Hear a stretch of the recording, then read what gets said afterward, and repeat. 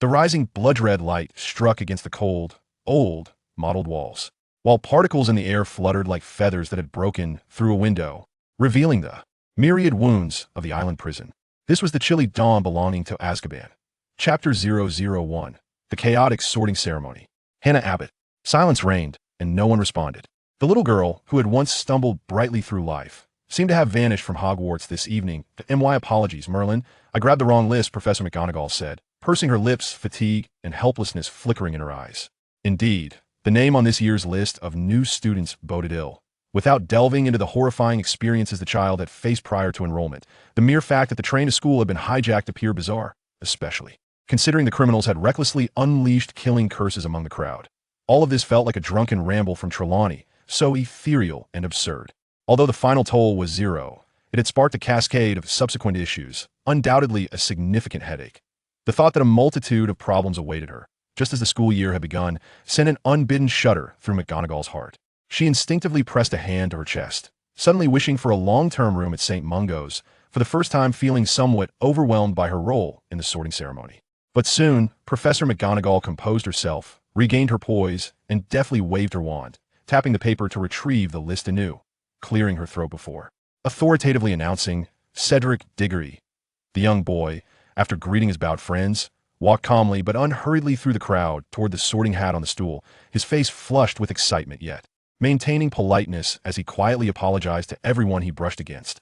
Upon reaching Professor McGonagall, he took a seat on the small stool and donned the sorting hat, all the while embodying the demeanor of a little gentleman. Before long, that tattered and dirty old hat called out, Hufflepuff. With the announcement, the Hufflepuff table erupted into a chorus of cheers and applause, clearly delighted by the presence of this polite and charming boy. Karl Gant. As McGonagall spoke again, the joyful atmosphere of the hall felt doused with cold water, instantly freezing, followed by whispers akin to a swarm of mosquitoes passing through. The murmurs were difficult to discern yet impossible to ignore, filled with unpleasantries such as Death Eater, Dark Magic, Dark Wizards, Azkaban's Dementors, and Parseltongue, all freely wandering through the spacious hall. This wave of controversy hit like a tempest, isolating the new student, now frightened, amidst the crowd a boy who had previously bowed his head alongside Cedric Diggory. Karl felt the weight of the scrutiny despite being prepared for it. He could not help but feel agitated. It was already a struggle to suppress his madness. Must they further torment him? The various gazes, some fearful, others judgmental, some malicious, made the veins on his forehead throb, tightening his already sensitive nerves. Fortunately, a glance filled with concern suddenly landed upon him, offering a rare warmth that eased his fraying composure. Karl could not help but turn his head, finding Cedric Diggory looking back at him, his face etched with worry, as if he wished to say something but could not find the words. Fidgeting like a distressed monkey, a stark contrast to his usual composed persona. All the turbulent emotions seemed to be extinguished by this foolish display, and Karl sighed like a little adult in his 11-year-old body.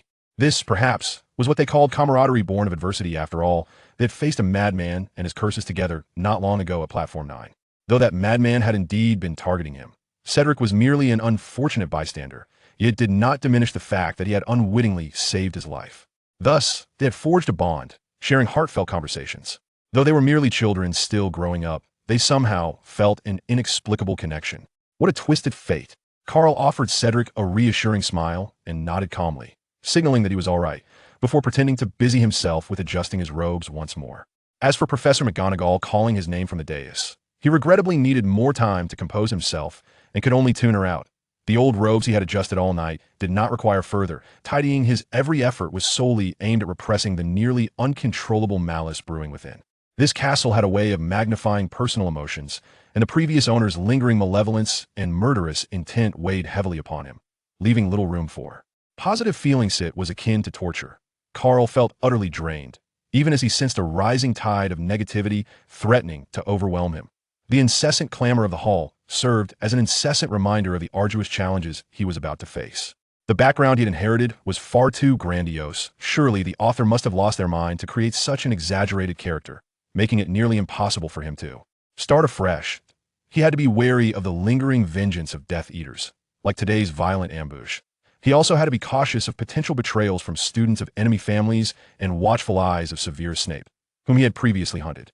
Moreover, he had to guard against Dumbledore's schemes, for even though he had little to attract covetous eyes, the White Wizard was adept at manipulation, eager to exploit every Opportunity did not wish to be sold off while unwittingly counting the coins for someone else. The thought of being burdened by one after another of these dire situations left him utterly unsettled. He was not a merchant of kitchen where, why should he bear such extensive burdens? If possible, he genuinely desired nothing more than to be an ordinary person. As the din of the crowd quieted, Professor McGonagall's scrutinizing gaze intensified. Karl realized he had little time left to adjust his mindset, forcing himself to appear calm as if he had finally finished arranging his slightly grayish robes. And then he lowered his head, weaving through the crowd to approach the sorting hat discreetly. What should have been an ordinary sorting ceremony for a little wizard suddenly felt imbued with an inexplicable sense of anticipation. Even the usually composed Professor McGonagall could not help but purse her lips, her feline eyes wide open, staring unblinkingly at the young wizard from Azkaban before her. He slowly raised his head, finally revealing his true visage. It was a remarkably delicate face, pale to an unhealthy degree, yet rivaling Cedric Diggory's in handsomeness. Surprisingly, there was no visible apprehension or madness in his expression, only an unruffled calm that was as though the whispers of the crowd and the professor's scrutinizing gazes held no significance in his eyes. He resembled a resilient pine on a cliff's edge, steadfast against the winds, viewing the world and its tribulations as mere trivialities. The misty rain descended, and the waters remained undisturbed. This was an undeniably pressuring aura, as it rendered most people acutely aware of their own insignificance. However, the eyes that should have embodied this intensity, though dark and profound, paradoxically exuded warmth that was hard to ignore. It was as if he had returned from the trials of the world, having witnessed the sorrows and tempests of life, yet still held a fervent passion for living. Merely being gazed upon by those eyes felt like a refreshing breeze brushing against one's face.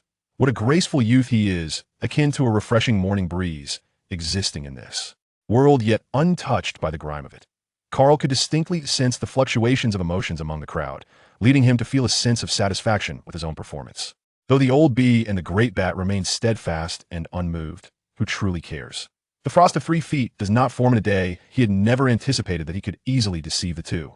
In his elation, Karl instinctively tugged at the corner of his mouth in front of Professor McGonagall, offering a polite, toothy grin, completely disregarding the lingering wariness in her eyes. Professor McGonagall had indeed unwittingly lowered her guard, but faced with his Jack Swesk smile, her heart fluttered inexplicably, suppressing an urge to retreat. In her mind, a tempest raged, leaving all affection in disarray. To refrain from smiling a smile would only accentuate that essence. Truly, he is deserving of his reputation as the little madcap of the Gunter family, madness imbued with depth. She could hardly suppress the impulse to seek hospitalization once more, hastily placing the sorting hat atop Karl's head, nearly engulfing him entirely within it, denying him even a moment to sit, seemingly eager to conclude the encounter and avoid facing that enigmatic visage. Karl momentarily froze. Fortunately, the hat concealed him well, sparing him from revealing his shifting emotions. As the sorting hat made contact with his head, it reacted as if it had encountered something foul, instantly becoming lethargic and exhibiting a marked decrease in enthusiasm. Is it the little madcap of the Gunter family? No need to look further, Sly. Karl's forehead twitched with visible tension, his composure shattering in an instant. As if suddenly beset by an itch, he inadvertently raised his dark wand, seemingly intending to scratch his head, but instead accidentally poked the hat's mouth successfully, interrupting its proclamation. Then, in a whisper only he could hear, akin to a lover's murmur, he uttered, Avada. Chapter 002, all about the inaugural skills of Azkaban. Cease at once. Very well, as you wish, Hufflepuff, Hufflepuff, Hufflepuff. The old hat felt indifferent towards the killing curse. Yet the opponent was adept in the Fiendfire spell, having honed it with a unique flair, and was also a reckless madman, not wishing to tempt fate. It found itself compelled to concede.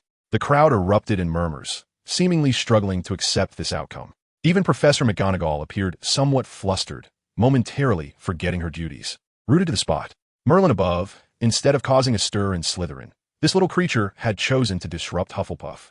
Was it intent on wreaking havoc where the numbers were greater? She felt an uncontrollable impulse to inquire on behalf of the founder of Hufflepuff. Are you worthy? Karl waited long for the old professor to remove the hat, but in resignation, he took matters into his own hands. Placing the old hat steadily on the triangular stool before him, disregarding its incessant chatter about the Neumont Guard postgraduate program, he strode confidently towards the Hufflepuff table. The gathering at the long table exhibited little resistance to his approach, and certainly there was no warm welcome. Instead, they displayed caution and wariness. as if fearing he might suddenly raise his wand and unleash chaos. "Here, Karl Cedric," he called out, waving exuberantly, his face flushed like a ripe apple, embodying a stark contrast to his usual persona. Yet, despite feeling mortified, he stubbornly maintained a facade of support for his friends. His enthusiasm lightened the previously tense atmosphere. Karl approached him, exchanging a light high five, a smile involuntarily gracing his face as he settled down. With Professor McGonagall's voice resuming, this brief interlude seemed to fade, allowing the sorting ceremony to continue. Seizing the moment while everyone's attention was diverted, Karl activated the shimmering system interface. This peculiar item had been procured on the day of his release, and its functionality was still a mystery to him. The expected reactions upon arriving at Hogwarts stirred a thrill within him. Ding! Achievement unlocked. Joined Hufflepuff. Fantasy points 1. Please allocate accordingly. Host, Karl Gant. Profession, Dark Wizard. Your innate talent in dark arts is unparalleled. Self-creation is your path. The Soul Eater warns against indulgence, as it may lead to addiction. Potion Editor. With a touch of temporal attributes, potions are mere building blocks for you. Skills. The 3 unforgivable curses, variant Fiendfire, Memory Dimension, Advanced Brain Closure, Legilimency, Apparition. Enhanced Basic Spells, Hogwarts Years 1 to 7 Spell, Snake Modification. Gant Family's repertoire of Dark Magic, Time Potions, Nivern Specialization, Introductory Alchemy, Magical Explosive Specialization. Fantasy points. 1. Can unlock fantasy professions under special conditions. The Dark Wizard and the Soul Devourer are remnants of a bygone era, while the Potion Cutter is likely a gift from the system. Karl has yet to experiment with it, and is eager to ascertain its true effects. Karl, a gentle call floated to him, accompanied by a faint sense of peculiarity that interrupted his reverie. Turning slightly, he beheld Cedric, akin to a secret agent. Having leaned in closer without him noticing, the youthful innocence on the boy's face bore no semblance to the perfect wizard he would later become.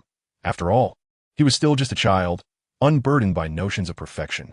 Suppressing his errant musings, Karl feigned the enthusiasm of a child, his face alight with curiosity. "What is it?" said. This was not merely an act of youthful playfulness. Dumbledore's probing gaze had scrutinized him throughout the evening, compelling him to demonstrate his acting prowess. Even if he had previously faltered in reason, it mattered little.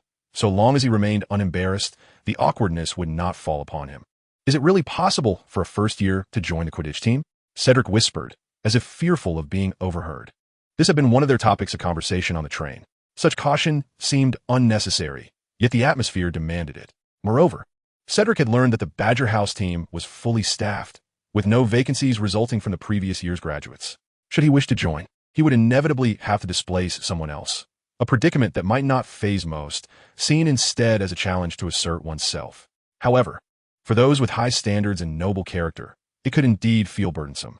Unluckily, Cedric was precisely that sort of person, and he was eager to hear his friend's advice. After all, they had shared life and death experiences, their bond deepening over time.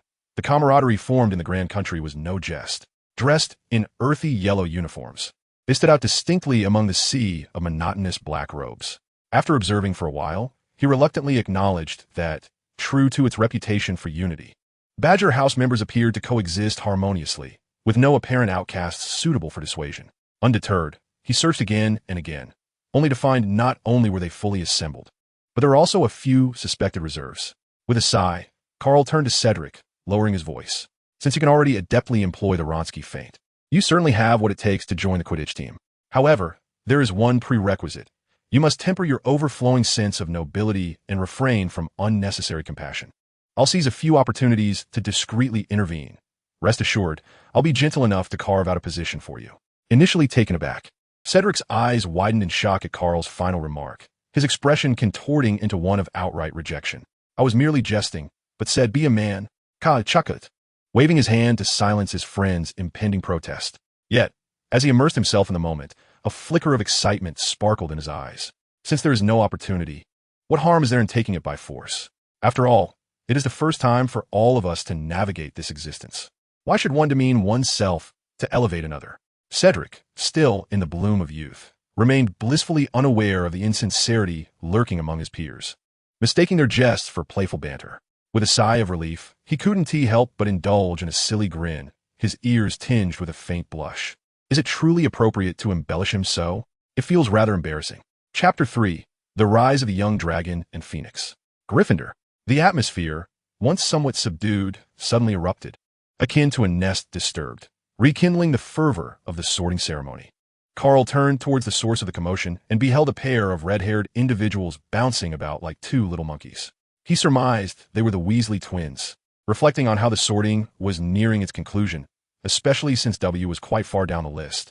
The new students, little bundles of excitement, were thoroughly blocked by upperclassmen, and, given his current height, he could only guess without standing up.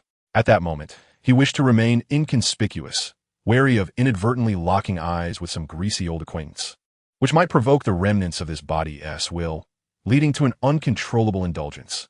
Dumbledore rose gracefully, his gaze sweeping across the crowd before he began to welcome them. Before we commence the feast, I have a few words to share. Our defense against the Dark Arts professor will be delayed by a week due to various matters. Consequently, the corresponding classes will also be postponed by a week. After a brief pause, he decisively declared, "Let us eat," and thus the banquet commenced with an air of simplicity. Perhaps due to the absence of a certain bespectacled boy, Dumbledore seemed somewhat lacking in his usual exuberance, insufficient to support his customary mischief, rendering him unusually sensible this evening. "Good evening, Mr. Gunter. I am Prefect Steve, and I am currently assigning dormitory accommodations for the new students. Would you be comfortable with a single room?" A senior from Hufflepuff approached Karl, his expression encumbered with an awkwardness reminiscent of a clumsy puppy, infused with a hint of caution. This was undoubtedly a coveted opportunity. Yet under specific circumstances, it warranted deeper contemplation. Karl swallowed the pumpkin juice that nearly escaped his lips, gazing at the other with uncertainty about whether this proposal originated from the new students or the professors. If it was the former, it mattered little. The musings of those younglings were of no concern to him. However, if it was the latter, he would need to consider the feasibility of making a hasty exit. The prefect Steve felt his smile begin to falter under Karl's scrutinizing gaze, akin to a man who knows he is about to be bitten by a dog, yet feels compelled by duty to stand his ground. Fortunately, Cedric timely interjected, breaking the tension. "Steve, can I share a dorm with Karl?" This brought a sigh of relief to the young prefect, who responded with a smile of reprieve, "Of course. That arrangement is perfectly acceptable." With that, he turned and hurried away, as if a ferocious beast were in pursuit, ready to snap at his heels. Cedric appeared oblivious to the awkwardness that had just transpired and leaned towards Karl, much like a spy, whispering, "Have you decided on a name for our club yet?" This was a contentious topic that they had yet to resolve on the train. As for why the youth seemed so despondent, one could only say that the young are often oblivious to the troubles of the world, eager to stir up trouble without concern for the consequences. Moreover, they had just endured a harrowing experience together, feeling an overwhelming urge to perform rituals of closeness, such as beheading a chicken and burning yellow paper. However, the abrupt shift in topic felt rather jarring. Karl, holding his cup, momentarily lost his focus and sighed deeply before softly suggesting, "The sea witch, the pirate king, the bronze tree, the brewery, the Akatsuki, or perhaps the League of Villains. Choose anyone you like." Why did it seem that none of these belonged to the camp of the virtuous? Because happiness often rests upon the suffering of others. As the cups and plates exchanged hands, the young wizards gradually set down their utensils, turning their attention increasingly to conversation. Without regard for the feelings of those around them, they waved their wands lightly, and colorful ribbons of light floated into the air, adorned with brilliant phrases. "Ready, sing?" With that command, the hall erupted into chaos, akin to a night of 100 demons, with cries and howls rampaging through the auditorium. The expressions of the professors on stage were truly remarkable, as if they were caught in some ghastly disaster, frozen in shock yet bearing the weight of age. Professor Flitwick of fairy descent leapt off his chair, vanishing behind the high table, leaving us uncertain whether he had fled or merely curled up in despair. Even the usually serious Professor McGonagall had her eyes twitching, her face pale enough to evoke sympathy, occasionally trembling in apparent agony. Severus Snape's already sallow complexion grew even darker, as if he had been wronged by a debt of 800,000 galleons. The noise became unbearable for Karl, who contemplated blocking his ears, but Cedric, whether by mischievous intent or mere coincidence, affectionately draped an arm over his shoulder, seemingly aiming to apply a hold. Karl rolled his eyes in exasperation, and upon recognizing the barely concealed grin in Cedric's eyes, he paused for a moment before unleashing a rendition of the school song in a version of anxiety. This was not an act of vengeance, merely a counterattack. In shattering his own image, he successfully freed himself from Cedric's grasp, simultaneously clearing all targets within a 3-meter radius. Had the venue been larger, the range would have surely extended further. The onlookers were stunned, It was truly unbearable. Only the Weasley twins stood out, capable of matching his vocal assault. In that moment, the space within the hall transformed into the domain of Hufflepuff and Gryffindor. Karl's outrageous performance, coupled with the Weasley twins' genuine howls, resonated in heartbreaking harmony, evoking tears from those who listened. The scene was as striking as a gathering of legendary figures from the funeral realm, an overwhelming spectacle. As the three of them sang louder in their spirited contest, the voices of others dwindled, and by the end of the piece, apart from the three who shared a moment of camaraderie, the rest appeared somewhat dazed. In that instant, all worldly barriers were cast aside, and a shared sentiment blossomed among them. What an exasperating tune! What a formidable spell! What a vicious newcomer! Even with Dumbledore's extraordinary taste, it was impossible for him to feign commendation for the three, leading to a rather anticlimactic opening ceremony. As the long line of Hufflepuff passed the platform, Dumbledore suddenly called out to young Karl, requesting him to wait a moment. In Chapter 4, the first collision with Dumbledore, Karl remained oblivious to Dumbledore's abrupt summons. Lost in the bliss of having just surveyed the grandeur around him, he generously chose not to pursue Cedric's mischief, preferring instead to quietly follow the main group of badgers. As for the voice seemingly incessantly calling him, he regrettably did not respond, for he was not little Karl. One must be wary of being overly presumptuous, particularly to the point of drawing the attention of the Dark Lord. Such a fate would be utterly unbecoming for him. However, what transpired next was wholly unexpected. The Dark Lord, lacking in decorum, seized him by the scruff of his neck, lifting him as one might a chick, rendering him immobile despite his frantic attempts to scuttle away. Dumbledore, feeling helpless, did not wish to resort to such rudeness. After all these years, he had never before encountered a young wizard so oblivious to his summons. Since the other party was unyielding, he felt compelled to reciprocate. The old man, ever considerate, did not forget to wink reassuringly at a concerned Cedric, calming him before turning his attention back to Mr. Karl Gunter. "I require your assistance with a matter.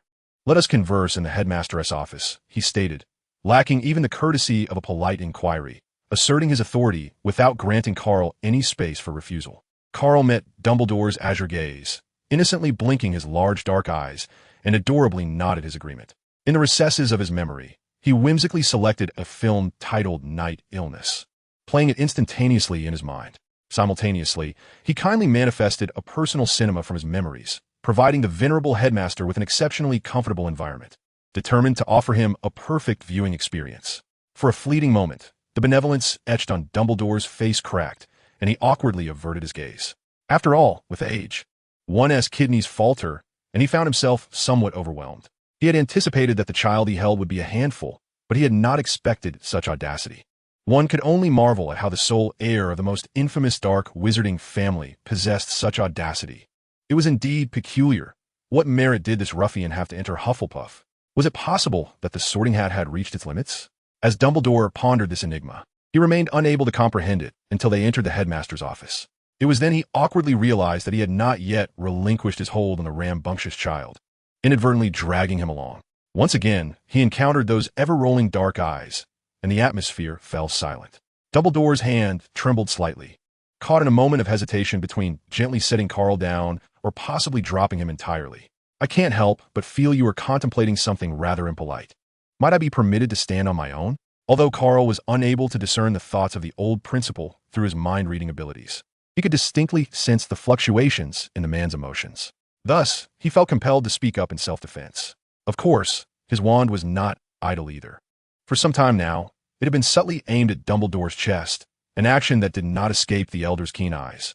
Consequently, yet another silent confrontation commenced, under the scrutinizing gaze of the portraits of past headmasters adorning the walls. Ultimately, the two did not engage in combat, but instead settled into a quiet face-to-face conversation. "Surely, you were behind the massacre in Flip Street a few days ago?" Dumbledore, having not gained any advantage in their previous mental skirmishes and nearly blinded by the intensity of the encounter, cast aside any pretense and spoke directly from the heart. "Not me. I did not do it. Please do not make baseless accusations." Karl responded swiftly, his denial unwavering. Internally, however, he was far from as composed as he appeared. Setting aside other emotions, a sense of tension lingered. He was uncertain about how to proceed should the conversation take a turn for the worse, whether to engage in a fierce confrontation or to tactfully retreat. He found himself sweating over the dilemma. This hesitation proved somewhat distracting, prompting him to subconsciously shut off the mental imagery playing in his mind, replaced by a shimmering green light and the ghostly gray of fierce flames. It must be noted that this caused Dumbledore, who constantly employed mind-reading, to momentarily freeze. The elder instinctively tightened his grip on his old wand, caught in a peculiar state, on the verge of raising it, yet remaining motionless, poised for action but not yet committed. All of this did not escape Karl's watchful eyes, which were ever so sensitive and vulnerable, causing him to involuntarily squint. Yet, magic is not akin to the mystic arts. It is commonplace to strike down foes of a higher caliber. Many spells do not lose their potency due to disparities in skill, but this hinges upon one crucial prerequisite: the ability to hit the target. Thus, it meant that he could not afford to miss the opportunity to strike first, for only then might he have a slender chance of escaping from the clutches of the Dark Lord. Karl felt he could not afford to lose, thus resolved against taking any risks, leading him to make a decisive choice, albeit reluctantly. Fortunately, his wand remained steadfastly directed at the old man. All he needed to do was utter the incantation. Relax, I mean no harm. It was evident that the Dark Lord, with his Gryffindor heritage, chose to embrace the perilous path of reassurance, raising both hands in surrender, utterly disregarding his own safety. The fruit of the spell is quite sweet. Would you care to try? Karl, ever accommodating, withdrew his wand just in time, and with a flick of his wrist, he transformed a feather quill resting on the table into a large, round mosaic. Apologies, he was indeed not proficient in transfiguration. He had unwittingly overstepped his bounds. Both parties wore smiles, yet their gazes were locked in an intense stare, as if engaged in a contest of wills. One side yearned to probe deeper, to uncover the true nature of the other. The other remained cautious, unwilling to forfeit the chance to strike first. This silent standoff persisted until the old principal sighed and set aside his wand, bringing the tension to a close.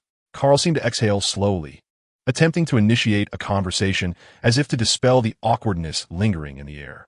This installment, titled Time Stopped, lacked the whimsical imagination of its predecessor, Night's Beam, rendering it somewhat mundane, and it is only natural for you to feel disappointed. Upon hearing this, Dumbledore's eyes twitched once more.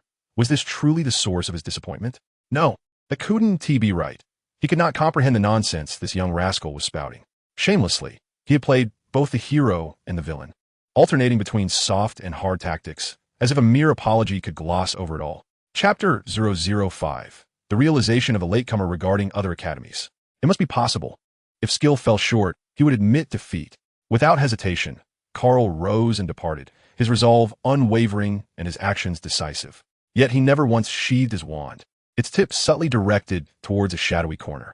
Only after his figure vanished did a presence emerge from the shadows of the headmaster's office. With greasy black hair, a voluminous cloak, and a pallid face marked by gravity, Dumbledore questioned, "Why did you prevent me from acting? Are you aware of what you were just doing? You nearly faced the killing curse. That was a truly reckless lunatic. Such instability made Azkaban his rightful home, and he should never have been released. Even if you wish to showcase your noble character through him, I must remind you, this is not a wise choice." The old headmaster sighed helplessly. "Relax, Severus. Your current demeanor is indistinguishable from that of young Karl moments ago. Moreover, the Ministry's pureblood protection law ensures that Azkaban cannot hold him indefinitely. As for why I stopped you, it was a necessity." Severus's expression remained unyielding, his sarcasm sharper. "Oh, I never imagined what could compel the great Dumbledore to yield. I trust you wouldn't mind enlightening me, as a poor target of persecution?" Exhausted, Dumbledore wished to raise his elder wand and silence this insufferable specter. But could he? Certainly not. He could only respond patiently. "Did you not notice what that young lad held in his other hand? In the Muggle world, it is known as a C4 bomb, small enough to obliterate this entire floor. The trinket around his neck is a key that can be activated at any moment. I mention this merely to inform you that, for reasons unknown, that child's murderous intent has significantly diminished. It has become far more astute. No longer the naive avenger he once was. I must caution you to remain vigilant, Severus, should you provoke his murderous intent again. You may find yourself in a perilous situation." Severus's face flickered with disdain, yet he could not afford to dismiss the matter. A madman was troublesome enough, but one who had regained his wits was truly terrifying. After leaving the headmaster's office, Karl quietly sighed in relief. Had it not been for the need to conjure fantasies, he would have preferred to avoid confronting the most formidable dark wizard of this era. Alas, life's hardships compelled him forward. In truth, He had no desire to engage in such mindless confrontation. However, reality left him no room for weakness. Dumbledore relentlessly pressed him, offering no opportunity for negotiation. A single misstep could lead him to a fate of repression once more. His predecessor had been a genuine madman, unperturbed by the prospect of mutual harm with Dementors in Azkaban, yet he lacked such capabilities. If it were possible, he truly wished to avoid further studies. Even a postgraduate program seemed out of reach. Moreover, the group of dark wizards lurking in Nocturne Alley had gone too far, spreading rumors of his involvement in a massacre. He was oblivious to the instigator of such calumny, but it was evident that having reveled in their own violence, they had turned to tarnish his reputation. This matter was far from over. What troubled Karl most was the inexplicable animosity his predecessor harbored towards the Dark Lord at such a tender age. He had come perilously close to losing control on several occasions, an impulse that was entirely foreign to him. Yet, one could not deny the exhilarating thrill of recent events. The dance of blades had been unexpectedly sublime. The rush was intoxicating. From this day forth, he resolved to pursue his desires freely. Shaking his head vigorously, Karl forcibly quelled the notion of becoming a patriarch, emptying his mind to expel any erratic thoughts. With a sigh, he recognized the urgency of mastering the Patronus charm. Otherwise, these sporadic bursts of emotion would surely take a toll on his body. As he descended from the 8th floor in a daze, Karl spotted Cedric waiting nearby. "Are you all right?" Cedric inquired, gently tapping a wooden barrel to demonstrate the signal for entering the Hufflepuff common room. Once inside, the atmosphere, which had previously been lively, momentarily faltered before returning to its usual activities, albeit with a marked quietness. There were no sharp words exchanged. The evasive behavior stemmed not from a desire for coldness, but rather from an instinctive fear and wariness that Karl could perceive clearly. Karl understood this sentiment well. If he were to face a notorious madman himself, he might not be overtly terrified, yet he would certainly maintain a safe distance. As for the notion of seeking first-hand experience, it was best left aside. After all, they were Hufflepuffs, yearning for a life that was ordinary and serene, not Gryffindors, who thrived on reckless adventure. Furthermore, time would reveal one's true character. There was no need to rush forward into potential discomfort. This was the essence of the inclusive Hufflepuff house, where everyone managed to maintain a sense of calm, though they kept their distance, exhibiting a slight aloofness.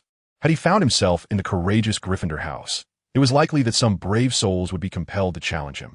Perhaps even a group would unite to confront this dark wizard.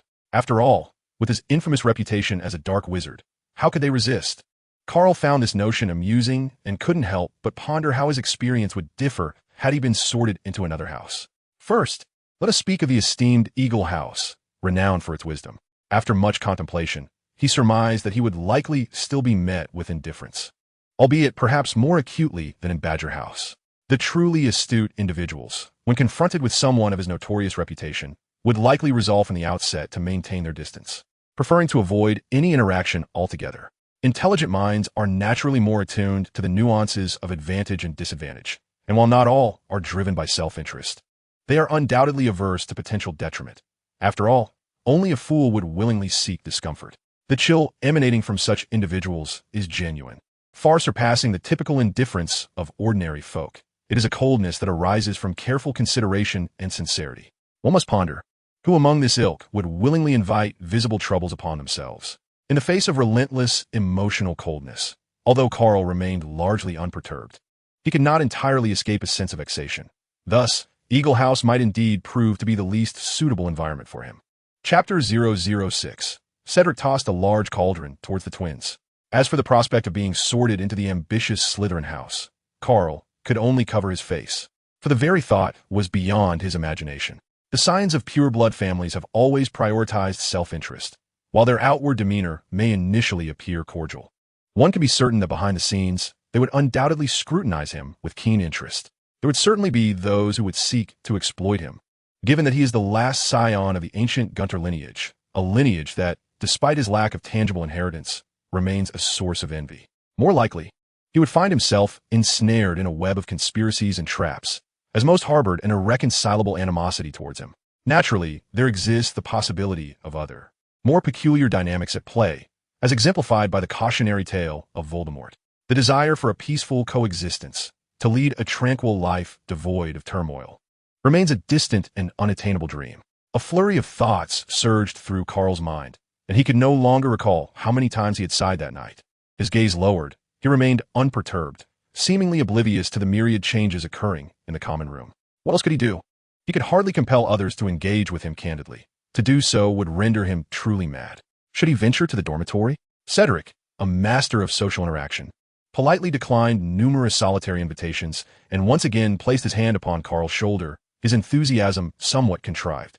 For he was not one to wear his emotions on his sleeve like the Weasley twins. Though Karl felt no need for such camaraderie, he appreciated the gesture. Moreover, he did not wish to transform his companion, still in the bloom of youth, into a melancholic figure akin to Lin Dayu.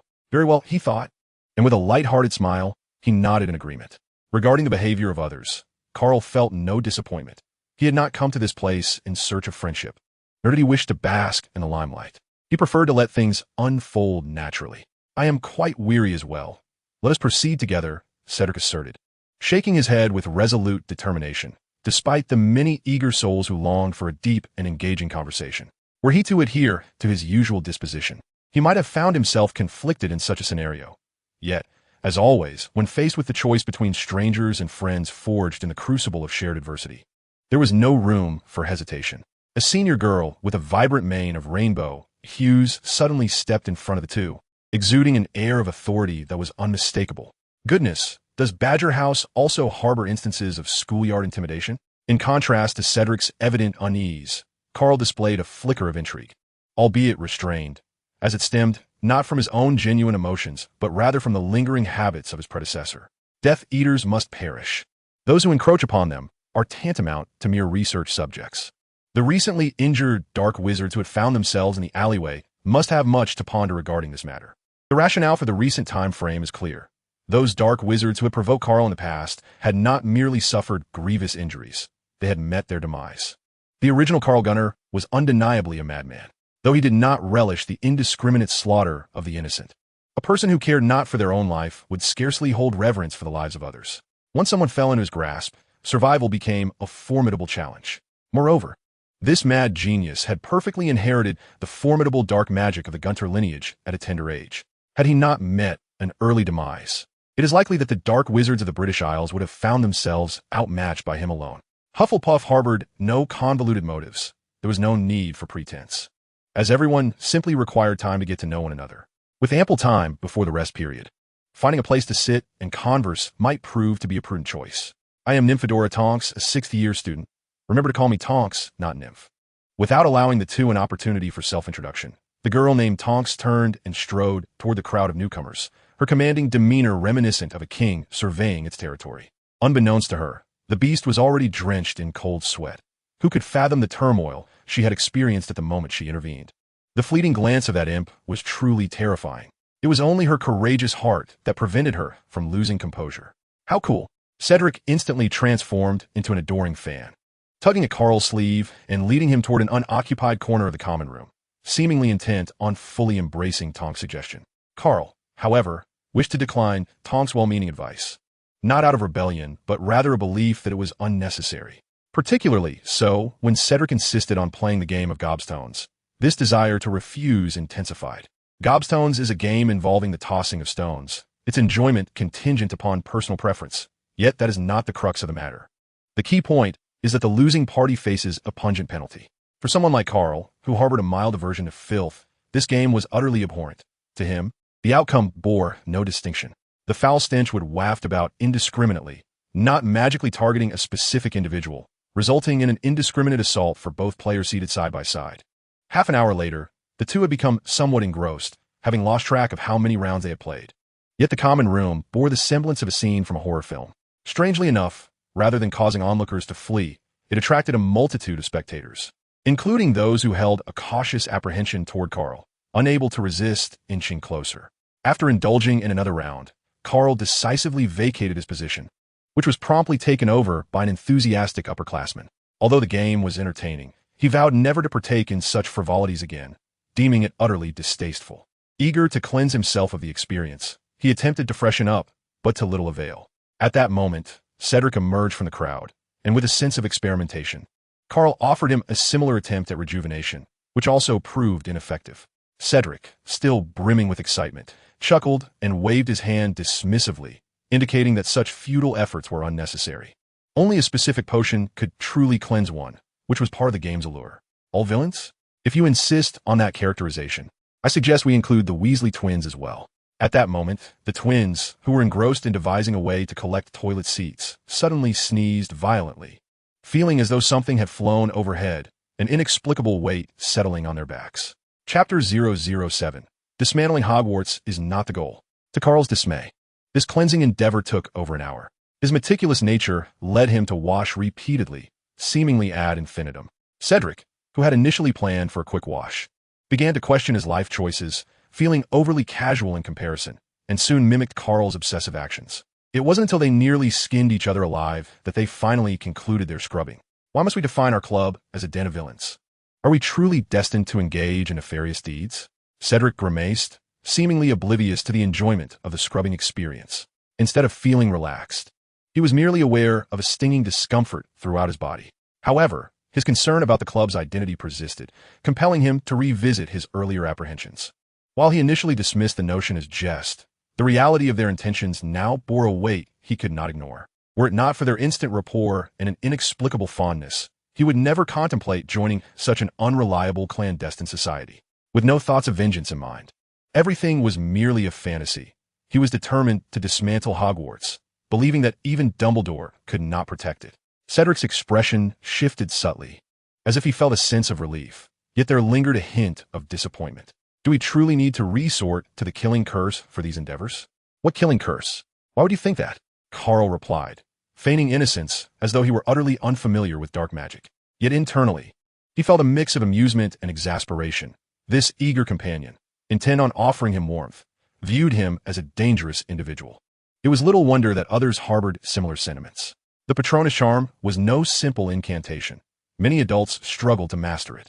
Very well, then what shall we do first? Cedric exhaled deeply, finally at ease.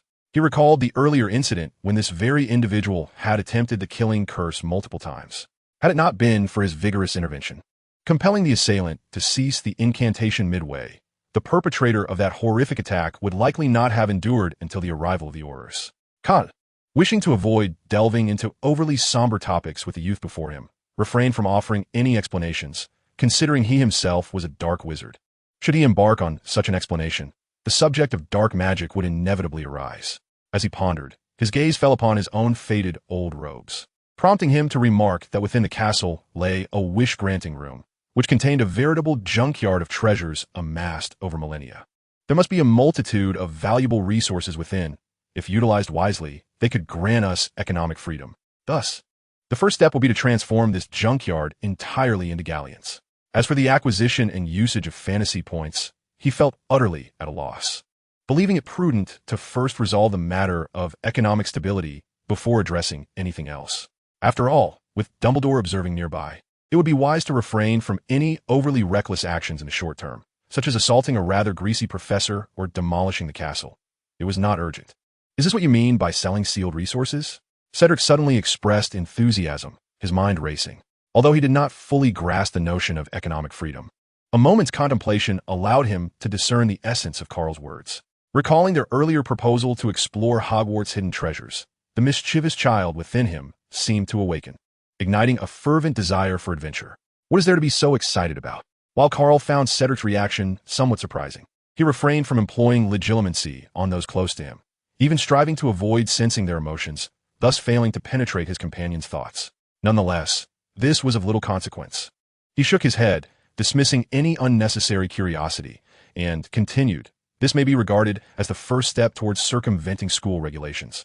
But it seems we may require additional laborers to assist us, for that junkyard appears to be a mountain of mixed debris. Likely, much of it is genuine refuse, with only a scant portion containing anything of value. The two of us may find it challenging to sift through all." Leaning thoughtfully on his chin, Cedric suggested, "Perhaps the Weasley twins could assist. We have been neighbors since childhood, and I know them well. As long as they find it entertaining, they won't mind the mess or the toil. It would be wise to approach them and gather enough hands to commence our work." After conversing a bit longer, they each retired to their beds for the night. Meanwhile, in the Gryffindor common room, the twins had just finalized their explosive toilet plan, only to be struck by an inexplicable sneeze, that familiar heavy sensation once again weighing upon their hearts. The brothers exchanged knowing glances, discreetly surveying their surroundings, their eyes darting about the room. Surely, someone had cast a curse upon them. But who could it be? Over there was a black lad. He certainly looked like a suitable scapegoat. Lee Jordan felt a chill run down his spine under the twins' scrutinizing gaze. Had it not been for the fear of losing a fight, he might have charged at them with a tackle. Meanwhile, Cedric, lying in bed, was too exhilarated to sleep, his rare bout of talkativeness compelling him to chatter incessantly across the void to Karl. It appears that there exists a particular fascination with secret chambers, with a plethora of exploratory methods emerging, infused with both whimsicality and destructiveness. Even Dumbledore would find himself raising his wand, questioning the audacity of such imaginings. What is it about this robust and wide-eyed individual, akin to a husky, that compels thoughts of dismantling Hogwarts? From the outset, I found Karl to be quite agreeable. Yet as fatigue set in, he could no longer resist the pull of slumber. Ultimately, he resorted to summoning a potted plant known for its soporific properties from his travel trunk, discreetly placing it on the counter between the two beds, which finally ushered in the sounds of slumber. Children ought to sleep soundly rather than chatter incessantly. They should be exhausted into silence. It was only after ensuring that the other was in a deep sleep that Karl reopened his eyes, raised his wand, and, in a moment of reverie, slowly waved his Patronus charm. Unsurprisingly, there was no response, yet his mind underwent a kind of cleansing, calming the tumultuous emotions that had stirred throughout the night. In truth, these disturbances were trivial when compared to the remnants of turmoil lingering within this body, yet Karl was determined not to succumb to the madness of his predecessor. Nor did he wish to find himself once more spiraling out of control as he had this very night. Thus, he could not afford to neglect any potential hazards. Chapter 008, The First Confrontation with Filch. As the moon set and the sun rose, the night passed without incident. The following morning, Karl was roused by the gentle lick of a silver serpent, no thicker than a chopstick, a magical creature inherited from his predecessor. This extraordinary beast bore no specific name, being a product cultivated by the Gunner family, known simply as the silver snake among its lineage, while it lacked the distinctive magical traits of the Niven snake or the Ashfire snake. Its ability to briefly become invisible and its considerable venom made it surprisingly useful under certain circumstances. This particular serpent was the king of its community, named Ouroboros by his predecessor, and it often enjoyed coiling around Karl's wrist. Most of the deceased Death Eaters in Azkaban owed their fate to this serpent. Karl lifted the small snake and offered it a piece of specially crafted serpent food before allowing it to coil around his wrist, gradually vanishing from sight. He then roused the still sleeping Cedric, ensuring to conceal the soporific plant beforehand, before making his way to the washroom. This sequence of actions was executed with a fluidity that belied any sense of guilt or awkwardness. Poor Cedric remained blissfully unaware, entirely oblivious to the fact that he had been meticulously orchestrated into this scenario. 10 minutes later, the two arrived at the Great Hall, where many had already taken their seats at the Hufflepuff table. However, they had not risen particularly early, as some had clearly begun their day much earlier. It was unfortunate that the Hufflepuffs prioritized comfort in their lives, especially at breakfast, where the prospect of satisfying one's hunger could justify early rising. The notion of sacrificing oneself to study was utterly absent. Clearly, both Karl and Cedric embodied the spirit of Hufflepuff, as their first thought upon waking was the prospect of breakfast, devoid of any inclination towards diligent study. Perhaps influenced by the previous night's Gobstones match, Karl's acceptance within Hufflepuff had significantly improved. While the air of caution lingered, at least they no longer avoided him, as if he were a pariah. One by one, they moved leisurely, akin to elderly gentlemen indulging in a health regimen. Their breakfast was savored as if it were a dinner, languorous and serene like retired seniors. While time slipped away unnoticed, what classes were scheduled for the morning? They were too preoccupied with meals to glance at the timetable. Professor McGonagall's transfiguration awaited, shared with Gryffindor. A companion beside them cast a resigned glance at the schedule. What time was it? Another voice posed the existential query. Just about 10 minutes left. This was one of the few reliable pieces of information. Is there enough time? Some were already contemplating rising, for Professor McGonagall's authority was indeed formidable. Since tardiness was inevitable, they decided to finish their meal first. A senior student interjected, seemingly offering counsel, or perhaps consolation. Quite right. The newcomers expressed their gratitude, feeling somewhat reassured. Upon hearing this, Cedric nearly dropped his spoon, his worldview shaken. Yet, Karl remained alert, amidst various exclamations, hastily urging his companions to rise and flee. He did not wish to suffer a similar fate without a savior. Being singled out by the professor, coerced into becoming a living alarm or a map, was to be avoided at all costs. Professor McGonagall already harbored wariness towards him, and he had no desire to walk into the line of fire willingly. The timetable indicated the location of the Transfiguration classroom, situated on the 4th floor. As they passed the restroom on the 2nd floor, they collided unexpectedly with the Weasley twins. Karl, ever vigilant, deftly evaded the impact, but Cedric was not so fortunate, tumbling into a heap with the twins. Their cries of pain echoed in the corridor, and Karl barely had time to assist as an abrupt cacophony erupted from within the restroom, a deluge of water gushing forth, instantly transforming the 2nd floor into a small pond. Run! The twins, disoriented, stumbled to their feet and made to flee, all the while alerting the others. Unfortunately, Filch appeared at the staircase corner like a specter, blocking their escape with relentless intensity. Caught you 4 audacious first years. I shall teach you the meaning of discipline. The twins, suddenly crestfallen, displayed none of the brazen demeanor they would later adopt, yet gallantly insisted it was solely their fault, absolving the others of any responsibility. Indeed, they were mere bystanders, incapable of the grand schemes devised by their brotherhood. Karl felt a strange mixture of emotions, touched by the twins' misguided loyalty, yet irked by the immaturity that seemed to belittle him. The latter sentiment he attributed to the lingering will of his former self. However, Filch appeared disinterested in their explanations, merely sneering with malevolent intent, his gaze enveloping all 4. Karl could not help but furrow his brow under that malevolent scrutiny, reminiscent of the charming dark wizards he had encountered in the alleyways. He quickly stifled those thoughts. Ignoring Filch, he pulled Cedric up and inquired, "How are you? Should we head to the hospital wing?" "I'm fine, just a bit dizzy." Cedric shook his head incessantly, clearly suffering from the impact, his mind clouded and utterly oblivious to the concept of feigning illness. However, Ferk seemed to have keenly discerned Karl's intentions, stepping forward with a menacing grin that revealed his understanding of the ruse. "You won't be going anywhere. Follow me to face the consequences. My delightful instruments of punishment have been meticulously maintained and are quite ready for use today. Let me ponder how best to discipline you. Perhaps hanging you bare from the rafters? Or maybe a good whipping on your exposed backsides." Ferk's words were undeniably sadistic, directed at merely 4 young boys. Had they been girls, one might well accuse him of lewd harassment. The twins, momentarily intimidated, began to tremble. Cedric shuddered as well, his complexion paling, reflecting his unease. Karl, however, remained unfazed by the intimidation, though he was taken aback by the exaggerated reactions of the 3 beside him. Faced with this, he felt compelled to step forward, despite his desire to remain inconspicuous, shielding his companions behind him and meeting Ferk's gaze with unwavering resolve. "Who do you think you are? A pure-blooded, reckless Death Eater, free to act without consequence? Or a dark wizard who tramples upon the lives of others? Perhaps you have misinterpreted your own identity. Call the professor. Spare me your drivel." While his tone was somewhat imperious, it effectively diluted the earlier threats.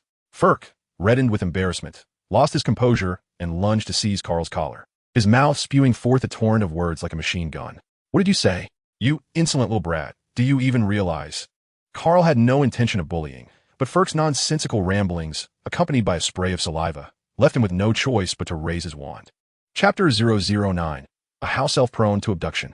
Karl was not aiming to cast a spell, merely seeking to establish a social distance. Yet Ferk, clearly misunderstanding, froze in place. His face flushed like a rooster caught by the throat, exuding a stubbornness that suggested he dared not retaliate. "Karl Gant, what are you doing? Put down your wand." As the crowd of onlookers grew, drawn in part by the earlier explosion, Professor McGonagall arrived, albeit at an inopportune moment.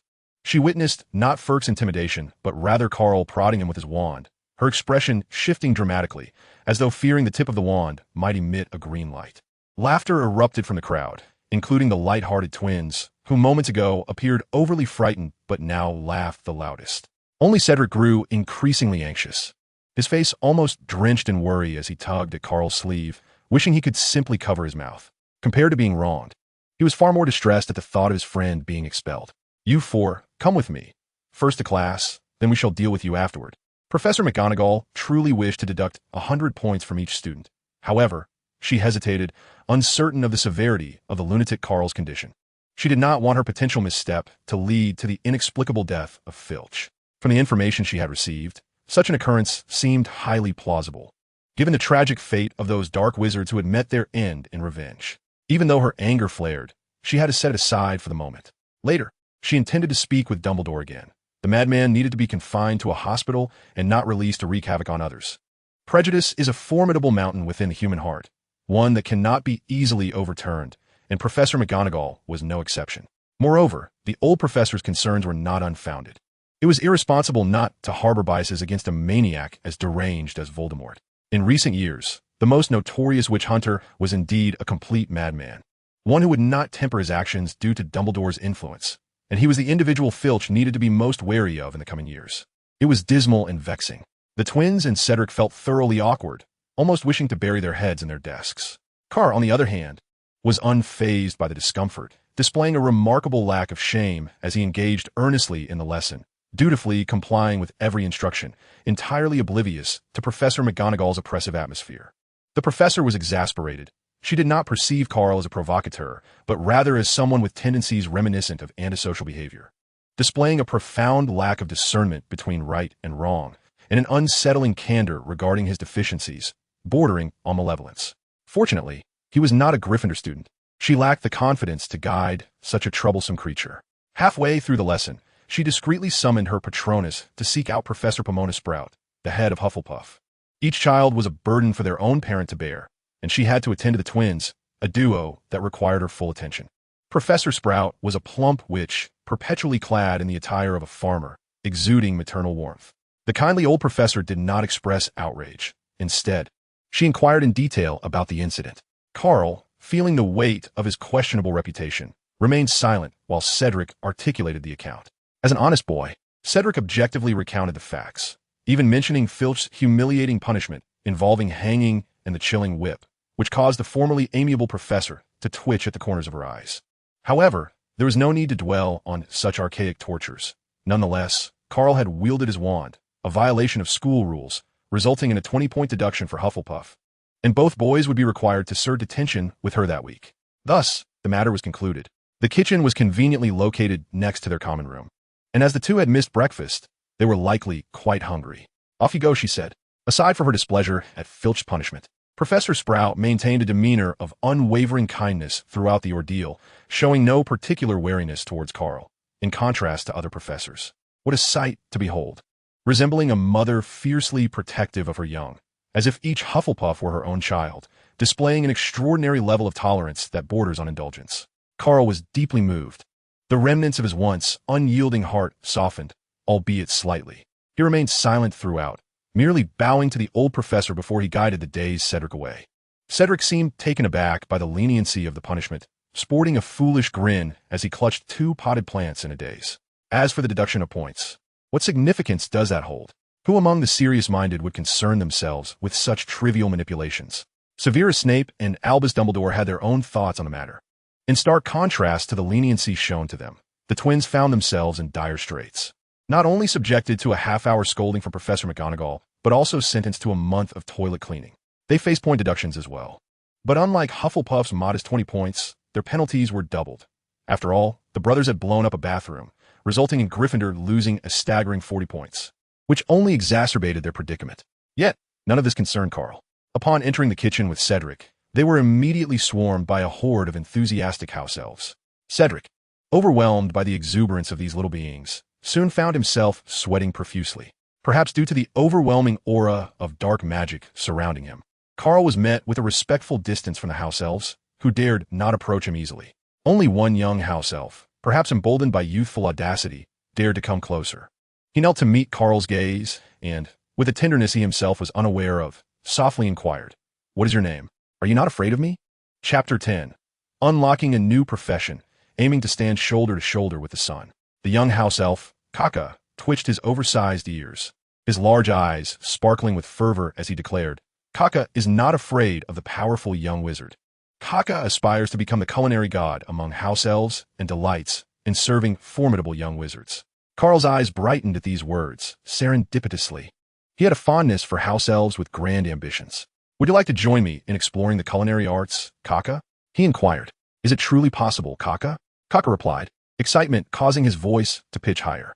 This caught the attention of an elder house elf, who swiftly seized Kaka by the neck and, with a snap of his fingers, whisked him away, hurriedly bowing and apologizing to Karl. "Forgive Kaka, young wizard. He is still immature and unaware of proper decorum."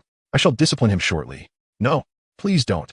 I quite like Kaka, Karl attempted to explain, but witnessing the elder elf's increasing discomfort and his apparent immersion in his own world, he soon lost interest in the conversation and decided to take his leave. Such was the nature of house elves. One grows accustomed to it. Cedric, with his mouth full of food, noticed Karl's lack of enthusiasm and gave his shoulder a gentle pat. Karl shook his head, casually ordering a bowl of plain porridge, sipping it slowly while his gaze wandered over the kitchen's arrangement. It was clear that an imperceptible stretching spell had been cast here, as the size was comparable to that of the grand hall, with rows of stoves exceeding all expectations. Ding! Discovery of a culinary magic relic. Unlocking the glutton profession requires 1 imagination point. Would you like to proceed? What was there to hesitate about? This was an opportunity too good to pass up. Karl promptly chose to unlock it, hardly pausing to consider the potential risks involved.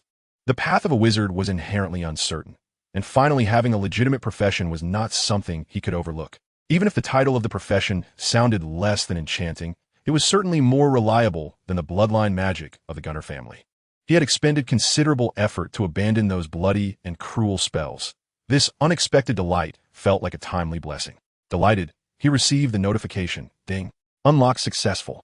Consumed 1 imagination point. Remaining imagination points, 0. Host, Karl Gunter. Profession, Dark Wizard. You possess an extraordinary talent for dark magic. Self-creation is your path. Soul Devourer, beware of excess, as it can lead to addiction. Potion Editor. Utilize a hint of temporal attributes in your alchemy. Potions are merely building blocks for you. Glutton, devour all and evolve yourself. Remember, overindulgence may lead to dire consequences. Skills, 3 unforgivable curses, variant fire curse, memory dimension, advanced mind sealing technique, mind reading, shape shifting, enhanced snake language, Hogwarts years 1 to 7 spell modification, complete Gunter family dark magic, temporal potion, Nevin specialization, basic alchemy, explosive magic specialization, basic transfiguration. Imagination points, 0, can unlock fantasy professions under special conditions. Detection indicates that the host is engaging in devouring. The physical attribute panel is now accessible. Strength, 881, average for an adult wizard, 10. Spirit, 40, average for an adult wizard, 10. Magic power, 20, average for an adult wizard, 10. Karl glanced at the towering dishes before him, then subtly observed Cedric, who stood beside him in shock as he felt an overwhelming sense of fullness. With a quiet sigh, he abandoned the plan to deplete the school's resources for personal enhancement. Even within Hufflepuff, this appetite was rather intimidating. Even Hagrid would likely be impressed. Furthermore, it was too excessive and detrimental to his image, especially the latter, which was of paramount importance. Should I visit the infirmary? Cedric wished to be more tactful, but feeling the urgency of health, he couldn't help but speak candidly. Karl shook his head, glancing around. What classes did they have today? How about playing Quidditch? Aren't you eager to join the house team? You need to show off those muscles. Isn't that inappropriate? We haven't even attended a flying class yet. According to the protocol, we shouldn't be using broomsticks at this stage. Cedric's expression became peculiar. Surely, this was a retaliation for his straightforwardness. Was Karl attempting to drag him into recklessness? Decline? But it sounds utterly enticing. Professor Sprout, having just exited the headmaster's office, shivered unexpectedly, a chill creeping over her that was unlike anything she had felt during Dumbledore's address. In a moment of confusion, she found herself contemplating a conversation with the eccentric Trelawney. However, the thought of her being perpetually inebriated caused Sprout to shake her head and dismiss the notion. Before leaving the kitchen, Karl searched in vain for the house elf named Kaka, but despite his determination, he had no choice but to let Cedric take him away. They exchanged a glance, both reluctant to interrupt.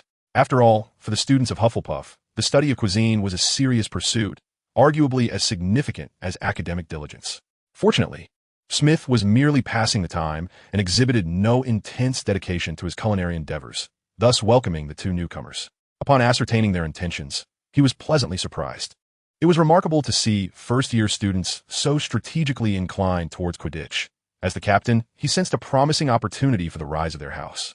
Filled with hope, he promptly discarded his recipe book and hastily retrieved 2 brooms for the pair, though he hesitated at their request to borrow the quaffle. His reluctance stemmed not from stinginess, but from a genuine concern that these inexperienced youngsters might inadvertently harm themselves with such a ball. After some contemplation, Smith summoned all the non-occupied team members from the dormitory, dramatically announcing an impromptu training session. although the summoned players appeared as distressed as a husky caught in a blizzard. They bore no ill will towards others. While they vocalized their reluctance, their bodies betrayed their enthusiasm, and they greeted the two instigators of this venture with a shared fervor. It was unclear whether they were inspired by a shared vision of a promising future or simply saw a glimmer of hope in their potential. Cedric, encouraged by the upperclassmen, flushed with excitement, feeling a surge of determination to elevate their house through Quidditch. Karl, too, was filled with thoughts. He had intended to engage Cedric in a vigorous game akin to violent tennis, which would be physically demanding yet showcase their flying abilities, as failure would result in being struck by the quaffle. However, he had not anticipated the generosity of the Hufflepuff team members, who were not only approachable but also willing to frolic with the younger students to ensure their safety. As they playfully made their way to the pitch, the two newcomers began to familiarize themselves with the entire team and grasp the overall condition of the house team. The situation was rather disheartening. In essence, their team was merely a participant in the annual Quidditch matches. In the words of Captain Smith, the emphasis was on participation. After all, winning was not a matter of survival. Of course, had his expression not been so begrudging and his tone less gritted, he might have appeared more convincing. Chapter 11. The first confrontation with Snape. Contrary to expectations, the pitch was far from empty. Instead, it was bustling with a large contingent of Slytherin students, completely dominating the arena. As fortune would have it, shall we reconvene this afternoon? Smith felt a sense of awkwardness. Although he was reluctant to concede, the disparity in numbers was too significant, and he feared that any ensuing conflict would yield no favorable outcomes. Furthermore, engaging in a brawl for the sake of mere amusement seemed utterly unnecessary. They were from the Badger House, who relished in watching from the sidelines, rather than the combative Gryffindor, known for their penchant for quarreling with Slytherin. Is this not the team of incompetence? Have you lost your way to the kitchen? Are you so famished that you seek to gnaw on grass? A burly Slytherin player, resembling a troll, approached with a broad grin that displayed his prominent overbite, his words dripping with animosity. In a certain light, one might consider him a talent. Marcus Flint, if you find yourself with nothing to occupy your time, I suggest you venture into the Forbidden Forest to engage in a brawl with your trollkin, rather than come here to act foolishly. Captain Smith, known for his temperate disposition, was not entirely devoid of ire. The derision stung, coloring his cheeks with indignation. Nevertheless, his reason prevailed, and he recognized that with the opposing side so numerically superior and his own team so feeble, any anger he felt had to be suppressed, quelling the urge to draw his wand. The stark reality was that without the advantage of numbers, they simply could not compete. Is that truly Captain Smith? Why aren't you in the kitchen tending to the fire? What brings you to training? The Slytherin team captain retorted, his words equally cutting, yet devoid of overt mockery. Perhaps it was a matter of disdain. Those who held themselves in high regard often failed to acknowledge the lesser beings around them.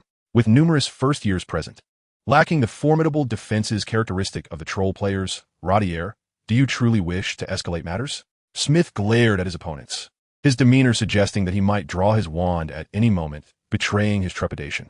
The two factions exchanged a cacophony of meaningless insults, akin to the clamor of a bustling marketplace. Karl lingered at the rear of the crowd, his expression intricate, if circumstances allowed. He would prefer to quietly observe the unfolding drama, yet it seemed that his abilities would not permit such passivity. Relax, Karl. Exercise restraint, Cedric urged, having learned from past experiences. Sensing Karl's unusual agitation, he swiftly seized him, determined to prevent any further disturbances, at least for the day. Yet Karl was destined to disappoint him. Setting aside the fact that this debacle was instigated by Karl himself, he was not one to shrink back. His increasingly restless hands indicated that inaction was not an option. The majority of the individuals across from them hailed from pure blood families of notable lineage, suggesting that many were descendants of the elusive Death Eaters, which intensified Karl's murderous intent. He certainly did not wish to inherit the obsessions of his predecessor. Yet it was evident that he was still unable to completely suppress the remnants of that will within him. With a deep sigh of resignation, Karl shook his head at Cedric, ultimately breaking free from his grasp. He stepped out from the throng, approaching his teammates with an expression of profound impatience, imploring them to vacate the area, lest he be compelled to kneel and plead for their lives later. As he emerged, Slytherin Captain Rodier frowned slightly, retreating discreetly into the crowd. However, the evidently youthful Marcus, seemingly unscathed by the harsh realities of society, opened his mouth once more to amplify the animosity. Are you jesting? You must be this year's little fool from the incompetent house. Adults are speaking. Children should go play in the mud. Upon hearing the words, Karl's face contorted in a disfigured grin, his eyes flashing with a crimson light, an inexplicable exhilaration coursing through him. The honor of Badger House was not to be tarnished. He invoked the Protego charm, sealing lips and locking throats, deafening ears to dissent. This was intolerable.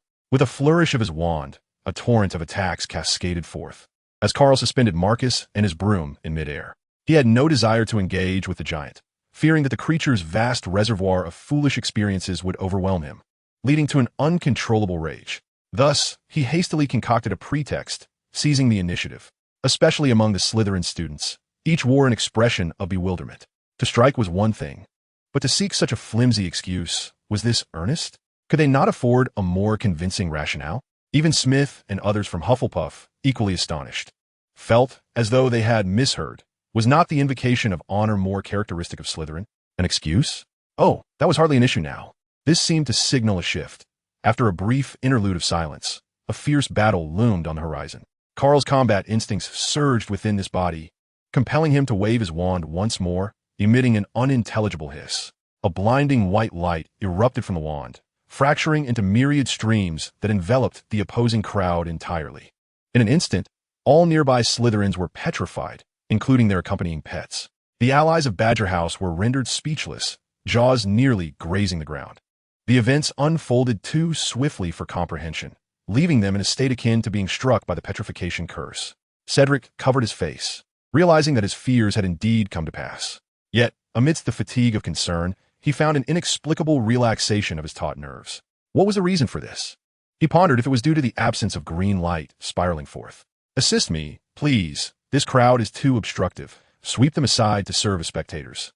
In truth, he had initially yearned for a grand display of the reverse charm, a spectacle that would be even more exhilarating, were it not for the presence of girls in skirts. Such a maneuver would be excessively brazen. How illuminating it was, akin to a small blade piercing the veil of ignorance. Nonetheless, joy prevailed. A Quidditch match, destined to be short-lived, provided Cedric the opportunity to shine. It was not merely that Cedric possessed the fortune of a protagonist, effortlessly aligning with the opportune moment.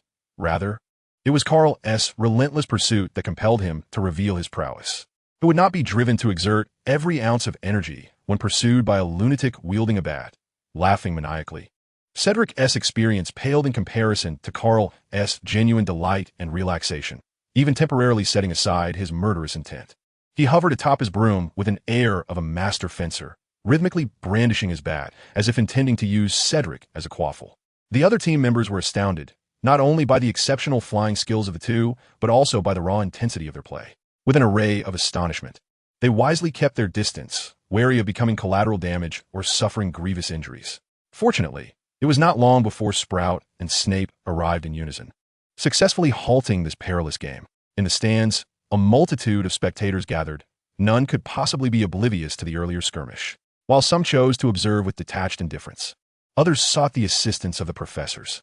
Cedric, forced to descend, was on the verge of tears. He comprehended his companion's motivations, yet the recklessness was alarming, bordering on perilous.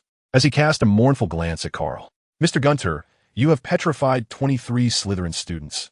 Do you not owe me, as the head of Slytherin, an explanation?" Snape disregarded the silent exchanges between friends and paid no heed to the welfare of his own students, instead making a beeline for Karl. His demeanor was one of calm, neither sorrowful nor joyful, yet it was evident to all that this tranquility was merely the calm before the storm. Chapter 012. Snape's First Conspiracy. This successfully halted Professor Sprout in her tracks. Her initial intention was to assist the students in breaking the curses, feeling a pang of guilt for the trouble her charges had caused. However, considering the current circumstances, it seemed unnecessary. She believed it best to first attend to her own students. The portly old professor furrowed her brow at Snape, though she did not verbally intervene. It was clear to everyone that she harbored some dissatisfaction with Snape's eagerness to confront. Nevertheless, Snape appeared indifferent, fixated solely on Karl, adopting a stance that was unyielding. Karl was willing to acquiesce. After all, Snape was a superior, and with the added presence of his own head of house, it was inappropriate to engage in direct conflict. Moreover, he had ventured here at the risk of becoming a pawn for Dumbledore, with motives that included seeking resolution to his own dilemmas, satiating his curiosity, and more. Yet he had no desire to showcase his individuality or exacerbate Dumbledore's inclination to exploit the situation. Unfortunately, This body seemed unfamiliar with the concept of enduring humiliation. And with Snape's hostility so pronounced, Karl found it challenging to assert his will entirely. Thus, before he succumbed to overwhelming emotional turmoil, he resorted to retorting their insults towards Hufflepuff, mocking them as a bucket of slops, deriding their presence on the Quidditch pitch as mere grass chewers, and suggesting they take up positions as kitchen helpers. His seniors, valuing camaraderie, chose to stifle their grievances, apologizing for their lack of composure in the face of such provocation. The crowd was left speechless, turning in unison to glance at Snape, for the sharpness of Karl's retort was all too familiar. Snape's eye twitched. He too sensed the resonance of the words, but opted for a subtle approach, wholly dismissing the retort and showing no inclination to discern its veracity. Instead, he seized the opportunity, remarking that since Mr. Gunter enjoyed slipping, he would not mind allowing the head of Slytherin a glimpse of this as well. Come now, do let me experience your slip. A moment of embarrassment crossed Karl's face, his voice dropping a notch as he replied, Is that wise? I fear I might inadvertently cause you great harm. Perhaps you should first pledge not to hold me accountable. The assembly fell into a stunned silence. Was this the most timid tone delivering the most defiant sentiment? Indeed, you have truly broadened your horizons. Severus Snape's tranquil countenance finally exhibited a fluctuation, akin to the swift transformation of a Sichuan opera performer, instantly shrouded in ominous clouds. Enough with the trivialities. What are you hesitating for? Act now. I await with great anticipation. That is sufficient. Smith, take everyone to dine. We shall discuss this matter later. Professor Sprout's expression darkened considerably. Did they truly believe her to be easily bullied, conspiring to expel her students over a mere squabble among children? What was there to make such a fuss about? The portly old professor herded her charges with the demeanor of someone driving ducks, hardly sparing a glance at Snape. As for the petrified individual, did they really require a counter-curse? What was a counter-curse anyway? Let those who wish to undo it do so. It was of no concern to her. Professor, I would like to propose that Karl and Cedric join our Quidditch team. With their addition, I am confident our house will shine brilliantly in this year's Quidditch tournament. Smith displayed a remarkable lack of awareness, completely oblivious to the darkening expression of their headmaster. Beside him, Karl could not help but turn away, unable to bear the sight. Was this truly the right moment to voice such a suggestion?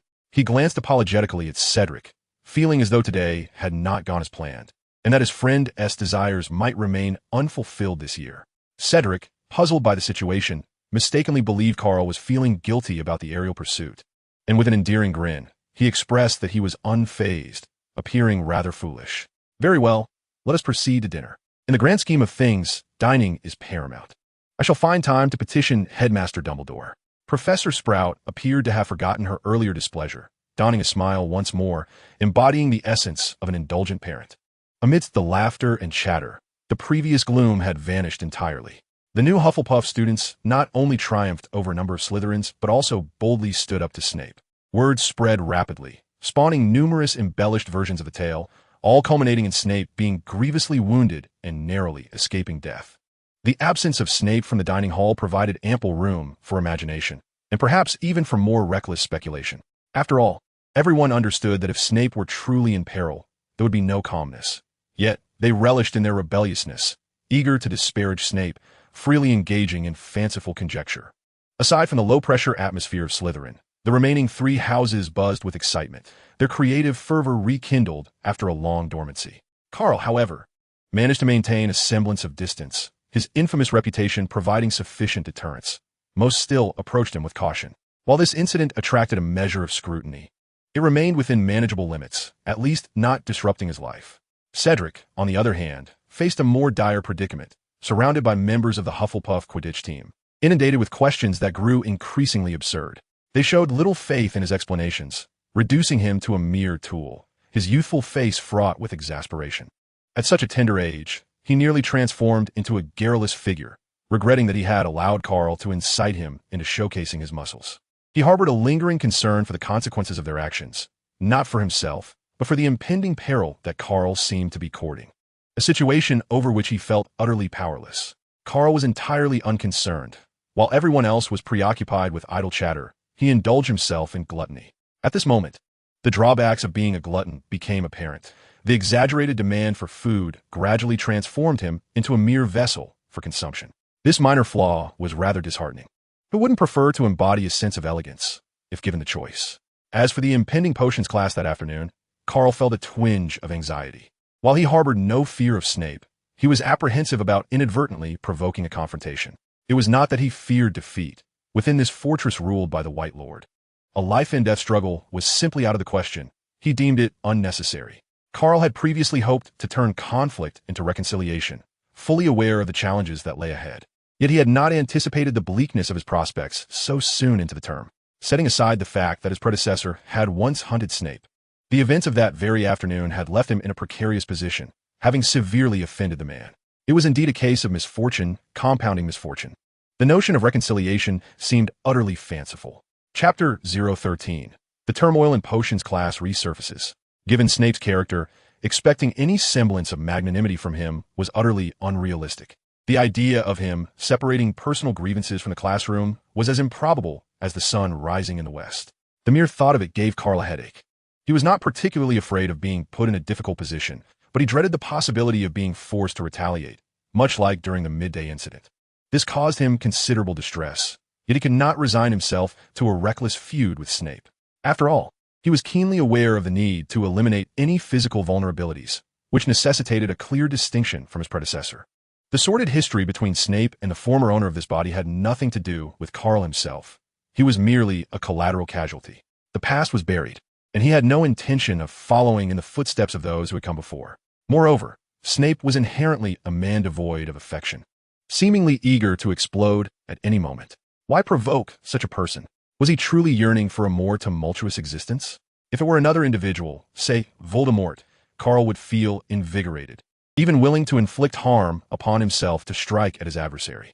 This sentiment was undoubtedly a remnant of the hatred left by the former owner of this body, compounded by the existence of a magical contract intertwined with its very essence, leaving little room for refusal. Nevertheless, Karl himself harbored no substantial opposition to this hatred. He could certainly choose to shrug off the matter, yet accepting this body came with certain obligations, such as assisting in the fulfillment of its ultimate desires. Thus, in a sense, the idea that those who are virtuous receive assistance, while the wicked find themselves alone rings true. All of this, of course, constituted Karl's personal reflections. The progression of events was a confluence of various factors. Therefore, when he found himself in the potions classroom, he was pleasantly surprised to discover that perhaps he had overthought the situation. Snape did not deliberately seek to torment him. Rather, he simply ignored Karl altogether. Although the reasons were unknown, Karl found this to be quite agreeable. Despite mutual disdain, the ability to coexist peacefully was indeed a welcome development. Thus, Karl remained unassuming, silently observing as the other person crashed through the door, then, leveraging the force of the door's impact, leapt onto the podium to deliver a mysteriously alluring yet amusing opening statement. Subsequently, selecting an unfortunate Hufflepuff as an example, Karl remarked that although he was not a professional actor, he still possessed a certain skill, managing to suppress laughter regardless of the absurdity of the situation. This entire sequence unfolded effortlessly, and were it not inappropriate, he would have almost considered applauding the other. While secretly mocking, Karl gazed at the figure on the podium, reminiscent of a bat lying in wait, and was filled with reflections. This was an individual even he despised, harboring a desire for mutual destruction. Concealed beneath an aura that screamed, "Keep away," was a profound sense of self-abandonment. Fearing his own expressions might betray him and provoke a furious reaction, he lowered his head to quietly organize his notes, and to his surprise, he felt a rare softness emerge within him. This was not pity, merely a faint echo of empathy stemming from the unknown. His memories of a previous life were hazy, yet the myriad of emotions stirred by the surrounding environment were vivid. He found himself easily resonating with others, compounded by the lingering negativity within this body, rendering him prone to emotional volatility.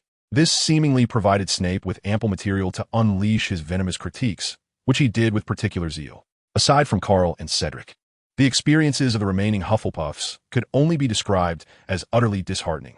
Mr. Davis, did you consume your own brain along with your peanut butter at lunch?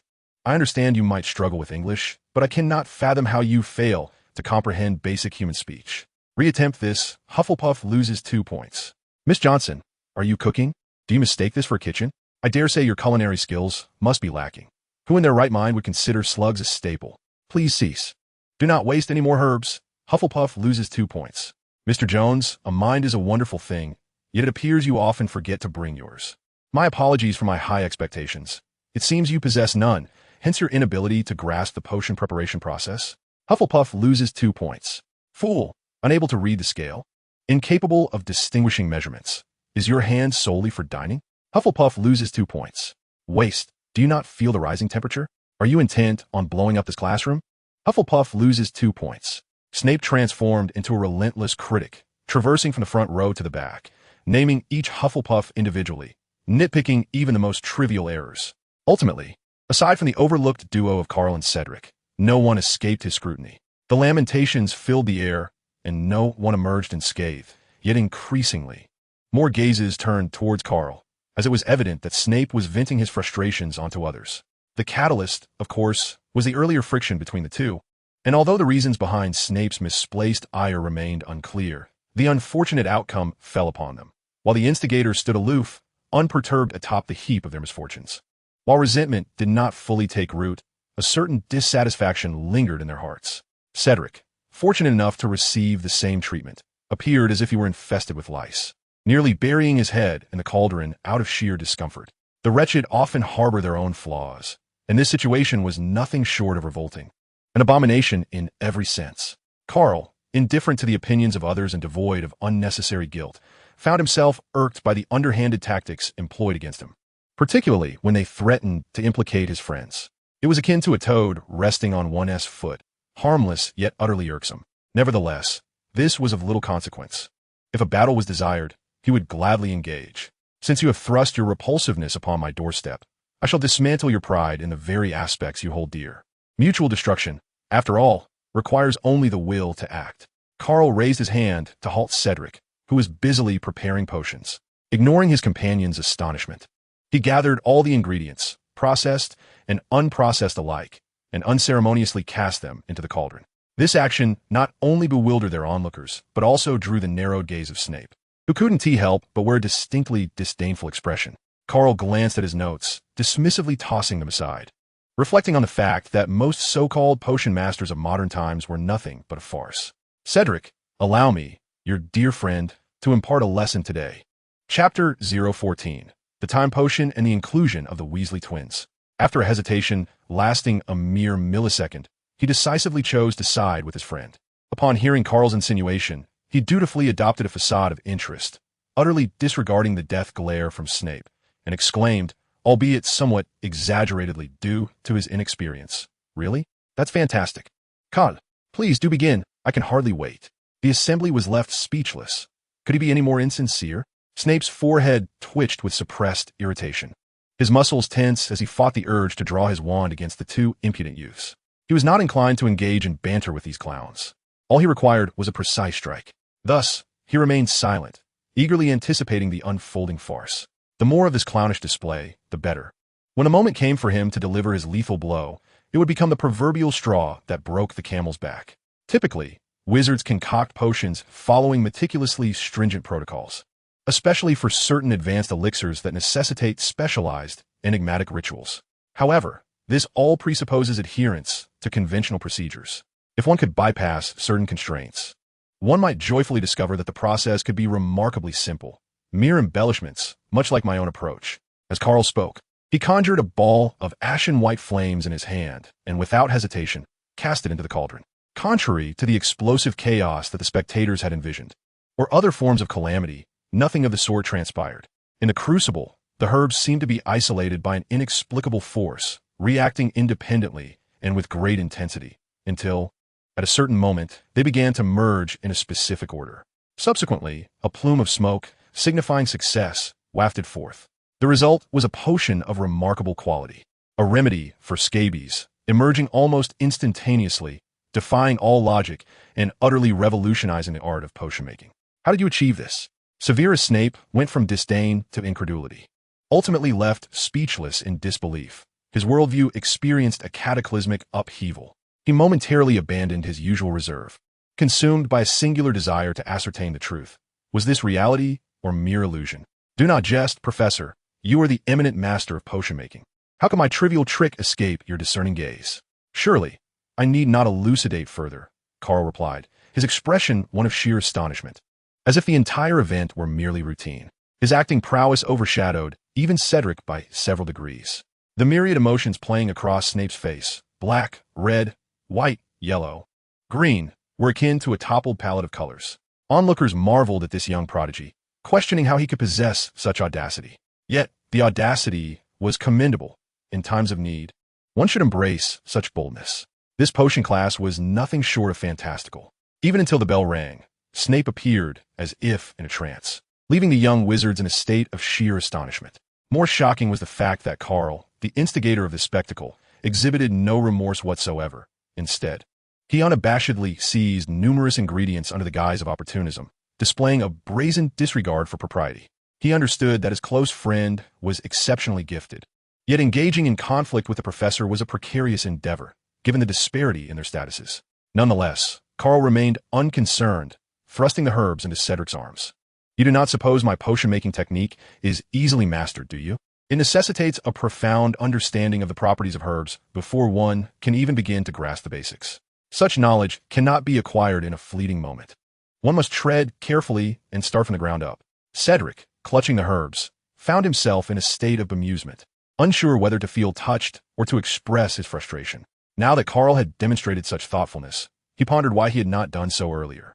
The embarrassment lingered, as he wished to distance himself from the antics of a friend with a penchant for mischief. Yet, upon reflection, the opportunity to practice potion-making outside of class was indeed appealing for an aspiring scholar. During dinner, the twins unceremoniously approached the Hufflepuff table, comfortably settling beside Karl. Fred seemed inclined to throw an arm around Karl, but hesitated, awkwardly rubbing his nose. Thanks, mate. If it weren't for you, we might have been frightened off by Filch. Indeed, you lived up to your reputation. Filch's expression was akin to encountering the Dark Lord himself. George chimed in, gleefully adding salt to an open wound. How gracious of you both, Karl remarked, rolling his eyes, sensing that the twins were not there merely to express gratitude, but to subtly tease him. However, the brothers remained unfazed, their enthusiasm only growing. Fred, ever quick to act, boldly draped his arm over Karl's shoulder, wearing an expression of gossip as he recounted how he and George had spent the entire day scrubbing the floors, thereby missing the midday skirmish between Karl and Snape. He had heard that they had engaged in yet another bout that afternoon, which had concluded with your effortless victory. Prai, due laboraci. George, with a look of feigned sympathy, struggled to mask his amusement, his mouth stretching into a grin as he sought to console the unfortunate Snape, who had finally met his match. Karl, exasperated, gazed upwards, realizing he was somewhat at a loss against these two lively characters. After all, who could resist a jester? Cedric interjected, ever the opportunist, suggesting they should recruit the two into their private club. What club is that? The Hunt to Slay? He jested. Perhaps hunting Slytherins would be more apartment. Fred, unable to resist, snatched a piece of meat from Karl's plate, as it was the most bountiful feast before him. George cast a glance at Karl, whose demeanor remained stoic, and, feeling a sense of relief, could not help but roll his eyes at his brother, imploring him not to drag him into any perilous schemes. Cedric contemplated covering his face in exasperation, but, seeing that Karl took such banter in stride, he decided against diverting the conversation, instead continuing to promote their club. Aptly named All Villains, with their inaugural event titled Economic Freedom, which entailed accumulating galleons. What do you say, care to join? Fred immediately set down his cutlery, adopting a grave demeanor as he bowed to their whims, urging them not to hesitate. George, however, was a tad more reserved, directly inquiring, when do we commence? Chapter 015. Dumbledore's subtle test this time. Both Karl and Cedric found themselves at a loss for words, yet they could only embellish their pitch to the two brothers, disregarding any concerns about the accuracy of their claims. With Fred eagerly snatching food, Karl felt increasingly anxious and had no time to speak, leaving Cedric to take the lead, even though he too was not entirely clear on specifics. Consequently, the discussion was rather brief, as the brothers had to return to their duties of polishing the castle, which left little room for prolonged deliberation.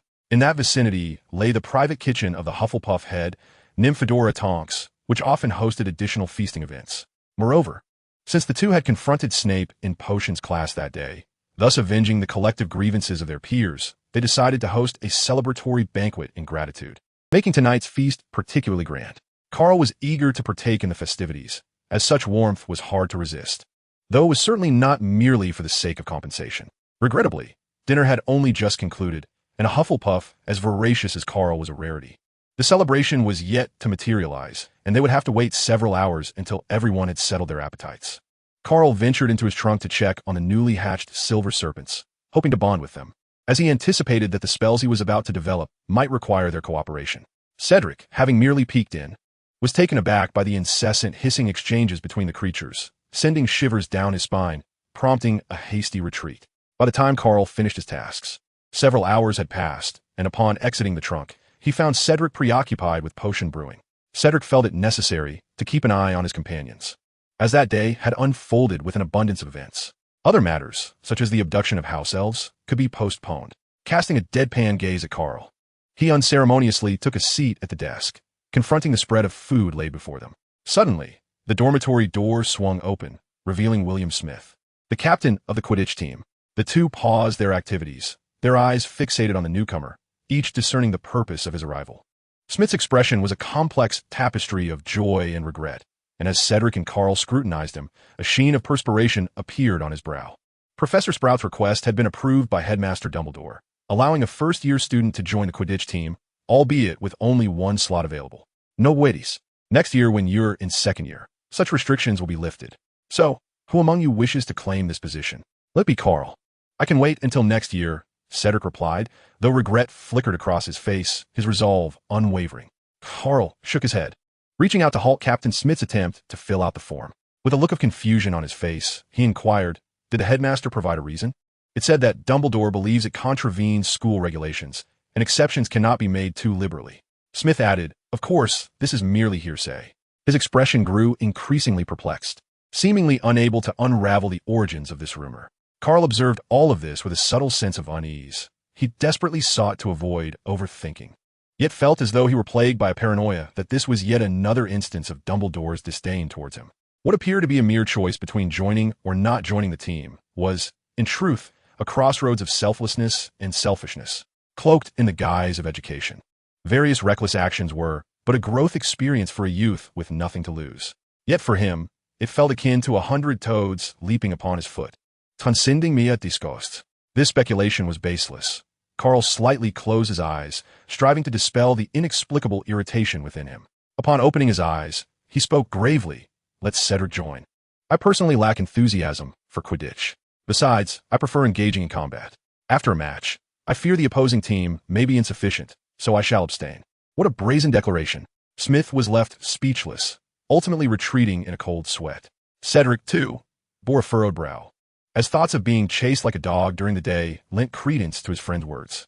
In light of this, he saw no reason to decline, even for the sake of the safety of players from other houses. In contrast to the oppressive atmosphere here, the headmaster's office was hardly a sanctuary. A greasy middle-aged man and an elderly fellow were hunched over a basin, their postures decidedly peculiar. After a while, both withdrew from their meditative state, their expressions distinctly odd. Have you gleaned anything from Karl Gant's method of potion-making, Dumbledore? Severus Snape was filled with urgency, almost impatience, akin to a primary school student seeking guidance from teacher, albeit with a less than respectful demeanor. If you haven't succumbed to senility, you should comprehend that my inquiries do not pertain to these trivial matters. Snape's countenance darkened to an extent that it was nearly unbearable to behold. Relax, Severus. I'm certainly aware of your questions. It is simply that encountering such exceptional talent compels an old fellow like me to indulge in some reflections. Upon hearing this, Snape's expression soured further, his frustration palpable. If only he could best this old rogue in a duel, he would not hesitate to unleash a precise and formidable spell. The incessant rambling, devoid of relevance, was positively exasperating. Very well, if my observations are correct, it appears to be the most enigmatic and elusive temporal magic known to man. For millennia, few have managed to grasp its essence, rendering it far from commonplace. Thus, you need not fret over the potential upheaval of potion-making. Dumbledore felt it prudent to temper his playful demeanor, lest he provoke the potion's professor to the point of ire, which would undoubtedly result in further complications. Are you certain?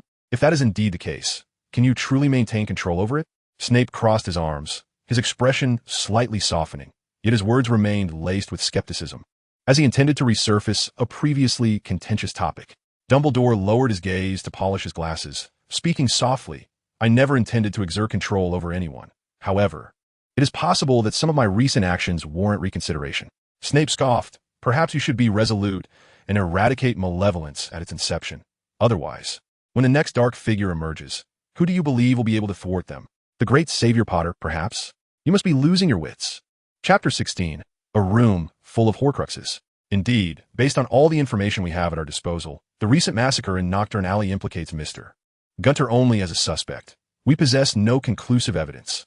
The absurdity of convicting him aside, if we were to proceed in such a manner.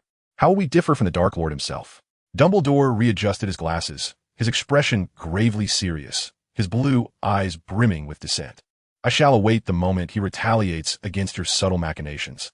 I hope you come to understand the perils of nurturing a tiger. Snape dramatically swept his cloak, resembling a bat in flight, and stormed out, bringing this unpleasant exchange to a close. A counterattack? I too eagerly anticipate that. A faint spark of interest flickered across the weary features of the old headmaster. He understood Snape's bias against Karl. After all, the young lad bore an uncanny resemblance to the Dark Lord, displaying remarkable potential at such a tender age, and even possessing a past marked by madness and turmoil that could send shivers down one's spine upon reflection. Nevertheless, Dumbledore felt as though he had glimpsed a semblance of hope emerging from the pensive, albeit still uncertain, yet sufficient to sustain a restful night. Misfortune can strike unexpectedly, as if even drinking cold water leads to misadventure. With the camera borrowed from Cedric in hand, Karl ascended to the 8th floor, intending to seek inspiration in the room of requirement, only to inadvertently lock eyes with Snape from across the expanse. Truly, what a fateful entanglement. He had contemplated fleeing to escape the disaster, hesitating between the option of surrendering calmly or making a hasty retreat. However, upon sensing the indifference and restraint of the other party, he found solace in the realization that it was entirely unnecessary. Every action would be excessively redundant, likening him to a mere jester. Thus, Karl continued his stride, avoiding eye contact, his countenance reminiscent of Snape's. The two seemed oblivious to each other's presence, gradually approaching, yet devoid of any intention to communicate. As the distance diminished, they could even hear each other's breaths at one point, ultimately passing by without exchanging a single glance throughout the entire encounter, save for the initial moment. Their mutual disdain rendered them as strangers to the utmost degree. Karl harbored no particular sentiments towards Snape. However, the latter's palpable hostility towards him was something he could comprehend but chose not to forgive. Indeed, the malevolence of this world demands a harsher reckoning, and the aftermath of the calamity was undeniably harrowing. But what of it? Did that place them in the same camp of irredeemable villains? What significance does harboring grievances hold?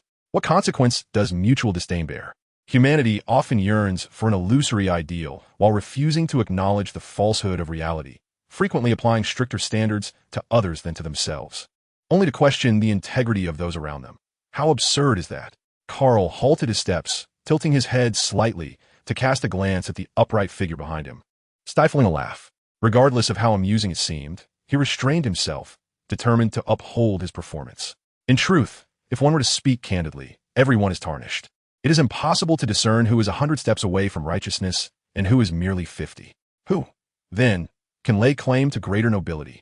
Karl suppressed the sudden, inexplicable surge of murderous intent bubbling within him, striving to refrain from indulging in reckless thoughts. He pondered deeply the origins of this brutality, unable to resist the urge to introspect anew, only to find no fault within himself. Even if there were, it would solely belong to his former self. Why should he be compelled to compromise? Moreover, he had no need for anyone's favor. Thus, there was no reason to bow his head. Karl believed he had no habit of pressing his warm face against a cold back. All of it was the world's fault. With an inexplicable sense of self-acceptance, he cheerfully whistled a loud tune. Once the other's presence descended to the lower floor, he glanced at the camera around his neck, uncertain whether to proceed. However, recalling that his intent was to provoke discomfort, he deemed there was nothing worth concealing. Indeed, being discovered might serve his purpose better. Thus, he pressed onward. Before him, a grand door materialized unexpectedly opposite the portrait. It was wooden, immense, exuding an indescribable aura of solemnity. Without hesitation, Karl twisted the doorknob and stepped inside. Ding! He discovered the existence of a peculiar space, earning 1 point of imagination and a skill reward. Portal, without the power of a lost stone. Do not expect to leap across the cosmos, unless you do not mind being reduced to a mere husk. Host, Karl Gant. Profession, Dark Sorcerer. You possess an extraordinary talent for dark magic. Learning from others is futile.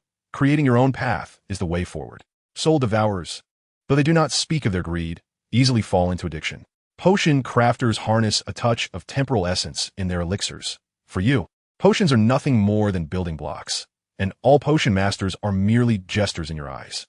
The glutton devours all, and transformations are permitted. However, be wary of overindulgence, for it may lead to indigestion. Skills. The 3 unforgivable curses, the variant Fiendfire Curse, Memory Dimension, Advanced Brain Lock, Mind Capture, Shadow Shift. Enhanced Serpent Tongue Basic Spells, Hogwarts Year 1 to 7 Snake Modifications, and the Gunner Clan's Comprehensive Dark Arts. Temporal Elixirs, specializing in Niven's Craft. Elementary Alchemy, specializing in magical explosives, basic transfiguration, and portals. Fantasy Points. 1. A fantasy profession may be unlocked under special conditions. The Physical Attributes panel is now activated. Strength. 82. The average for an adult wizard is 10. Spirit. 40. The average for an adult wizard is 10. Magic. 20. The average for an adult wizard is 10. This truly is a delightful surprise. Yet Karl's good spirits did not linger for long. He scarcely had time to unleash his imagination before astonishment replaced his initial joy upon glimpsing the interior space. The room's layout was peculiar, seemingly constructed from segmented components, each independent, yet collectively manifesting within a single chamber. However, that was not the crux of the matter. The pivotal observation was the presence of not only a certain crown, but also numerous unfamiliar instruments, all imbued with a similar aura of dark magic. Thus, was the depth of this world truly so profound? Chapter 17. Karl, S. Frenzy Counterattack. After examining the old Voldemort's tortoiseshell and suppressing his urge to consume, he turned and departed. Moments later, Karl reactivated the Room of Requirement, selecting an expansive area conducive to practicing Shadow Shift, where he began to familiarize himself with the use of portals. Following a series of experiments, he gained a preliminary understanding of the new skill. The range of the door was limited, albeit this limitation was relative to his own imagination. He could barely manage to open a portal to Nocturne Alley, and when attempting to reach Azkaban, he distinctly sensed a lack of magic, which, compared to the energy consumed by Shadow Shift, was indeed significantly greater, though somewhat less restrictive. As for the extent of this limitation, further experimentation would be needed in due time. In any case, Hogwarts proved insufficient for such trials. Portals bore a striking resemblance to the spatial magic of Camartage, clearly differing from the magic of this world, and it was best to avoid unnecessary exposure. Upon knocking open the barrel-shaped door, a cacophony of noise flooded his ears, momentarily leading him to believe he had inadvertently stumbled into Gryffindor rather than stepping into Hufflepuff. The vast common room was teeming with people, filled with the clinking of cups. Were they feasting again? Dining twice in one evening? Here, Karl Cedric waved from afar, gesturing enthusiastically. This was the gathering place for the Quidditch team, occupying a corner with tables laden with food. What was happening? Kyle was perplexed. Captain Smith handed him a set of utensils, his face alight with an unmistakable smile, celebrating Cedric's induction into the Quidditch team. The atmosphere was exuberant, prompting an impromptu feast. The following week passed in tranquility, at least in stark contrast to the tumultuous events of the first day. In ordinary circumstances, Karl would not appear excessively outstanding when compared to the equally remarkable Cedric, as both excelled in meeting the academic demands set forth by their professors. Lacking uniqueness, naturally, they would not attract undue attention. Ultimately, a consensus emerged among their peers that it was the Sorting Hat that had erred, mistakenly assigning these two exceptional students to Hufflepuff. This frequently left Professor Sprout in fits of laughter, as their occasional detentions inadvertently turned into a source of enrichment. Professor Flitwick, on more than one occasion, contemplated examining the Sorting Hat, curious if the old relic was nearing its end, but was consistently thwarted by Dumbledore's intervention. Then, on that fateful Friday morning, the Daily Prophet published a sensational piece that shattered the trivial commotion brought forth by the new students. A photograph of Ravenclaw's diadem was glaringly displayed in the newspaper. However, the focal point was not merely the diadem itself, but rather its current owner, who had the audacity to attempt to sell it. This act was deemed sacrilegious by the entire Hogwarts faculty and student body, with few exceptions. Although the collector's identity remained concealed, the background of the photograph unmistakably featured Hogwarts, with a few Slytherin students captured in the frame. Some of these faces belonged to this year's freshmen, indicating that the photo had been taken recently, and this audacious collector lurked within Hogwarts itself. The revelation was akin to a bomb being dropped into a tranquil pond, sending both professors and students into a frenzy. Meanwhile, Karl savored his soup, feeling a sense of relief wash over him. Was everything truly fine? Cedric was well aware of the entire affair, having even assisted in capturing several photographs. One would think he would have been shocked long ago, yet he still found his friend's actions somewhat reckless. Karl swallowed a piece of meat without hesitation, wiping his mouth before speaking leisurely. I aspire to be noble, yet there are those who perceive me as vile. Thus, I must show them my so-called wickedness. I have no intention of proving anything to you, Cedric. I simply detest being looked down upon by those who feel superior. Some individuals require a lesson to understand pain before they learn to restrain their grasp. In life, the paramount importance lies in happiness. Clarity of thought leads to a tranquil mind and body. Moreover, we are all villains in our own right. To not disturb others would be to neglect our roles, and to be disturbed by others would be a sign of weakness. These words were quite potent, causing Cedric's expression to contort in discomfort, as if he wished to seek refuge in the hospital wing. But wouldn't that be a bit unfair to Professor Flitwick? He retorted. All right, I'll refrain from slapping you. Karl shot back, shoving another piece of meat into his mouth, his words slightly garbled. You know the diadem has long been destroyed. If it were to be presented, it would only cause Flitwick more distress. And relax, my friend, you cannot best me. Cedric responded, thanks for the reminder. After concluding his meal, Karl wiped his mouth once again, preparing for the evening ahead. Are you certain your father can procure a dragon egg? Otherwise, I fear Hagrid might weep. My father works in the department for the regulation and control of magical creatures. He has seized many dragon eggs from smugglers. With a little arrangement, acquiring one or two is hardly a challenge. However, are you truly comforting Hagrid, rather than intending to send him to Azkaban? Cedric's expression was nuanced, with lingering doubt in his gaze. Behave like a decent person, Cedric thought, utterly exasperated.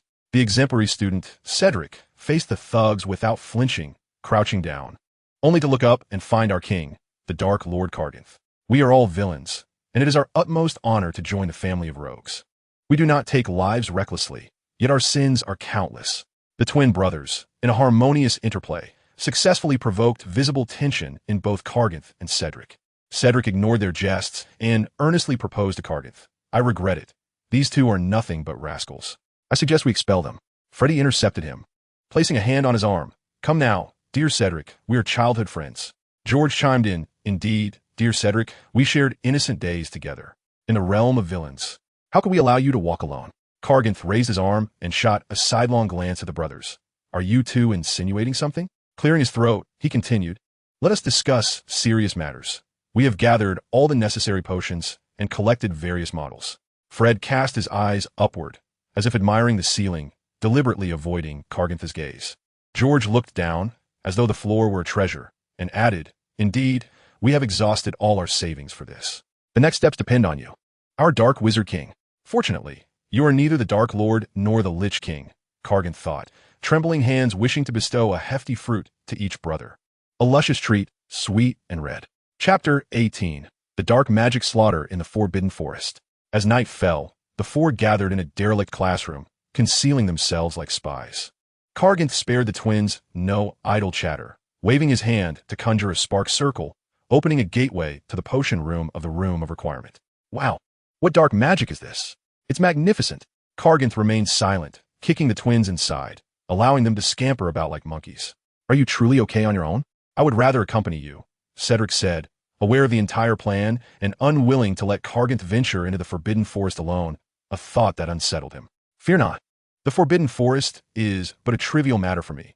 It is merely a hunt. However, the task of extracting venom from the eight-eyed giant spider is beyond my capabilities. Karganth replied, dismissing Cedric's concerns with a push, a privilege far superior to that of the twin brothers. You are indeed a petty and vengeful individual, Fred retorted, peeking out and critiquing swiftly. Stay safe, mate, and remember to leave some life in the Forbidden Forest. Resources must regenerate, George added, similarly peeking out with earnest caution. Karganth rolled his eyes and casually closed the portal, causing the twins to recoil in surprise. He surveyed the area, finding nothing amiss, before vanishing. Making his way out of the castle, circumventing Hagrid's hut, and stepping into the depths of the Forbidden Forest. The midnight forest was deep and silent, filled with an aura of death and unease. Karl felt no discomfort. Instead, he was invigorated, a sense of unprecedented elation washing over him, as if he were floating in a dreamlike state. Had he seen a ghost? The eight-eyed giant spider was not difficult to locate, and with the approximate coordinates gleaned from the twin brothers, Karl arrived at the spider's territory within half an hour. As he ventured deeper, the rustling and clicking sounds grew increasingly distinct. Avada Kedavra! Avada Kedavra! Avada Kedavra! The killing curse was lethally swift, aside from its impact on the target. Its overall magnitude was not particularly overwhelming, and it could easily evoke negative emotional backlash. Yet it possessed almost no drawbacks. However, Karl's mission was primarily an outlet for his frustrations, rendering such concerns trivial. The act of slitting throats was far too gruesome. That was not ideal. The sensation of piercing flesh was regrettable, as he inadvertently misfired Avada Kedavra. The lethal rays surged forth, blazing a path, leaving no trace behind. The flames, oh, that was indeed excessive. Avada Kedavra, as souls departed from their vessels, regrettably misfiring once more. After half an hour of vanquishing foes, the respite seemed interminable by the time Karl regained his composure. The first light of dawn began to emerge on the horizon. He waved his hand to reopen the portal, releasing the trio who had been anxiously awaiting their fate. As the three opened their mouths to inquire, they were stunned by the scene before them. The ground was strewn with the lifeless bodies of eight-eyed giant spiders, some grotesquely slain, while others appeared almost petrified in the dawn's light, a sight both magnificent and mournful. With a gulp, the three turned to Karl, involuntarily swallowing. "Do not waste time. Quickly gather the materials. This rare opportunity is too lucrative to linger over, lest we attract Hagrid's attention. And when that happens, we will have nowhere to lament," Karl urged, half-crouching and gesturing for them to proceed with haste. Cedric patted the shoulders of the two brothers, who exchanged knowing shrugs and gestures towards Karl, then eagerly retrieved their vials to collect the venom. "Are you all right?" Cedric squatted beside Karl, his expression tinged with concern, resembling a father fretting over a wayward child. Karl felt a shiver at the sight, sensing an affront. "Do you need help opening a bottle?" "Not necessary." "Then why not hurry to assist?" "All right then, Sai, what a handful. I truly wish I could reward you with a hefty fruit." The task of collecting venom was far more cumbersome than slaying foes, and even with Karl's participation, the four labored for over 2 hours before finally sorting the materials. The venom was bottled, spider legs were bound, and the remainder was incinerated, providing a chance for a barbecue as well. Fred, clutching a spider leg, devoured it greedily, his mouth slick with grease as he gazed at the pale flames, incredulous. "So, we've struck it rich? This is dire. Henceforth, we can only serve our Dark Lord." George sighed, unable to silence his own appetite. Karl rolled his eyes at their words, as if they were paragons of virtue. "How dare you sully my reputation? I admit George is no saint, but what has Fred done to deserve such slander?" "Apologies, I am Fred. You are George." The brothers exchanged glances, sparks flying, as if preparing for a confrontation. "How shall we proceed with the venom?" Cedric is undoubtedly the most reliable, primarily due to the fear that the two brothers' incessant chatter might lead to dire consequences, necessitating a change of topic. The apothecary in Diagon Alley and the shop at Nocturne Alley could prove challenging, likely to be subjected to relentless price negotiations. George offered a suggestion, though even he harbored doubts about its feasibility. Consequently, the trio turned their gaze towards Karl, hoping for his astute insights. Given his illustrious reputation as a hunter of dark wizards, his extensive network might yield fruitful results. Karl gazed skyward, seemingly intrigued by a passing cloud. What could he contribute? The Gunter family had perished, leaving him with no reliable support. His past was steeped in violence, hardly conducive to selling a Dementor from Azkaban. After some spirited banter, they collectively resolved to sell their spoils through various channels, enlisting the aid of the twins' elder brothers and Cedric's foreign relatives for international trade. Karl had no objections, not out of profound trust. After all, they were still children, perhaps possessing a certain naive sincerity, but the adults behind them were not necessarily as forthright. To speak of trust seemed rather absurd. Nevertheless, this endeavor not only aimed to alleviate his financial predicament, but also embodied a spirit of shared fortune, allowing for future escapades unencumbered by financial constraints. He was willing to offer the opportunity for choice, to part ways amicably before resentment could fester, far better than harboring regrets and mutual animosity later on. In this magical realm, during his youthful exuberance, he held little interest in the harsh realities of life, nor did he aspire to stand exalted above others. Rather, he sought to forge a few genuine friendships and occasionally shine in the limelight. As the saying goes, he did not yearn for dazzling brilliance, but rather for a life well lived. Ultimately, the essence of existence lies in the pursuit of happiness. Indeed, it is simply about doing what one desires. Chapter 19. The Formative Alliance of Miscreants. Ding. Detection confirms the successful formation of a faction, members united in purpose, rewarding Karl with 1 point of fantasy. To his astonishment, such fortune electrified him, and the previously low-key approach began to blur, replaced by an intensified desire for mischief. With the spoils secured, and after a hearty meal, the sun hung high in the sky. The four exchanged glances and erupted into laughter. Fearing the twins might conjure some mischief, Karl opened the portal to the room of requirement, leading his companions through, leaving not a trace behind. However, joy turned to dismay as they found themselves confronted by Filch. Accompanied by his cat, he resembled a malevolent specter, casting a fierce glare upon the quartet. Though words were unspoken, his eyes brimmed with silent accusations. Karl, wishing to avoid further interaction, swiftly drew his wand, casting a disillusionment charm upon each of his companions amidst Filch's startled expression, and shouted for them to flee. The three, momentarily stunned, quickly regained their wits and sprinted away, their laughter echoing in their wake, leaving Filch fuming in place. This truly vexed the old caretaker, as he had seldom encountered such mischievous antics. It was not until he begrudgingly sought assistance from Professor McGonagall that the twins made their hasty escape. So, what shall be the next venture? Perhaps to toy with Filch? The quartet, having indulged in a brief slumber, reconvened at dinner.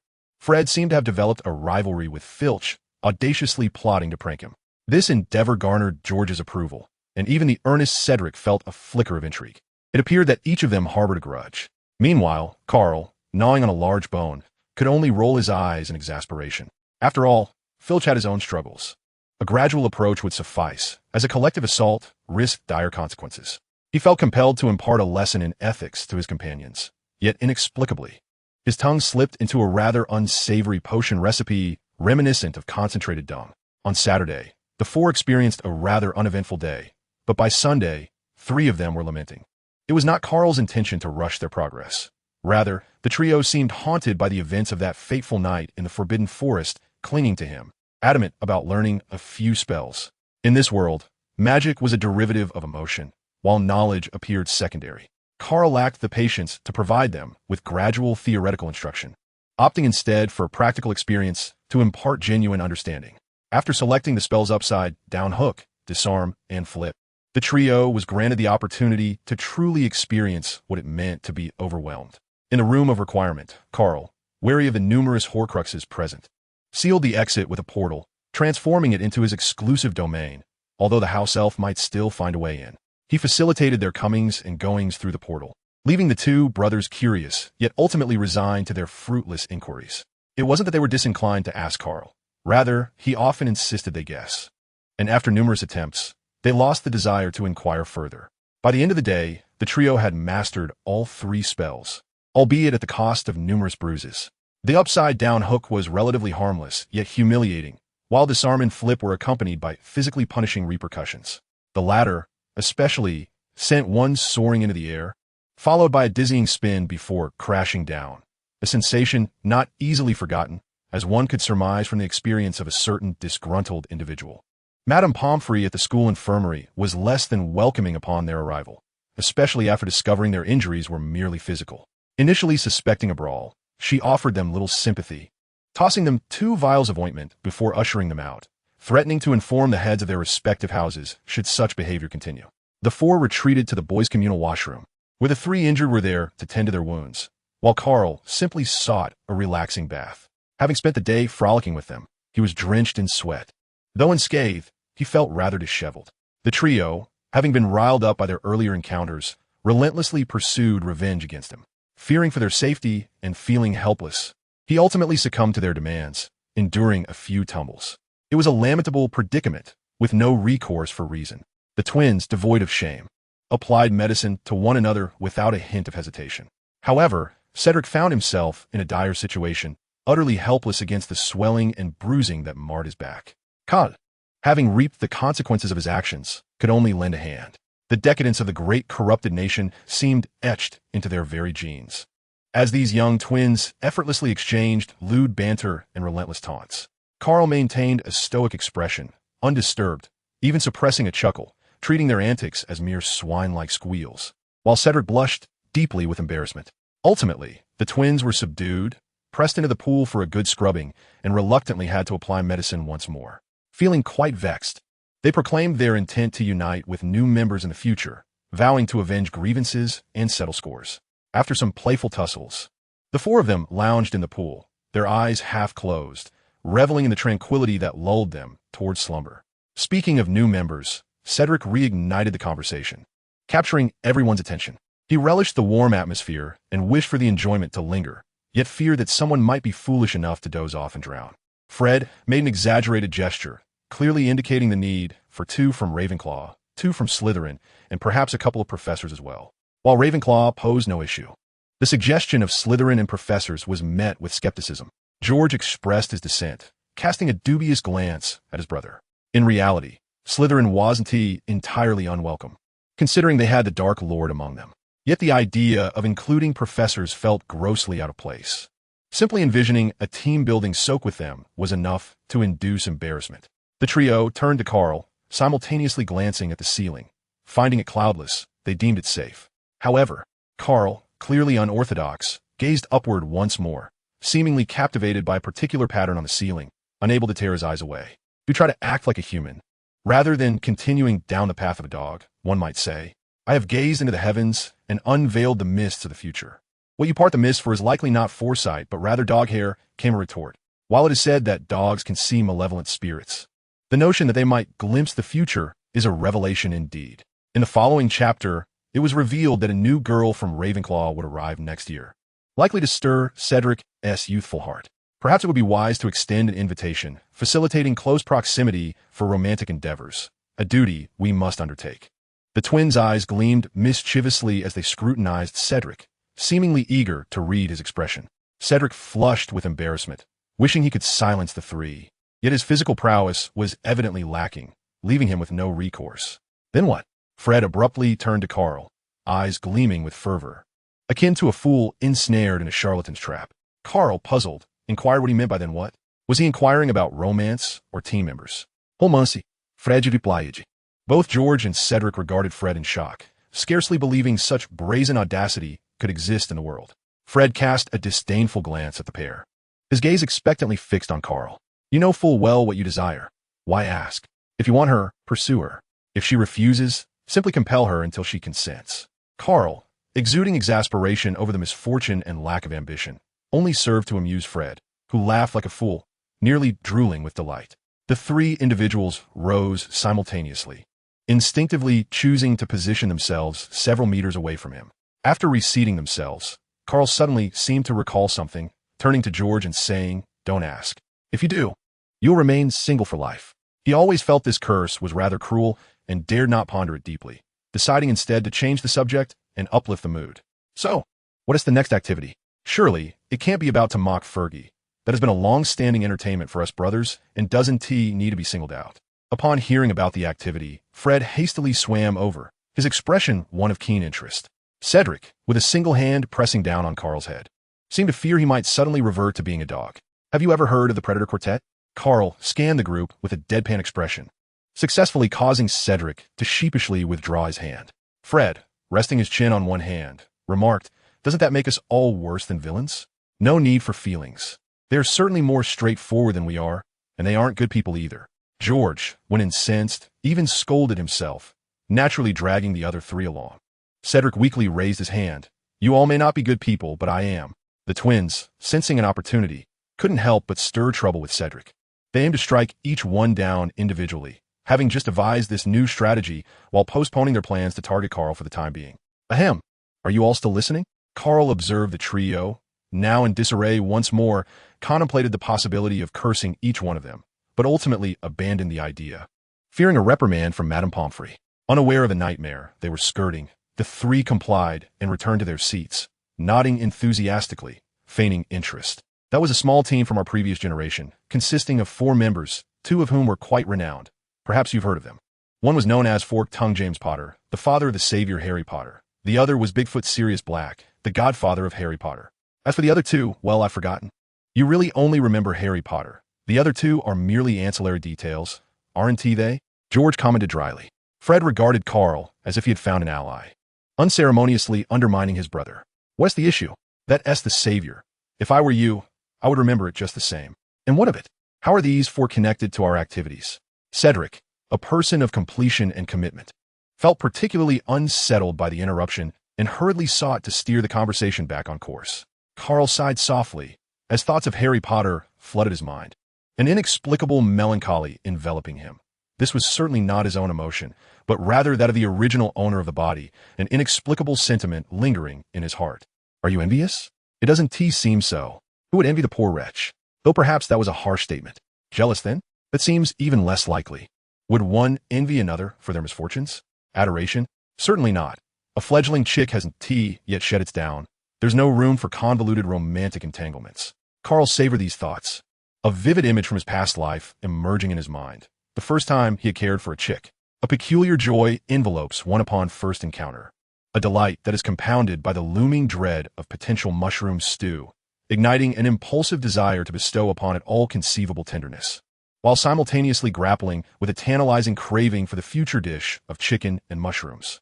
Such complexity is ineffable. As the fervent gaze of the trio intensifies, Karl finds himself compelled to rein in his emotions. The four of them had crafted an alchemical item during their school days, known as the Living Point Map, capable of revealing the whereabouts and movements of everyone within the castle, concealed within Felch's office. We are about to transcend the limitations of Jindalan.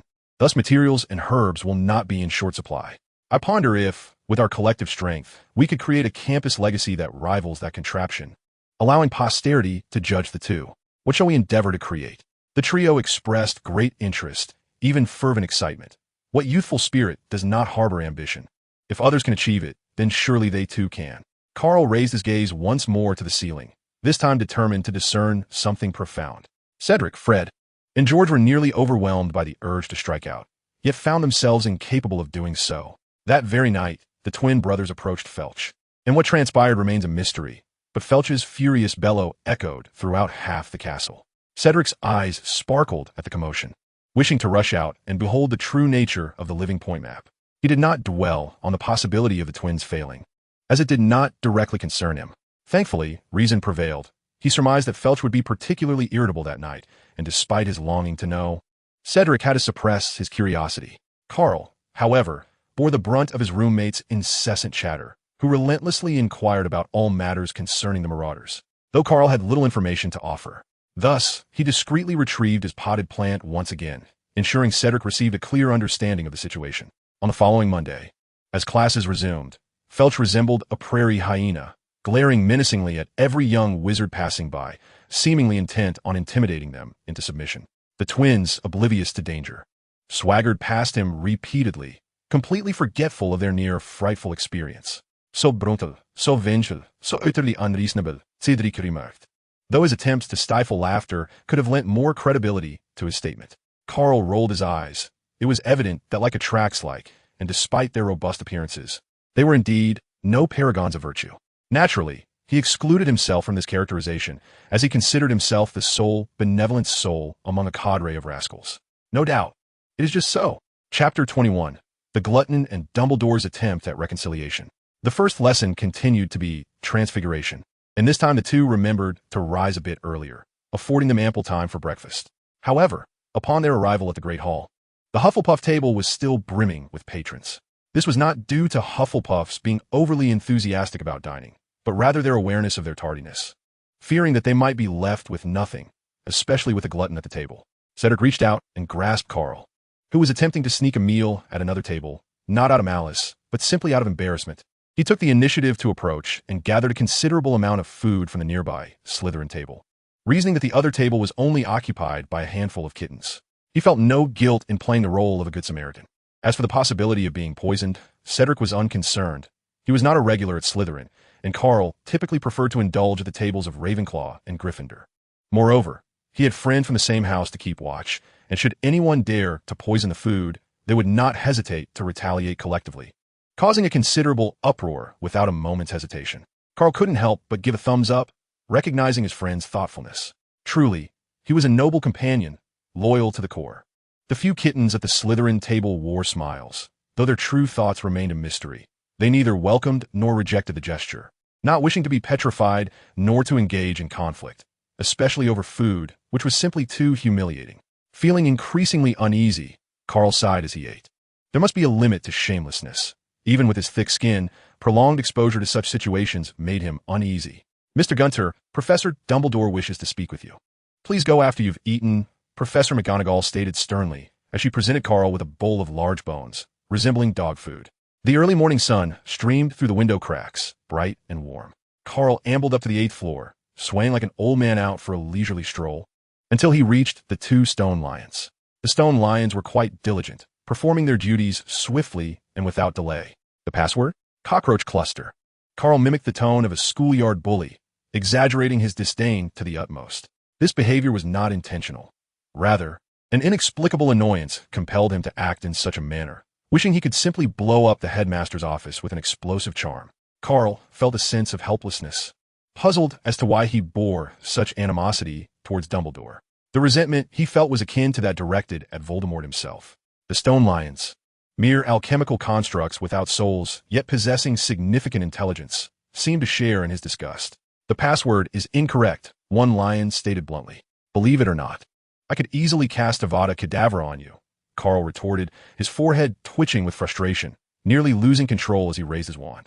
You could cast a fire spell, and still, the password remains wrong, the lion replied defiantly, unafraid. Karl found himself laughing in exasperation, his eyes gleaming with a fiery intensity. The stone lion, taken aback by Karl's audacity, retreated a step, revealing the passage behind it. Dumbledore sat at the table, an expression of resignation on his face. He had chosen the morning for their discussion, hoping that everyone would be clear-headed and rational, avoiding any impulsive behavior. To think that one could engage in a quarrel with the guardian stone lion. Had breakfast truly been consumed with gunpowder? Karl shuffled into the room, taking his time as if a bride entering a wedding procession, and it took quite a while before he finally stepped inside. Fawkes had been forced to weep intermittently throughout the night, nearly blinding himself before finally succumbing to sleep just as dawn approached. In a state of drowsy confusion, he had no intention of aiding old Dumbledore in receiving guests, yet an inexplicable chill gripped his heart. A profound sense of impending danger surged within him, compelling him to open his eyes. The aroma of chicken stewed with mushrooms wafted through the air, and Karl's hands twitched with restlessness. His recently satiated stomach seemed to yearn once more for sustenance. Fawkes, with a piercing wail, executed a spatial shift, revealing himself perched upon Dumbledore's shoulder, his gaze toward Karl brimming with vigilance. Dumbledore, his forehead lined with worry, found himself confronted for the first time by those eager to feast upon his phoenix. At a loss for how to respond, he wondered what had transpired. His first class was Professor McGonagall's transfiguration lesson, and arriving late could lead to dire consequences. Frustrated by his failed attempts to capture birds, Karl's interest waned, along with his regard for their owner. Yet Dumbledore, embodying remarkable composure, did not exhibit any of the petty jealousy displayed by others. His smiling face resembled a blooming chrysanthemum, reassuring Karl that there was no need for concern. I've already spoken with Malova. Do sit down. How have you been lately? Are you adapting well? As he spoke, he summoned a glass of lemon mint juice and pushed it toward Karl, seemingly intent on calming him. He appeared as the quintessential neighborly grandfather, a stark contrast to the heartless old man who had wished to throw Karl to his demise just a week prior. Karl glanced at the drink, his distrust evident. He knew the drink, with its dubious appearance, could not possibly be tampered with, yet he relished the thought of unsettling others. However, Dumbledore, appearing oblivious to his skepticism, maintained his cheerful demeanor, his gaze unwaveringly fixed on Karl, not attempting to invade his thoughts, but rather committed to the continuity of their conversation. After all, the elderly gentleman was not as resilient against the trials of life as he once was. Things are quite well, except for the absence of dementors, which makes for restless nights. In my previous life at Azkaban, aside from the gradual hunt for Death Eaters and the occasional killing, it was primarily about sleeping. The dementors would sometimes assist in lulling me to sleep, and when I grew weary of that, I could even consume a dementor as a snack. Time in prison felt like an eternity, yet oddly comfortable. Of course, those were the sentiments of his predecessor, for Karl himself did not share such a carefree disposition. Since assuming control of the body and being released from his sentence, scarcely a month had passed, yet it felt as though he had lived a century. Plagued by solitude and fatigue, with memories overshadowed by the relentless sound of a raging storm. A flicker of compassion passed through Dumbledore's eyes, though he masked it well, ensuring that the distracted Karl remained unaware. Otherwise, chaos would surely ensue. He waved away the mint juice and replaced it with a cup of hot chocolate. Let's put the past behind us. I hear you've been having some difficulties with Severus lately. Would you care to elaborate? He asked the one, always looking for trouble. I merely respond to his provocations. Don't ask me. I have no idea if he is suffering from something grave. The memories from Azkaban were far too distressing, and Karl needed an outlet. This time, He did not decline the offer, lifting the warm drink to his lips for a tentative sip. Ah, the pure taste of chocolate, devoid of any truth serums or hallucinogens. Disappointment. No, it should be quite delightful. Chapter 022. The new professor's surname is Payne, but he doesn't haul rice upstairs. What exists between you is merely a series of misunderstandings. You ought to coexist harmoniously, though today is not the appropriate time for such discourse. Dumbledore chuckled amiably, his words advocating for camaraderie, yet his countenance betrayed a certain enjoyment akin to that of an audience relishing a spectacle, almost revealing a desire to witness conflict. Karl, visibly annoyed, rolled his eyes dramatically and retorted, "If you have something to say, please do so without wasting time." Very well, relax a bit. I have something to share with you. The newly appointed defense against the dark arts professor bears the mark of a Death Eater. However, he did not willingly align himself with Voldemort, but was coerced into it. He has not committed any heinous acts. Remember, do not act impulsively. Dumbledore's tone grew increasingly solemn, an aura of authority emanating from him. Are you threatening me? Karl remained unfazed, though internally he struggled to maintain his composure, narrowing his eyes as dark thoughts surged within him. Dumbledore waved his hand, urging calmness. Do not be hasty. I am merely stating a fact and imposing no restrictions upon you. Consider this a benevolent reminder. Karl slowly drained the remnants of his cup, and once he regained his composure, he rose and softly remarked, I am weary of a life steeped in bloodshed. I have grown tired of the Death Eaters. Unless I witness someone standing once more behind Voldemort, I shall pay no further heed. With that, he turned and departed, feeling a sudden, swift alleviation of the resentment that had burdened him. Dumbledore smiled as he watched him leave. Once Karl's figure had vanished, he turned his gaze to the empty cup, his smile deepening as he gently brushed his shoulder where Fawkes, the Phoenix, resided. Indeed, emotional wounds are wounds nonetheless. Thank you, old friend. Fawkes pecked him sharply in response. Lacking in gratitude, the twins, bursting with urgency, hurried towards the Forbidden Forest after receiving news from their elder brother working in Egypt that the market for acromantula venom was quite lucrative. This ignited their enthusiasm, and having tasted the thrill of making money, they found it impossible to settle down. They intended to scour the Forbidden Forest for more valuable resources, hoping to strike gold once again. While Karl and Cedric were occupied with their lessons, the twins aimed to gather some information beforehand, feeling as though their profits were almost too hot to handle. However, their well-intentioned plans were thwarted when Hagrid, returning from the Forbidden Forest, caught them in the act. Calm down, you must be Hagrid. We had no intention of entering the Forbidden Forest. We came to find you, Fred said, blinking rapidly as mischief brewed within him. George, refusing to be outdone, added, Yes, what were you doing in the Forbidden Forest so early, Hagrid? You made us search for ages. Hagrid's initially dismal mood was somewhat lifted by their raucous chatter, and upon hearing their words, tears welled in his eyes. I merely took a stroll. I know not who has slaughtered so many acromantula. Those poor little creatures once thrived in great numbers, but now only a few remain. I sincerely hope I do not encounter those poaching scoundrels. By the way, which house are you from, and what do you seek from me? Hagrid dismissed the notion of the two children wanting to raise a dragon, believing that even he, a simple man, could not take such a fanciful idea seriously. However, the flattery from the two brothers struck a chord within him. This half-giant scratched his head, banishing the gloom from his face, and smiled broadly, exclaiming, Oh dear, you overestimate me.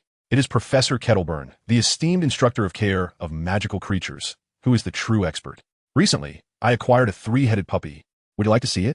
Yes, we absolutely want to see it. The old professor said nothing, yet it felt as though he had communicated everything. Confusion mixed with reproach.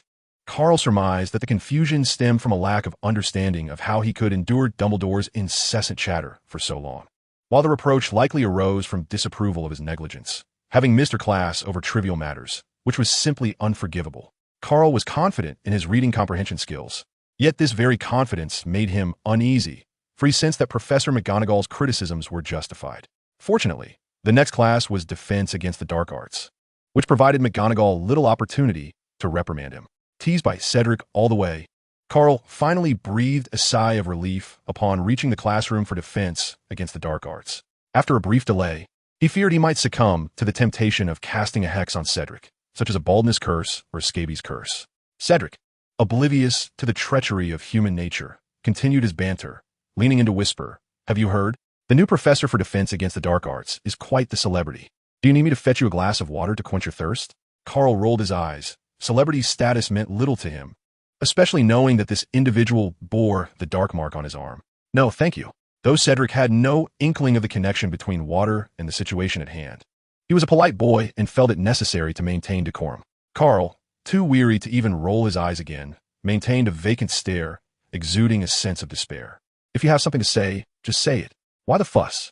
Have you heard of the Motutupu Kaka team from New Zealand? Cedric inquired, his demeanor growing increasingly mysterious. Karl felt a flicker of curiosity. Were they smuggling parrots? No, we don't deal in parrots. We only play Quidditch. The team may not be well known, but our mascot is quite famous, a lively phoenix named Spark. At that moment, a bespectacled gentleman approached them from behind, adjusting his glasses as he spoke, reminiscent of a character from a detective story. Hello, I am Dean DePayne, your defense against the dark arts professor for this academic year. You may call me Professor Payne. Cedric turned crimson, utterly mortified to be caught gossiping about their teacher. In stark contrast, Karl's reaction was one of keen observation. He scrutinized Professor Payne from head to toe, ensuring there were no dark marks or peculiarities before he resigned himself to resting his head on the desk, feigning disinterest. Chapter 23. The curse you wield is another form of your own demise. Cedric observed that Professor Payne's expression grew increasingly grave as Karl looked on, prompting him to interrupt the prolonged awkwardness. Greetings, Professor Payne. I am Cedric Diggory, and this is my dear friend Karl Gunter. He had a rather troublesome night, suffering from a bout of diarrhea, so he hasn't had much rest. Please forgive him. As he spoke, he subtly pressed down on Karl's head as if to prevent any sudden canine behavior. Not all. I have heard of your names. You two are the most distinguished young wizards among this year's freshmen. I look forward to your performance in defense against the dark arts, Professor Payne said, adjusting his glasses with a genteel smile before making his way to the podium. It must be said that Professor Payne truly had a knack for teaching. He instructed the young wizards to stow their textbooks away at the outset of the lesson, and with a flick of his wand, transformed the entire classroom into a training room. The theoretical knowledge in your textbooks is for your personal study. In class, we shall engage in practical exercises. By the end of the year, we aim to master no fewer than 12 offensive spells. For our first lesson, I want you to remember this. Offense is the best defense. This month, we shall focus solely on the disarming charm. I will demonstrate it 3 times, after which you will pair up and practice. Those who master it may proceed to the adjacent classroom to study the theoretical aspects until everyone present has learned it, after which we shall move on to the next spell. Now, I require a volunteer to assist me with the demonstration. Who shall it be? The students were not merely eager to witness Karl's potential folly. Rather, they were keen to gauge the new professor's abilities, mindful of the cautionary tale that was Professor Snape. Professor Payne adjusted his glasses, a subtle smile gracing his lips. Very well, let it be Mr. Gunner. As a token of gratitude, I shall award Hufflepuff additional points. Karl's expression was rather nuanced, sensing a hint of malice, albeit faint. It perplexed him. He had not sought conflict, yet it seemed to find him. Was it audacity or genuine skill that prompted this? Despite his myriad of doubts, Karl rose to the occasion, stepping up to the podium, careful not to forget to discreetly release his serpent companion, Ouroboros, in case of unforeseen circumstances. I know you will perform the disarming charm admirably. Your understanding of this spell may well surpass my own. Come now, unleash your full power upon me and showcase it for everyone, Professor Payne urged sincerely, embodying the image of a dedicated educator without any semblance of superiority. Are you certain? Kad hesitatit. The disarming charm, while a simple spell to disarm an opponent, bore a formidable reputation. A fully realized disarming charm could deliver significant physical force. Professor Payne adjusted his glasses once more and waved his right hand, revealing a rather exquisite ring, a ring imbued with defensive charms. Fear not. However, he seemed to have forgotten one detail. The phoenix spark that had accompanied him to Hogwarts the previous night had been rather exuberant and had playfully toyed with his ring for quite some time. Seeing this, Karl felt reassured. It was merely the disarming charm. After all, not the killing curse. With a protective alchemical artifact, there would surely be no mishaps. Thus, he no longer hesitated and ceased to deliberately weaken his magical output, flicking his wand to cast the spell. Expelliarmus. A sudden burst of crimson light rushed forth, leaving the onlookers momentarily dazzled, as the radiant glow struck the new professor squarely. Professor Payne seemed as though he had been struck by a speeding freight truck. He was unable to utter a single cry of despair before he was sent spiraling through the air, toppling desks and shattering windows as he flew out. The crowd was left bewildered, utterly perplexed by the unfolding chaos. Karl was similarly disoriented, instinctively catching the professor's wand, his mouth agape in confusion. Was this some form of entrapment? Surely, even if the intent was to confine him back to Azkaban, such a price was exorbitant. They needed to descend swiftly and transport the professor to the infirmary. Cedric, exhibiting a sense of reliability, rushed to Karl's side, anxiously urging him on. Had it not been for the desire to mitigate his friend's burden, he would have hastened down himself. The professor had lost consciousness but was not in mortal peril. He had sustained severe external injuries, though fortunately, his face remained intact. Karl gazed skyward, feeling both exhausted and secretly relieved. Thankfully, the classroom was on the second floor. Had he fallen from the eighth, it would have been impossible to explain. "Hurry, Karl. Take the professor to the infirmary," Cedric urged from the window, nearly beside himself with frustration. In such dire circumstances, why was Karl still dawdling? Time was of the essence, or they would miss their meal. The sound of Cedric's urgent call roused Karl from his reverie. He rolled his eyes at Cedric's impatience before waving his wand, lifting the professor gently from the floral chaos. Professor Payne appeared to have skidded a considerable distance, as if he had tumbled through a muddy pit, his dark robes adorned with a riot of colors, presenting an unexpectedly comical sight from afar. It was unclear who among the crowd exuberantly exclaimed that a murder had occurred, but soon numerous heads poked out from the castle. Witnessing Karl floating a person towards the infirmary, inciting a commotion akin to a sensational headline. Madame Pomfrey, spotting Karl from a distance, felt a headache coming on. Just last week, he had petrified 23 Slytherin students and then proceeded to pummel his playmates. Goodness, was he so eager to target a professor this week? What might he do next week? Demolish Hogwarts. My apologies, madam. It's my fault. Can we prioritize saving him? Karl hastily retreated, feeling awkward. In just a few days, he had found himself in the infirmary twice, though not by intention. He was indeed entangled in the events. This was hardly Karl's fault. Professor Payne had insisted on being a target. Cedric arrived with a throng of students, bustling to explain the situation before they even entered, while others chimed in with exaggerated embellishments. Silence. I am not your head of house and will not concern myself with this matter. Once the crowd dispersed, Madame Pomfrey approached Professor Payne, her face briefly betraying a sardonic smile. How long would he feign unconsciousness? Suddenly, Professor Payne opened his eyes, awkwardly attempting to scratch his head, only to wince in pain. I truly passed out. Upon awakening, I found myself being levitated by that boy, with a multitude of onlookers. How embarrassing. Madame Pomfrey was visibly exasperated. If my memory serves me right, you were once a distinguished graduate of Slytherin House. How is it that, after all these years, you've devoted yourself solely to managing the team, to the point where you've forgotten how to wield magic? Professor Payne cast a glance at the scratches on the defensive ring, resembling peck marks from a chicken, and couldn't he help but wear a wry smile. It truly is unexpected. The position of defense against the dark arts professor may indeed be cursed. Chapter 024, Hagrid. Don't say anything. I'm already limping. The twins had yet to apply their remedies from the Forbidden Forest, and Hagrid was blissfully unaware of the troublesome nature of the two. No discord had arisen yet. This time, the three surprisingly got along quite well. They gathered around a three-headed puppy, laughing and joking, each tugging at one of its heads, mercilessly teasing it to the point of despair. When Karl and Cedric arrived at Hagrid's hut in the Forbidden Forest, they were greeted by this absurd scene. Why aren't you two in class? How is the new defense against the dark arts professor? By the way, Hagrid, these are Karl and Cedric from Hufflepuff, the other two members of the dragon-raising group I mentioned. Fred winked at them, treating Hagrid as if he were blind to their antics. Had it not been for Hagrid's fascination with the dragon-raising topic, he might have taught Fred a lesson about the wrath of a righteous man. The two naturally refrained from exposing Fred's nonsense. Though they were perplexed about what the dragon-raising group entailed, they still greeted Hagrid amicably. Hagrid, ruffling his untamed hair, had excitement gleaming in his beetle-like eyes. I heard from Fred that you want to raise dragons. Is that true? Indeed, but not just us. You're included, Hagrid, as you are the expert in this field, and we require your assistance. Karl and Cedric exchanged a glance, but most of Karl's attention was captivated by the three-headed dog, leaving him little interest in conversation. After his initial statement, he fell silent, focusing solely on the creature. Cedric, exasperated, glanced at the three rascals in disarray and was left to engage Hagrid, whose enthusiasm was infectious. Hagrid was nearly beside himself with joy, almost ready to sacrifice a chicken in celebration. Observing Cedric, who was clearly embarrassed yet babbling nonsense, George felt a pang of annoyance and jabbed Fred and Karl, saying, "Look at Cedric. I knew he was just as hypocritical." Fred rolled his eyes, choosing not to comment on his brother's harshness towards him. Besides, it was obvious to anyone that Cedric was a rather mischievous character. He then turned his attention back to Karl, who was busy petting the dog. Shouldn't you be in class? What brings you here? A little mishap? Yes, a very minor one. Just ask Cedric. And please don't interrupt me while I'm with the puppy. Karl swatted away the puppy's restless paw and hoisted the grinning, three-headed dog up.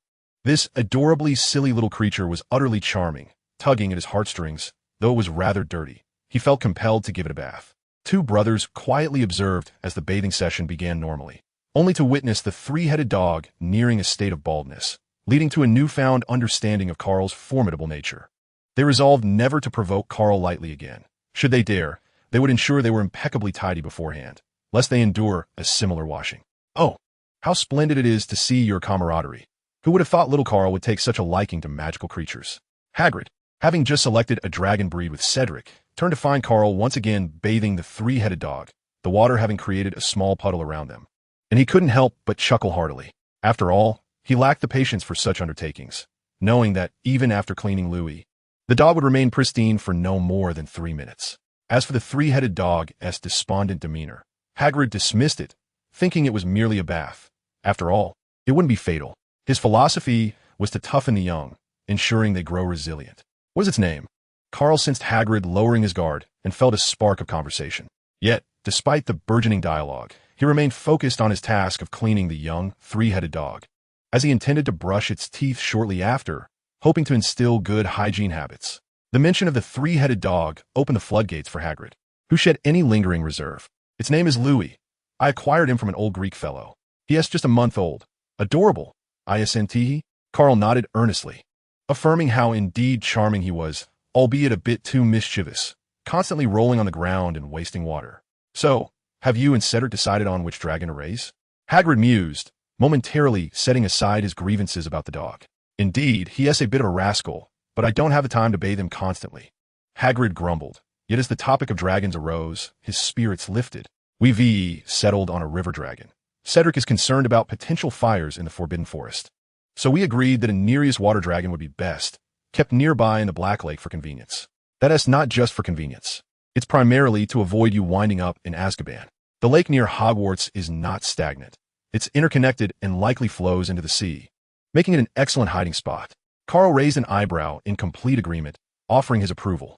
Before leaving, Karl advised Hagrid that since the three-headed dog was still young, it was crucial to instill good dietary habits to prevent illness from indiscriminate eating.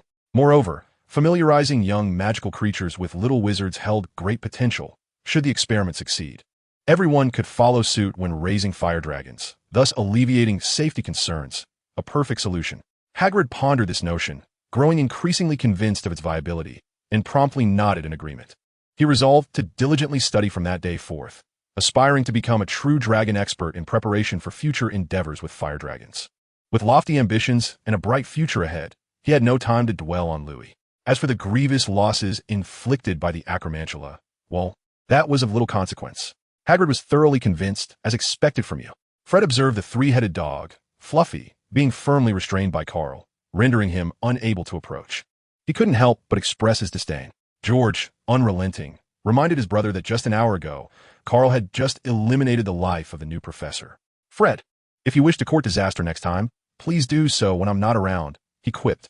Have you both become enamored with Snape to the point of adopting his snarky demeanor? Karl continued to playfully tease the foolish yet endearing three-headed dog, his spirits high, and he casually jested at the two brothers. Fred exaggeratedly pretended to gag. Oh, come on. I suddenly find myself somewhat disinterested in dining. George chimed in with mock seriousness. That was rather malicious. Next time you wish to retaliate, remember to keep silent and simply take action. Cedric attempted to remind the group that they had already entered the castle's great hall, where the platform was filled with professors enjoying their meals. However, it seemed a bit too late. Chapter 25. The Aftermath of Azkaban Induced by Bad Weather. It was not merely seemed, it was indeed late. Snape approached, his expression dark. The two Weasley brothers displayed a modicum of self-awareness, but Snape questioned, when did our unfortunate potions professor acquire such a capacity for satisfaction? Jesting privately at the professor and showing a lack of respect for their elder, Gryffindor and Hufflepuff each lost 5 points. Karl stood quietly in a line with the three others, submissively enduring the reprimand. Yet unlike the three ashen-faced individuals, he remained engrossed in amusing Fluffy. Entirely oblivious to the scolding, Snape cast a cold glance at him. Mr. Gunter, I am uncertain whether you have perused the school rules, but given your audacious disposition, I surmise the concept of rules eludes you. Therefore, allow me to remind you that dogs are prohibited within the castle. However, Karl appeared overly absorbed in his amusement with Fluffy, seemingly deaf to Snape's warning, which heightened the chill emanating from Snape. Cedric, growing uncomfortable, couldn't help but tug at Karl's sleeve. Goodness, with a dog in hand, you've turned into one yourself, haven't you? But remember, the dealing with Snape. Perhaps rein it in a bit. The three, witnessing Snape's twitching eye, collectively covered their faces, exclaiming, "Goodness gracious." Another 5 points deducted from Hufflepuff. Snape huffed dismissively and turned to leave as though avoiding a plague. Having just earned points in the morning, they were swiftly lost. This left a bitter taste of dissatisfaction. What if we dedicate this week to hunting down those little snakes from Slytherin? Karl proposed to the trio, his expression earnest as he glanced at Snape's retreating figure, causing Snape to stumble slightly in his hurried departure. 2 weeks passed swiftly, during which the four remained relatively subdued, or perhaps it was Karl who was quieter, causing all activities to be temporarily suspended. The weather at Hogwarts had been rather dismal over the past fortnight, with sporadic torrential downpours becoming commonplace. This left Karl feeling quite lethargic, moving about in a daze, akin to a half-dead creature, as the impacts of Azkaban weighed far heavier on him than he had anticipated. The mere fluctuation of the weather had an unforeseen impact on him, leaving him utterly unprepared and devoid of any recourse. Even with the funds from the sale of the 8-eyed giant spider arriving, providing each of the four a substantial sum of nearly 10,000 galleons, it still failed to ignite much interest in Karl. The other three grew increasingly concerned, once again dragging him to the school hospital. But even Madame Pomfrey had no effective remedy. The after-effects of Azkaban could only be soothed by the passage of time. Even St. Mungo's had no solutions for it. After all, how could one claim that death was preferable to Azkaban, given its overwhelming aftermath? That Sirius had endured 12 years was nothing short of a miracle, and the torment he would have to face upon his release was something only he could comprehend, like a person knowing the warmth or chill of water they drink. In a sense, the sudden arrival of death might not represent a negative conclusion. With no alternatives, the three could only orbit around Karl like diligent employees. Their concern was not that he might be bullied, but rather that he might inadvertently cause harm to someone. Luvi, increasingly docile, had been thoroughly subdued by his new master. If only dogs could speak, he might have vocally expressed his grievances by now. Though Luvi was not a human, he was indeed a true dog, and what owner would consistently threaten their pet with the killing curse? Yet, this particular owner did. Thus, a peculiar scene often unfolded within the castle. A pallid young man being dragged by 3 companions, followed closely by a 3-headed puppy. The puppy, remarkably well-behaved, never bared its teeth at anyone, yet none dared approach it lightly, for its master was more fearsome than the dog itself. It was not until mid-October that the weather began to improve. On a certain sunny morning, Karl seemed to awaken as if from stupor, finally regaining his spirit and no longer appearing dazed. The first thing he did was to vigorously pet Luvi, who had been sleeping beneath his bed, startling the already large 3-headed dog into a trembling fit. Had the new master finally lost his mind? Was he going to take the dog's life? However, Karl clearly had no inclination to concern himself with Luvi's feelings. He fondly patted each of the heads while reflecting on the urgency of mastering the Patronus charm. The risks were too great, and a moment's negligence could cost him dearly. As for the 3 companions who cared for him, words of gratitude were unnecessary. Many of Gryffindor's classes did not overlap with Hufflepuff's, yet the twins never expressed disdain for the trouble they took, always by his side from dawn till dusk. Cedric took on the role of a devoted caregiver, nearly treating Karl as if he were incapacitated, bearing a weight too great for someone so young. They owed him nothing, nor was it about wealth, as all the galleons were in his possession. He had attempted to suggest a division of the funds, but the 3 vehemently refused, insisting they would discuss it only once he recovered. In truth, from the very beginning, Karl regarded the trio as peculiar companions who played with him, providing him with the cover he needed. He viewed their growth as a form of compensation. In essence, it was merely a fair exchange. To speak of friendship would be an exaggeration. He carries the experiences of a mature soul from a past life. Although many memories remain hazy, it is difficult not to look down upon the 3 children before him. However, from that moment forward, he found it impossible to maintain an aloof demeanor. After all, he had developed a fondness for them, a familial affection. Setting aside the bewildered Lu Wei, Karl fed a silver serpent coiled around his wrist. Noticing that the time was ripe, he rose to awaken Cedric. When Cedric stirred from his slumber, he was initially disoriented. Upon realizing Karl had returned to himself, He was nearly propelled from his bed with joy. The past month had been a trial for him, a young soul grappling with the challenges of newfound fatherhood. At long last, you are well, Karl.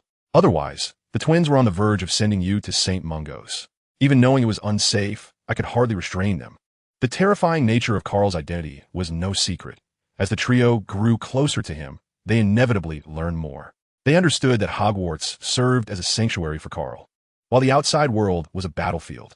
Dumbledore had once reassured them that Karl was not in grave danger. Otherwise, they would have long since risked everything to escort him to St. Mungo's.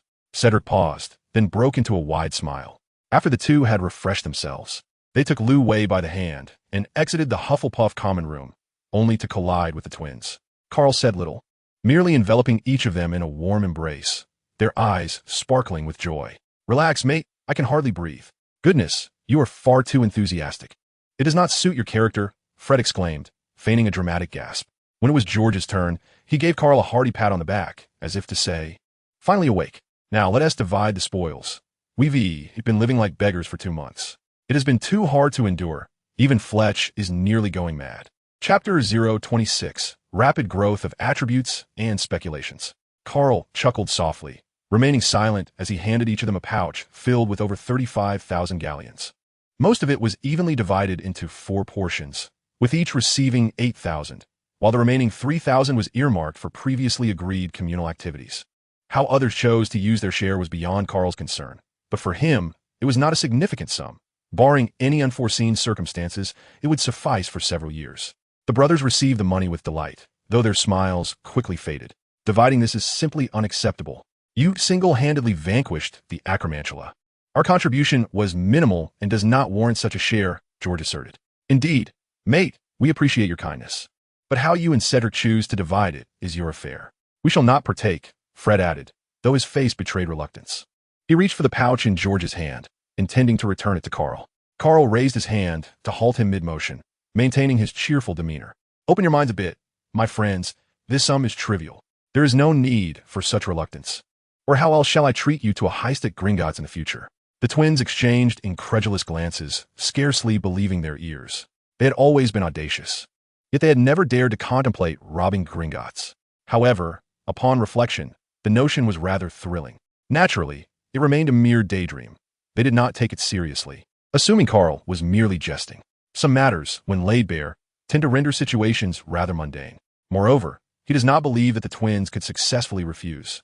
Rather than engaging in a futile back and forth that would draw attention, it is far more prudent to remain discreet. When they express a desire to see the clouds, they disregard the torrential downpour outside and rush out, unstoppable, only to find themselves drenched like drowned rats. When they mention sensing hostility nearby, they transform from lethargy into fierce protectors, eyes glinting with intent as they scour the surroundings for threats, embodying an earnestness that suggests imminent violence. The three must exert considerable effort to drag individuals into an empty classroom, coaxing them gently, as one would soothe a child.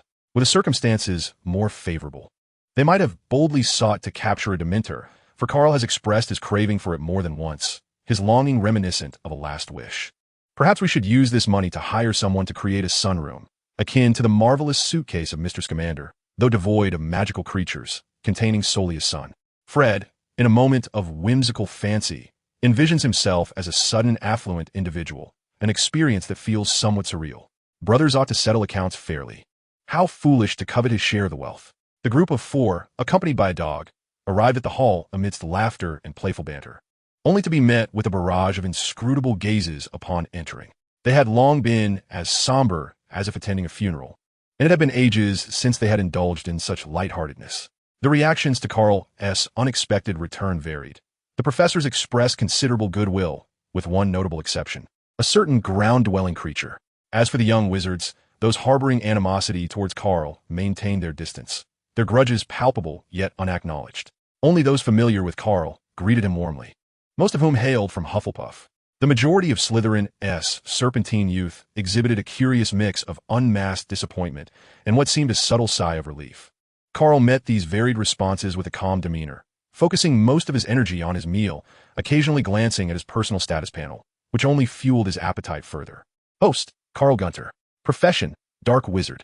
Your innate talent for dark magic is unparalleled, Self-creation is your true path. Soul eaters are known for their insatiable thirst, leading to addiction. Potion editing mastery allows you to brew with a touch of temporal energy. Potions are mere building blocks for you. Gluttons can consume all, embracing transformation. Yet be wary of overindulgence, for it may lead to indigestion. Skills. The 3 unforgivable curses: the modified Fiendfire curse, memory dimension, advanced brain closure technique, soul extraction, apparition. Enhanced basic spells, Hogwarts years 1 to 7 spells in Serpent Tongue. The Gunter family's comprehensive dark magic, time potions, expertise in unseen, basic alchemy, specializing in magical explosives, intermediate transfiguration. Portals, spider senses, main magical affinity. Fantasy points, 2, can unlock fantasy professions under special conditions. Physical attribute panel activated. Strength, 155, average for adult wizards is 10. Mentality, 50, average for adult wizards is 10. Magic, 25, the average for an ordinary adult wizard is 10. Goodness, this prolonged period of lethargy, lasting nearly a month, is approaching the level of another magical upheaval. The enhancement of my mental faculties is undoubtedly related to this languor. However, it remains uncertain whether the increase in magical power is a result of physical maturation or a consequence of this event. Delving into the depths of magic is taboo in this world, particularly in the realm of forbidden sorcery associated with the soul. Even though Karl is curious, he lacks the foundational knowledge to explore this further, as he does not wish to risk descending into madness. Thus, he can only maintain his intrigue. As for the newly acquired spider sense skill, it seems to have been triggered by consuming a considerable amount of giant 8-eyed spider legs. Karl abruptly halted his chewing, as a realization dawned upon him. Could it be that by exerting effort and consuming more magical creatures of the same species, he might absorb some of their abilities? Yet, he is uncertain whether his body would undergo any distortions as a result.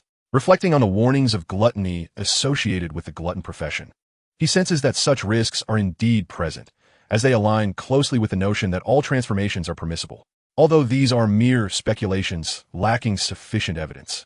If he wishes to avoid an abrupt metamorphosis into a monster, he must refrain from indiscriminate consumption. With a regretful shake of his head, Karl temporarily set aside his thoughts regarding the dragon cuisine. What lessons are scheduled for today? Although his mind feels clear, he is utterly oblivious to the day of the week and, consequently, the class arrangements. Cedric, sipping his pumpkin juice, casually replied, "It's Monday, of course," which means transfiguration and potions classes. With a clang, a large pot of bones was placed before the two of them. Looking up, they were met with the stern visage of Professor McGonagall.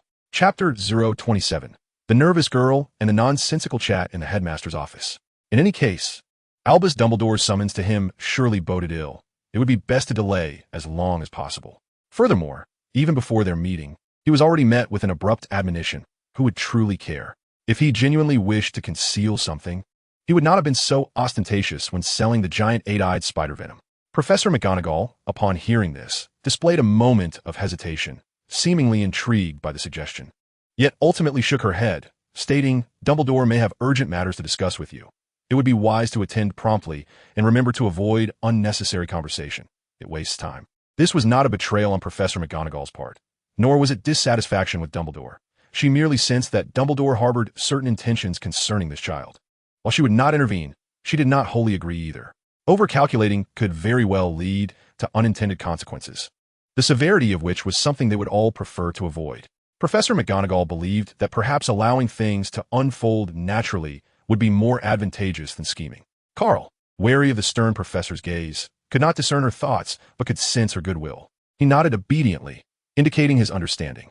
Once Professor McGonagall departed, Karl reached for the large bone, eating heartily while also sharing with the three-headed dog, Luvi, ensuring that the dog received bones while he savored the meat.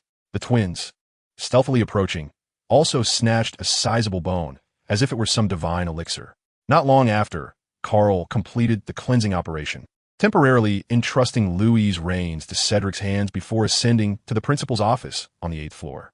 This time, Karl did not dawdle like an elderly lady nibbling on hard biscuits. Instead, he strolled leisurely as if on a picnic, feigning interest in the portraits adorning the walls, almost as if he wished to dismantle them for a closer inspection. The portraits, however, appeared agitated by his indifference. Karl was not genuinely captivated by the images of elderly gentlemen and ladies. What allure could such portraits possibly hold? Rather, he was providing an opportunity for the tailing presence behind him. He was uncertain which descendant of an adversary it was. But this marked the first time he encountered a vengeful spirit daring enough to approach him at Hogwarts. Yet, curiously, this individual exhibited only rage and no intent to kill, which rendered Karl somewhat uninterested. He speculated that perhaps this was due to their youth. They likely equated hatred with mere anger, lacking the understanding of the concept of blood for blood. This posed a dilemma for Karl. Would he have to switch from physical confrontation to verbal squabbles? "I will never marry you," came a cool, furious voice, imbued with finality and anguish, reminiscent of an operatic performance. Turning his head, Karl beheld a young girl from Slytherin. The appearance of Slytherin students was notoriously difficult to describe, often veering towards two extremes, either strikingly handsome or regrettably unattractive. Fortunately, this young girl was a quintessential example of delicate beauty, seemingly a freshman, though such details were insignificant. Karl had a vague recollection of her. She had previously watched with keen interest as her fellow students were petrified, displaying no sense of camaraderie in adversity, and instead appearing quite pleased. In her day-to-day life, she often seemed solitary and eccentric, one of the few small serpents who harbored no animosity towards him. Yet, he wondered what had provoked her sudden outburst today, as if she had been stricken with some grave illness. However, he deemed it unnecessary to dwell on this misunderstanding. Thus, he sincerely responded, "Do not dream. My heart belongs solely to magic, and you are unworthy." "That is truly splendid," the girl replied, her face devoid of anger, instead revealing a sense of relief. Was she, at such a tender age, also a bit unhinged? What a pity. Karl turned away, resuming his journey. His visit to the principal's office had already dragged on too long, and with the uncertainty of how long he might be entangled in conversation with Dumbledore, he could easily exceed the allotted time. At that point, Professor McGonagall might seize the opportunity to engage him in a discussion about life, which would indeed be most unfortunate. "Hey, I'm Genevieve Granger, and if your dog-walking brigade requires herbs or other materials, you may seek me out. Consider a favor returned." "There's no need to mention favors. Just tell me. Do you offer discounts? Then why are you wasting your breath here?" Karl, with his back turned to the girl he had mentally labeled as eccentric, waved his hand nonchalantly, exuding an air of carefree detachment, akin to Kakashi, a lazy fish on the verge of smoking. This time, the stone lion did not cause a stir. It did not even inquire for a slogan. Upon seeing Karl's arrival, it simply leaped aside. After all, one who frequently wielded the fiendfire curse like a divine torch had likely exhausted their penchant for provocation. Dumbledore remained seated in his armchair, his cerulean eyes radiating seriousness, with his old wand casually positioned before him, as if ready for a duel at any moment. Without waiting for him to take a seat, Dumbledore calmly stated that the Forbidden Forest was the school's private property. "So what?" Karl appeared bewildered, a look of confusion etched across his face. He certainly understood the implication. But what of it? The moment he decided to sell the venom of the acromantula, he had never intended to deceive Dumbledore. Dumbledore maintained his impassive expression, as if merely stating a fact. The acromantula was indeed a part of the Forbidden Forest. "Wait, what did you say just now?" "The Forbidden Forest is the school's private property?" "Indeed, that is the statement. Have you consulted the centaurs regarding this?" "Centaurs are hardly a matter of concern, and certainly, they do not serve as an excuse to deflect Dumbledore's scrutiny. However, a gentleman must approach matters with tact. A person as noble as Dumbledore could never openly express his disdain for centaurs, regardless of his inner thoughts." Karl believed that rather than engaging in futile arguments, it would be more prudent to shift the blame casually, as it was all nonsense anyway, and thus he could speak freely. Dumbledore removed his glasses and gently polished them, his tone inexplicably softening. "Very well, let us move past this topic. Do you have anything you wish to sell to me?" Moreover, to think that a mere simple question could cause him to crumble was a fanciful notion. Chapter 028. Could it truly be a solitary egg? Upon hearing this, Dumbledore extended his hand, seemingly intending to retrieve his old wand from the table. As for his purpose, that was known only to him. Engaging in a battle of wits with a madman, a prospective Dark Lord, was rather entertaining, evoking a sense of youthful exuberance within him. As the saying goes, there is endless joy in battling the heavens, unending delight in contending with the earth, and sheer exhilaration in opposing the Dark Lord. The main issue was that Professor McGonagall forbade him from playing with fools, which left him feeling rather helpless. Karl turned to leave, decisively incredulous. Dumbledore reached once more for the location of his wand, contemplating that perhaps it would be better to simply strike Karl with it. Thus, the old professor graciously allowed Karl to catch up on his own. Karl exhaled a long sigh of relief. It was not that he feared Professor McGonagall, but rather Given the professor's temperament and age, she was someone to be reckoned with, easily provoked to wrath. He had no wish to become the target of her fervor. Let the Weasley twins bear that burden instead. Mr. Diggory, please remain focused, Professor McGonagall admonished as she passed by the two, her stern gaze effectively silencing them. Karl raised an eyebrow at Cedric, whose face had flushed slightly, and with a mischievous flick of his wand, he tapped the button before him, causing a large mosaic to spread across the entire table. Perhaps owing to the intensity of his previous grievances, Karl quickly restored the button, calming himself before tapping it again, resulting instead in a pale blue blueprint.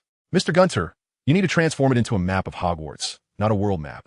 However, splendid transformation warrants Hufflepuff an extra point. Professor McGonagall's serious demeanor finally softened as she turned away, no longer attending to the two. Not far away, the twins finally seized the opportunity to exchange belated winks at Cedric.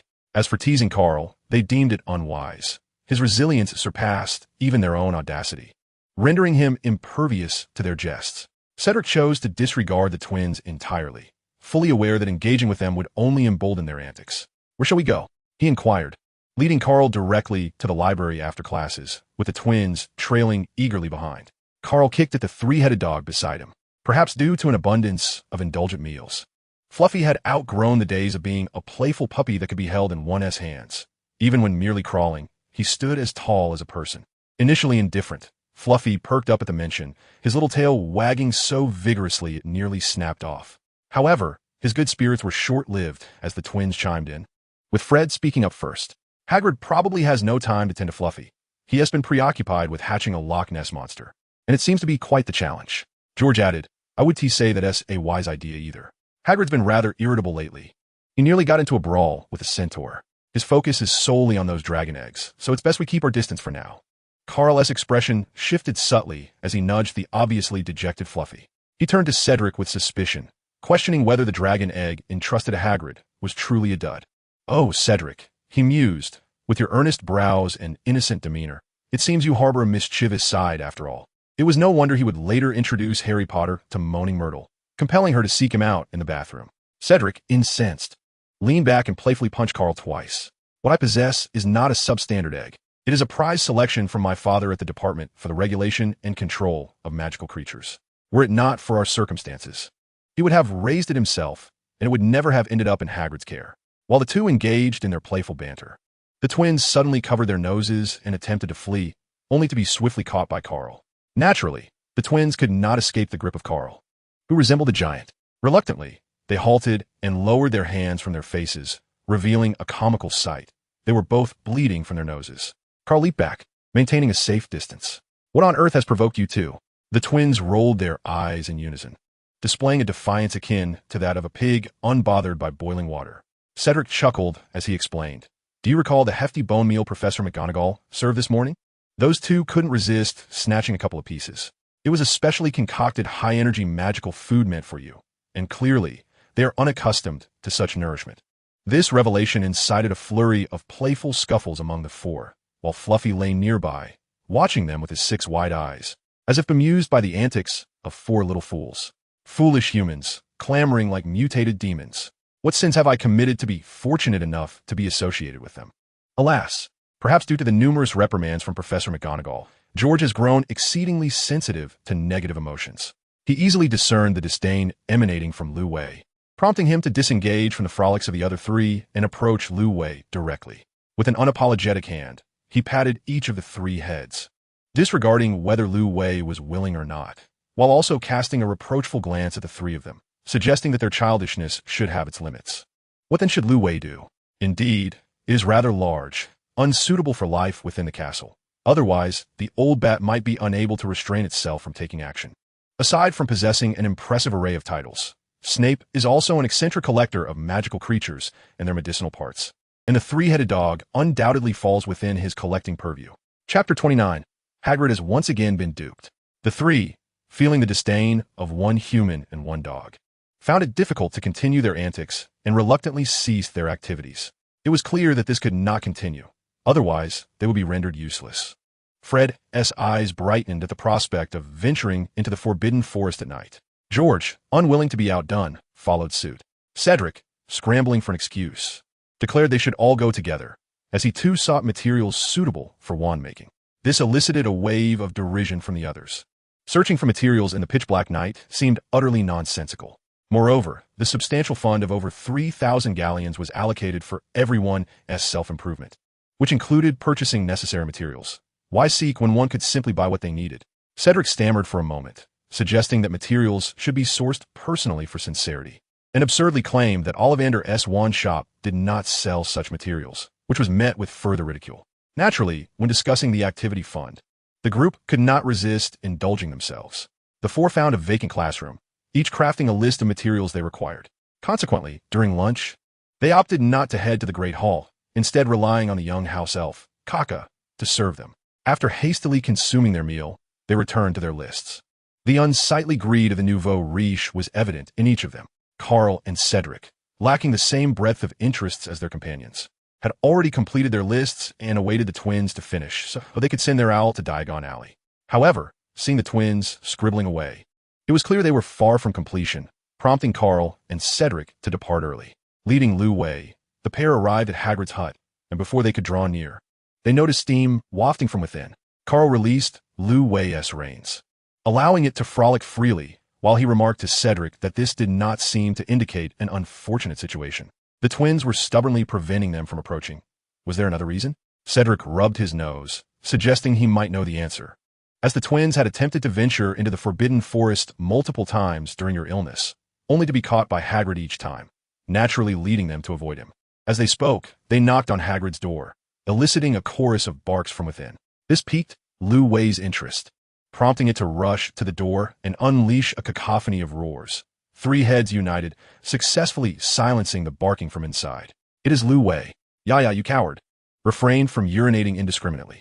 Hagrid had yet to arrive, but the sound of his murmurs had already permeated the small cabin. When the door swung open, the sight of two figures greeted him.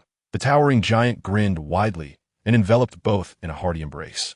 Karl, benefiting from his increasingly robust physique, felt little of it, while Cedric, still in a rather normal state, couldn't help but grimace in discomfort. Take it easy, Hagrid. Your enthusiasm might suffocate Cedric, Karl remarked, exasperated, urging the giant to release Cedric lest he inadvertently cause a mishap. Oh, my apologies, young Cedric. I'm simply overjoyed to see you both. Please step inside, though I must warn you, it may be a bit damp in there. Ah, it's been a while, young Karl. I heard from the twins that you were unwell. Are you feeling better? Hagrid continued, rubbing his enormous hands together with a childlike glee that belied his age. Karl glanced into the cabin, where the dense humidity nearly obscured his vision, and decisively shook his head. I'm quite well, Hagrid, but I shall refrain from intruding on your dragon-hatching endeavors. We have come to discuss a matter with you. Seeing the hesitation, Hagrid promptly shut the door to prevent the moisture from escaping, inquiring what they wished to discuss. As long as I can be of assistance, feel free to speak. Cedric felt it prudent to lay the groundwork first. Thus he interjected, it concerns Lu Wei. He has grown, and we believe he requires the opportunity to embrace his natural instincts, lest he be domesticated like a house pet. Hagrid scratched his head, utterly perplexed by the notion. Embrace his instincts? Why not simply release him into the Forbidden Forest? What is there to deliberate? Understanding his friend's intent, Karl endeavored to articulate more gently. You see, Lu Wei has been raised in captivity since childhood. While he remains fierce, he has yet to witness the bloodshed of the wild. I surmise you would not wish for him to suffer injuries in exchange for growth. Hence, I propose to take him into the Forbidden Forest at night over the next few days as a form of training before his eventual release. Naturally, I felt it necessary to discuss this with you first, for you are indeed his true master. While Hagrid could have disregarded Karl's sentiments, he recognized the importance of maintaining decorum, especially given the 2 large bowls of bones Professor McGonagall had graciously provided, materials he had willingly offered upon hearing Hagrid's appetite. Initially displaying reluctance, Hagrid's expression shifted to one of joy at being acknowledged as Lu Wei's rightful owner, nearly beaming with delight. Yet he humbly waved his hand, insisting, I am not truly Lu Wei's master. You have cared for him for so long, and thus you are certainly his owner. However, venturing into the Forbidden Forest at night carries its dangers. Nonetheless, if it is you, young Karl, then I need not worry. Then it is settled. I shall take Lu Wei tonight to begin acclimatizing him to the Forbidden Forest. Perhaps just a few nights will suffice for him to adapt, and then he may establish his home there. Karl swiftly affirmed, omitting any mention of the twins and Cedric joining in the endeavor. Hagrid scratched his head, feeling an inexplicable sense of something amiss, yet unable to pinpoint the issue ultimately dismissing it as mere illusion. After a brief conversation with Hagrid, the two excused themselves under the pretense of having classes to attend and departed. The two individuals exchanged a glance, each recognizing the helplessness reflected in the other's eyes. Were it not for the considerable distance to Hagrid's hut, they would not have willingly delivered the small braid into Snape's hands. Regardless of the circumstances, skipping class was not an option. They could only brace themselves against the impending challenges. As they hastened to the classroom door, they were taken aback to find it wide open. This was perplexing. According to customary practice, the formidable bat would invariably slam the door shut upon entering, effectively trapping any latecomers outside, thereby providing him ample justification to unleash his venomous remarks upon them. Was the sun rising in the west today? Or was he simply too eager to express his disdain to bother closing the door? Chapter 30. Snape's Unfathomable Kindness. It appears the professor is not inside, Cedric noted, failing to spot the bat-like figure at the lectern. He cautiously scanned the classroom, which was filled with nervous little wizards resembling quail. Yet still no sign of that oily presence. Karl felt a twitch in his eye. He sensed the bat's presence behind him, indicating a complete lack of malice. Otherwise, the hidden silver serpent, Ouroboros, would have long since struck. If you too intend to provoke your pitiful potion's professor's fragile nerves, I recommend you return in 10 minutes when my lesson reaches its zenith, rather than loitering like two juvenile trolls by the door. Such antics will only incite my mockery, not fury. Just as I expected, you never miss a chance to be sardonic, Karl couldn't help but respond, giving a thumbs up to the other. Although uncertain as to why the professor suddenly bore him no ill will, his sharp tongue remained unrelenting. Truly, he was the quintessential scapegoat. Cedric quickly bowed to Snape before dragging along the still enthusiastically gesturing Karl into the classroom, where they, like their fellow wizards, pretended to be quail. As Karl assisted Cedric with the herbology tasks, he marveled inwardly. For over a month, he had drifted aimlessly, his perception dulled, and aside from the malice directed at him, he struggled to recall much else, leaving him bewildered by the bat's unexpected transformation. Where did this come from? Karl inquired, waving an old book before Cedric. I must say, Ruby did a commendable job.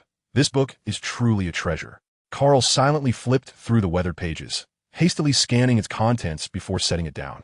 Unable to suppress his urge to glance at Snape, the professor still wore the expression of someone who felt owed 8 million galleons, his demeanor brimming with a palpable desire to engage in mutual destruction.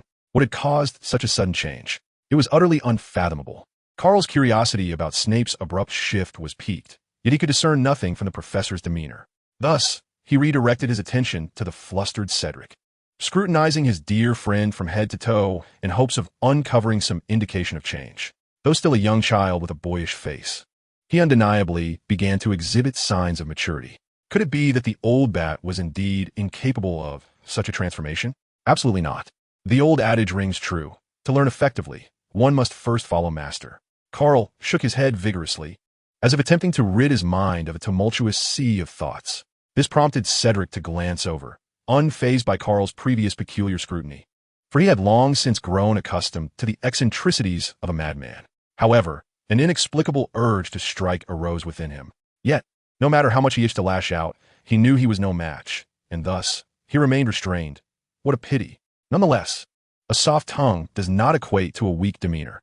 Amidst his busy schedule, Cedric took a moment to reflect and then casually explained to Karl that Professor Snape, perhaps feeling a pang of compassion for a child so young, taking on the role of a father, especially while also caring for a three-headed dog, had lent him a hand out of humanitarian concern.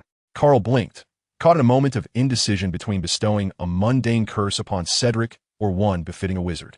Where did he learn to be so sharp-tongued at such a tender age? Snape, perhaps. Truly, he ought to learn from good rather than the bad. A reprimand is warranted. Mr. Diggory had a clear understanding of the situation, earning Hufflepuff an additional point. Snape interjected unexpectedly, his intrusion as jarring as it was unanticipated. This caused Karl to roll his eyes, unaware of how Cedric's grasp of potions might be perceived as flawless, oblivious to the fact that it was merely the result of eavesdropping. As Karl observed Cedric's clumsy yet earnest attempts, coupled with the barely contained amusement on his face, he felt a pang of discomfort akin to that of a beleaguered husky. His friends seemed to be swept away by the great bat. What was to be done? Should he serenade them with a blessing beneath the car? Or perhaps approach and deliver a reprimand to both, urging them to regain their composure? This class was nothing short of tumultuous, especially when Snape, in a casual manner, tossed Cedric an old potions notebook elevating the bizarre atmosphere to its zenith, leaving Karl momentarily speechless. With a cold smile, Snape turned on his heel and departed, showing no inclination to clarify matters. "Do not inquire," he might say, "for I too am unaware of why Professor Snape has become more agreeable since your affliction. Yet, I speculate it is simply due to his newfound joy. After all, I have heard that you once caused him considerable trouble, quite the predicament. Now that you are in distress, it is natural for him to feel a sense of relief." Cedric, possessing a keen understanding of the situation, was not at all elated by his preferential treatment. Instead, he lamented the collateral damage he faced from two formidable figures. Yet, he found solace in knowing that all was ultimately well. Karl shook his head in disagreement, cautioning, "You may have misunderstood. Snape's erratic behavior is certainly not solely attributable to me. Tread carefully. Regardless of what transpires, remember to summon me. Do not fall prey to his whims." Cedric pondered this, though he did not fear any repercussions from Snape and still felt immense gratitude towards him. Nevertheless, he nodded in acknowledgement of Karl's concerns. He was apprehensive that his friend might feel neglected. After all, one must cherish their own kin and not take things lightly. Had Karl exerted his influence, Cedric would have certainly found himself on the receiving end of a sharp reprimand. After dinner, Cedric dragged Karl and the twins to the library to complete an entire day's worth of homework. As the curfew approached, Mrs. Pants, standing nearby, couldn't help but grimace as she inadvertently overheard their conversation by the library door. Chapter 031. A simple perspective from the other side. She had a mind to reprimand them to ease Filch's frustrations, but the little madman from the Gunter family shot her a glance that sent shivers down her spine, ringing alarm bells in her mind. This made her realize the truth behind the adage of not judging a book by its cover. Some individuals are indeed not so easily provoked. Thus, she refrained from acting, all the while secretly lamenting Dumbledore's decisions. Hogwarts was not a lunatic asylum. Why must everything be crammed within its walls? Karl was equally perplexed, as there always seemed to be inexplicable malice directed at him. If he wished to avoid trouble, he had no choice but to exert a subtle intimidation. Why did they harbor such ill intentions toward him? Was Dumbledore up to some mischief again? It was utterly exasperating. Karl never considered himself petty, yet he could not help but feel displeased. Cedric caught a glimpse of him and, sensing his emotional turmoil, inquired about his distress. However, from Mrs. Pants's fervent bibliophile perspective, she suspected he might very well be of Ravenclaw descent. Were it not for Ravenclaw's diadem holding other significance for Karl, he would have been tempted to reduce it to ashes and continue to annoy others. And what a spectacle that would be! Although it was an old trick, it was effective nonetheless. Ah, the night was so enchanting, yet one mustn't be irritable. "Mate, your taste can't be that heavy, can they?" Mrs. Pants is no longer young. Fred seized every opportunity to tease Karl, as if this would avenge his daily suppression. George, not one to be outdone, chimed in with a mischievous grin. "Your preferences rival those of our little brother Ron, both fond of older ladies, though you always seem to outdo him, even going after a matron." Karl kicked out in frustration, wishing he could simply knock the two of them down a peg. In less than 3 minutes, they were already attempting to wreak havoc. The four of them bickered and played until they parted ways, finally overcoming this hurdle. They were sent off like a plague, with cheerful encouragement to explore the night a little longer, dismissing any concerns about losing points. Good heavens, a throng of them couldn't outdo a single person. It was an insult to their appetites. Although they were all Hufflepuffs, the embarrassment was palpable, with no hint of restraint. The four friends and a dog reconvened, this time in silence, stealthily sneaking out of the castle and quietly circumventing Hagrid's hut, gradually delving into the depths of the Forbidden Forest. However, once they entered the forest, their true natures were revealed. Except for Karl, the other three and the dog were exuberantly bouncing about, as if celebrating a festival, chattering and barking incessantly, rendering the once silent Forbidden Forest lively once more. The twins possessed a remarkable knack for gathering information, leading the way with a clear sense of purpose as they twisted and turned. Karl only knew that they were not heading toward the domain of the eight-eyed giant spider. As for their destination, he was utterly clueless. Nonetheless, he was intrigued by the mysterious intentions of the two brothers. Cedric, however, was not as audacious. Having shaken off his excitement, he could no longer restrain himself and asked, "What scheme are you two concocting? Hagrid has been rather irritable lately. Let us not stir up too much commotion, or that dragon egg may not save us." "Oh, come on," said Fred, retorted with a mischievous grin. "That big oaf Hagrid can't keep us brothers in check. Don't worry, be bold." George, tugging at the reins of the struggling creature, continued to reassure Cedric amidst the chaos. With Karl here, Even a dragon would merely be an extra course. Be a man, Karl interjected, though he chuckled nervously. If we truly encounter dragon, I might have a bit of a headache too. But thank you for your high regard. While Karl wore a cheerful facade, he did not dare to let his guard down. Burdened by 3 inept companions, he felt it prudent to temper his bravado should a troublesome magical beast appear. He might unwittingly unleash dark magic, and the fragile camaraderie could very well shatter. Observing the trio's unreliable demeanor, Cedric felt an urge to bang his head against the wall, sensing that this nighttime expedition into the Forbidden Forest was rather reckless. He regretted being swept up in their curiosity and could only hope that the professors in the castle remained undisturbed. The consequences of disturbing them were too dire to contemplate. Upon hearing Karl's audacious remarks, Fred felt it prudent to issue a warning. They would soon face not a dragon, but still a formidable creature, perhaps even a pack. He turned to Karl with a grin, saying, "Don't be modest, mate. We grew up on your tales. With our fearless and righteous spirit, slaying a dragon would be a walk in the park." This provoked a desire within Karl to retaliate. The past was indeed unrelenting. Those frenzied events had nothing to do with him, yet he found himself unable to refute them, leaving him frustrated. George, fed up with being dragged along, mounted the creature's back, swaying perilously while drooling, yet he still managed to add to his brother's narrative. Exactly, that foolish Gunther family, enamored with ritual magic, wielding the death stick, relentlessly hunting the fallen Dark Lord, only to end up smashing the heads of Death Eaters like a ball, splattering brains and blood across the ground. Even death would applaud such artistry.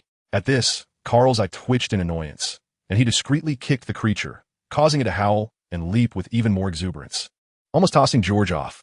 As for the brothers' tales, they belonged to a bygone era. He felt little connection to them, and thus did not take offense. However, he was somewhat surprised by the perspectives expressed about the former identity in their stories. How to articulate this? The situation is somewhat complicated. While it may not incite universal disdain, it is evident that one is regarded as a fool. Upon reflection, the circumstances have not improved significantly. In Chapter 32, The Winged Beast with the Head of an Eagle and the Body of a Horse, Cedric observed his silence and felt compelled to offer words of comfort. Disregard their exaggerations. Your past actions indeed instilled fear in many, yet you also garnered gratitude from numerous others. Those Death Eaters, with blood on their hands, roamed freely, without you.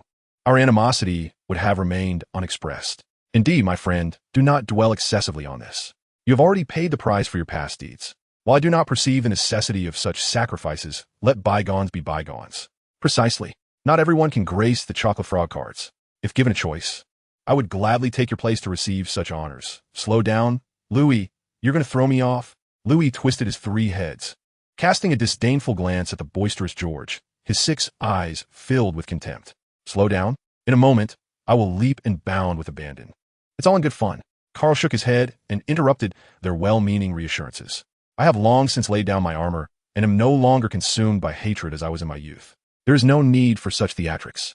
I am merely curious about how I am depicted on the chocolate frog card.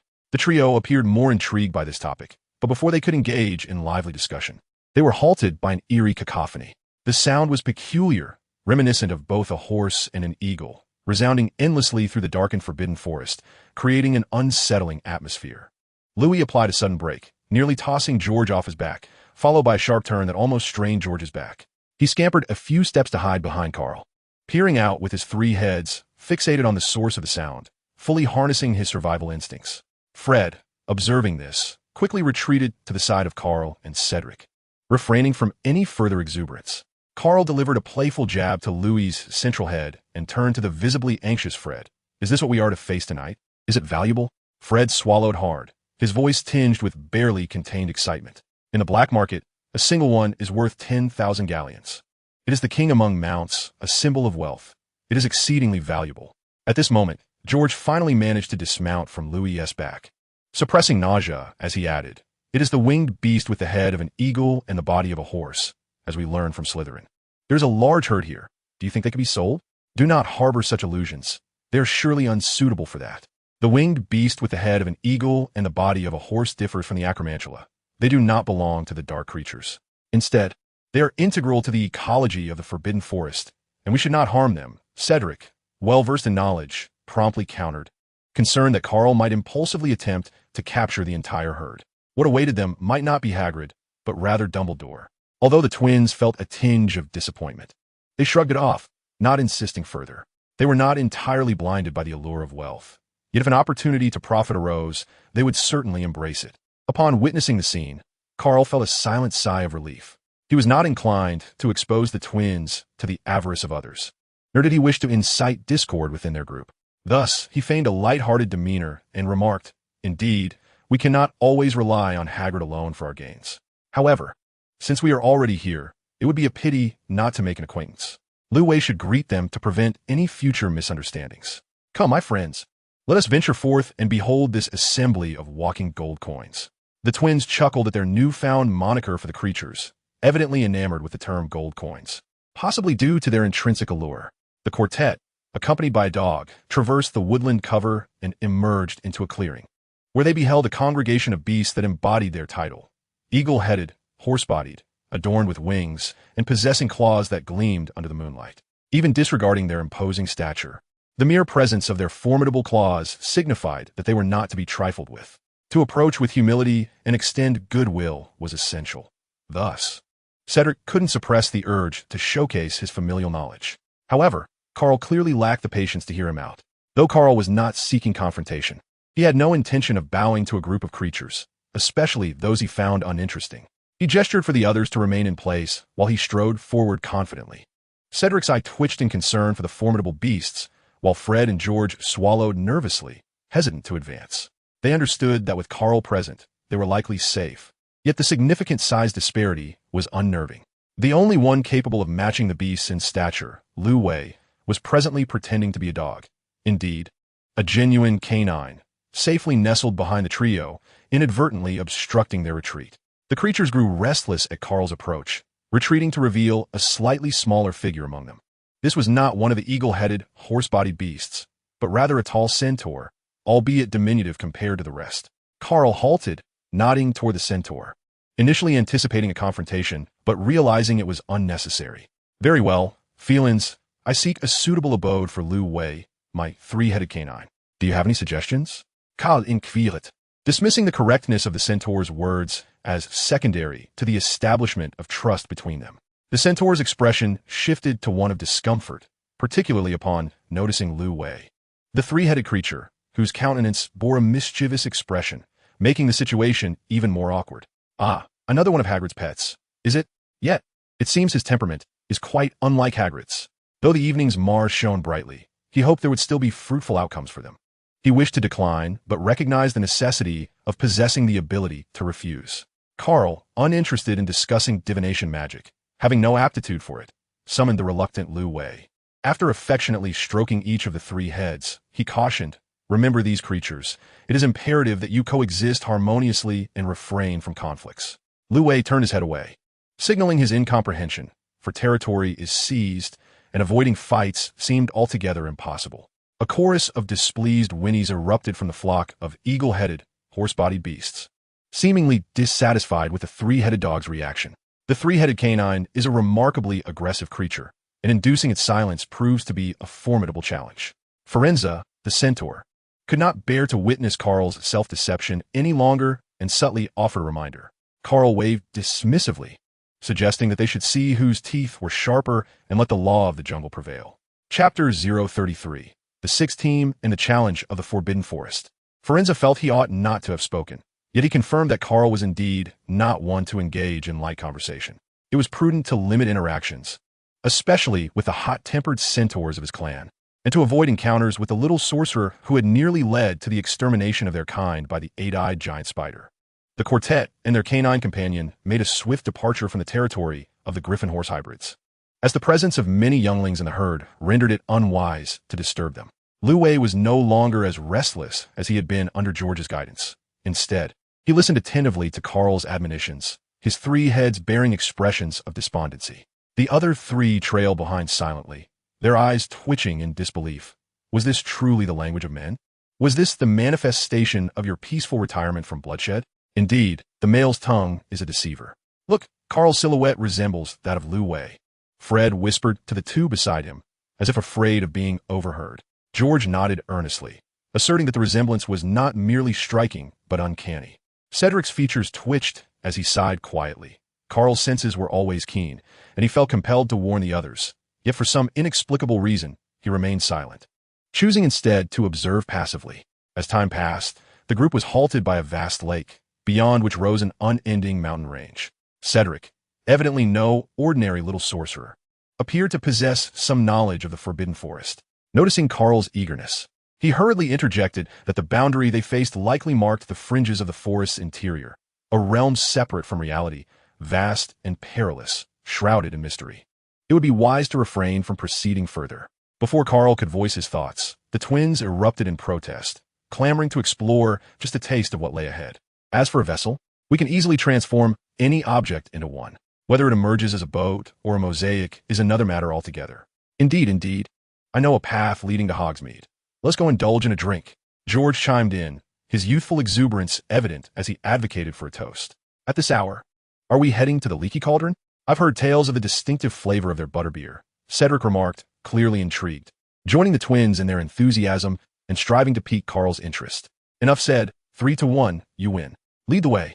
Karl raised a white flag in surrender, wishing to avoid being ensnared by the trio's incessant chatter, which would undoubtedly be torturous. However, George's navigation proved less than reliable as he led the group and their canine companion on a winding journey through the Forbidden Forest, passing through the territory of unicorns and the gathering place of centaurs, ultimately arriving near the lair of the eight-eyed giant spider. As the familiar sound of clattering reached Karl's ears, he felt an overwhelming urge to slap George, realizing that they were not headed to Hogsmeade, but rather venturing towards danger.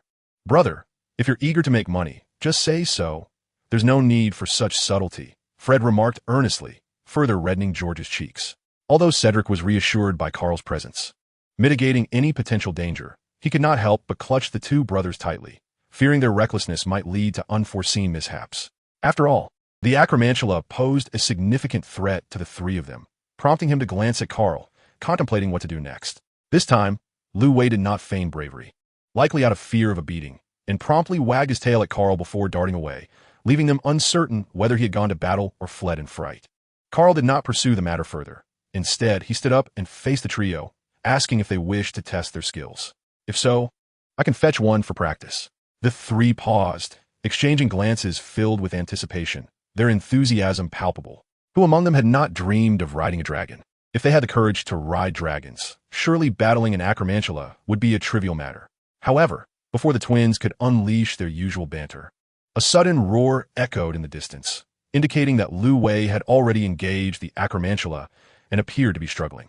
Karl nodded at the trio and swiftly vanished from sight. When he reappeared, it was at the edge of the battlefield where Lu Wei and a swarm of acromantulas were locked in fierce combat. The three-headed dog displayed its ferocity, attacking with reckless abandon. Yet, despite its fervent efforts, its lack of experience rendered its actions ineffective. Fortunately, its tough hide prevented the acromantulas from breaking through its defenses, maintaining a tenuous stalemate. Though the silver serpent Ouroboros he had left to protect the trio lingered nearby, the risk remained palpable, compelling him to avoid lingering too long. Thankfully, upon his return, no further complications arose, and the three were visibly eager and excited. Be careful now, he casually reminded them before shifting to a tree above, quietly observing the unfolding drama. Moments later, a juvenile acromantula, roughly the size of a calf, emerged from the thicket and halted not far from the trio. Chapter 034. The momentary flashback induced by the killing curse. This battle proved far more absurd than anticipated, as the trio's spells failed to breach the defenses of the acromantula. Their aim was commendable, yet ultimately, they were routed, fleeing in disarray.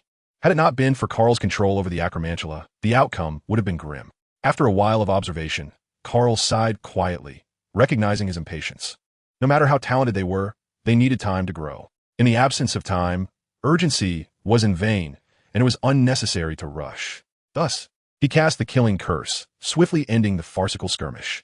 Friend, did you just cast the killing curse? Fred appeared to be suffering from asthma upon seeing Karl again. His expression shifted dramatically, as if he had encountered a ghost. George remained silent this time, merely gasping for breath, his demeanor somewhat somber. Karl raised an eyebrow, inquiring if there was a problem, and urged him not to tell him that it was his first encounter with the killing curse. The situation was serious. The casual use of the killing curse could lead one to imprisonment in Azkaban, and he advised caution. Moreover, he noted that even Cedric had likely only heard of the killing curse rather than experienced it firsthand. Truth be told, it was rather frightening. George seemed to finally catch his breath, his tone bland yet tinged with a hint of anxiety. Cedric interjected, shaking his head, asserting that it was not his first encounter with the killing curse. He glanced at Karl and recalled a distant memory from years prior when he had witnessed it once, though not as vividly as this time. That instance also involved Karl casting the curse, but the target was not an acromantula, rather a Death Eater. Thus, his meeting with Karl at Platform 9 3/4 was not their first encounter. Karl, however, seemed unaffected, while Cedric found it profoundly impactful. The atmosphere grew inexplicably heavy, not quite awkward, yet more disconcerting than mere discomfort. He sensed he had perhaps underestimated the trio's aversion to dark magic. Despite their usual nonchalance, their acceptance of such matters was weaker than he had anticipated. It was best not to provoke them further. It appeared they had already been sufficiently unsettled, and the fragile vessel of their friendship seemed to be listing. Fred suddenly expressed his indignation, his tone laced with resentment. I believe you may be misinterpreting the situation. My friend, do not perceive us as foolish individuals who shy away from dark magic at the mere sight of it. If that were the case, we would never approach you. Karl blinked in confusion, momentarily unsure of the situation, wondering if his expression had inadvertently triggered a rebellious reaction in the boy. Mate, be mindful of your expression management. I feel somewhat insulted, Karl remarked. Moreover, you cannot expect those who have been taught to steer clear of dark magic to remain composed when confronted with it for the first time, especially when it is the killing curse. George, visibly agitated, stomped his foot, his face reddening with anger, seemingly on the verge of lashing out. Karl instinctively took a few steps back, genuinely startled by George's reaction, momentarily frozen until he felt a hand patting his shoulder. Turning to see it was Cedric, he noted, although your experiences are indeed legendary and your handling of situations mature, do not always regard us as children. Excessive protection is never beneficial. I wholeheartedly agree with what George previously stated. You should indeed exercise caution. The killing curse is illegal, and I do not wish to find myself visiting you in Azkaban one day. Cedric flashed a broad, goofy grin, his teeth gleaming. Karl nearly succumbed to the urge to cover his eyes, blinded by the brilliance of Cedric's smile, and, unaware of his own smirk, surveyed the trio. He gently suggested, so, we shall still be heading to the leaky cauldron, correct? Fred clasped one of his shoulders, grinning broadly as he exclaimed, of course, it is a necessity, but tell me, what is it like to wield dark magic? I have always heard that it harms both the user and the victim, yet it seems you are unscathed. George pushed past Cedric, disregarding his discontent, and continued, indeed. Share your experience. Aside from its ominous appearance, you seem to have suffered no ill effects. His implication was clear. Karl, you still resemble a dog. Cedric interjected with a sly remark. Karl's eyes twitched. The flicker of an unexplainable emotion he harbored was extinguished in an instant. He brushed off the brother's hands with a sigh, stating, this is a lengthy tale. In essence, using dark magic is indeed self-destructive. I advise you not to dabble in it lightly. Moreover, I've already paid a heavy price for my actions. What do you mean? Be more specific, the twins urged, their eyes alight with curiosity. Cedric, too, fixated on Karl, wearing an expression of eager anticipation. Just as Karl was about to elaborate, a three-headed dog, Fluffy, suddenly burst from the woods, dragging a massive eight-eyed spider in its jaws. Upon noticing Karl, its tail wagged furiously. Unable to resist, Karl reached out to pat its three heads in reward. Cedric, spotting the two deceased spiders on the ground, brightened slightly, suggesting, let us collect the venom first. We can discuss further at the Three Broomsticks. Karl raised an eyebrow, deep in thought. The twins, oblivious to the concept of decorum, cheered and jumped around Cedric in excitement. Fred nearly pressed his face against Cedric's, teasing, what s with the sudden enthusiasm? Just moments ago, you were eager to flee while extracting the venom. Yet now, you seem so engaged. There is surely a story behind this. I'll treat at the Three Broomsticks. Please, do regale us, said. George's chest puffed with bravado, his portrayal of a brash individual strikingly vivid. Oh, how curious, the twins exclaimed, their expressions betraying their disbelief. Even if this rationale barely sufficed, they could hardly envision themselves presenting gifts to Snape, except perhaps for a dung bomb. Amid the raucous chatter, the group displayed a blatant disregard for the perils of the forbidden forest at night. After George led everyone through a series of twists and turns, they finally arrived at Hogsmeade, the only all-wizarding village in England. Chapter 35. The Peculiar Three Broomsticks and Its Odd Patrons. By now, it was around 11 o'clock at night, and Karl had been skeptical about whether the fabled Three Broomsticks was still in operation. However, upon arriving at the bar's entrance, he was taken aback. The ambience was vibrant, with dazzling lights and a luxurious atmosphere that rivaled even the most renowned establishments in modern cities. It was difficult to fathom that such an entertainment venue could exist within a quaint village, creating an unsettling dissonance. What had transpired to transform the once dilapidated Three Broomsticks into a city nightlife hub? Fred patted Karl on the shoulder, his eyes nearly rolling to the heavens. Exuding the demeanor of a seasoned patron, his tone imbued with an air of superiority typical of an elder brother. This, after all, was the largest underground auction house in the entire wizarding world of Britain, operating around the clock without respite. Loosen up, mate. Don't act as if you've never seen the likes of this before. Quite audacious, indeed, if he had the gall. He shouldn't appear like a country bumpkin venturing into the city. Karl shot him a glance, exasperated, and stepped forward to push open the massive revolving door, striding in with purpose. The chatter was excessive. If they didn't hasten their pace, dawn would break upon them. The interior exuded an unmistakable wizardly charm. Dimly lit and dilapidated, spacious to a fault yet utterly unbefitting the grandeur of its facade, as if all the decor funds had been squandered on the entrance alone. Fortunately, the cacophony of voices filled the air, lively and bustling. Otherwise, Karl feared he might succumb to the urge to turn and flee. It resembled a hub for dubious dealings. Who wouldn't feel a shiver of trepidation upon entering? As the four individuals and their canine companion entered without pretense, the previously raucous atmosphere fell into an abrupt hush. A group of shifty-looking characters, not one of whom seemed trustworthy, turned their piercing gazes upon the newcomers. An elderly man, resembling Dumbledore in visage, emerged from behind the bar, casting a scrutinizing glance at the quartet. His countenance suddenly morphed into a menacing scowl. "You little ones ought to leave immediately. This is no place for you."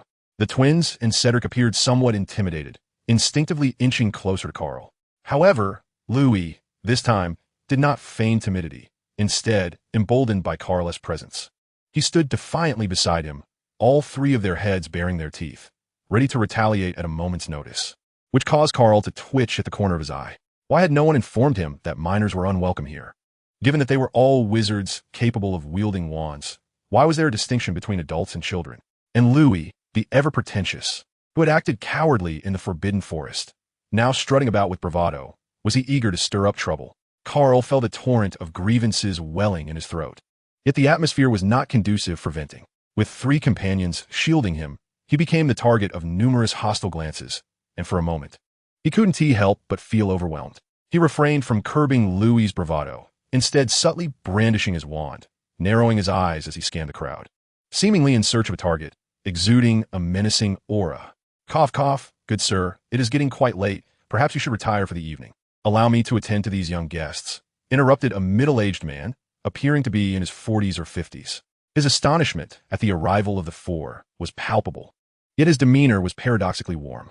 With his utterance, both the elderly wizard and the other occupants of the room ceased to regard the newcomers, as if the preceding events had never transpired, returning to their merriment. Although the four were somewhat bewildered, one by one, emboldened by sheer audacity, they followed the man upstairs. It wasn't until their figures vanished around the corner on the second floor that the deliberately boisterous atmosphere in the hall fell into a quietude. A young man lowered his voice and addressed his tablemate. "Is that child holding the three-headed dog the one who slayed the Grim Reaper? It's rather terrifying. I half expected him to unleash the dog upon me." The companion beside him scoffed, remarking, if it were merely a matter of setting the dog on someone, that would be fortunate. At least in that case, one wouldn't end up posed in grotesque manners as a sacrificial offering. That would be a dual demise of social and literal death. An individual at the adjacent table could not help but interject, "You speak as though you were Death Eaters. That child seems only interested in them." Immediately, someone retorted, "Have you not heard of the massacre in the Alley of Upside Down last August? It was allegedly that child S doing." The previously startled youth, evidently a novice, appeared perpetually astonished. No wonder the Alley of Upside Down has been somewhat desolate lately. Are we truly going to continue this nonsensical chatter instead of fleeing? Flee? While we run, let us act like men, with some bravado. We are warriors. His tone was imbued with fearlessness, yet abruptly shifted to uncertainty. As long as we do not provoke that child, he won't spare us a glance. Otherwise, this place would be awash in blood by now. Well, perhaps, maybe most likely. His companion, unwilling to let the flaw in his logic go unaddressed, noted, "You speak with a flaw. When he isn't performing rituals, he typically employs the Fiendfire curse to clear the scene. Reducing everything to ashes, there would be no blood to flow." The others nodded in agreement, acknowledging the logic in his words and finding the imagery quite vivid and strikingly realistic. The four, along with the dog, were ushered into a private room on the second floor by a middle-aged man. The room was neither large nor small, but sufficient for the raucous antics of Lewis and the twins. After settling them in, the man said little more, turning to leave, only to return shortly with an array of food and beverages. Mr. Gunter S. Dragonblood Whiskey, Mr. Diggory S. Butterbeer, and as for Mr. Weasley with the red hair, I'm unsure of your tastes, but I recommend you try the fresh grass fruit wine. George, have you been practicing mind-closing spells? How does this uncle know Karl and Cedric has preferences, but not ours? Fred shot a warning glare at George, though his tone was laced with caution. Come on, brother. Are you spouting nonsense before you've even slept? George replied, his face contorted with disdain, but then, turning to the middle-aged man with a facade of ostentation, he asked, Uncle, do you have a story to share? This meal is on me. Please begin your performance. The middle-aged man simply smiled and shook his head, not engaging further. After nodding at the other three, he turned and departed, clearly well-meaning, yet seemingly harboring some reservations. The four exchanged puzzled glances, unsure of what to make of it. The twins then began their banter anew, primarily with George seeking to share the burden of the expensive Dragonblood whiskey, wishing to alleviate the cost. Fred, however, was adamant, insisting he would maintain his facade, even if it meant kneeling to do so. Cedric, choosing to ignore the brothers, was wary of attracting trouble, not out of concern for his galleons, but rather to avoid being made a fool by the twins. He always sensed that something was amiss, yet he could not pinpoint the source of his unease. As he glanced up, he caught sight of Karl's eager anticipation towards the Crimson Dragon's blood wine, prompting him to urgently suggest, perhaps we should leave promptly. There seems to be something quite troubling about this place. Chapter 036. The disturbing dream that nearly drove one mad. Upon hearing this, Karl chuckled and waved his hand dismissively, offering reassurance. Fear not. Such is the nature of this eclectic gathering. Aren't you curious about that gentleman? Do sample your butterbeer and see if it truly pleases your palate. The man referred to Old Dung No. 2 as father, which piqued Karl's interest, especially given his apparent familiarity with Cedric, leading Karl to entertain some unsettling conjectures and a desire to investigate further. No need to taste it. Butterbeer is indeed my favorite. Cedric replied with a wry smile, shaking his head. Yet, it was precisely this fondness that fueled his desire to leave. Though he, like Fred, harbored doubts about whether he had been subjected to mind control, he did not believe that Karl could be so easily manipulated. After all, provoking death itself was no trivial matter. Such thoughts were indeed chilling. Do not fret, Cedric. You should know that no one would dare provoke Karl lightly. After all, angering Dumbledore might result in a mere trip to Azkaban, but crossing Karl could lead to a grotesque demise. My fresh grass juice seems more suited to your taste. Shall we swap? Fred suggested, placing an affectionate arm around Cedric's shoulders. Cedric chuckled and nodded. You make a fair point, but I must decline. George ceased his performance, realizing that his two friends were far too familiar with their brother's antics. It was only natural that they would not be easily deceived. His gaze shifted to the blood-red goblet before Karl, seemingly disinterested in his own green fruit wine. However, Karl was not as courteous as Cedric. He ignored George entirely and downed the dragon's blood whiskey in one swift motion, leaving no opportunity for anyone to interject. The drink warmed his pale complexion, lending a hint of color to his cheeks, and a wild gleam shone in his eyes, creating an indescribable sense of contradiction within him. The three observers swallowed hard. They were somewhat naive, but not foolish, clearly discerning that his demeanor was anything but one of enjoyment. The combination of the drink's pungent and spicy nature was alarming. One could only wonder what kind of palate would relish such a concoction. George, with hands clasped over his chest, bore an expression of fortunate survival. Beep. Time fragment detected. Causality fragment detected. Reward. 1 fantasy point. 3 fantasy points can be consumed to unlock the Supreme Mage path. Would you like to proceed? Karl twisted his neck, struggling to suppress his laughter and feigned indifference, urging the trio to enjoy themselves. He leaned half asleep against Lewis, his eyes half closed, quietly accessing the system interface. Host, Karl Gant. Profession, Dark Wizard. You possess an extraordinary talent for dark magic. It is through self-creation that you shall find your path. Soul Eaters do not speak of gluttony, for it breeds addiction. Potion Editing Master. You can concoct potions with a touch of temporal attributes. To you, potions are naught but building blocks to be assembled at will. The glutton can consume all, and all transformations are permissible. Beware of overindulgence, for it may lead to indigestion. Skills include the 3 unforgivable curses, the variant Fire Curse, Memory Dimension, Advanced Brain Sealing Technique, mind extraction, shifting shadows, enhanced serpent tongue, Hogwarts spells from years 1 to 7. Gunter Clan's comprehensive dark magic, time elixir. Mastery of the unseen, basic alchemy, specializing in magical explosives, intermediate transfiguration, portals, and spider sense, primary magical affinity. Fantasy points, 3, with special conditions. A fantasy profession may be unlocked. The physical attribute panel is activated. Strength, 20. The average for an ordinary adult wizard is 10. Spirit, 50. The average for an ordinary adult wizard is 10. Magic, 30. The average for an ordinary adult wizard is 10. The path to becoming a supreme mage is now available, requiring the expenditure of 3 fantasy points. Shall it be initiated? Of course, it is imperative. What is there to hesitate about? It is a choice between this and the path of cultivation. Calm down. One must not be overly ambitious. A crutch suffices. Who needs a bicycle?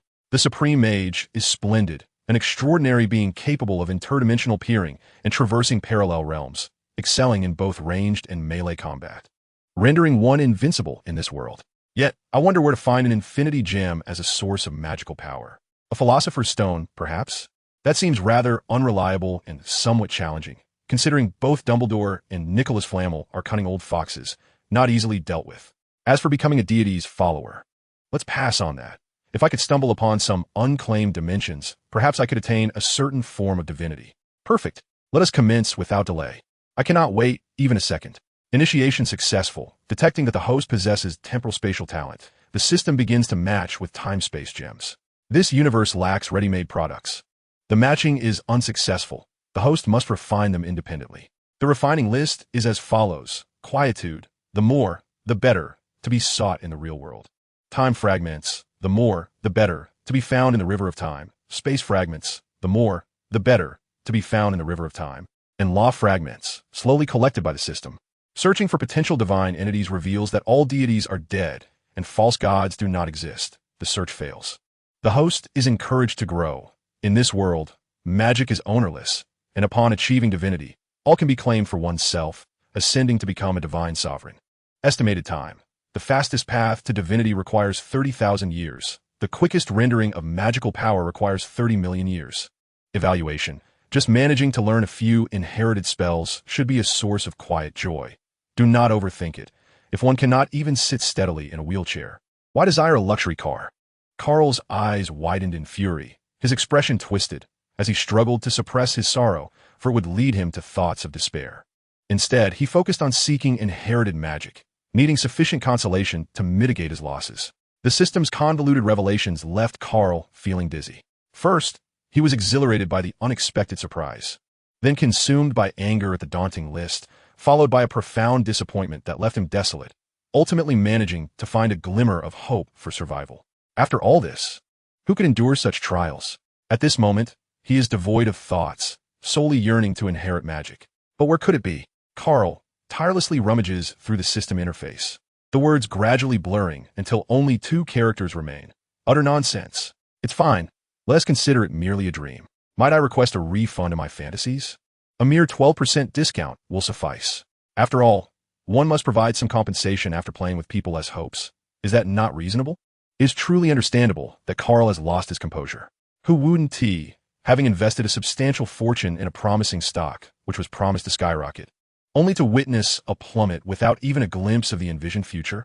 It feels like a scam, doesn't it? Chapter 037. In search of fantasy points amidst 1,000 turns. Most supreme magic requires a significant expenditure of magical power, which may cause irreversible harm to the host. Thus, the host must prepare an alternative source of magic. The list of inheritance magic is as follows. 1. Complete teleportation portal. A mobile portal that allows one to transport oneself and others across space, eliminating the need for tedious travel. 2. Crimson chains. Capable of disrupting various energies within an opponent, including but not limited to magical power, confining the enemy to a corner. 3. Sword of magic. Modified divine sword of Vashandi wherever the sword points. Nothing remains unbroken. Perhaps. 4. Ancient form of Horgas. Transforms everything within a 10-meter radius into a flurry of butterfly shadows. Do not mistake it for a killing spell, as all living beings are immune to this magic. It is merely a flashy defensive spell, requiring precision and skill. Incompatible magic. 1. Mirror dimension. Each use requires a minimum expenditure of 0. 1 soul artifacts.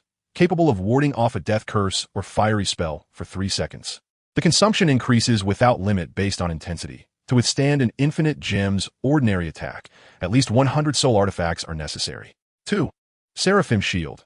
Each use requires a minimum of 1 soul artifact, lasting 3 seconds. A veritable absolute defense in this realm. 3. Wind of Atom. Each use requires a minimum of 1 soul artifact, capable of blowing away a 50-story building, equivalent to 7 free demolitions by soul artifact. 4. Time Reversal. Do not even think about it. Let us wait for the time-space gem to be perfected. 1 soul artifact is evidently insufficient. 5. Illusion of Icon. Each use requires a minimum of 1 soul artifact, capable of producing thousands of clones for 10 minutes. Do not think of it as a lazy shortcut, or you may perish on the spot. 6. Soul Exit. Do you not have any awareness of your own shortcomings? If you wish to avoid divine retribution, I advise you to remain steady and composed. More magic requires energy from time-space gems, and magical incantations necessitate the provision of higher-dimensional beings. Please, host, strive onward. Self-reliant and self-creating. Karl could not help but chuckle, nearly losing his sanity. From today forth, he has resolved to stand firmly for his homeland. After all, as long as he possesses a sufficient number of soul artifacts, even old Dumbledore will have to bow down. This is of course a jest. He would engage in a contest of wills with the centenarian. He is determined to safeguard the soul artifacts diligently, leaving no single one behind. No one shall attempt to seize them, not even Voldemort himself. Not quite enough. One eagerly anticipates the summer of 91, for he must devise ways to compel the other to craft several more Horcruxes, as the instinctive fear of insufficient firepower is undeniable. When afflicted, one must seek a remedy. Hail to Voldemort! When Karl's gaze fell upon the Gunter ring adorning his finger, his smile faltered, and a pang of sorrow struck his heart. The original self had squandered a Horcrux, leading to the acute sense of having lost a fortune. It was remarkably immature of him. After all, he possessed another Horcrux, the diadem of Ravenclaw, and had contemplated incinerating it multiple times, with countless justifications for its destruction, often salivating at the thought, yet he had always exercised restraint, thus preserving it as a treasure. My heavens, can a mere cup of wine induce such a stupor? Fred, covering his face, found Karl's eccentric behavior almost unbearable to witness. George, still recalling the resentment from their earlier escapade in the Forbidden Forest, interjected, "You, with your flushed cheeks from a single cup of wine, what right do you have to mock Karl, the drunken fool? Shouldn't we huddle together for warmth instead?" Fred rose, and soon the brothers were embroiled in another playful skirmish. Unfortunately, it was that old fellow Aberforth who settled their tab, as the middle-aged man had not made an appearance. George, wincing at the loss, produced over a dozen gold galleons to pay, lamenting being swindled by that middle-aged man, declaring he would never return to this establishment again. In the days that followed, tranquility seemed to return, once the various materials purchased by the four arrived. Life became even more serene, as each was engrossed in their own pursuits, leaving no time for mischief. Of course, they had not entirely reformed. At night, they would still gather, taking lieu way for nocturnal escapades in the Forbidden Forest, stirring chaos among its inhabitants. Liu Wei was quite displeased, for while it was not yet dominant in the forest, it could certainly navigate it with ease, having no need for these four foolish companions. Alas, pets hold no rights.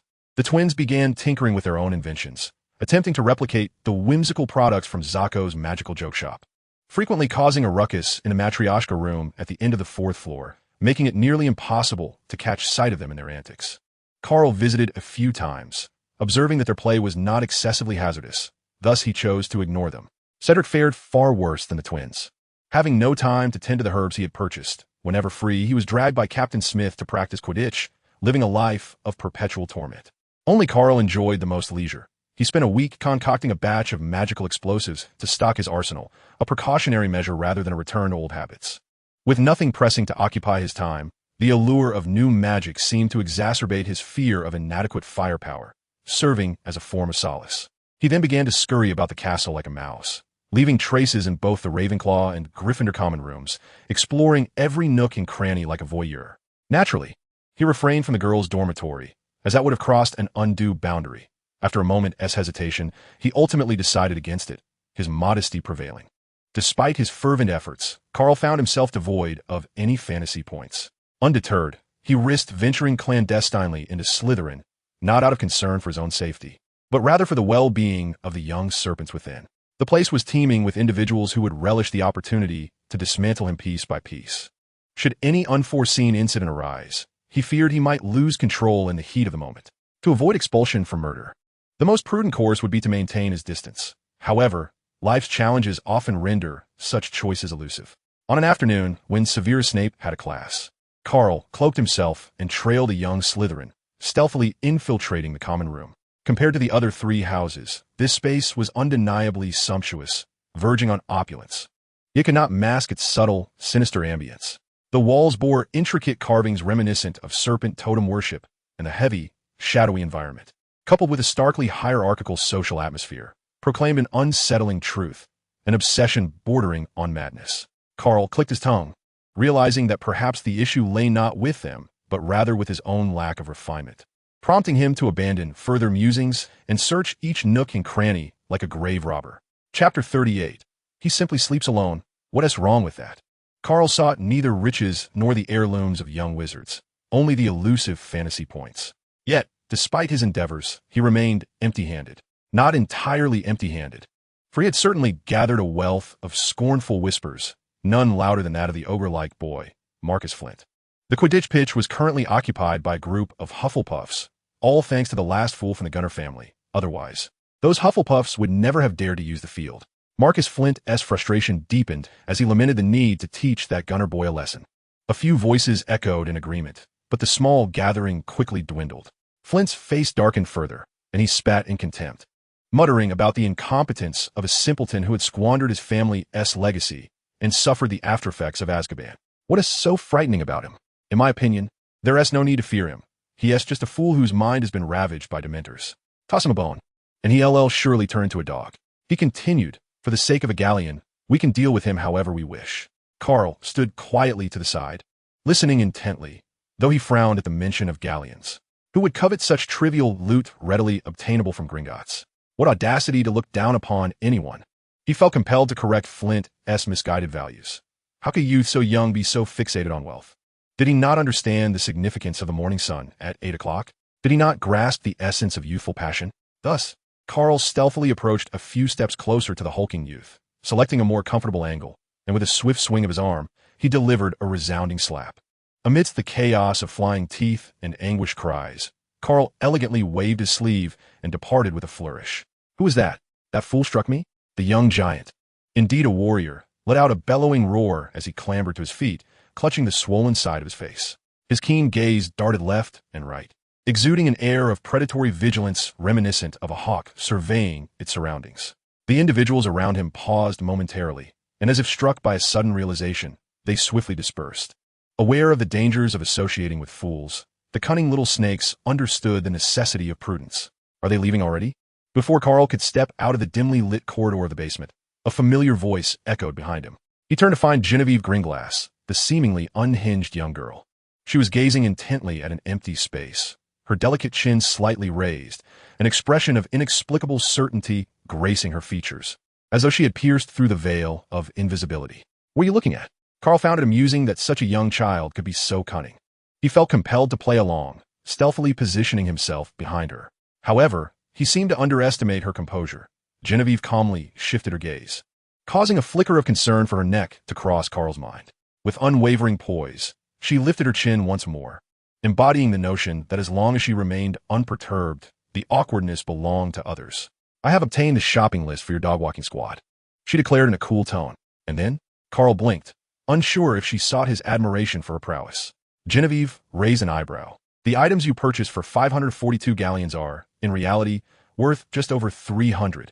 The merchants in Diagon Alley have profited handsomely at your expense. So, let us collaborate.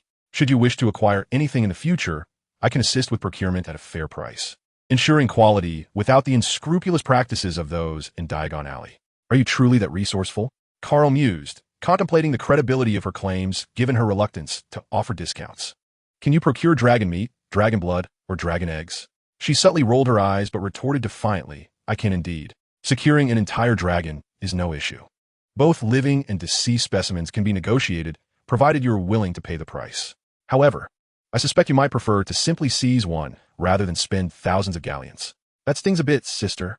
Feeling unexpectedly exposed, even Karl, with his thick skin, found himself rubbing his chin in contemplation. He considered explaining his newfound resolve to lead an honest life, but for some reason, he felt a twinge of inadequacy and deemed it unnecessary. He waved dismissively and turned to depart. Words that do not resonate require no further exchange. Perhaps we shall converse again when fate allows. Without the entanglement of his three companions, Karl felt an unexpected sense of ease. After fruitlessly searching for sources of inspiration, he chose to take refuge in the library for a leisurely slumber. In the magical realm, reading need not be a rigid affair. One can adopt a relaxed posture and demeanor, provided one possesses the right approach. The Karl method involves first transcribing books into one's memory dimension, then leisurely refining them within the realm of the mind, allowing for a relaxed posture. He is not engaged in the study of incantations or any particular discipline.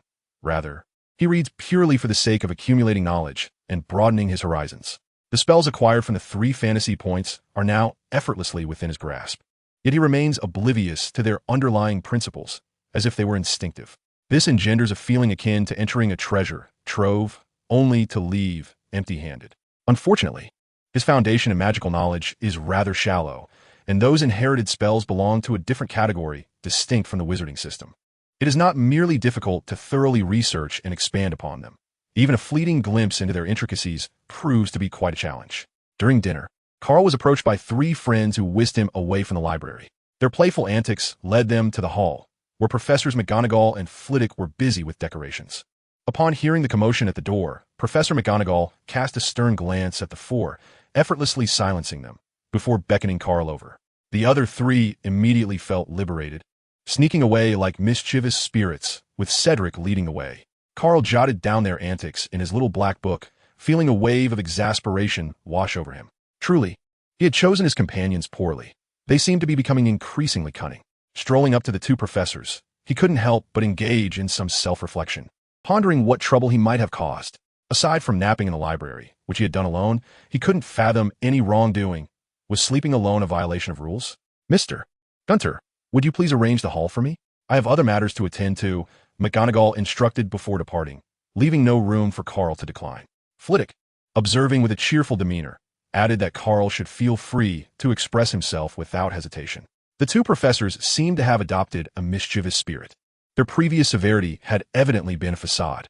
As for decorating the hall, that was a trivial matter, merely a few transfiguration spells. Karl had recently invested considerable effort into this area, feeling quite confident. Although he might not yet excel in combat, creating decorations was well within his capabilities. Karl waved his wand, but paused midway, turning to seek Flitwick's opinion, wary of the professor's potential scrutiny. The diminutive professor simply smiled, shrugging with a casual air, indicating he should proceed without overthinking. McGonagall merely sought a moment of respite.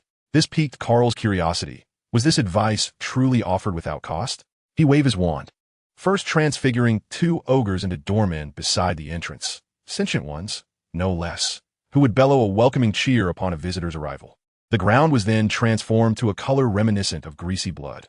The hue was not paramount, but the greasy texture was essential. On either side of the pathway leading to the dining table, 2 rows of zombies were arranged as barriers, stretching out their hands to roar as passers-by approached. At the Slytherin table, several medium-sized serpents emerged, baring their fangs as they slithered across the surface, occasionally halting to lock eyes with diners. Those who made eye contact would be met with a foul spray, while others would continue on their serpentine journey. When it comes to foul odors, one must extend gratitude to the contributions of the Gemini, sincerely thanking their ancestors for generations. Over the past few weeks, Felci has been on the verge of madness, which has led Karl to increasingly doubt his own acting skills, as he cannot help but chuckle each time he witnesses the absurdity. As for the Badger and Eagle houses, Professor Flitwick, ever watchful, prompted Karl to exercise caution. He casually retrieved some sparklers from his pocket, considering them an atmospheric addition, as enjoying the spectacle was rather delightful. The pumpkin lanterns and starry ceiling had already been arranged by Professor Flitwick. Karl hesitated to make any alterations, yet there remained ample space above. So he summoned the enthusiastic chubby monk and a few mischievous ghosts to reshape the decorations. Thus, Churinmei, Sadako, and Kayako made their appearances. Gazing around, the ethereal figures floating in the air created a captivating ambience. Initially, Professor Flitwick expressed various astonishments and praises at Karl's artistry, but once everything took shape, He could no longer contain himself, gently advising Karl that perhaps it was a tad too terrifying. "You are right, Professor. It does seem a bit excessive. What should we do? Start anew?" Karl stroked his chin, acknowledging the wisdom of the elder professor, entirely willing to heed his counsel, and began to rethink his approach. Observing this, Professor Flitwick quickly waved his hand, suggesting, "Let it be. It's quite splendid as it is. Hogwarts hasn't had such an atmosphere in years. Who could predict how a redo would turn out?" If memory served, this young wizard was particularly fixated on rituals. If he were to recreate his past scenes of murder, it would surely be even more horrifying. Professor Flitwick's thoughts were unclear to Karl, yet he felt a deep satisfaction in his creations, eagerly anticipating the reactions of the little snakes and lions. The trio mysteriously pulled him away from the Great Hall, completely disregarding the frenzied decorations, which left Karl somewhat disheartened. Indeed, he had underestimated the insensitivity of the wizards. Climbing over hills and through valleys, the trio dragged him to the abandoned girls' lavatory on the second floor. "You may have your peculiar tastes, and as a friend, I choose to respect that. But please, do not involve me." Unfortunately, the trio was quite persistent. One tugged at his arm, while another clung to his leg, forcibly ushering him inside. Fred entirely ignored Karl's discontent and, peering around conspiratorially, announced, "We've discovered a great secret." This caused George, who had intended to interject, to pause in disbelief, asking, "What did you say?" Karl gestured for him to continue. It was merely a habitual lapse in thought. Best to overlook it. Cedric felt the situation could not continue as it was. Otherwise, they might be left bewildered by dawn. He firmly pushed the twins aside, grasping Karl's shoulders to compel him to focus, and solemnly stated, "The twins ambushed Percy and stole his belongings. Importantly, I was involved." "Merlin, I must be mad to indulge their antics," Karl exclaimed. "Well, good luck to you. I have no other option," he replied, clasping his hands in farewell and attempting to flee. This was indeed a most delightful turn of events. Who among them was not a schemer in their own right? The trio seemed to have anticipated his reaction long before, each gripping an arm or a leg, effectively immobilizing him in place. Fred clung stubbornly to Karl's thigh, spouting deceptive nonsense. "Don't listen to Cedric's ramblings. We merely administered a dose of life-and-death potion to Percy, allowing him a peaceful slumber. What constitutes an attack in this? Indeed, merely a fainting spell, hardly dark magic. How could this be considered an assault?" George interjected with a sly remark directed at Karl, firmly restraining Karl's right hand, thereby thwarting any attempt to retrieve his wand. Upon hearing this, Cedric suddenly released Karl's left arm and retreated to a safer distance. Embellishing the tale, "Percy is nearly driven to madness. I sense that when he awakens, he will undoubtedly harbor thoughts of retribution against you." Karl's face was one of incredulity. Unable to comprehend the absurdity of it all. "What does this have to do with me? Have you mistakenly employed the wrong pronoun?" Cedric chuckled sheepishly, reminding him of the potions he had brewed. "Indeed, it was after we transformed into your likeness that we proceeded to ambush Percy. Had Percy not momentarily doubted his sanity and become slightly flustered, our success might have been elusive." Karl's body stiffened at this revelation, nearly overwhelmed by indignation. He gaped at the three miscreants before him, truly incredulous. How did I come to encounter such scoundrels? After a prolonged silence, Karl let out a deep sigh, rolling his eyes heavenward while stretching his left arm, desperately resisting the urge to deliver a sharp reprimand to each of the brothers. He simply wished to deny Cedric the satisfaction of gloating. Reluctantly, he urged, "Let us focus on the matter at hand, gentlemen.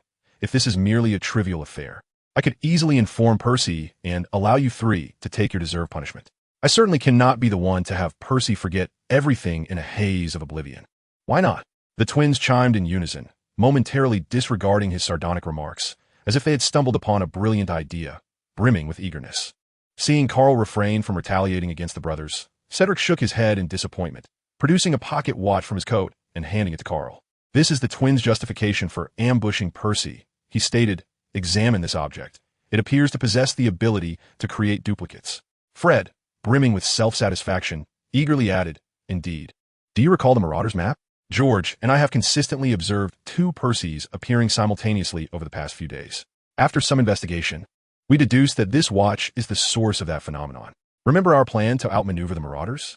I see hope in this device." George's eyes sparkled with excitement. Compared to the plan's execution, Karl suspected that George was more enticed by the prospect of galleons. Fred, unable to contain his enthusiasm, urged Karl quickly, "See if you can replicate it. The market for this is bound to be vast, far more lucrative than the eight-eyed spider." Karl scrutinized the watch closely. Aside from its antiquated charm, it appeared rather unremarkable, yet a flicker of curiosity ignited within him, leading to a series of intriguing speculations. Ding! Time fragments detected. Fantasy points increased by 1. Would you like to absorb them? Naturally, absorption is imperative. What is there to hesitate about? However, is it possible to acquire fantasy points in this manner? Karl could not resist opening his personal interface, eager to observe the changes in his fantasy points. This was something he had long yearned for, and he needed to confirm its secure acquisition. Host, Karl Gunter. Profession, Dark Sorcerer. You possess an extraordinary talent for dark magic. Self-creation is your true path. Soul devourers are warned against insatiable greed, as it may lead to addiction. Potion crafters harness a touch of temporal power for alchemy. Potions are mere building blocks for you.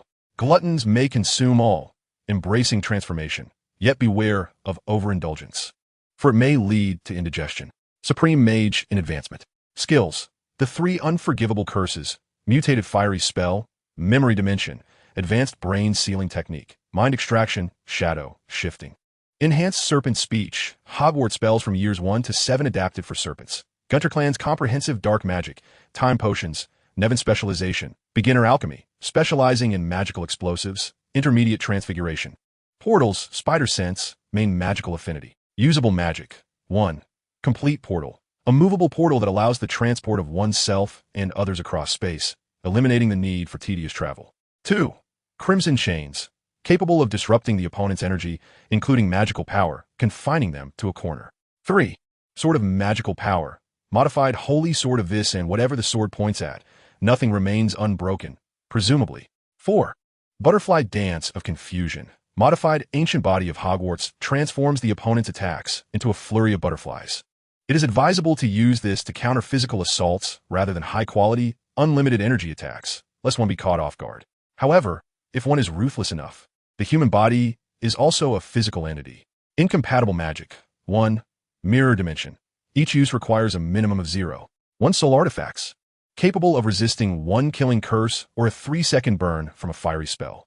The intensity of use may incur unlimited consumption. To withstand a normal attack from a power gem, at least 100 Voldemort soul artifacts are necessary. 2. Seraphim shield. Each use requires a minimum of 1 soul artifact, lasting 3 seconds, providing absolute defense in this realm. 3. Wind of Vadum. Each use requires a minimum of 1 soul artifact, capable of blowing away a 50-story building. 1 Voldemort equals 7 free demolitions. 4. Icon illusion. Each use requires a minimum of 1 soul artifact, creating thousands of clones, lasting 10 minutes. Do not attempt to use it for learning, as it may result in instant demise. Fantasy points. 1. With special conditions, a fantasy profession may be unlocked.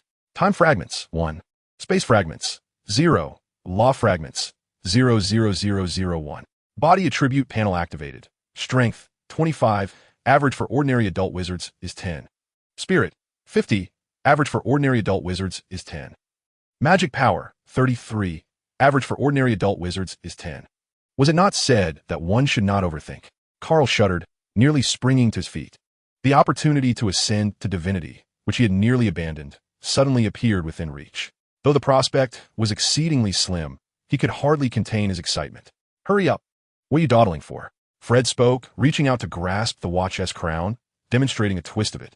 Karl, in a state of genuine panic, altered his tone, pleading, no, don't. Yet reality proved less than favorable. The large stick that should have struck the giant's head inexplicably veered slightly, landing squarely in the giant's grasp instead. This rendered the situation rather awkward, as it indicated that the savior and his 2 companions were utterly outmatched, cornered without recourse, teetering on the brink of disaster.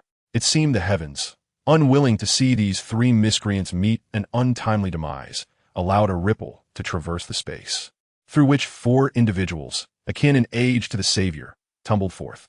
One of them executed a flawless somersault, landing gracefully and composed, while the other 3 lacked such finesse, crashing directly onto the giant. 2 occupied the giant's shoulders, while 1 sprawled atop its head, transforming a once terrifying scene into an absurd spectacle. Both the giant and the trio of saviors were rendered speechless by the bizarre tableau.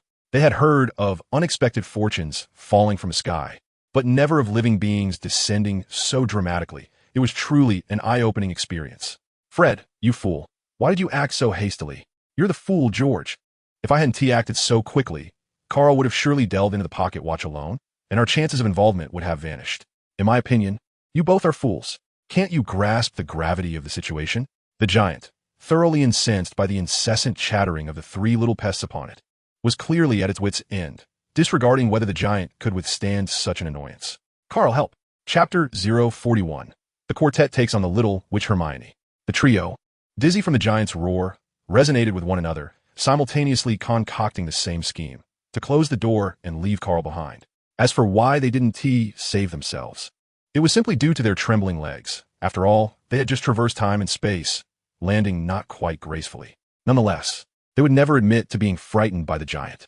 Karl, though maintaining an outward facade of calm, felt equally disoriented within. He had merely been overly elated from absorbing fragments of time, and was slightly troubled about how to compensate the victim, Percy. Who could have anticipated that Fred, that mischievous rascal, would so impulsively activate the time converter? Karl found himself momentarily distracted, unable to stop the unfolding events, and was swiftly engulfed by the time converter, clashing with the system and swept away into the currents of time. What kind of transgressions did I commit in my past life to be fortunate enough to encounter you all? He lamented, channeling the spirit of a lamenting figure, unable to suppress a sigh. As Karl surveyed the savior and his companions, a myriad of bewilderment flickered within him, yet he had no time for contemplation. With the giant's massive hand reaching towards Cedric, who stood atop him, Karl could only summon forth the swirling black energy of his magical sword. He leaped into the air, wielding the grand blade, finding a gap to pierce the giant's neck, brushing past it in an instant, almost as if teleporting. The fluidity of his movements suggested countless rehearsals. Landing deftly, Karl held the sword with one hand, his expression one of icy indifference, embodying a warrior misplaced in a scene, while the savior and his companions gaped in astonishment behind him. Well, the indifference exhibited was merely a facade to mask the embarrassment following his sprained ankle. Certainly not a reflection of excruciating pain. Karl was not some battle-hardened veteran returning home, lacking the extraordinary skills one might expect. It was all merely the effect of magical enhancement, an immaturely developed supportive spell that was bound to encounter minor errors. Yet, the damage inflicted was undeniable. A massive wound traversed the entire neck of the giant, with thick, foul-smelling green blood gushing forth, accompanied by a relentless hissing sound. Ugh! Cedric and the others scrambled down from the giant's body, but they could not escape the grim fate of being splattered with blood, immediately assaulted by the nauseating stench that provoked waves of retching. Wow! The savior group gazed at the fallen giant, then at the other three who were retching uncontrollably, and finally at Karl, who was still striking a pose. They could not suppress their astonishment. Ron, the young wizard from a family of sorcerers, seemed a bit more oblivious. He looked around, finally fixing his gaze on the twins, and with a bewildered expression, he trembled. George? Fred? Have you shrunk? Fred, never one to back down in a verbal spar, continued to speak despite the vomit threatening to silence him. Our dear brother, little Ronnie, are you sure you haven't overindulged in dragon dung and expanded? And how did you end up at Hogwarts? If Mother finds out, she will surely spank you. The exchange was a jumble of nonsensical remarks, and after a lengthy back and forth, no clarity was achieved. Cedric appeared to be cross-eyed, nearly retching his bile, while simultaneously casting perplexed glances at Karl, leaving everyone utterly bewildered. One could say, without a doubt, that Miss All-Purpose was indeed reliable. She, disregarding the tears still glistening in her eyes, shook her head in confusion at Karl. I recall that the book history of magic mentioned the Gaunt family, but it has been clearly established that this family is extinct, thus it is improbable for there to be a Karl Gaunt in the wizarding world. Of course, there might be one in the Muggle world, but I do not know him. This lengthy discourse rendered the air inexplicably silent. Harry Potter and Ron remained oblivious, but the other four grasped the implications of her words. The twins appeared somewhat unsettled, their expressions reflecting disbelief as they blurted, "How is that possible?" Cedric, with a furrowed brow, interjected, "If Miss Granger's memory serves her right, then we are in trouble. I distinctly remember that our History of Magic book did not mention the annihilation of the Gaunt family, so this cannot be our original world, can it? That would indeed be troublesome." As Karl felt a headache brewing, he also experienced an inexplicable sense of intrigue. Perhaps this world would be easier for him. His gaze swept over his three anxious companions, and he shook his head vigorously. People, no matter how flawed their pasts, ought to possess a sense of responsibility. Additionally, he wished to collect some Horcruxes to arm himself, though that was merely a secondary consideration. There's a problem, a significant one, Fred remarked with discontent. Why is Cedric watching us? Instead of us watching Cedric? It feels like insulting a monk in front of a bald man, treating a bean bag as if it were not a source of sustenance. George, this time, did not assist his kin, but rather delivered a resounding reprimand to his brother. Whose fault is this? Does he not possess a shred of self-awareness? Harry's emerald eyes widened in confusion, his face a canvas of bewilderment. Behind him, Hermione suddenly appeared inexplicably terrified, gripping Harry's clothing tightly, her gaze fixed intently on Karl. Noticing this, Karl paused, realizing that his cleverness had been so easily penetrated. He attempted to adopt the demeanor of a rogue, offering a gentle smile to the young witch in an effort to soothe her. However, Hermione was not calmed. Instead, her fear intensified. She could sense the coldness concealed beneath that smile, and though it was directed at her, she felt an unsettling notion that she was merely a conduit, facilitating a confrontation between Karl and another party. Chapter 042, Usurping the Savior's Role, the solo confrontation with Quirrell-like Voldemort. Mr. Potter, would you care to embark on an impromptu journey with me? This was, of course, mere pretense. Karl simply required a hostage, albeit articulated in a more grandiose manner. He was unwilling to gamble on whether Dumbledore, in this world, possessed true nobility, nor did he wish to place the lives of his companions entirely in another's hands, thus resorting to this desperate measure. After all, Dumbledore had once uttered the nonsensical phrase about serving a greater good, when tempted by the allure of parallel dimensions. Who could say whether he might suddenly succumb to darker impulses? Although the likelihood was minimal, Karl believed that holding a bargaining chip was preferable to inaction. As for why he did not take all three along, it was simply that Karl harbored uncertainties. He was unsure if he could navigate the unknown crises that lay ahead, let alone with 3 additional burdens. The Savior was notoriously stubborn. Coercion might prove ineffective in persuading him, yet a plea for assistance could invoke his heroic resolve. Thus, Harry Potter readily nodded, affirming with conviction, "You saved us 3 times. It is only right that I offer some aid in return." The trio of 6th-year students exchanged glances, their eyes filled with subtle suspicion as they regarded Karl, as if they were observing a potential trafficker. "No, Harry, we should first inform Dumbledore about this matter." Hermione, refusing to glance at Karl, focused intently on Harry, her eyes brimming with unshed tears. Meanwhile, Ron had long been dragged aside by the twins, struggling to manage their antics and unable to devote further attention to the unfolding situation. The twins, well acquainted with Karl, though unsure of his true intentions, recognized that there must be a reason behind his actions. While they could not easily manipulate Hermione, they could effortlessly thwart Ron's disruption.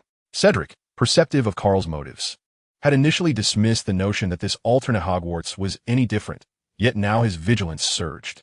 Noticing Hermione's growing skepticism, he stepped forward with a slight smile.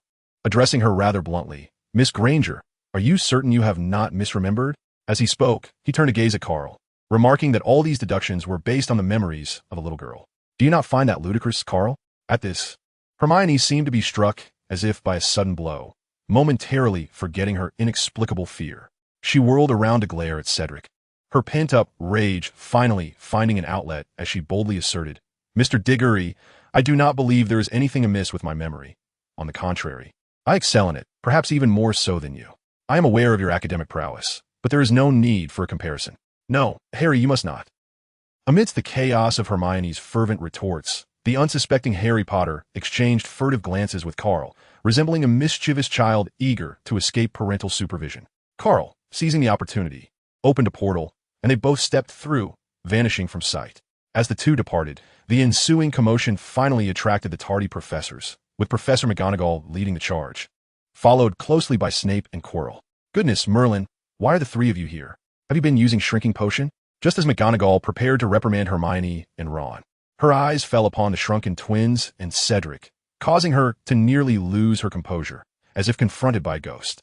Hermione, on the verge of tears, immediately complained to the professor, "Harry has been taken." "What did you say?"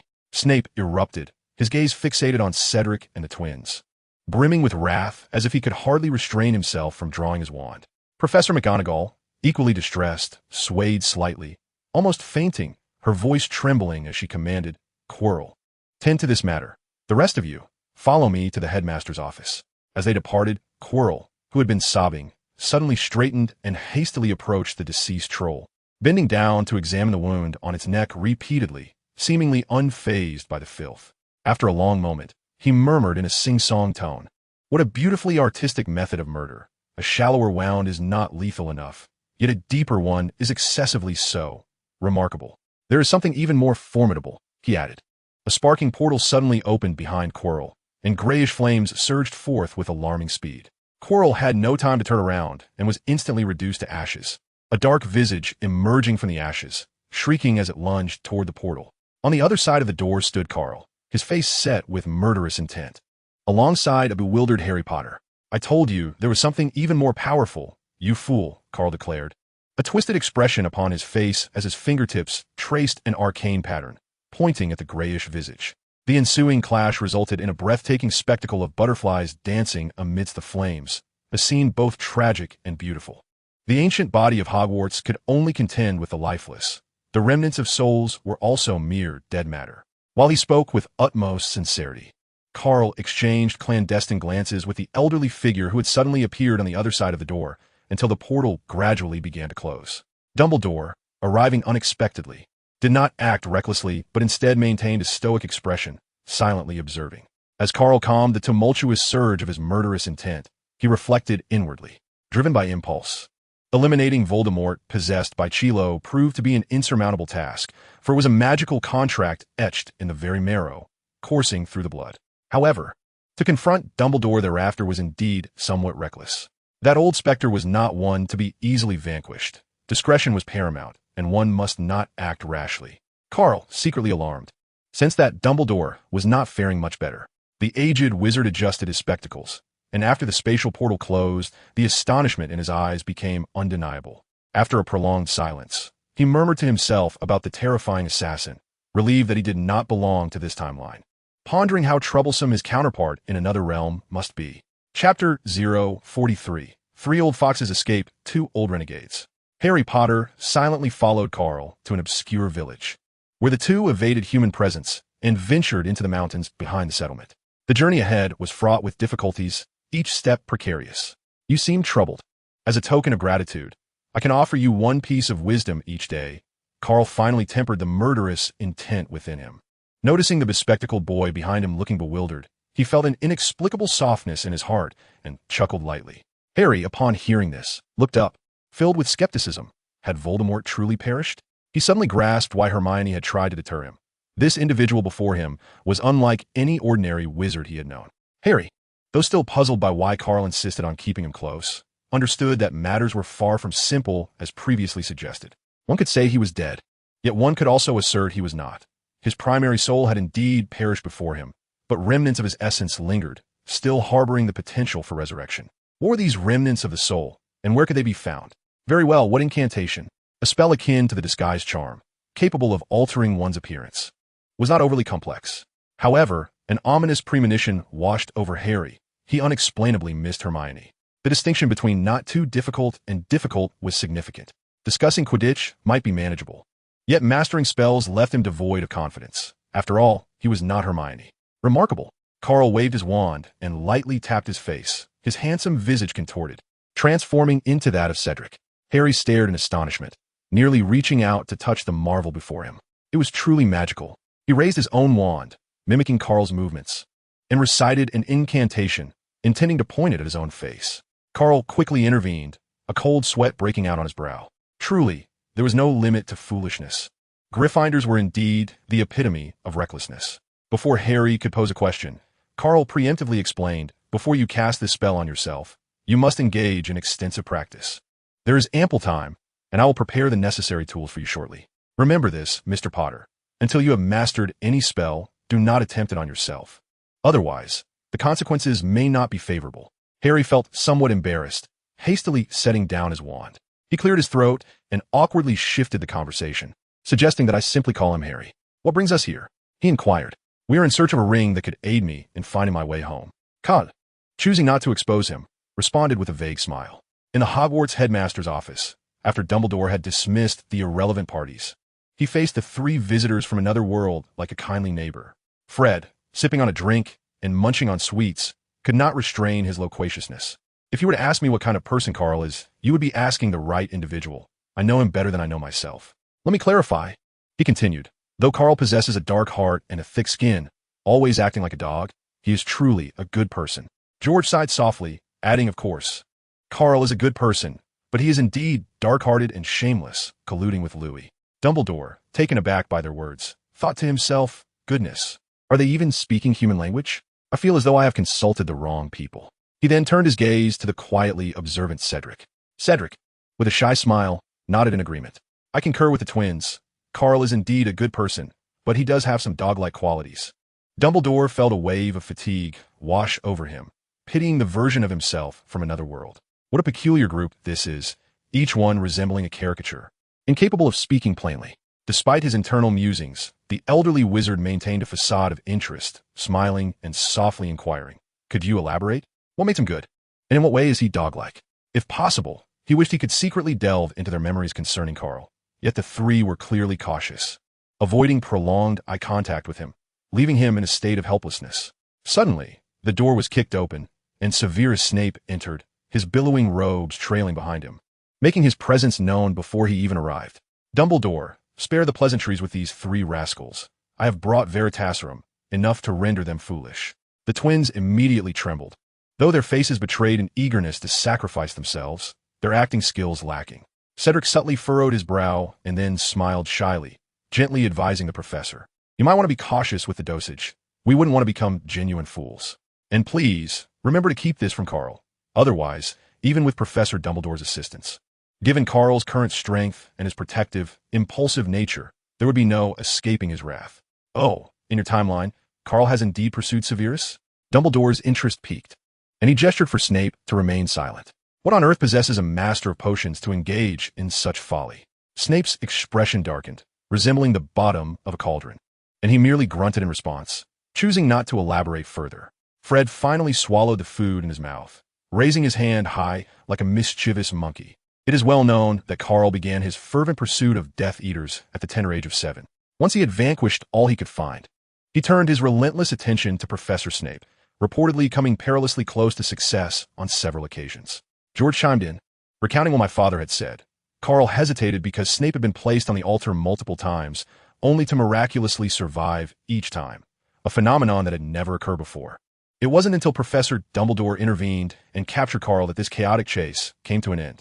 Cedric felt compelled to say something. Otherwise, Karl's reputation would be irreparably tarnished. Reluctantly, he interjected, I have heard that Karl allowed himself to be captured deliberately. After all, Professor Dumbledore had attempted to intervene before, but to no avail. My father once remarked that Karl's early exposure to dark magic and the numerous lives he had taken led him to lose control, even developing self-destructive tendencies, prompting him to let Dumbledore capture him, eventually resulting in his imprisonment in Azkaban. During his 2 years in Azkaban, Karl managed to break free from the influence of dark magic, returning to a semblance of normalcy. Thus, any remnants of his past behavior can be understood. Suddenly, Snape interjected, What do you mean by dog? Professor, you might not wish to know, George replied, blinking innocently. Chapter 044. At the Gunner Manor on the side, Cedric felt the urge to cover his face, unable to bear the scene that was about to unfold. Fred, lacking any sense of decorum, slapped his brother on the back, exclaiming, What is there to hide? The term dog was coined by Karl to describe Professor Snape from our timeline. In essence, it signifies someone who holds grudges, is petty, shameless, and has a temperament akin to a rabid dog. Professor, please don't be impulsive. I shall cease my words. Just lower your wand. After a commotion, Dumbledore summoned Professor McGonagall to escort the three of them to rest, exhaling deeply, weariness washing over him. Snape responded with a cold smile, retrieving a small vial from his cloak and placing it on the desk. The vial shimmered with a faint white light, containing Hermione's memories from that evening. Dumbledore said little, his demeanor becoming notably serious as he retrieved the pensieve from the bookshelf and deposited the memory strands into it, both of them immersing their consciousness within. Outside the quaint village of Little Hangleton, the Gunter Manor loomed, a lifeless serpent nailed to its decaying door, shrouded in the ominous shadows of overhanging trees. Harry Potter swallowed hard, tightening his grip on the cage in his hands. The sight did not frighten him, yet it did not quell the prickling of his skin. Do not be anxious. This place has been abandoned for over half a century. Aside from some venomous snakes, it poses little danger. At most, there's a ring capable of bringing Dumbledore to his demise. As Karl reassured Harry, he gently touched his wrist, revealing a small silver serpent, its crimson eyes fixed upon him, flickering its tongue incessantly. He leaned slightly forward, placing the Ouroboros upon the ground, and, in the tongue of serpents, instructed it to retrieve the legacy ring while avoiding conflict with other serpents as much as possible. This seemed to trigger an odd switch, as a series of unintelligible hisses echoed through the Gunter Manor. Unintelligible, that is, to the average person. For the two serpent speakers present, it was as comprehensible as spoken language. While Karl remained oblivious, the younger Harry Potter felt a flush of embarrassment. The vitriolic insults hurled by the serpents were exceedingly crude, steeped in rustic charm. Harry found the barrage of insults quite uncomfortable and felt compelled to divert the conversation, lest he dig a hole into the basement with his own feet. Thus, he ventured, "You seem quite familiar with this place, or rather, with this time and space." His attempt at conversation was rather clumsy, prompting Karl to gaze intently at the youthful savior for a prolonged moment, as if trying to discern his very essence, and at a sudden moment, he stretched out his hand towards Harry. Truth be told, Harry was already feeling the weight of Karl's scrutiny, and this abrupt advance startled him, causing him to instinctively step back and stumble upon himself, nearly toppling over. Fortunately, a firm hand caught him. Karl steadied the suddenly wary savior and casually took the cage from Harry's grasp. "Rest assured, I harbor no ill intentions, Harry. Moreover, even if I did, my three friends remain in Dumbledore's custody. I am powerless to act for their safety." Harry, upon hearing this, felt a mix of embarrassment and discomfort, which seemed to ignite his stubborn resolve, causing his tone to grow more confrontational. "So, you do not trust Dumbledore, and I am merely your hostage. Is that correct?" The implications were glaringly obvious, were they not? "Why?" Harry pressed, adamant in his inquiry. Karl opened the cage, furrowing his brow as he reached in to grasp the frantically darting mouse. His face contorted with distaste, and his tone became nonchalant. "Why should I place my trust in Dumbledore? A revered figure, yet one who has been offended." Harry felt a surge of indignation, disregarding the fact that his very life might rest in Karl's hands. Raising his voice, "Why shouldn't you?" Karl's expression shifted subtly, reminiscent of a child engaging in a quarrel. He had no desire to perpetuate such a trivial exchange. Thankfully, he spoke candidly. Despite his professed disregard for power, he had maintained a vice-like grip over the British wizarding community for over half a century, subtly wielding control as the patriarch of modern wizards over every witch and wizard emerging from Hogwarts. Regardless of his motives, he had previously treated lives as pawns, manipulating the entire British wizarding realm at his whim. To illustrate, one need only consider the defense against the dark arts professors whom Dumbledore had viewed as expendable. This alone reveals the vast extent of information Dumbledore must possess. While he may not monitor every individual, anyone engaging in nefarious deeds would certainly find it impossible to escape Dumbledore's keen gaze. There is little room for doubt here. After all, with great power comes great responsibility. After all, some individuals are too lazy to personally eradicate evil. They merely need to lift a finger to exert their will upon anyone they choose. This is hardly reprehensible, as their actions are ostensibly in the name of justice. Unfortunately, Karl happens to be far from virtuous and often behaves in an outlandish manner, making it difficult for Dumbledore not to harbor suspicions. What does this mean? Harry felt overwhelmed, his glasses failing to conceal his bewilderment. The savior relies on sheer determination to conquer the world, rather than intellect, which he finds utterly incomprehensible. Karl sighed and waved his hand dismissively, suggesting Harry consider him merely an angry youth, not to be taken too seriously. All he needed to understand was that he bore no malice. With that, he disregarded Harry entirely, tossing the mouse he held into the air and then waving his wand to transform a somewhat dazed Dumbledore into being. Harry was left agape, completely forgetting to argue. His soul seemed to leave his body. Karl waved his wand again, controlling Dumbledore and instructing him to retrieve the ring from the serpent's mouth. Placing it securely upon his own finger, Karl paid no heed to the deceased mouse, beckoning the ring to his hand. He examined it under the moonlight before. In an instant, a grayish-white flame erupted from his hand, cleansing the ring of all lingering curses that had been awakened. If given a choice, Karl had no desire to squander the Horcrux he possessed. He sensed it still held significant potential. This intuition was inexplicable, yet impossible to ignore. Witnessing all this, Harry could no longer contain his curiosity and inquired about the ring's nature. Chapter 045, Sentimentality and the Return to Hogwarts. One of Voldemort's Horcruxes. This information constituted the reward for their recent endeavor.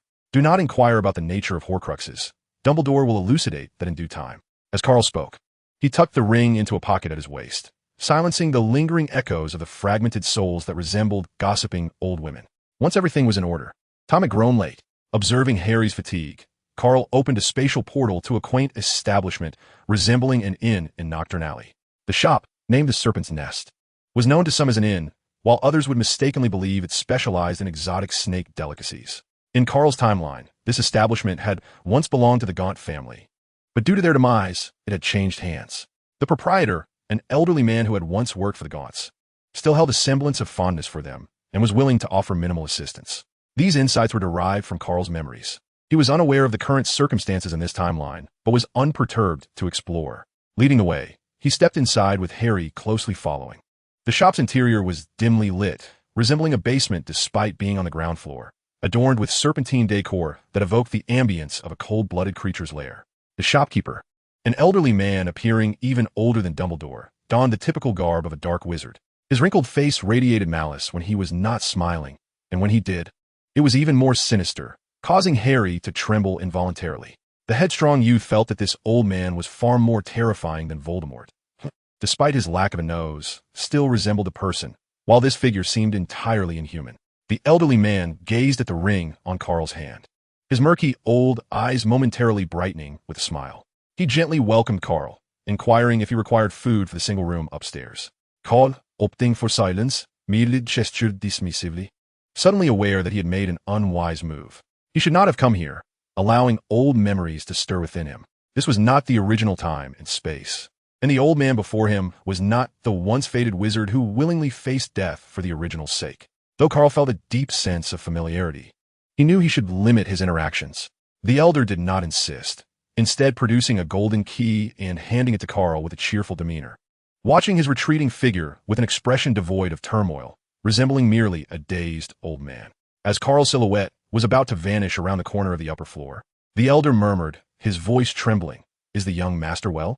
It was as if a void had formed, filled only by an overwhelming silence. The attic, rather than being a mere loft, resembled a lavish suite, its spaciousness undeniable due to an expansion charm. Even a three-headed dog like Fluffy could roam freely, let alone two underage wizards. Harry quickly finished his ablutions and unceremoniously claimed the master bedroom's bed, leaving Karl with the side chamber.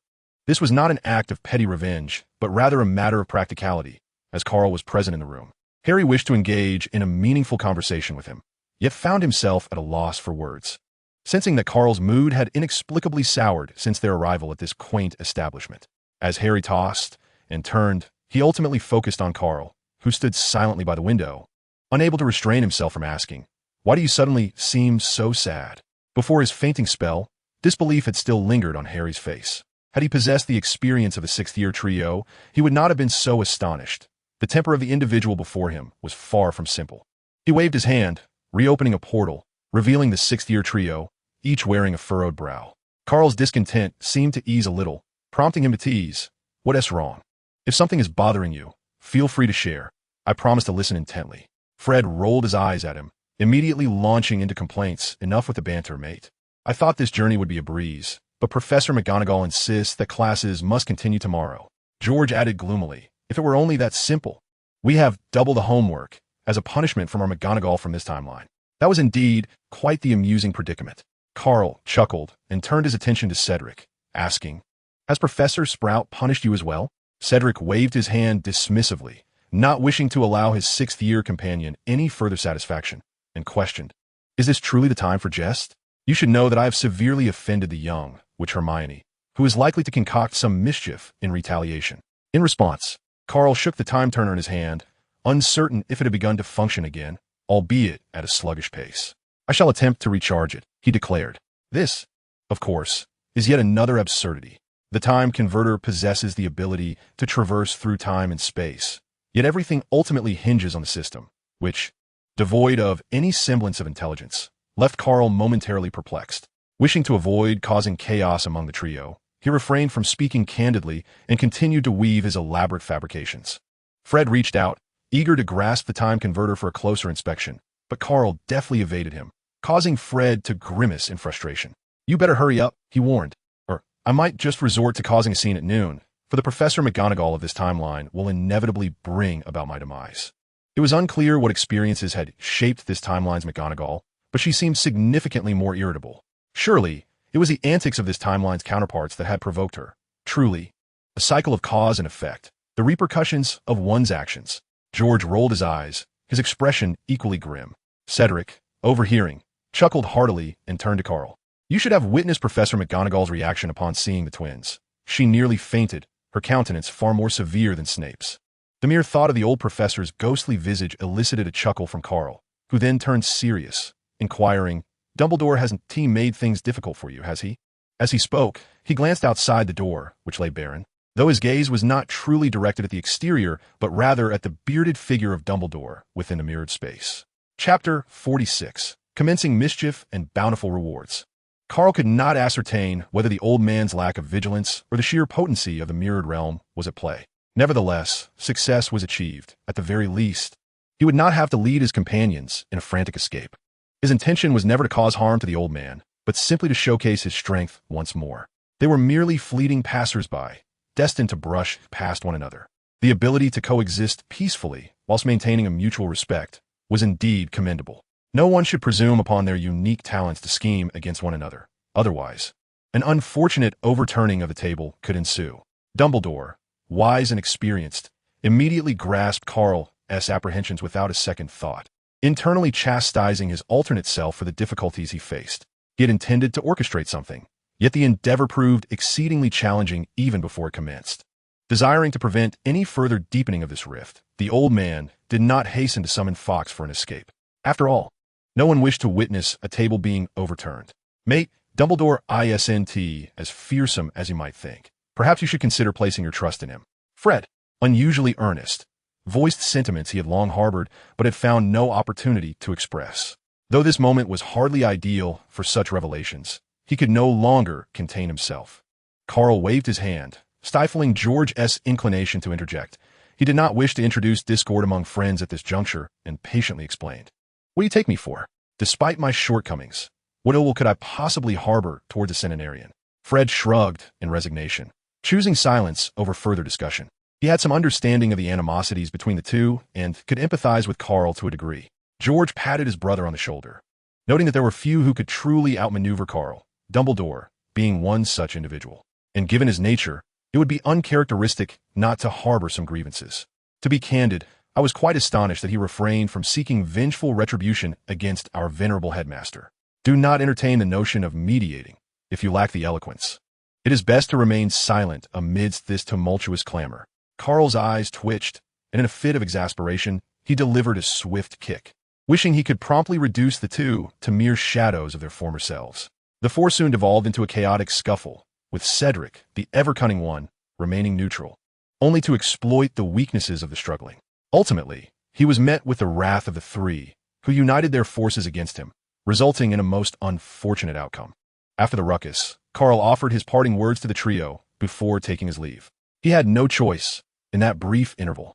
They had already consumed the essence of two soul artifacts, and this was while the beleaguered Dumbledore had refrained from resisting.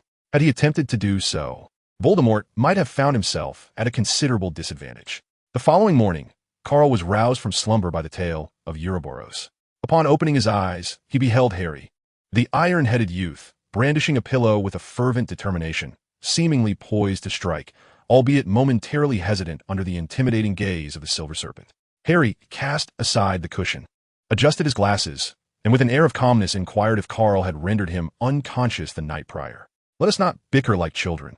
Instead, I shall offer you a small favor today as recompense, along with an exhilarating journey.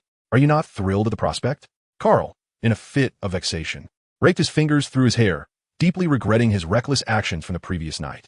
Had he known that coaxing a child could be so arduous, he would have exercised greater restraint. Deal, Harry exclaimed, retreating into the washroom, fearing he might betray his amusement, for he was not adept at cunning and lacked confidence in his acting abilities. Once they were prepared, they descended from the attic only to find the elderly shopkeeper, who appeared to be a mere shadow of his former self, still slumped over the bar from the previous night, seemingly unchanged in posture. The old man greeted them with a warm smile and a wave, his mouth opening as if to utter something, but ultimately he opted for silence. Harry averted his gaze, not out of fear, but rather out of courtesy, for staring at others is considered impolite. Indeed, that was his rationale. This time, Karl did not rush to depart, but instead paused before the elder, pondering the cost of liberating an individual from Azkaban. The old man contemplated briefly, stating that for an ordinary person, it would require only a few connections and would not be overly costly. However, for someone less ordinary, the usual channels would prove ineffective. Nevertheless, a bounty of 1,000 galleons would suffice to incite a throng of lesser thugs, while 3,000 would entice many skilled individuals to take up the challenge. And 5,000 would draw a crowd to Azkaban. Yet, while it was conceivable to extract someone, the question of their survival remained uncertain. After all, the operatives involved were often unscrupulous dark wizards, lacking any semblance of professional ethics, and in many respects, were lunatics. They were undoubtedly proficient in murder. Yet whether they could save a life was another matter entirely. What if one wished to convey a message to someone within? How many galleons would that require? Karl tilted his head, abandoning the notion of hiring someone to carry out such a task. He summoned the individual for a matter of negotiation. What use is there in seizing a corpse? Is he intending to host a grotesque banquet? Ugh, it is quite simple, merely a matter of a few words. The elder waved his hand dismissively, indicating no need for the galleons. Karl nodded and casually tossed a pouch onto the bar, stating, "Here are 5,000 galleons.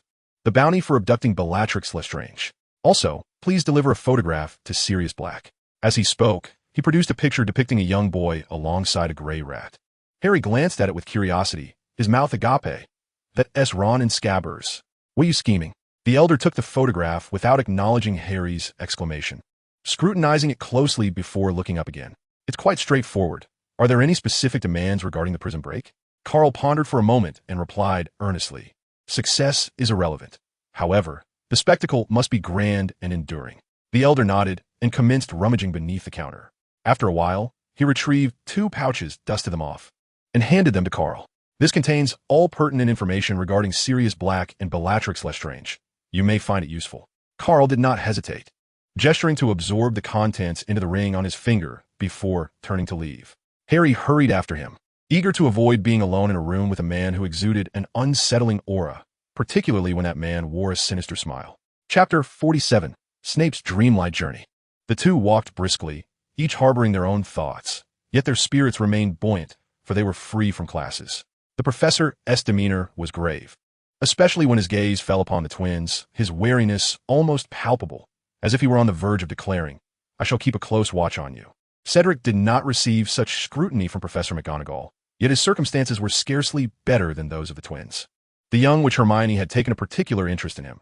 While he did not fear the academic rivalry, being labeled a villain and scrutinized so intently was disheartening. How could someone as gentle as he, a prince of kindness, endure such hostility? It felt like an affront to his charming essence, and he found himself lacking effective means of retaliation. The trio of mischief makers was ensnared by 2 women, one large and one small. Each moment felt like a torturous eternity, leaving them yearning for Karl, the scoundrel. Though Karl harbored grudges, was somewhat petty, and occasionally unreliable, he was unyielding in shielding them from adversity. On their first day without Karl, they missed him dearly. "There are knives here. Come quickly to defend us." If the trio felt discomfort, Dumbledore in the headmaster's office was in agony. The arrival of visitors from another timeline was already a headache, and the emergence of the new threat in the alley was truly heart-wrenching. To breach Azkaban? One could only wonder which deranged dark wizard, corrupted by dark magic, had conceived such a folly. This ailment was indeed severe. Azkaban is merely a prison teeming with dementors. It is not a treasure-laden pyramid of pharaohs. What advantage could possibly be gained from breaching it? Does one truly consider themselves to be Voldemort? The elderly man pressed his head in exasperation, wishing to wield his wand and storm into Knockturn Alley, eliminating this wretched pack of sewer rats. Early in the morning, Severus Snape indeed entered Knockturn Alley, suffering no less than before. He had been restless, pondering throughout the night, and finally deduced from the words of 3 old rogues the location of Karl's lair in Knockturn Alley. Although this version of Knockturn Alley may not be familiar to the adversary, he believed that if they truly intended to act, they would undoubtedly find themselves in this den of iniquity. Snape's expedition proceeded remarkably smoothly. Upon entering Knockturn Alley, he swiftly located his target. While he was not well acquainted with Karl, he certainly recognized Harry Potter. Without needing to see his face, just a glimpse of his silhouette was sufficient for him to identify that stubborn boy. The distinctive tuft of hair at the back of his head was indelibly etched into Snape's memory, not to mention those striking emerald eyes, which were seared into his very soul. Regrettably, he encountered Karl, who, like an old friend, waved at him enthusiastically from a distance. Truly, it was utterly bewildering, indeed, He was well-deserved of the moniker dog among his companions. Snape's countenance darkened, nearly on the brink of an explosion, ready to unleash a torrent of curses. After several deep breaths, he managed to regain his composure. He contemplated using disapparition to escape, but the distance felt too great, and he feared he might end up in the sea. Thus, after some consideration, he resolved to seek assistance from the guards. To his horror, Snape soon discovered that Azkaban was surrounded by a throng of dark wizards. These individuals appeared to be under the influence of the soul-sucking curse, shouting for 5,000 galleons while viciously assaulting Azkaban's defenses. Some even seemed to be on the verge of engaging in a chaotic melee with the Dementors. In a moment of panic, Snape was seized by the wrist and dragged into a corner, nearly prompting him to draw his wand and cast a well-aimed spell. "Calm down, Professor Snape," said the man, who unexpectedly recognized him. "I didn't expect you to be involved in this as well. After all, 5,000 galleons is no trifling sum for someone like you." The speaker's appearance was somewhat indescribable. In short, he was a scruffy, portly wizard with short, stubby legs resembling rounded sausages, his unruly ginger hair long and disheveled, and his swollen, bloodshot eyes suggesting he had not slept for days. He exuded a potent stench of smoke and alcohol, akin to a foul rag. Mundungus Fletcher? Snape's eyes twitched.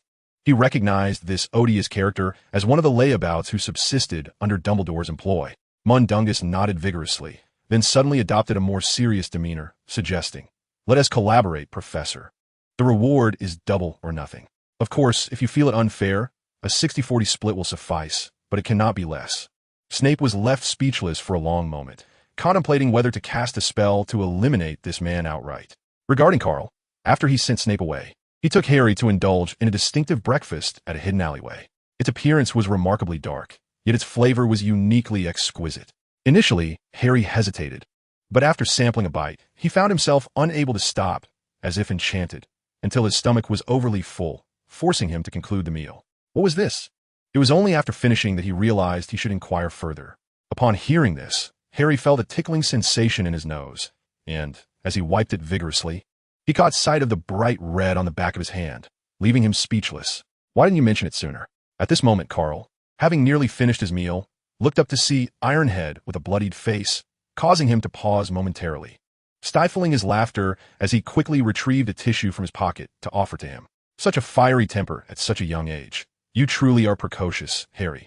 The Potter family is destined for greatness."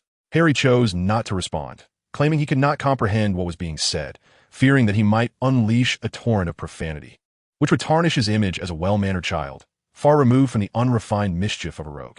This meal cost him nothing, not out of a desire for free food, but because the owner had acted dishonorably, serving them a headless meal. Once the meal was concluded, the inevitable consequence awaited. Chapter 048. Harry, thank you to your ancestors for 18 generations. Harry was utterly bewildered throughout, grappling with the treachery of human nature, having never encountered such malevolence. His mind was overwhelmed, lost in shock. Karl, however, was not surprised, as this individual in the original timeline had perished at the hands of his predecessor for similar reasons. Yet, unlike the predecessor, who was intolerant of any flaws, Karl felt a sense of magnanimity. Thus, he merely vented his frustrations on the shopkeeper, albeit perhaps a bit too harshly. The shopkeeper had no objections, and as a gesture of apology, he lay on the ground and exempted both from payment, leaving the aftermath of his woes to his own discretion. The world was too fantastical, with ever-changing circumstances. Harry, still too young, found it all incomprehensible, requiring time to adapt. Karl did not offer consolation. After all, this was Ironhead, who, though occasionally slow to process, did not require anyone's pity. Having promised the previous day to find Harry a spell-casting tool, he felt it inappropriate as a steadfast individual to go back on his word. Thus, he wandered through the alleyway, where shadows lingered, his intention clear, to attract attention. With keen insight, Karl preemptively explained to Harry that his main task today was to master the spell Vivid Illustration. While proficiency was not essential, he must be capable of using it, as these individuals would serve as his practice dummies. "Isn't that inappropriate?" Harry exclaimed in shock, suddenly feeling less than steadfast. Practicing spells on living beings was not his character. Was it guilt that prompted this? "Then I must teach you a lesson," Karl sighed, slightly tilting his head to gaze at the dim sky over the alleyway. His voice laced with compassion. "Do you know how many souls perish in this alley each year? How many children will fall victim to abduction? What will ultimately become of them?" Harry wished to respond with ignorance, yet the atmosphere was so charged that he felt reluctant to disrupt it. Suddenly, Karl, appearing almost deranged, fixed his gaze with a menacing intensity and, trembling as if seized by a fit, pointed towards a gaunt old witch amidst the crowd. Do you know who she is? How many years has she lived? How many children has she consumed? If you are unaware, allow me to enlighten you. Her true name has long been forgotten, lost to the passage of time, yet her infamous moniker as a child eater echoes throughout the underworld of England. To sustain her wretched existence, she must devour at least one child each year, compensating for her abominable life. Not to mention her inherent taste for human flesh. Surely, one cannot expect her to limit herself to a single victim annually. Can you fathom how many children she has feasted upon throughout her life? Such hysteria seemed insufficient to quell Karl's pent-up rage. He kicked a stone off the roadside and pointed again at another figure in the throng. This individual bore blackened teeth and a greasy visage, his tattered wizard's robe stained with dark crimson. Karl's tone grew inexplicably somber. Harry, having grown up in the Muggle world, you must have heard of the name Jack the Ripper, have you not? Indeed, that is him, a man who revels in the act of disemboweling his victims without reason, simply for the sake of pleasure. No one knows precisely how long he has lived, but it is certainly over 2 centuries. For the majority of those years, he has taken at least one life each month to amuse himself, as if it were an addiction. Now, consider the countless innocent souls that have perished at his hands over the years. These 2 individuals do not even represent the most heinous among this crowd. Should I continue to introduce you to more? Harry remained silent, his doubts inexplicably evaporating, his simmering fury manifesting physically as he lowered his head, obscuring his features. Karl, appearing suddenly drained, calmed himself, his voice imbued with a tone of tragic compassion. When you feel pity for these individuals, can you hear the anguished wails of the tormented souls who have met with a tragic end? Harry, do not extend your sympathy to the wicked, for that would be profoundly unjust to the virtuous. Moreover, the art of failure may mar one's appearance, but does not claim lives. While these individuals are already disfigured beyond recognition. So what exactly holds you back? Enough, Harry declared. I know what I must do. He drew his wand, his gaze fierce and resolute, a stark contrast to the innocence he once embodied. Azkaban, rarely blessed with fair weather due to the ever-present Dementors, found itself an exception today. As a frenzied horde of dark wizards launched an assault, overwhelming even the Dementors tasked with guarding the prison. As a legion of Aurors arrived, chaos ensued, and heads were smashed like mere objects. Amidst this turmoil, none noticed a gaunt black dog, tongue lolling, scurrying by in haste. Uncertain whether it was due to practicing spells on a human body, Harry found himself mastering the incantations with remarkable swiftness, as though his mother Hermione had possessed him, exhibiting a speed that bordered on the extraordinary, akin to the eruption of a small universe. Consequently, the dark wizards suffered little, and naturally, they missed the opportunity for a complimentary makeover. Come, let's get to work. Karl observed Harry stubbornly wearing his visage and could not suppress a twitch at the corner of his eye, barely restraining himself from delivering a sharp retort. He felt an odd sense of uniqueness about his own constitution, particularly in how it seemed to attract certain individuals. Otherwise, Harry's headstrong actions were inexplicable. What shall we do with these people? Are we truly to let them go? Harry adjusted his glasses, his gaze penetrating as he fixed it upon Karl. Inexplicably reminiscent of Voldemort. Karl waved his hand dismissively. This is Nocturne Alley. Many matters do not require our direct involvement, as there are plenty willing to take on the task. Besides, I certainly do not wish to be despised by you, especially since you have yet to reach full maturity. We are all rather vain, you understand. Harry blinked in confusion. It was not that he had issues, but rather he perceived something amiss in the other. He began to suspect that the individual before him might indeed be quite unwell. Harry, wishing to avoid entanglements, followed Karl and inquired, so, where are we headed? Is living not preferable? Why always seek death? Chapter 49, A Marvelous Encounter in the Ministry of Magic. Karl had no time to elucidate, for he was uncertain how long the dark wizards could endure in Azkaban, with Voldemort absent to stir chaos. Such a rare opportunity within the Ministry of Magic was not to be squandered. Time was of the essence. The path was unfamiliar, yet Karl, having controlled the dark wizards, had already acquired the address through the use of legilimency. Unaware of the specific circumstances within the ministry, Karl refrained from directly opening a port key, opting instead to take a taxi with the obstinate Harry.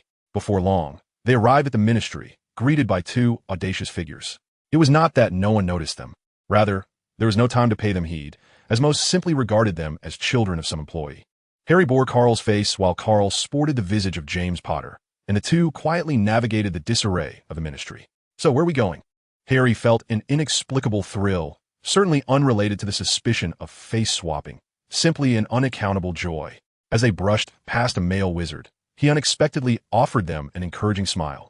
Reminiscent of an adult teasing an oblivious child, Harry quickly closed his mouth.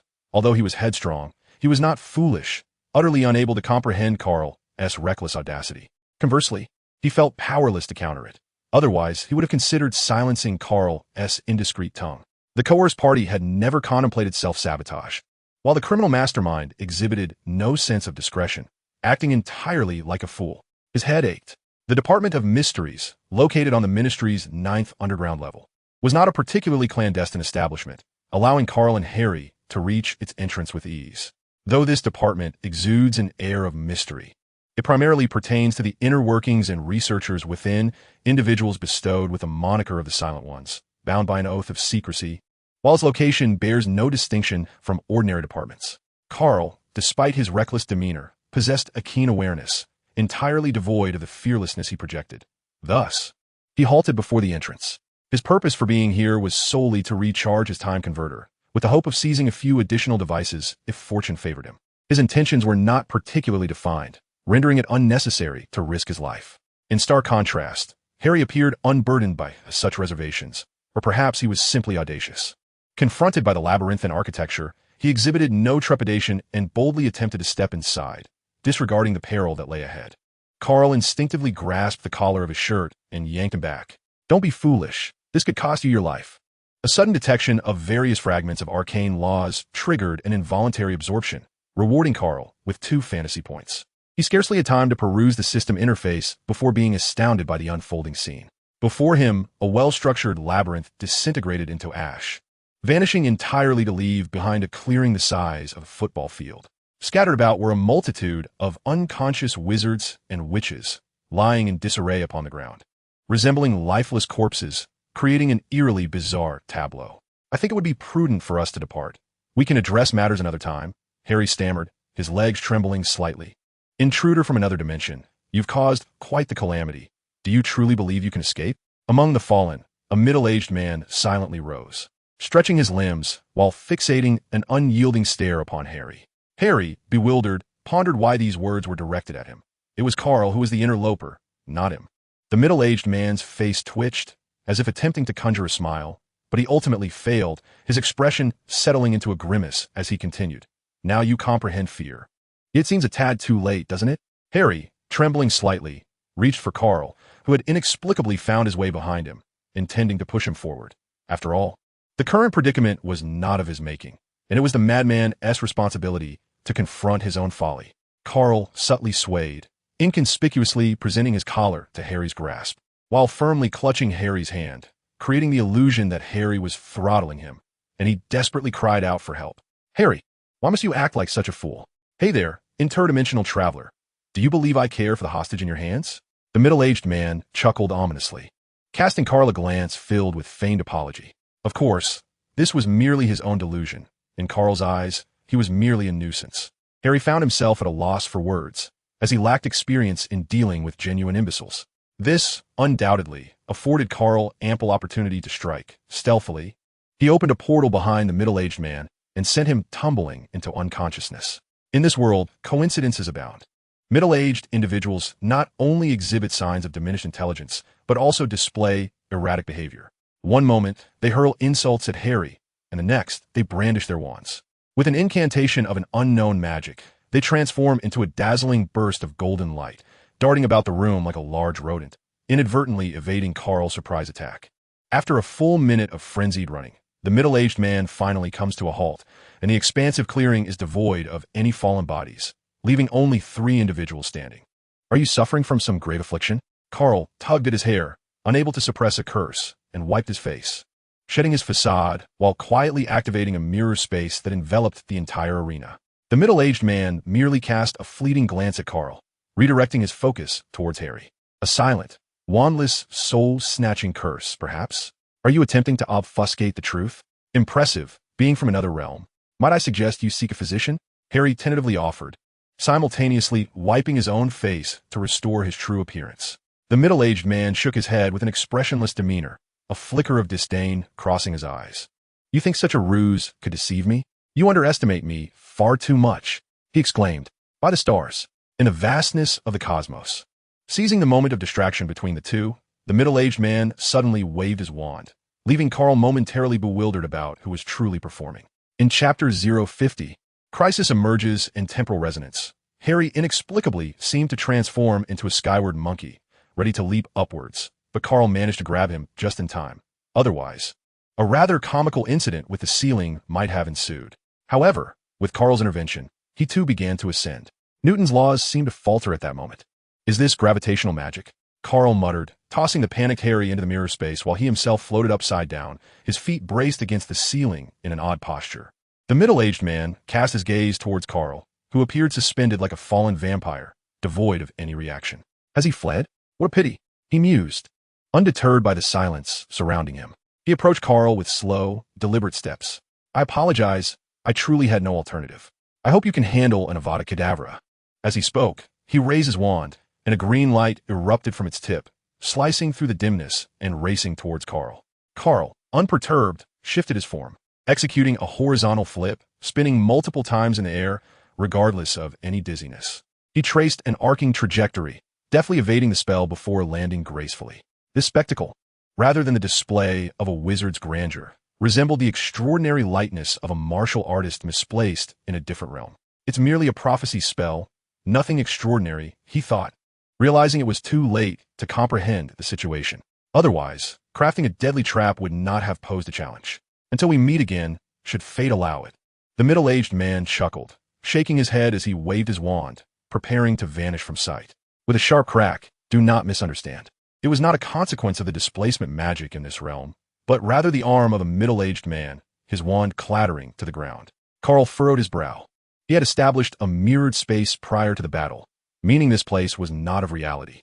To his astonishment, the middle-aged man had managed to employ the art of shadow shifting, albeit not entirely successfully, yet he managed to escape.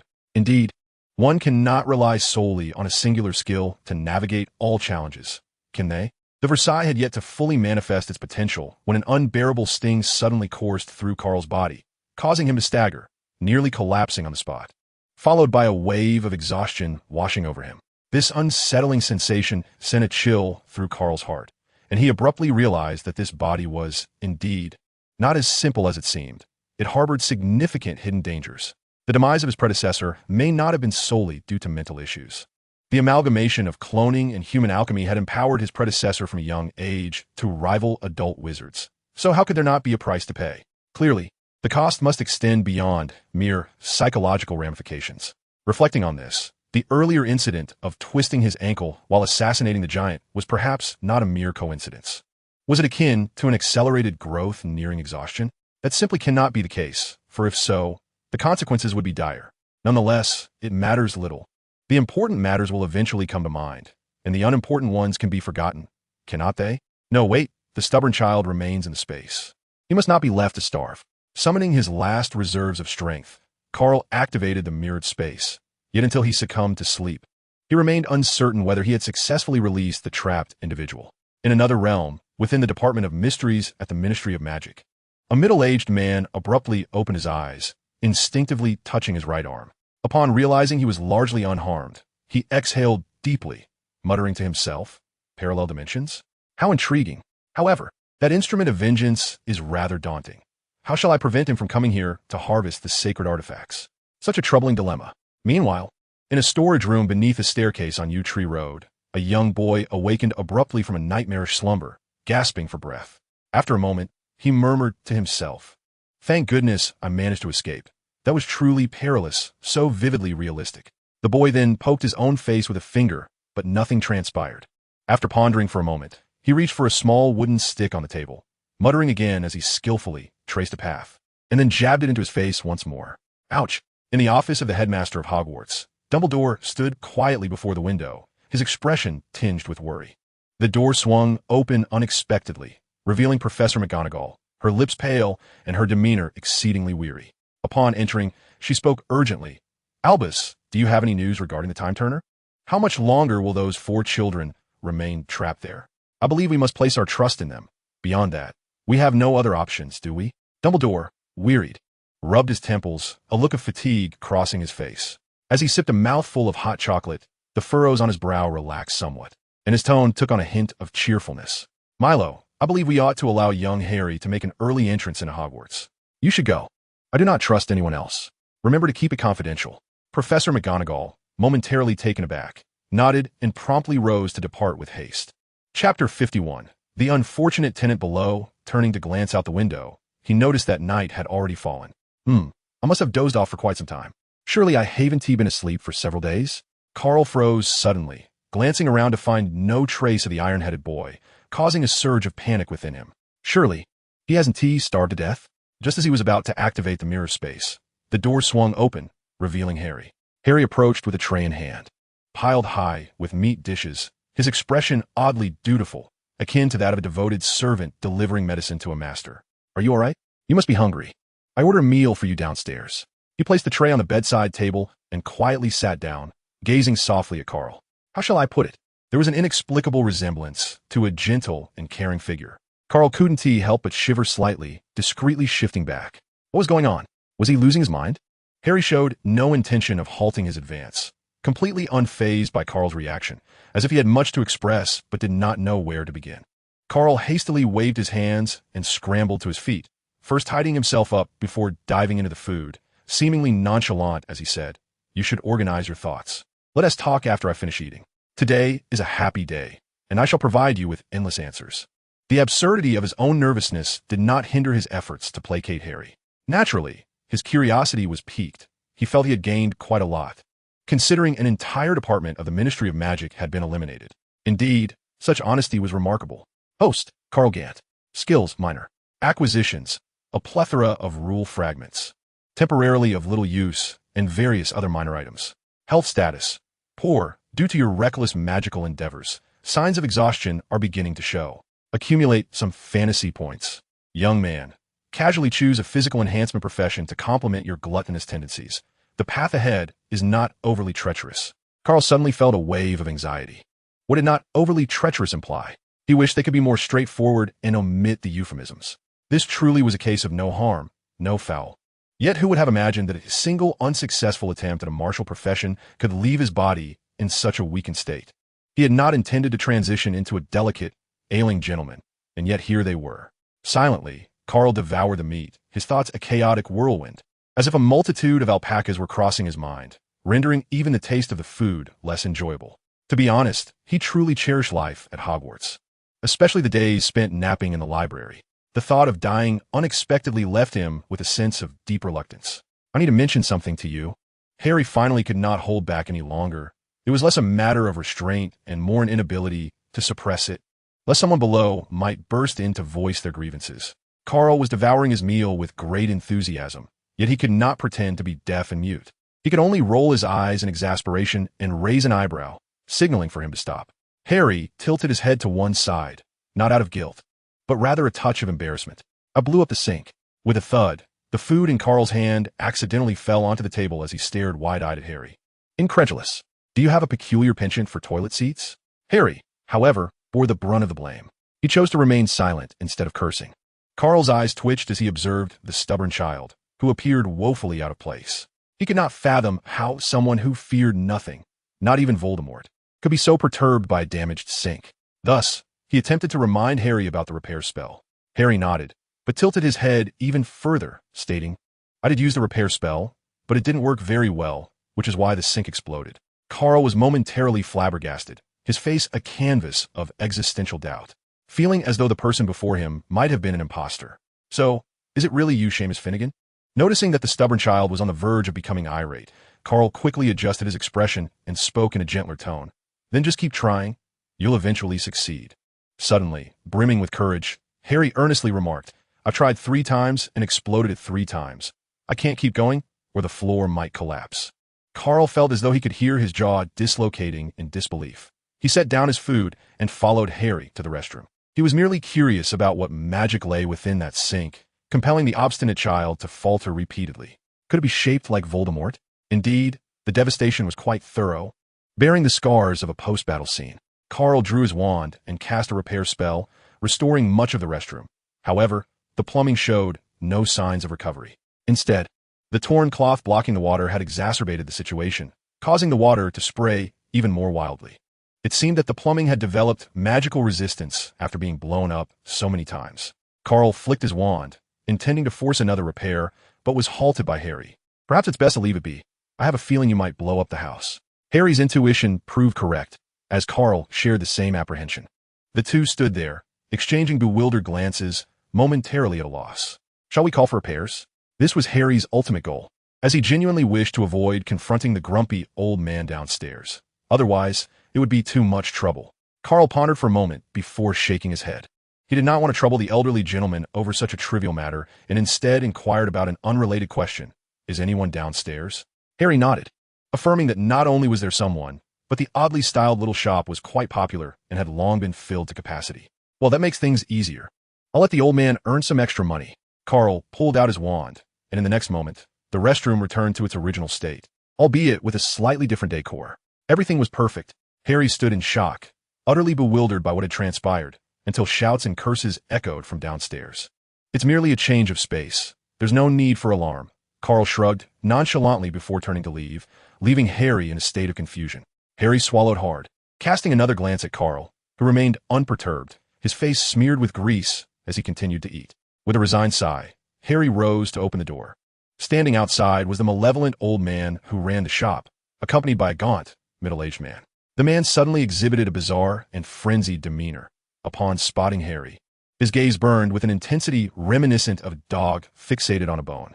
Harry instinctively took a step back, silently lamenting the absurdity of the situation. Was it truly necessary for them to switch restrooms? In the next moment, the man, in a fit of excitement, advanced towards Harry as if he intended to do something, but was swiftly knocked unconscious by a wand strike from the old man. Harry, who had initially felt a twinge of fear and had even contemplated kicking the door to free Karl, was now utterly bewildered by this abrupt turn of events. What was happening? A circus act? A hotel perk? Chapter 52. Karl is a doctor of remarkable humanity. Promptly, Harry retrieved his wand and levitated the unconscious man. Just a simple levitation spell.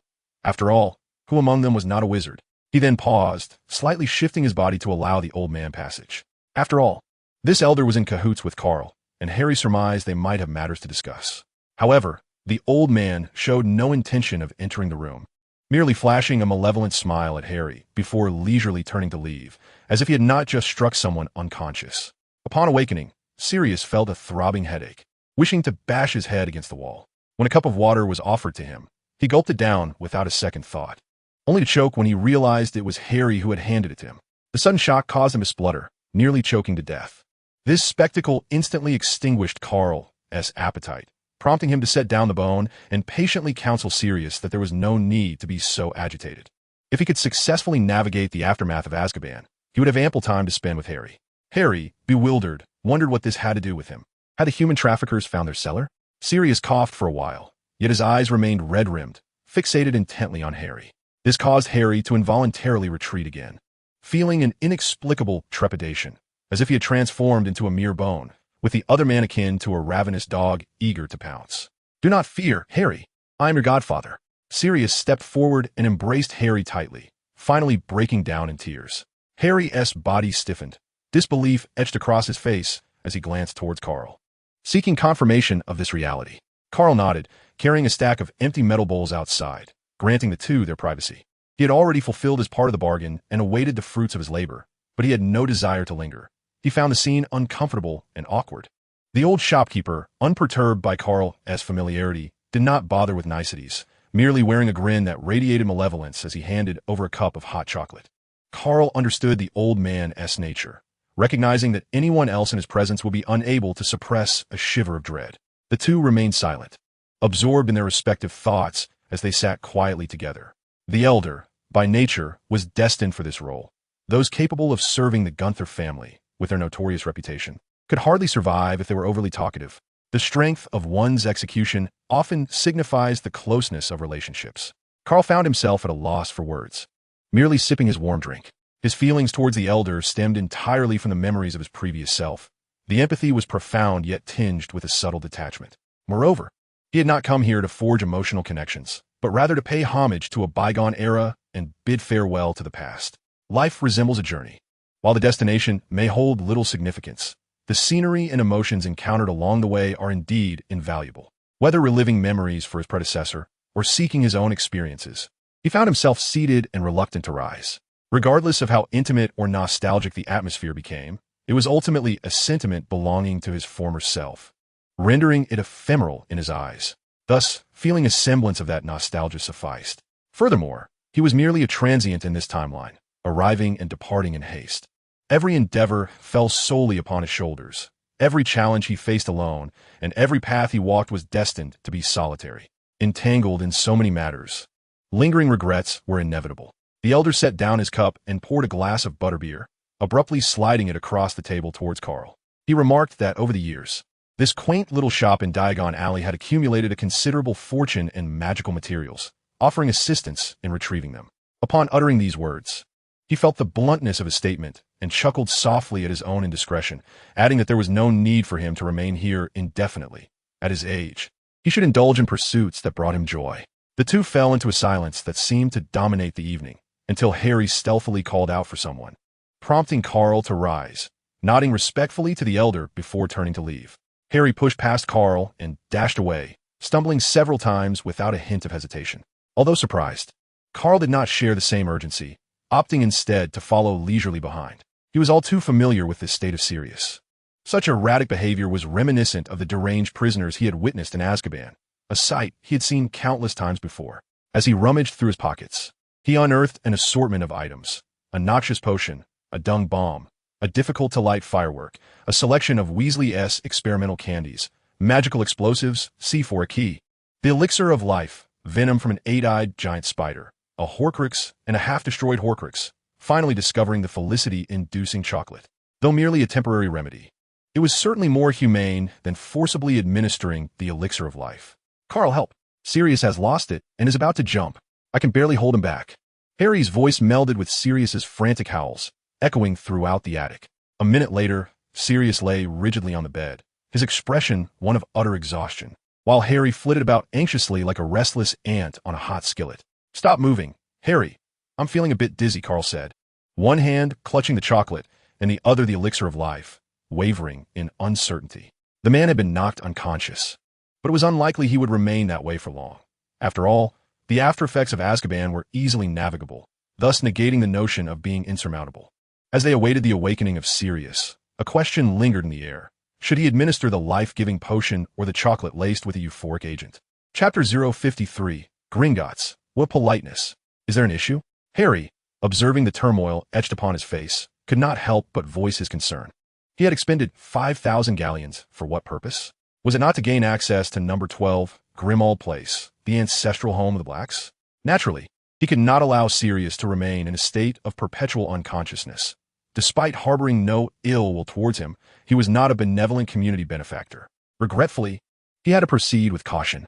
Thus, Karl cleared his throat and earnestly informed Harry that the recent commotion had been rather loud, making this location potentially unsafe. We must find a new refuge, and swiftly. When Sirius awakens, I shall administer the potion ball to forcibly restore his faculties. Do remember to assist me in restraining him. Harry, his expression grave, was suddenly struck by the sight of the chocolate in Karl's hand, falling into silence and questioning his own sanity. Was he truly foolish enough to be deceived? If his eyes did not deceive him, that was indeed chocolate, not some potion ball. Harry felt a surge of indignation. After the age of 5, he had long since ceased to be gullible. Alas, fate was unkind, and Sirius awoke at an inopportune moment. Leaving no room for Harry to voice his frustration, Karl pinned Sirius's arms down, rendering him defenseless, while he pried open his mouth and force-fed him the euphoric chocolate. Sirius, choking, rolled his eyes and kicked in a futile attempt to dislodge Karl. Help me, hold his legs. Harry stood in stunned disbelief at the scene unfolding before him, only snapping back to reality when Karl shouted for his assistance. He rushed forward to grasp Sirius's legs, tightly binding him. Together, they exerted considerable effort, finally managing to feed him the entire box of chocolates. Sirius, nearly choking to death, would have surely unleashed a torrent of curses or even attempted to strike the two boys had he not been so incapacitated. However, one could not deny the remarkable efficacy of magical potions. While Sirius did not become a fool due to the euphoric agent, he at least ceased his madness. Karl, noticing Harry's sudden silence, nodded in acknowledgement. He hoisted the now withdrawn Sirius and gestured toward a portal, revealing a bustling district on the other side. In an instant, they had traversed from the Serpent's Nest into a deserted street flanked by buildings. "Is there a hospital nearby?" Harry inquired, regaining his composure after what felt like an eternity. Though his mind was still clouded with worry, particularly concerning Sirius's throat, which he feared may have been injured. Karl surveyed their surroundings, leading the way as he replied, "No, there is no hospital here, but there is Grimmauld Place, Sirius's home. It is protected by defensive magic, making it an ideal refuge." Harry felt a sense of disarray, sensing that the reason for his current predicament was somewhat inadequate. Yet, overwhelmed by his tumultuous thoughts, he could not dwell too deeply on it, and merely trailed behind Karl in silence. Before long, the two stopped before a house, and Harry looked up to see the number on the door, number 11, Grimmauld Place. Just as curiosity began to stir within him regarding their pause, a sudden sound echoed, a sharp crack that resounded in the stillness of the night. Startled, Harry turned his head to find Karl having just slapped Sirius's hand, which he had not yet lowered. Harry adjusted his chin, glancing around in search of a brick, contemplating employing the same technique he had observed from the shopkeeper to teach Karl a lesson. Yet, it was unclear which word had caught Sirius's attention. With great difficulty, he managed to utter something, and astonishingly, from the dense array of buildings across the street, a structure miraculously emerged. Number 12, Grimmauld Place, which had previously vanished. The subsequent events unfolded effortlessly. Karl, with Sirius in tow, boldly entered without hesitation. Harry, utterly bewildered, followed closely behind, the surreal nature of the scene rendering him oblivious to his earlier resolve to confront Karl. In a solitary cell deep within Azkaban, the scruffy man suddenly awoke, his eyes snapping open. He instinctively touched his gaunt face, which bore no apparent issues, yet he stifled a gasp, eventually murmuring, "What a madman! That hand must have felt like a dagger to the bone." Hogwarts welcomed an exceptionally young child, his small hand clasped in Professor McGonagall's. His remarkably verdant eyes sparkled with wonder, and his unruly black hair stood in disarray, a prominent lightning-shaped scar gracing his forehead. Despite his slight frame, the little boy brimmed with energy, his curiosity about the magical castle evident, as his wide eyes seemed insatiable. Dumbledore himself greeted the young boy, displaying a warmth far removed from the days when he had wished to end the life of a certain young wizard. Instead, his aged face beamed with a smile. The 9-year-old Harry Potter found the elderly man exceedingly kind, almost overwhelming in his affability. If only the imposing figure of a black bat were not hovering nearby. For that waxen face, reminiscent of someone owed a vast sum of gold, was indeed rather intimidating. For reasons unknown, young Harry suddenly felt a strange familiarity with the black bat. He discreetly observed it, feeling reassured upon realizing it was merely the figure from his dreams, the one who had waved away the child taken by the traffickers. Nothing more than a lackey, hardly something to fear. Surely, he wouldn't teach flowers why they bloom crimson as blood, but he could certainly inflict 100 lessons on a little one. Allowing Fred to conduct the punishment himself, he would take great pride in it. The long-dormant black family home buzzed with unexpected activity that night. In addition to the earlier arrivals of 2 children and 1 adult, shortly thereafter, 3 more figures emerged through the portal. This commotion left the house elf creature and the portraits on the walls utterly flabbergasted. Had they been capable of resistance, they might have considered opening a pop-up restaurant to serve human dumplings. Goodness, it is rather noisy here. Must we remain in this place?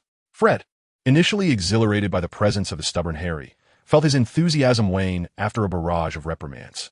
The thought of persuading Harry to lead them into the haunted house began to lose its appeal. Even George and Cedric could not suppress their frowns. The ancient estate was exceedingly inhospitable to outsiders.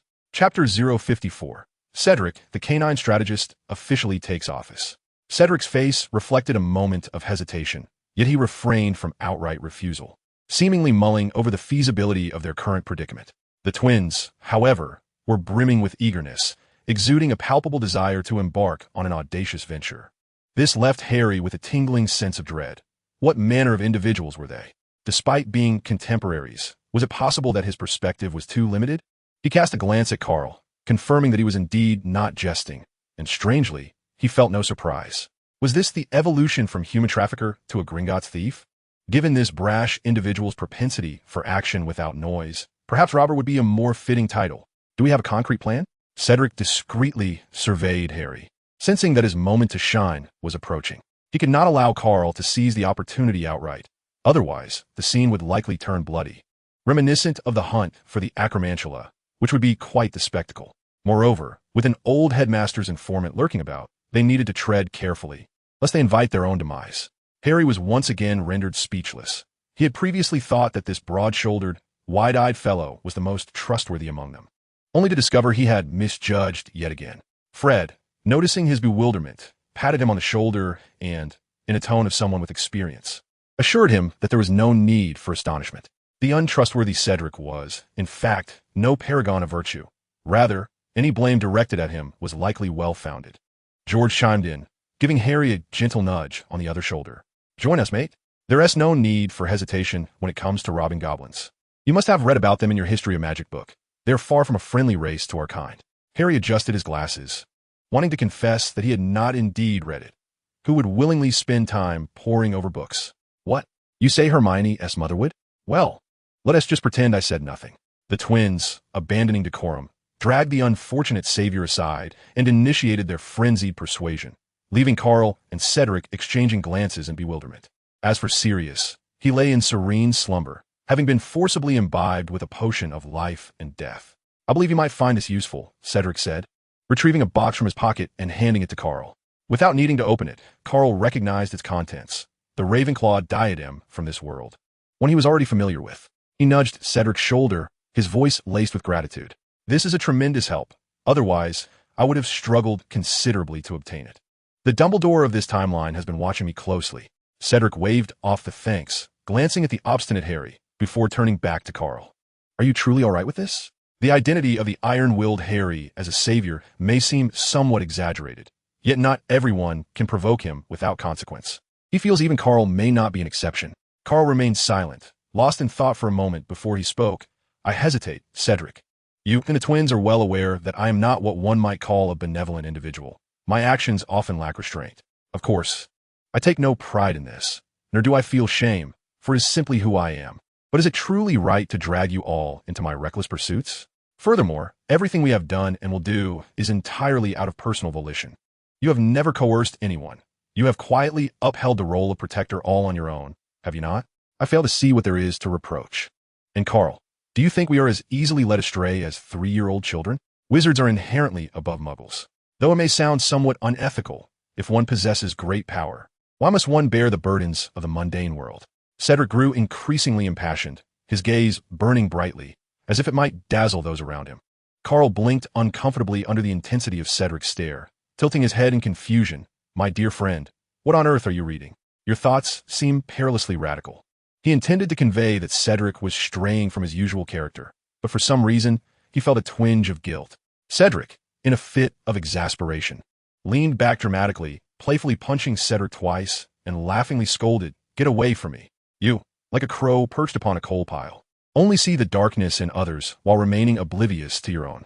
Moreover, is it truly acceptable to divert the topic and involve Harry in this?"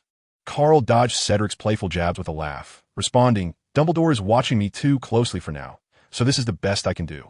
Ultimately, whether he joins us for a half-day tour of Gringotts will depend on his personal choice." As he spoke, he produced documents regarding Bellatrix Lestrange and solemnly handed them to Cedric, who looked puzzled. "Our target this time is Bellatrix Lestrange's vault, which houses our Hufflepuff cup. Indeed, the Hufflepuff cup of this world. Is it also made into a Horcrux?" Cedric's face instantly blazed with fury. His attachment to Hufflepuff remained strong. Upon learning of Ravenclaw's diadem's destruction, he felt only regret, but when it came to the cup, it was far more than mere regret. Cedric cast a skeptical glance at Karl, bewildered by his apparent agitation. When did this lone wolf develop a sense of collective honor? His gaze drifted to Sirius, who was sleeping like a log, and he understood Karl must also be feeling the weight of his fatherly instincts. What a misfortune. Is he about to embody the role of a devoted father? Karl, feeling his scrutiny, squinted suspiciously. "Is it just my imagination? Or do you seem to be contemplating something rather inappropriate? Enough of this nonsense. You lack any sixth sense. Be a man, my friend," Cedric exclaimed, shaking his head wildly. He then pointed to George. "Look, the twins are about to brawl with the mural." Karl turned his head in suspicion, his face instantly darkening with displeasure. Chapter 055. The mischievous Snape and the twins' confession. Damn mudbloods, get out. The noble black residence is not a place for your lowly kind. The elderly woman in the mural shrieked, utterly disregarding the feelings of the three unruly children before her. Of course, she had her reasons. The ancestral home had been invaded, and by tradition, she was expected to wield her wand in defense. However, circumstances were beyond her control, and since she could not take action, she resorted to venting her frustrations through harsh words. Indeed, how noble they were, so noble that their family was on the brink of extinction. George, while desperately restraining the irate Fred, indiscriminately hurled insults, mainly because Karl felt inexplicably insulted. Nobility is innate. What you filthy mudbloods understand? Your family is indeed on the verge of annihilation. Shut your foul mouth. The noble blacks are beyond your judgment, but your family is truly facing extinction. Damn you filthy mudbloods. I shall end you. I apologize, but this does not change the fact that your family is doomed. Karl hurriedly stepped forward to cover the mural, thus halting the quarrel between the two factions. Good heavens, he was aware of George's sharp tongue, but he never expected it to be so cutting, constantly mentioning annihilation as if Sirius would not survive. In another dimension, within the Hogwarts headmaster's office, Dumbledore stood by the window, a phoenix named Fawkes perched upon his shoulder. The two remained silent, lost in their thoughts. Not far away, Harry, who had been resting on the sofa, suddenly opened his eyes, confusion filling his emerald gaze. What has happened to Harry? Dumbledore, having approached quietly, gently patted the young boy's back. There, Harry, do not rush. Just describe what you saw. Young Harry nodded and attempted to recount that after he and Karl escaped from the Ministry of Magic, Karl seemed to have lost consciousness for several days, after which a person named Sirius Black found them. Sirius? Are you certain of that name? Dumbledore inquired, his tone curious yet unhurried. Young Harry continued to nod. Yes. He claimed to be my godfather from that world, a bit mad, attempting to jump off, only to be subdued by Karl. Dumbledore blinked in confusion, pondering the bizarre turn of events, a sense of foreboding washing over him. They then went to the Black residence and summoned George, Fred, and Cedric through a spatial portal to discuss an endeavor. However, the portraits on the walls were rather noisy, so I did not catch the details. Harry lowered his head, seemingly burdened by guilt, aware that he was merely evading Dumbledore's gaze. He held a fondness for the elderly man and did not feel the need to guard himself. Yet for some reason, he had suddenly lied and did not wish for the old man to discover the truth. Harry felt as though he might be losing his mind, as he was exceedingly reluctant to bring trouble upon the four of them. Dumbledore gazed intently at the young boy before him, a flicker of curiosity crossing his eyes, before he continued in a gentle tone, inquiring about their activities at the Black residence. Could you elaborate, Harry? The scene was undeniably awkward, and he felt a sense of embarrassment for the alternate version of himself in another world. Amidst the commotion, the three older students excused themselves, citing early classes the next day, willfully ignoring Karl's plea for assistance in cleaning the old house. They had no desire to be berated while also undertaking someone else's chores. Even Cedric, who often prided himself on being Karl's close friend, earnestly advised him not to be overly fastidious, suggesting that he could manage for a few days, as he wasn't planning to occupy the space indefinitely. Was this truly a reasonable suggestion? If he could manage it, would Karl be so brazen as to seek help? However, this fleeting sense of goodwill did not last long, for they were soon approached by Snape. It was unclear whether Dumbledore was genuinely absent or merely pretending not to be, as he did not intervene. The three boys were like leashed dogs, dragged into the potions classroom by Snape. It was not that they lacked the desire to resist. Each of them had contraband items, such as C4 and magical explosives, tucked away in their pockets. Rather, they were deprived of the opportunity to fight back, as Snape wasted no time in confronting them, swiftly binding them with a technique reminiscent of Eastern martial arts. Snape appeared quite disheveled. Though he had evidently made an effort to tidy himself up, the bruises on his face still glaringly apparent. He was clearly suppressing his fury, coldly addressing the trio now. Tell me, where has Potter been taken by that little lunatic? In contrast to Cedric and George's silence, Fred could not restrain his irreverent tongue, smirking audaciously. Are you having trouble seeing, Professor? We are Gryffindors and Hufflepuffs. Loyalty and steadfastness are ingrained in our very essence. Is that so? Then allow me to test the veracity of your loyalty, Snape retorted with a cold smirk, reaching for a vial of potion from the shelf. Fear not. This is merely a hallucinogenic concoction, devoid of lasting side effects, but it will induce considerable discomfort. George, lowering his head, suddenly interrupted, Cedric, be quiet. Can't you see? His concern is not truly about Karl's whereabouts. He knows he has no leverage over Karl. He merely seeks to coerce Karl, to possess a trump card. Precisely, I too wish to ascertain the strength of my loyalty, to see if it is as unwavering as I believe, Cedric replied, his brow furrowing in annoyance. What nonsense are you spouting, George? Karl has always stood as our equal. He does not require anyone's loyalty. Fred, unusually serious, chimed in, Cedric, do you not understand? We are fully aware that Karl has consistently maintained a humble stance, even acquiescing to demands. Mysterious magic, galleons, potions, and alchemical materials. He never refuses. But do we truly deserve him? This is an opportunity for us to reflect on our true nature, to determine if we are worthy of such profound camaraderie. I refuse to continue in this state of confusion. Otherwise, I cannot shake the uncomfortable sensation of taking advantage of Karl. Chapter 056, The Half-Baked Conclusion and the Discoveries Within Black's Manor. Cedric fell silent, and after a moment, he let out a soft chuckle. Is that so? When I was a child, Karl once saved me, though that fool has long forgotten the incident. It was unexpected that he would rescue me again at the start of the school year. While I have always held a sense of gratitude, I became unaware of when it began to feel like a matter of course. It is only at this moment that I realize emotions are reciprocal. How can anything be taken for granted? I thank you both for your reminders. As he spoke, he lifted his gaze to meet Snape's, his eyes filled with determination. Professor Snape, have you truly thought this through? Are you certain you wish to act so impulsively? I must caution you to ensure there is not a trace of uncertainty. It is imperative that Karl remains oblivious to the events of tonight. Should he lose control, the consequences could be dire. I cherish Hogwarts and do not wish to see it turn into a battlefield, but my concern for my friends is paramount. Please do not be the one to thrust Karl into darkness. Otherwise, I assure you, I will not let this go unpunished. Along with my brothers, if Karl were to fully embrace the shadows, even across time and space, we would never forgive you. He had gathered most of the information he sought. Although being reprimanded was unpleasant, it paled in comparison to the rewards of the endeavor. The three emerged from the potions classroom, dazed and bewildered, utterly perplexed by what had transpired. Initially fueled with fervor, how had it all ended so anticlimactically? While this was certainly beneficial, it was also deeply unsettling. George broke the silence first. So were we deceived? Fred sighed, accepting the reality. Brother, the old bat is not someone easily threatened. At least, we lack the means to do so. Indeed, we were duped. Cedric inexplicably chuckled, and only when the twins turned their gazes toward him did he begin to elucidate. Professor Snape likely merely wished to understand Karl's character. He is genuinely concerned for Harry's safety. Perhaps all the professors within this castle share similar sentiments, which is why no one intervened. He swallowed the latter part of his statement, but the twins were astute enough to grasp the implication without needing further elaboration. Fred let out a long sigh. I think I suddenly understand why Karl does not trust Dumbledore. Karl, having left no warning signs for the trio, remained unaware of Snape's subtle maneuvers.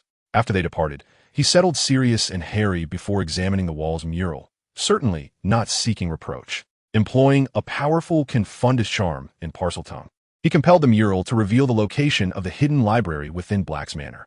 Subsequently, he used the Cruciatus Curse to command Creature to navigate past the usual traps, finally arriving at the entrance to the secret chamber. And then, nothing further transpired. Despite exhausting all his knowledge of dark arts and toiling throughout the night, he found himself unable to break the enchantment, thus barred from entry. Given his lack of proficiency, he had no choice but to resort to extraordinary measures. Karl sketched a spatial portal, endeavoring to breach the barrier it presented. However, rather than opening a door within the confines of the wall, he unwittingly extended it to the street outside, completely losing track of the hidden chamber's location. One must concede that the magic of this world possesses its own peculiar charm, as the spatial portal unexpectedly manifested its first instance of ineffectiveness. Undeterred, he retrieved from his pocket the half-damaged gaunt ring, which still contained approximately 0 for units of Voldemort's essence. To his dismay, the prior entrapment of Dumbledore and that middle-aged man had inexplicably consumed 0.6 units, leaving Karl to lament the excessive drain on Voldemort's power. Nonetheless, given that the essence within the ring was incomplete and insufficient for a singular, lethal spell, he felt no remorse for its expenditure on such trivial matters. With a flourish of his arm, Karl successfully conjured a mirrored space enveloping the entirety of the Black family manor. A swift glance revealed an additional consumption of 0.2 units of Voldemort's essence. Time was of the essence, otherwise he risked running out of power altogether. Fortune favored the diligent, and after a meticulous search, he finally pinpointed the hidden chamber's location within the mirrored space. Surprisingly, It was not situated behind the door, but rather in the depths beneath the manor. 100 meters down, the door merely served as a conduit for teleportation. Such ingenuity was truly remarkable. Karl dismissed the mirrored space with a wave of his hand, casting a pained glance at the ring, which now contained a mere 0.1 units. Likely insufficient for even a single spell, the cost was rather steep, and he felt the burden acutely. With a heavy heart, he opened a spatial portal within the hidden chamber, but hesitated to step through. For the visible array of magical traps was staggering, and the invisible ones were even more daunting. Truly befitting an ancient pure-blood family, the nobility of their bloodline remained uncertain. Yet their profound legacy was unmistakably beyond the reach of ordinary folk. However, this did not deter him. Karl waved his wand once more, summoning the magical tomes that piqued his interest to his side. He refrained from direct contact, instead opting to leaf through them at a distance, committing their contents to memory. How could one read without discretion? A true scholar knows that one must not flaunt their capabilities. Rather, it is through subtlety that one asserts their mastery. After a considerable portion of the night, he finally catalogued the entire collection of the Black Manoress library.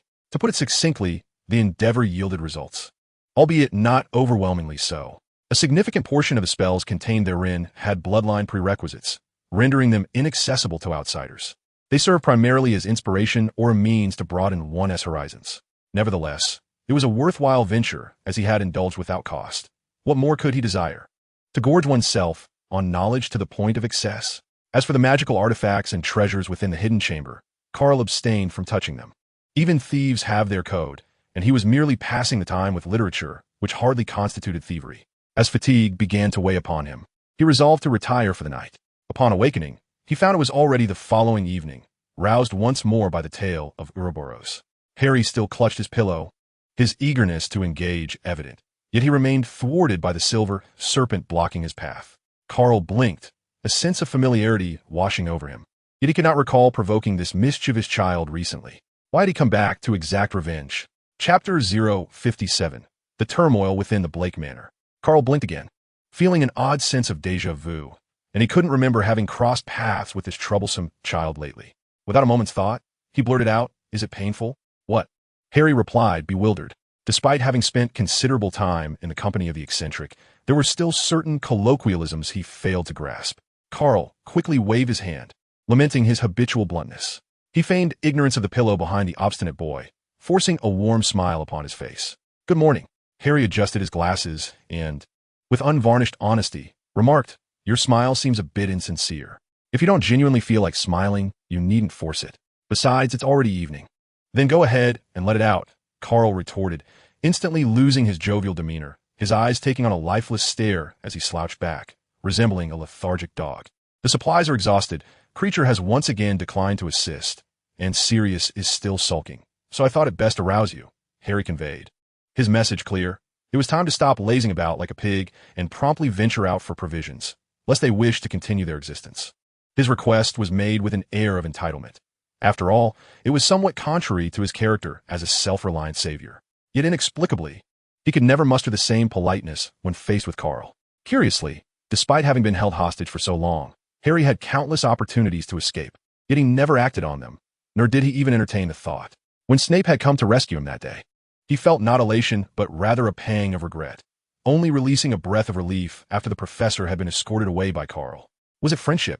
He pondered quietly, feeling a twinge of guilt towards Ron, who had never betrayed him so many times.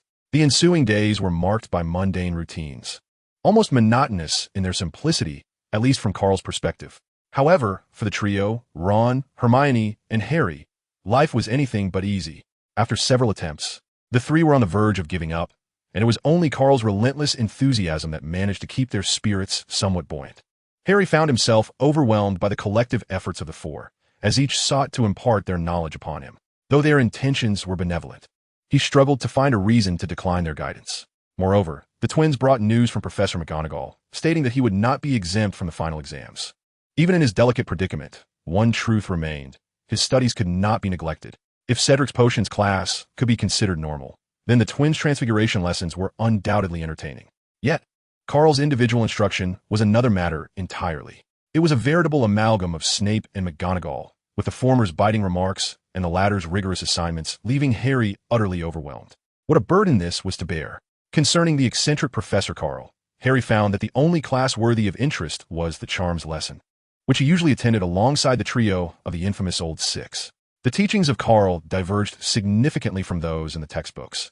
Not only were they more potent, but the spells and gestures were also considerably simplified, alongside some rather extraordinary magic that left one in awe. Occasionally, when in good spirits, Sirius would guest lecture in defense against the dark arts, which truly embodied the essence of entertainment. However, such moments of amusement were fleeting, as the lingering after-effects of Azkaban were torturous, relying solely on personal resilience, with the healing process progressing at a sluggish pace. Setting aside the subtle nuances of their respective identities and positions, life, in general, seemed to maintain a surprisingly positive outlook. One morning, Karl was once again roused by the serpent tail of Ouroboros. Upon opening his eyes, he found Harry clutching a pillow, seemingly still intent on striking him. While fear was not an issue, who would willingly invite trouble? He patted the stubborn lad on the shoulder, adopting the demeanor of an old friend, and mused. "What are you thinking? Come, let us indulge in a grand meal. How does Indian cuisine sound? It's quite soothing for the stomach." Harry cast him a sidelong glance, adjusting his glasses with a hint of hesitation, questioning the authenticity of the Indian food he mentioned, sensing a hint of mischief. "Harry, do you know the phrase Don't dismantle the hardships of others? Understanding, without voicing it, allows us to remain friends. I cannot comprehend your nonsensical chatter. Let us go. I feel we ought to procure some medication for Sirius, something akin to antidepressants for muggles. What do you think? Unnecessary. Not only is it ineffective, but Sirius is not suffering from depression. A dose of joyous elixir should suffice. We can lower the purity a bit. I shall brew another batch later. There are ample reserves of potion in the chamber, enough to indulge ourselves." At his words, Harry did not express delight. Instead, a wary look crossed his face. "What scheme are you concocting now? Someone in such dire straits hardly seems considerate. Could it be that you intend to deceive him again? One must wonder how heavy the proverbial club over his head must be to warrant such sweetening of the deal. Do not think so poorly of me. While I may not be a paragon of virtue, I am certainly no villain." Harry adjusted his glasses, refraining from retorting, for indeed, one who is shameless is invincible, and it is not he who is invincible. The bounty on his head wreaked havoc in Azkaban, assaulting the Ministry of Magic and obliterating an entire department, wreaking havoc in the alley with living props. Each incident bore the mark of malice. Though he had participated throughout, the darkness could never transform into light. Yet, why did he harbor little animosity in his heart? Was he then tainted by an unclean influence? A rented luxury vehicle soon arrived outside the house, though the driver seemed to deliberately navigate the streets, allowing the two to meander through the alleys. Inside, the atmosphere was serene and comfortable, while outside the neon lights flickered, casting an inexplicable charm upon the scene. Harry thought he would feel out of place, yet upon noticing Karl, who sat with an awkward posture, his spirits calmed. Observing Karl seemingly preparing to remove his shoes, Harry could not help but voice his curiosity. "Are you intending to pick at your feet?" Chapter 058, Self-Analysis Before Farewell. Upon hearing this, Karl rolled his eyes dramatically, dismissing the matter with a mere sprain of his ankle. Yet, the implications behind this incident were too delicate to share with outsiders, so he refrained from arguing and instead inquired, "Have you decided what you wish to eat? We ought to hurry, for if we continue wandering like this, dawn will break, and our late-night snack will inevitably transform into breakfast." Harry, taken aback, realized that their late-night stroll was entirely due to him, and quickly replied, "I'm fine with anything. I can eat whatever." "Be a man, Harry," Karl retorted. "Show a bit of masculine spirit. Do you think you're a little girl? Whatever one tea suffice. How about the cafe at the Royal Hotel?" Karl continued to massage his ankle, reminiscent of Snape, his banter perhaps not as sharp, but still sufficiently exasperating. Harry's eyes widened in disbelief. The suggestion was utterly absurd.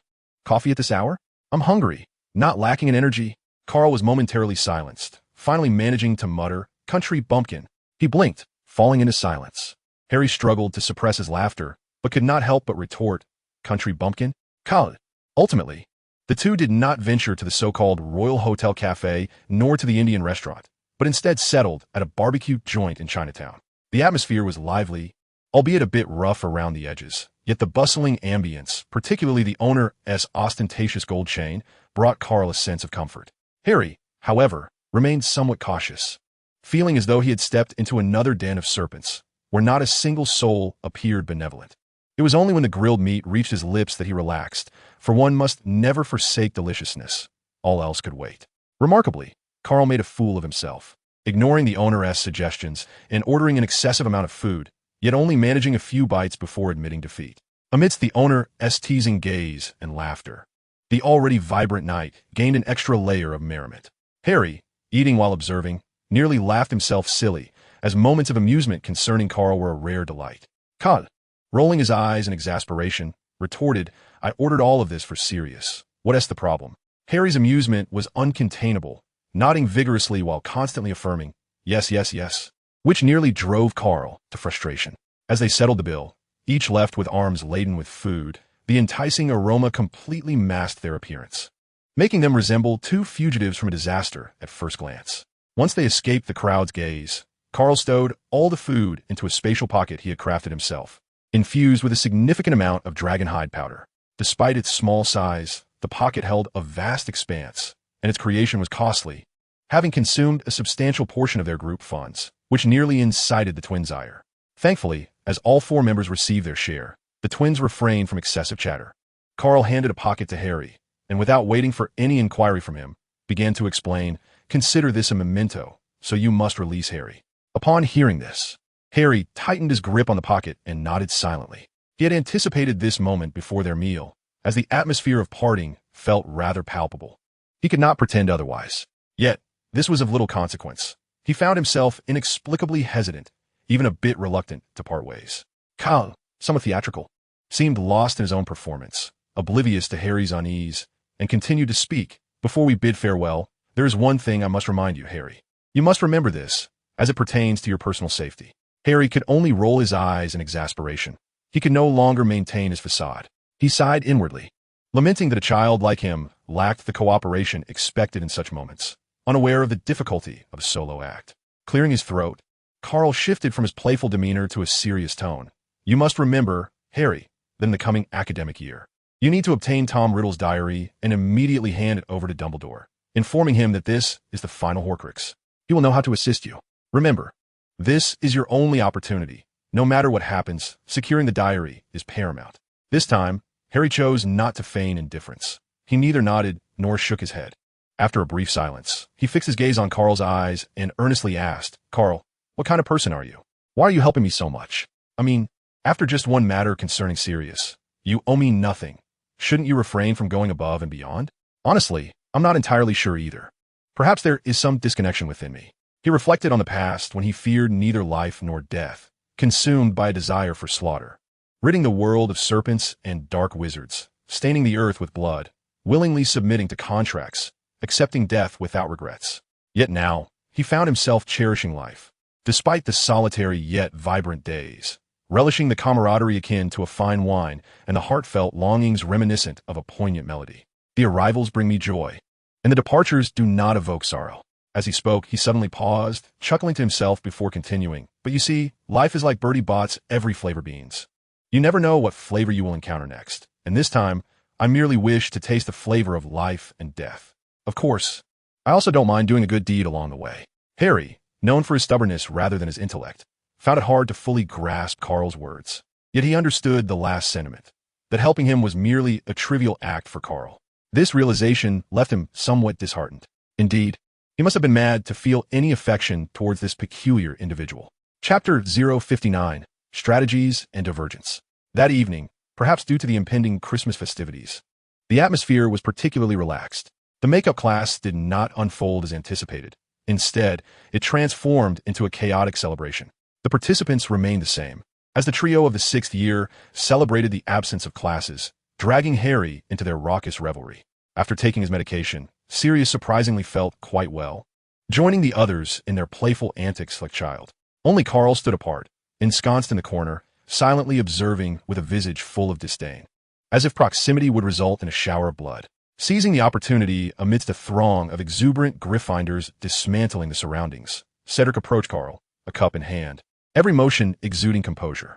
Despite still being a mere child, he unexpectedly radiated an aura of remarkable distinction. One might say, truly a future perfect wizard. Karl smacked his lips. Before Cedric could draw near, he raised his cup in a distant toast, his gaze shimmering like rippling waters, embodying tranquility in both motion and stillness. In the northern city, Su Gong, poised and extraordinary, stood apart from the rest. Indeed, while the drink may not intoxicate, the individual had succumbed to its allure.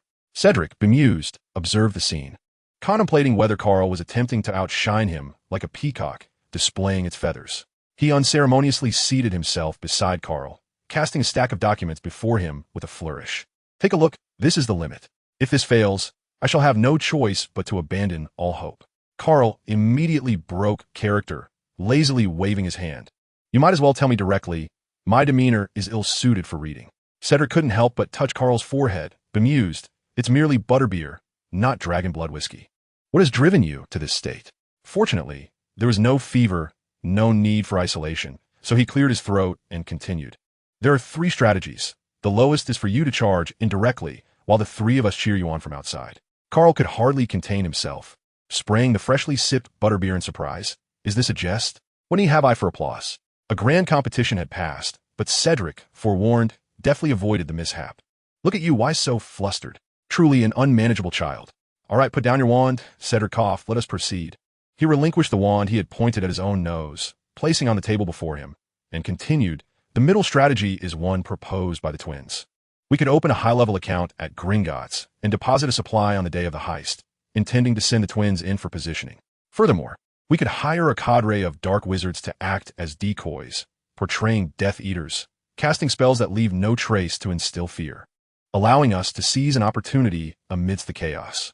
Gringotts is, after all, a wizarding bank fortified with numerous defensive enchantments. Karl had previously attempted to create a teleportation portal directly to the vault from the outside, which proved less than ideal, often resulting in the portal opening in the sky when aimed at the ground, nearly bisecting the guarding dragon on one occasion. Thus, a combined effort to open the portal from both inside and out would help circumvent such errors. Although the trio, the Old Six, had yet to master the teleportation spell, sending Karl a positioning signal would pose no challenge. Karl nodded in agreement with the plan, expressing his approval. I dare say this could be deemed the best strategy. We must have both presence and prestige, and the Old Six must indeed be sufficiently cunning. Cedric, upon hearing this, displayed a look of disdain on his face and could not help but retort, but the risks are too great, and managing the residual information afterward is quite challenging. It is impossible to achieve this without anyone noticing. Please refrain from speaking and instead consider my superior strategy. Karl shrugged and quietly observed his performance. Cedric, not insisting further, nodded in response, only to reveal a hint of confusion. Should we then resort to a moderate approach? Fool! Cedric's expression was quite remarkable, almost comical, as he felt an urge to grab Karl by the collar and loudly question him. If that is the case, what have we endured these days for? The celebration continued until dawn, with everyone reluctant to sleep. Instead, Karl opened a spatial door directly leading to Hogwarts and urged Harry and Sirius to hasten inside. Is it truly necessary? Perhaps we need not rush. Harry and I could arrive at Hogwarts at a different time, Sirius suggested. From Harry's bewildered expression, Sirius quickly grasped the unfolding situation. Despite still sensing a degree of danger surrounding Karl, he could not help but feel gratitude, if possible. He genuinely wished to spare these young ones from confronting the terror of Dumbledore. This was not about taking sides, but rather stemmed from personal sentiments. George, typically quiet, suddenly exclaimed, Black Widow seems a bit perilous. Perhaps we should buy a comprehensive collection of spider specimens from around the world. He would likely appreciate it. This caused the others to break into a sweat, involuntarily wiping their brows for Ron from another timeline. Harry suddenly stepped forward, embracing each of the trio warmly, instantly filling the atmosphere with a sense of farewell. Harry chuckled softly. Thank you. I truly need a friend like you who brings joy to others. George and Cedric merely cautioned him to be careful, not quite as carefree as Fred. When it came time for Karl, he refrained from any antics this time, gently tousling Harry's messy hair, speaking earnestly, do not cry. This is not a matter of life and death. By the way, I may need to borrow something from you soon, so remember not to turn against me. No borrowing. Harry finally fulfilled his wish by delivering a punch to Karl, followed by a tight embrace before striding confidently into the spatial door. Chapter 060. Different saviors making the same choice in the headmaster's office of the original timeline's Hogwarts. Young Harry awoke once more from his dream, first letting out a soft sigh before lifting his gaze to the nearby white-bearded elder. Dumbledore could distinctly sense that young Harry was withholding something from him and found it perplexing. Why would he choose to conceal something from him? What could possibly warrant such secrecy? Thus, The great white wizard playfully blinked, suppressing the impulse to delve into Harry's thoughts, and instead, with a benevolent smile, inquired, "Is there more?" Young Harry instinctively lowered his head, appearing to be in deep contemplation, before finally speaking again. "It seems I still need to purchase many local specialties as gifts. Fred and George want to buy a collection of spider specimens to give to Ron, our younger brother." "Is this what you meant to convey?" Dumbledore blinked again, this time not playfully, but in genuine confusion. The sudden sound of knocking at the door interrupted his reverie, and it was none other than Professor Payne who entered. This newly appointed professor of defense against the dark arts was exceedingly courteous, his gaze inadvertently sweeping across Harry before retreating instantly. With an air of mild apology, he addressed Professor Dumbledore. "I had no idea you had a guest. I apologize for the intrusion." Dumbledore waved his hand, patiently responding, "Payne, what brings you here?" Professor Payne cast a glance at the bewildered young Harry, smiling as he shook his head. "It is of no great matter. I am merely curious about the whereabouts of the 4 first-year students. You know, they're among the most exceptional in their cohort, and I am somewhat late in determining whether to adjust my teaching pace for them. I sought your opinion." Dumbledore's expression brightened slightly, yet he shook his head again, cheerfully stating, "There is no need for concern. They have likely grasped the majority of this academic year's curriculum. Proceed at your own pace. Do not worry about them." This seemed to relieve Professor Payne immensely. He nodded politely, bid farewell, and turned to leave. A similar conversation transpired in the Parallel Universe's headmaster's office. As for other matters, Fred and George planned to acquire a comprehensive guide to world spiders, intending to present it to Ron from that world as a form of retribution against their own Ron. Dumbledore glanced at Sirius, who was distractedly gazing at the ceiling, and shared an understanding smile with Harry, gesturing for him to take his leave. Oblivious to the situation, Sirius intended to follow Harry out, like a shadow. "Sirius, stay a moment," Dumbledore commanded, not accommodating his usual habits. He had invested considerable effort in managing this obstinate individual, having navigated bureaucratic hurdles with the Ministry of Magic to ensure Peter Pettigrew was sent to Azkaban. Thus he felt no qualms in exerting authority. Without delving into the nuances of Sirius and Dumbledore's exchanges, Ron and Hermione were nearly overcome with joy at Harry's return. They had spent countless days worrying and had persistently sought trouble with the 3 older students, though they were effortlessly dismissed each time. Harry felt overwhelmed, uncertain of how to respond to his exuberant friends. To lie seemed unkind, yet telling the truth was equally daunting.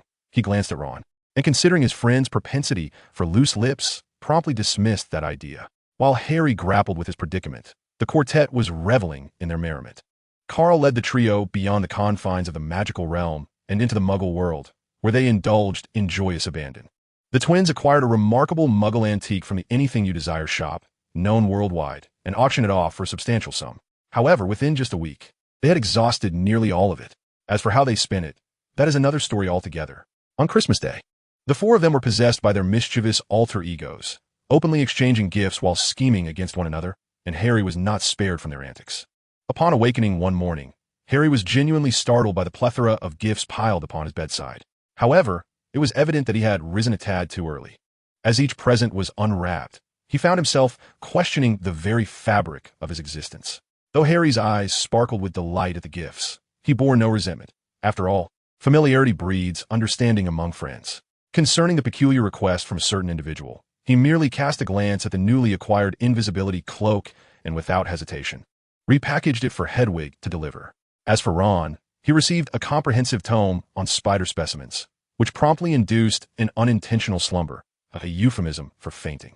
Hermione, returning home for the holidays, was similarly ensnared.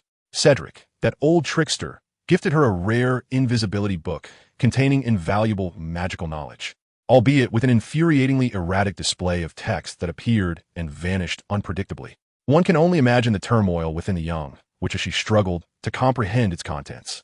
Shortly after Christmas, Gringotts welcomed 4 unusual guests, deemed special due to prior notifications concerning their arrival, which necessitated alerting certain parties.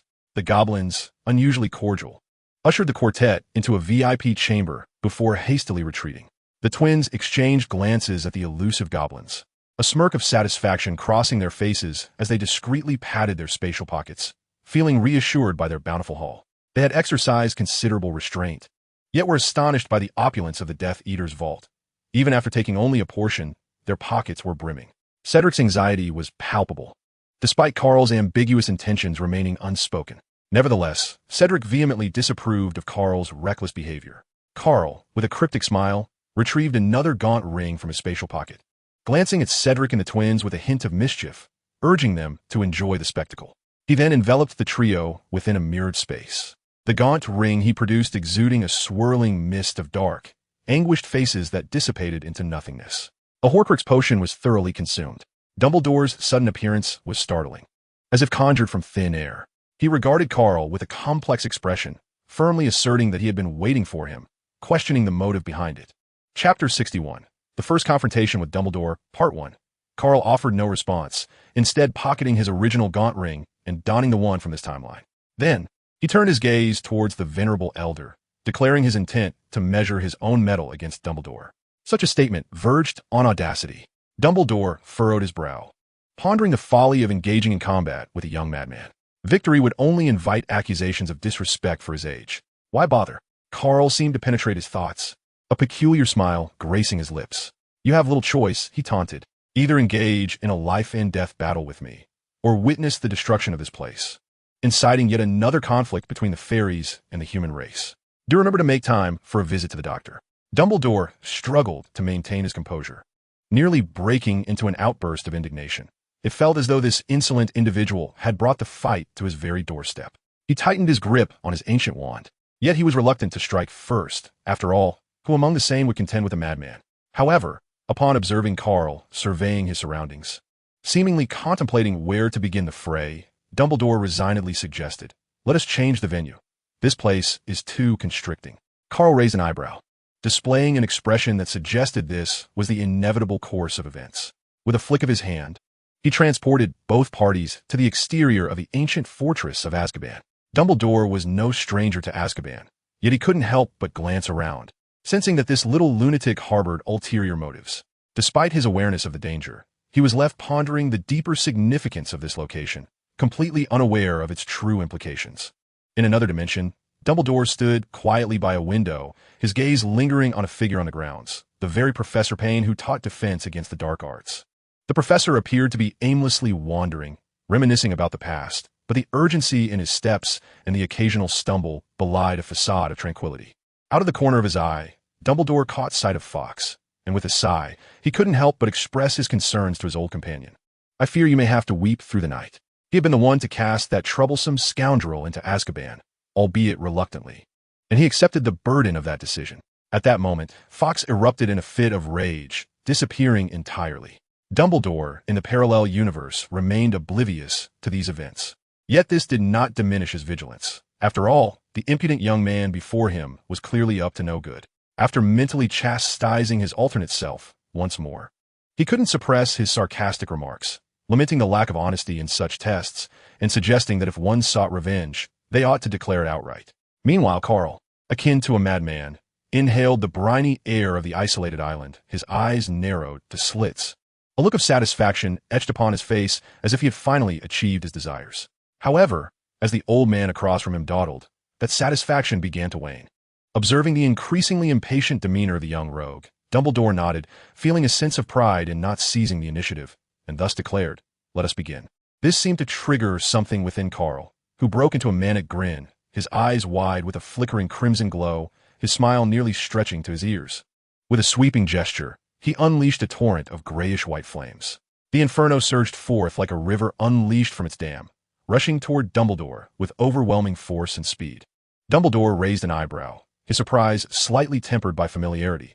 After all, his old companion excelled in such matters, and he had long since devised an array of countermeasures. The elder wand lifted slightly, and a series of creatures, adorned with countless curses, materialized before him. Dumbledore not only erected a formidable defense around himself, but also swiftly disrupted the so-called indomitable inferno, occasionally launching surprise attacks on Karl, though none met with success. His effortless demeanor showcased the elegance of the White Wizard. Karl's excitement intensified, and he waved his wand, summoning grotesque fire creatures born from the flames, murderous abominations, formidable dragon-like shields, and elusive, soul-sucking assassins. This myriad of infernal beings coalesced into a vast army, charging towards the Elder across the battlefield. What unfolded was a spectacular duel, with the two wizards resembling commanders amidst a relentless onslaught of monsters, each engaged in a frenzied combat. At first glance, it appeared a balanced contest. Yet Karl was acutely aware of his impending defeat. He wielded the Inferno, longing for boundless augmentation, while his opponent effortlessly countered with mere transfiguration, leaving Karl bewildered by the disparity in their capabilities. Nevertheless, he remained undeterred.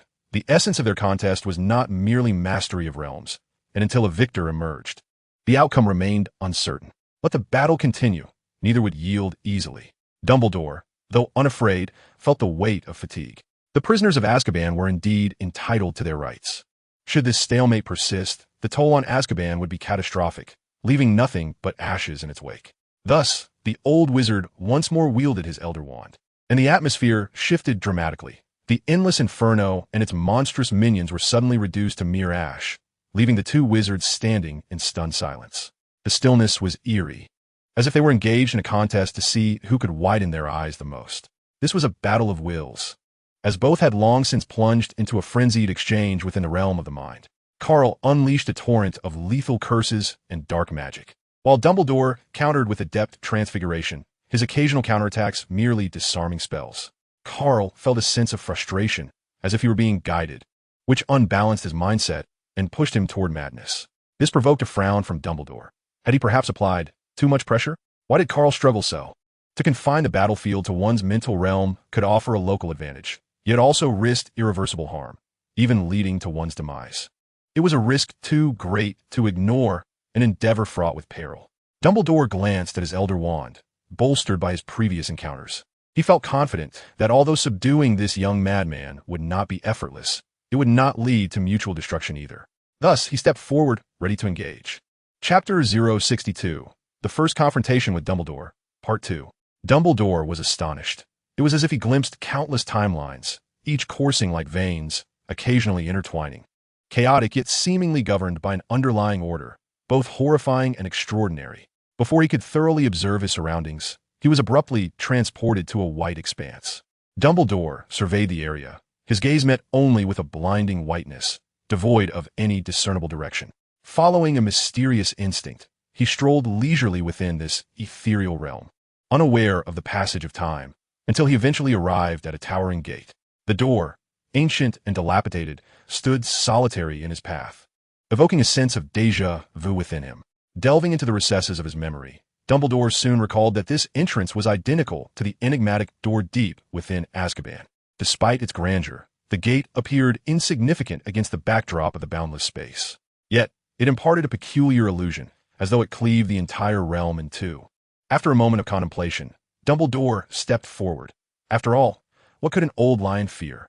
The space beyond the door seemed little different from that outside.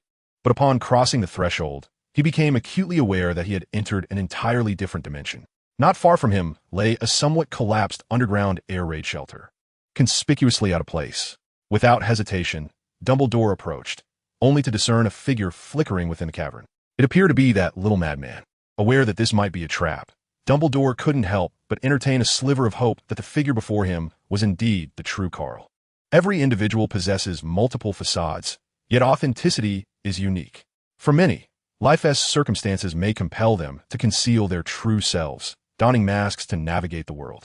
Over time, the genuine self may become obscured by dust.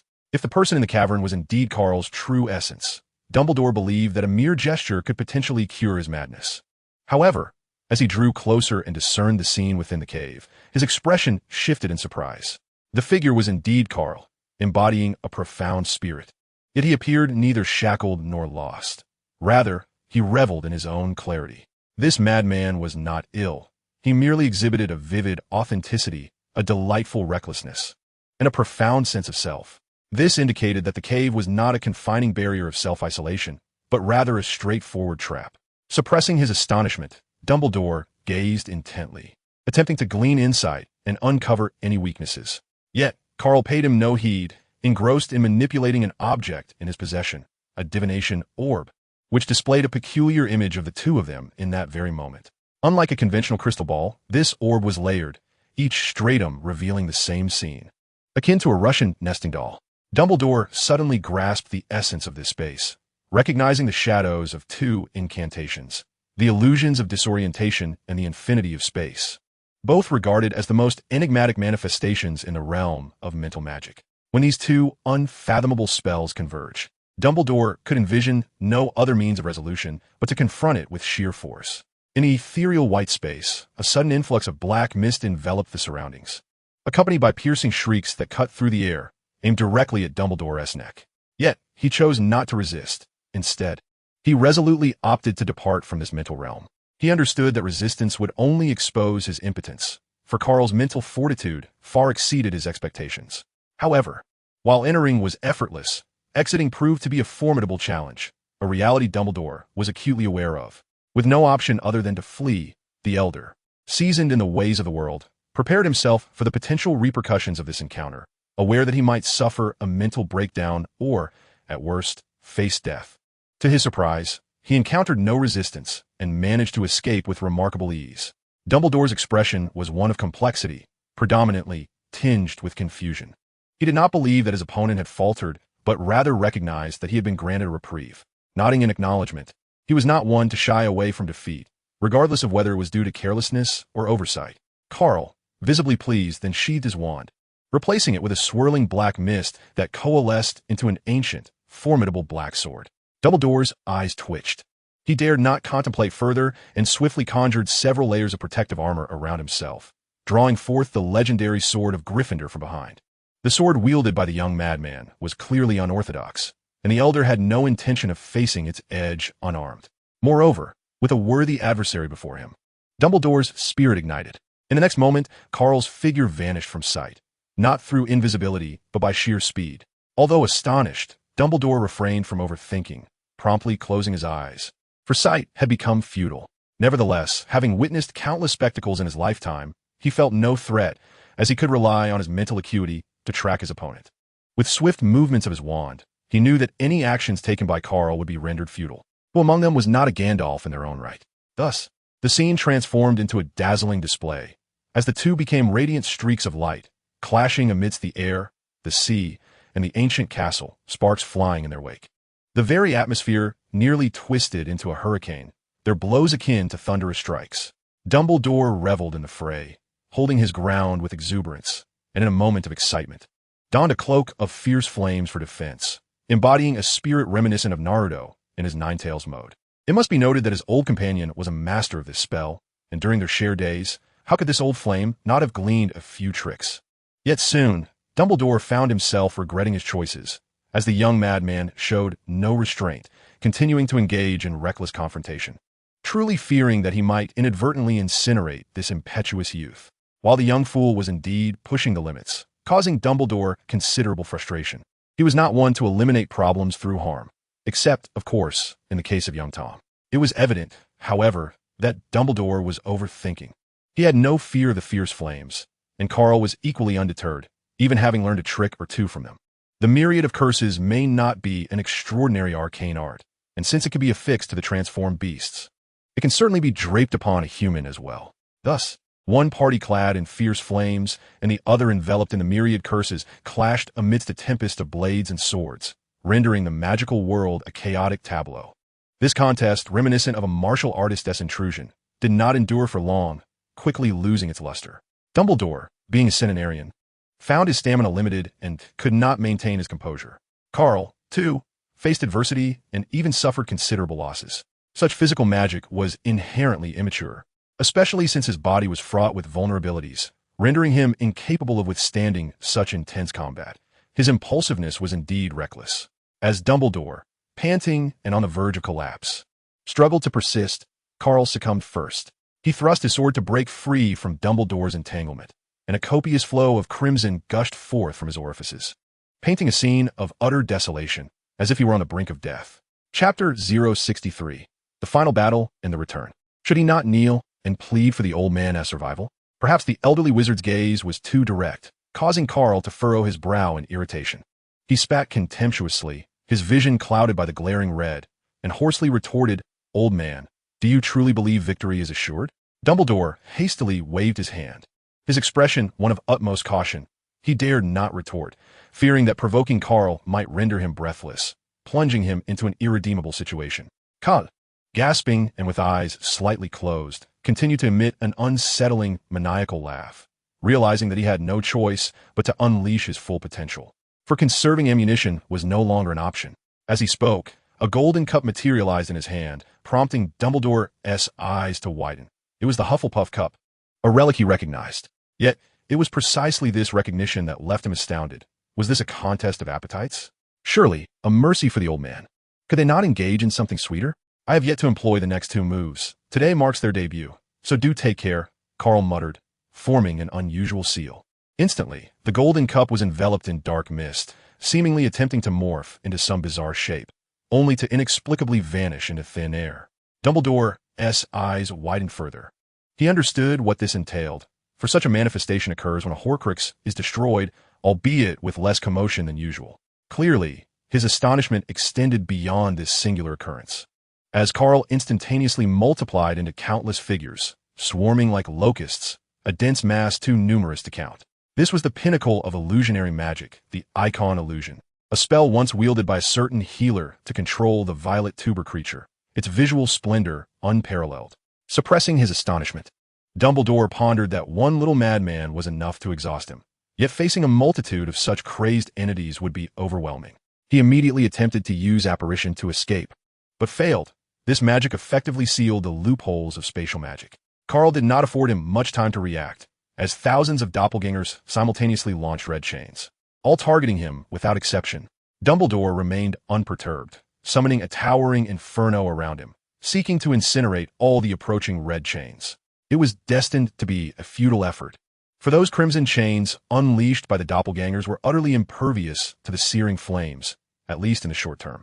The moment the chains ensnared Dumbledore's form, he realized he was defeated, for he could no longer sense any magical power.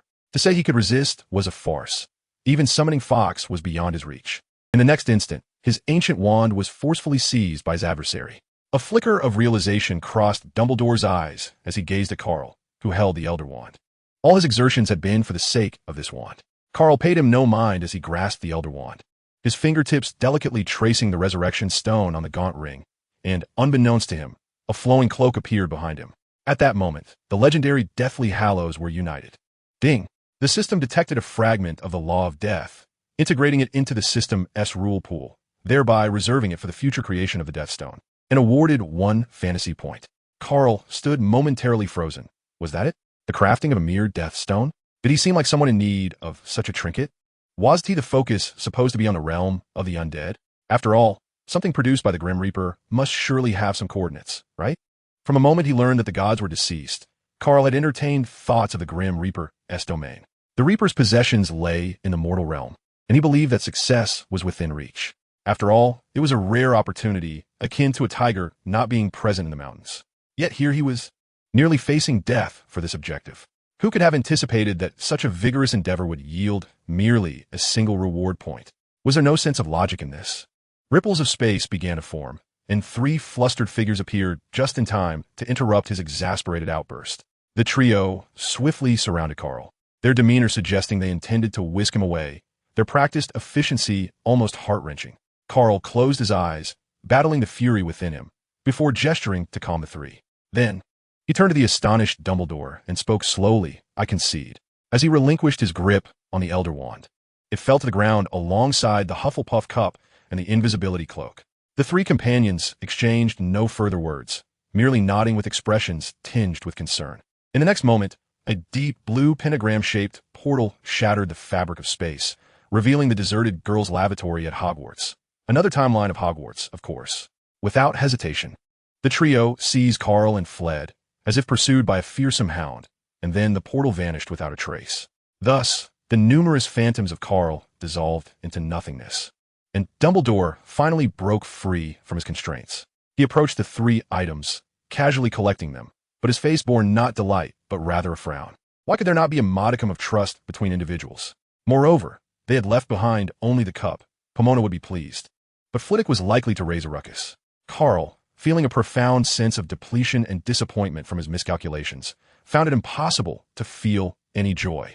The 3 individuals were somewhat startled by his pitiable state, fearing he might not endure, and thus lost their appetite for the feast, burdened with worry.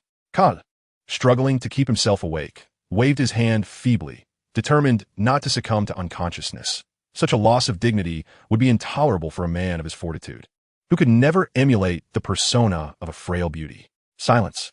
The trio, unappreciative of his efforts, clung to one another, one grasping at his legs, another tugging at his shoulders, and together they hoisted him up, dashing towards the infirmary with great urgency.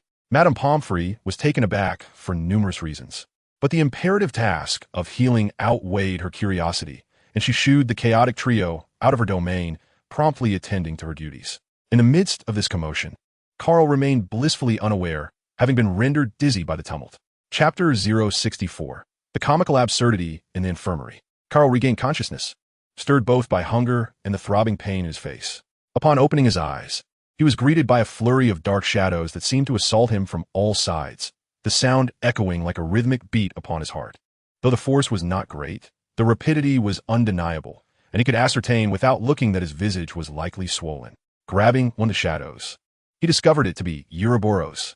For a fleeting moment, Karl felt an intense desire for snake soup. The tiny serpent glanced at him innocently before coiling around his wrist and feigning death. Inhaling deeply, exhaling slowly, he reminded himself that in such beguiling weather, one ought not to act rashly. This deep breath appeared to nourish his mind sufficiently, allowing him to survey his surroundings. Upon lifting his gaze, he beheld a shrunken version of Harry standing at the foot of his bed, clutching a pillow, thankfully with no intent to strike. A cascade of question marks seemed to materialize upon Karl's forehead as he sensed an eerie familiarity in this scene. Then, to his astonishment, little Harry blinked at him, uttered not a word, and promptly disappeared. This peculiar display left Karl utterly befuddled. What was happening? Did even the Savior have the peculiar habit of haunting the bedside like a specter? Suddenly, a spark of realization illuminated his mind, shattering the confusion and bringing clarity. He was not well acquainted with this temporal version of Harry. It was merely that little Harry had observed his interactions with the older Harry and decided to mimic them. But how could this be? Was this some sort of awakening in a metaphorical sense? Reflecting on the mischievous glint in the young boy's eyes, Karl nodded in understanding.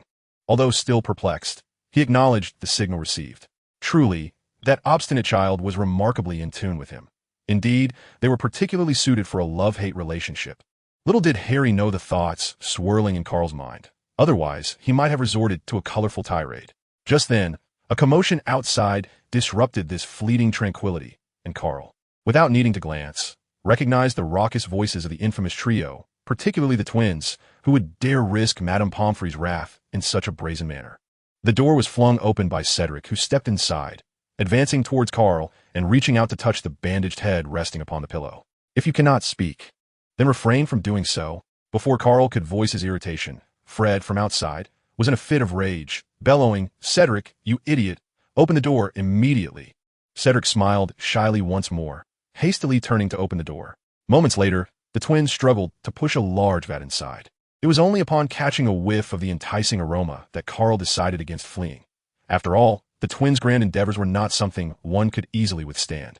Fred, disregarding the beads of sweat glistening on his forehead, eagerly lifted the lid off the vat, his pride evident as he patted his chest and declared to Karl that this entire vat of meat was prepared solely for him, urging him to rise and partake in a meal. The prey had been captured by Lewis, the meat simmered by Hagrid, and all Karl had done was kindle a fire. What was there to boast about? George unceremoniously undermined his brother, yet he had evidently underestimated Fred's thick skin, which did little to dampen Fred's exuberance. Karl, not in the mood for pleasantries with the lively duo, revitalized himself and seized a piece of meat from the vat, inquiring amidst his feasting, "How long have I been asleep? Why haven't you left yet?" "You have been in a deep slumber for 2 days. School resumes the day after tomorrow," Cedric replied, pouring a glass of water and setting it before him. George also filled another glass for Karl, placing it beside him, and sighed, continuing, "Mate, you're not looking your best. Do you have any means of self-recovery?" With grease smeared across his lips, Karl waved a dismissive hand, assuring them, "This state is far superior to my time in Azkaban. There's no need for concern. I shall be right as rain soon." "Alas," he lamented, "too bad I've missed the feast." Cedric clicked his tongue, embodying the expression of one who had missed a fortune. The twins mirrored his sentiment, their faces equally marked with regret. This provoked Karl, who felt an urge to unleash his frustration upon the trio. Fortunately, Madame Pomfrey arrived just in time, her stern reprimand sending the three away, thus averting a potential ruckus in the infirmary. Once the commotion settled, she turned her gaze towards Karl, her eyes twitching slightly as she marveled at the sight of what resembled a human tyrannosaurus, for that vat of meat, once brimming, had vanished in mere moments. "Good morning, Madame Pomfrey," Karl greeted with a beaming smile, exuding an aura of vitality, presenting himself as quite the charming individual. Madame Pomfrey's eyes twitched again. It was not their first encounter, and they were certainly familiar with one another, so why the pretense? Yet, she merely entertained the thought internally, maintaining her composure as she gently asked, "Dear, the sun has already set. Would you care for a digestive tonic?"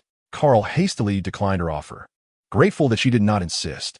After a few parting words, she departed, allowing him to exhale a sigh of relief. After all, in terms of audacity, he could hardly compare to the twins, and he was ill-equipped to handle the ire of a middle-aged woman. Lying alone in the stillness of the infirmary, Karl could not resist surveying his surroundings, seeking some amusement to pass the time. Perhaps he could converse with the poltergeist about the flooding of the dungeons, or engage in a discussion with a portrait regarding the profound significance of midnight serenades. Such diversions were all aimed at enlivening the tedium of castle life. As for returning to slumber, that was out of the question. Although his body remained weary, his spirit was already invigorated. Moreover, it is likely that Dumbledore will arrive shortly. Since young Harry is capable of resonating across time with the older Harry, irrespective of the reasons, it stands to reason that Dumbledore would possess similar abilities. While some may be able to outwardly command attention, in truth, every individual possesses their own brilliance. No one is truly favored by fate alone. Exclusively enjoying fortune is an impossibility. However, what surprised Karl was that the individual entering the infirmary was not Dumbledore, but rather Professor Payne, who teaches defense against the dark arts. The professor wore a suitably pleasant smile and held a large bouquet of blood-red carnations, exuding an air of a benevolent mentor. Karl cast a brief glance at the flowers in the professor's hands, and his eyes involuntarily twitched. Seriously? Perhaps it would be best to refrain. The similarities in gender and the incongruence in age rendered the situation untenable. In short, the myriad incompatibilities suggested it would be wise to maintain some distance for the sake of aesthetics. Chapter 65, Professor Payne. In fact, I could also be called the apothecary. Professor Payne placed the flowers on the bedside table and quietly sat on another cot. Noticing the peculiar expression on Karl's face, he instinctively adjusted his glasses and spoke softly. "I'm not certain of your preferences, but I felt that the blood-red hue must surely be your favorite. Wishing a patient a swift recovery with carnations seems most fitting. Hence my choice." This declaration genuinely relieved Karl. As long as it was not something more peculiar, he could breathe easy. The eccentricities of British customs had begun to make him feel almost neurotic. "With your magical prowess, it is difficult for me to fathom what could have caused your injury. Is it severe? Will you be able to attend classes in the near future?" Professor Payne disregarded the odd expression on Karl's face, speaking as if they were old acquaintances. When did we become so familiar? Although Karl longed to express his skepticism, his curiosity about the professor's intentions prevailed, so he indulged in the conversation. He nodded in appreciation, assuring him that the injury was not serious and would not hinder his attendance in class. As for how he was injured, there was no need to disclose such details, especially to someone who was evidently concealing their own motives. Karl played the role of an attentive listener, his face adorned with curiosity. "Are you preparing to teach a particularly unique spell? Is it the eye-binding curse, which is used to deprive an enemy of their sight? It's rather niche, but should any of you choose to travel the world, it may prove useful. Moreover, this spell is particularly effective against basilisks." Professor Payne gazed intently into Karl's eyes, seemingly seeking affirmation. As for his true purpose, only he was privy to that information. Karl remained unfazed, even adopting a contemplative expression as if pondering the utility of the professor's spell. However, he had formed a general suspicion regarding the new professor's intentions, though the specifics remained elusive. Noticing Karl's pensive demeanor, Professor Payne felt compelled to interject. "Speaking of basilisks, most young wizards are likely unaware of what they are, but you must be quite familiar with them, I presume?" Professor Payne's face displayed admiration as he reflected. One can only surmise that such knowledge is likely to reside solely within the lineage of the Gunter family. After all, they are descendants of Slytherin. With a subtle shift in tone, Professor Payne earnestly inquired, "Are you familiar with the rumors surrounding the Chamber of Secrets at Hogwarts?" This time, Karl refrained from responding, instead gazing intently at him, seemingly awaiting further elaboration.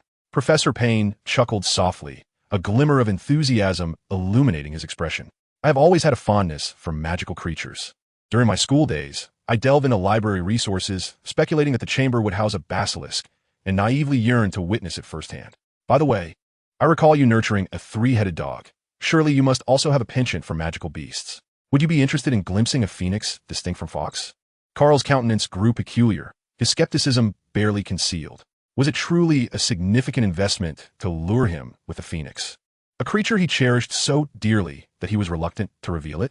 Since Professor Payne's arrival, many had yearned to behold the phoenix's true form, only to be met with the professor's unwavering refusal. Nonetheless, recognizing the rarity of the opportunity, Karl was determined not to let it slip away. Before the conversation could shift, he cheerfully inquired, "May I? Would it be inconvenient?" Professor Payne offered a wry smile, adjusting his glasses upon his nose. "You all misunderstand. It's not that I hold it too dear.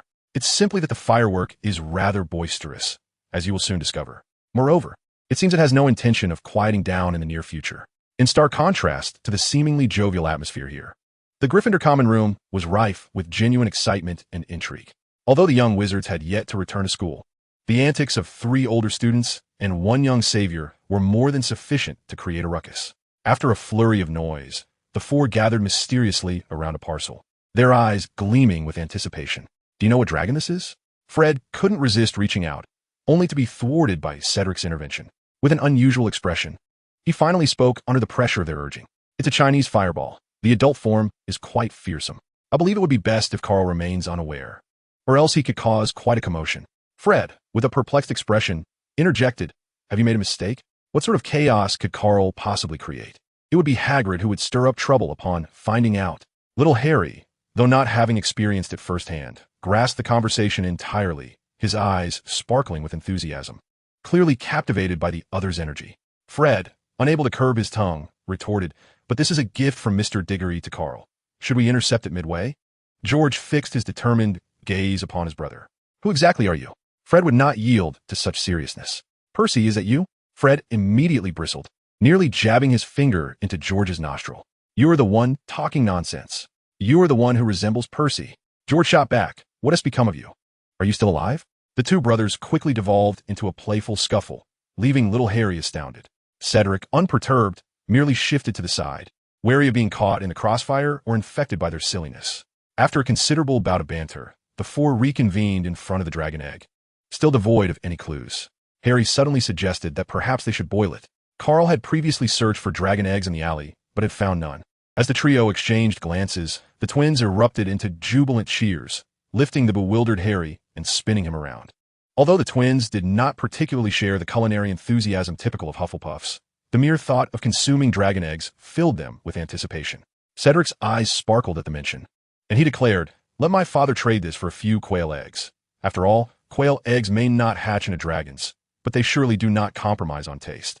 Karl had expressed his desire to eat dragon eggs more than once, but as for fire dragons, it was best to steer clear of them, at least for the time being.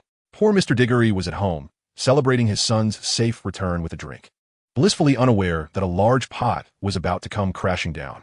He was merely an employee of the Department for the Regulation and Control of Magical Creatures, not its head, and dealing with dragon eggs was never a simple task.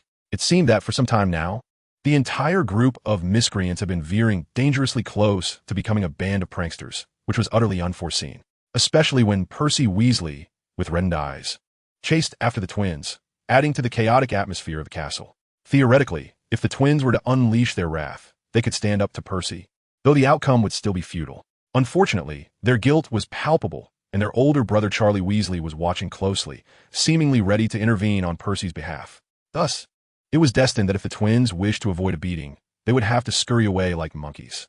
Karl and Cedric, just emerging from the courtyard, heard the commotion from afar. The twins' wails evoked a sense of compassion in them. They exchanged a knowing glance and discreetly changed direction to distance themselves. Offering assistance was out of the question, as they feared they might burst into laughter. As for their prearranged gathering, it was bound to be disrupted by unforeseen circumstances. Speaking of Percy, one must not forget the damaged time-turner. Karl, determined not to let his friends take the blame, had pilfered a new one from a parallel dimension and returned it to Dumbledore early that morning, cautioning him about its risks and advising against its use by students.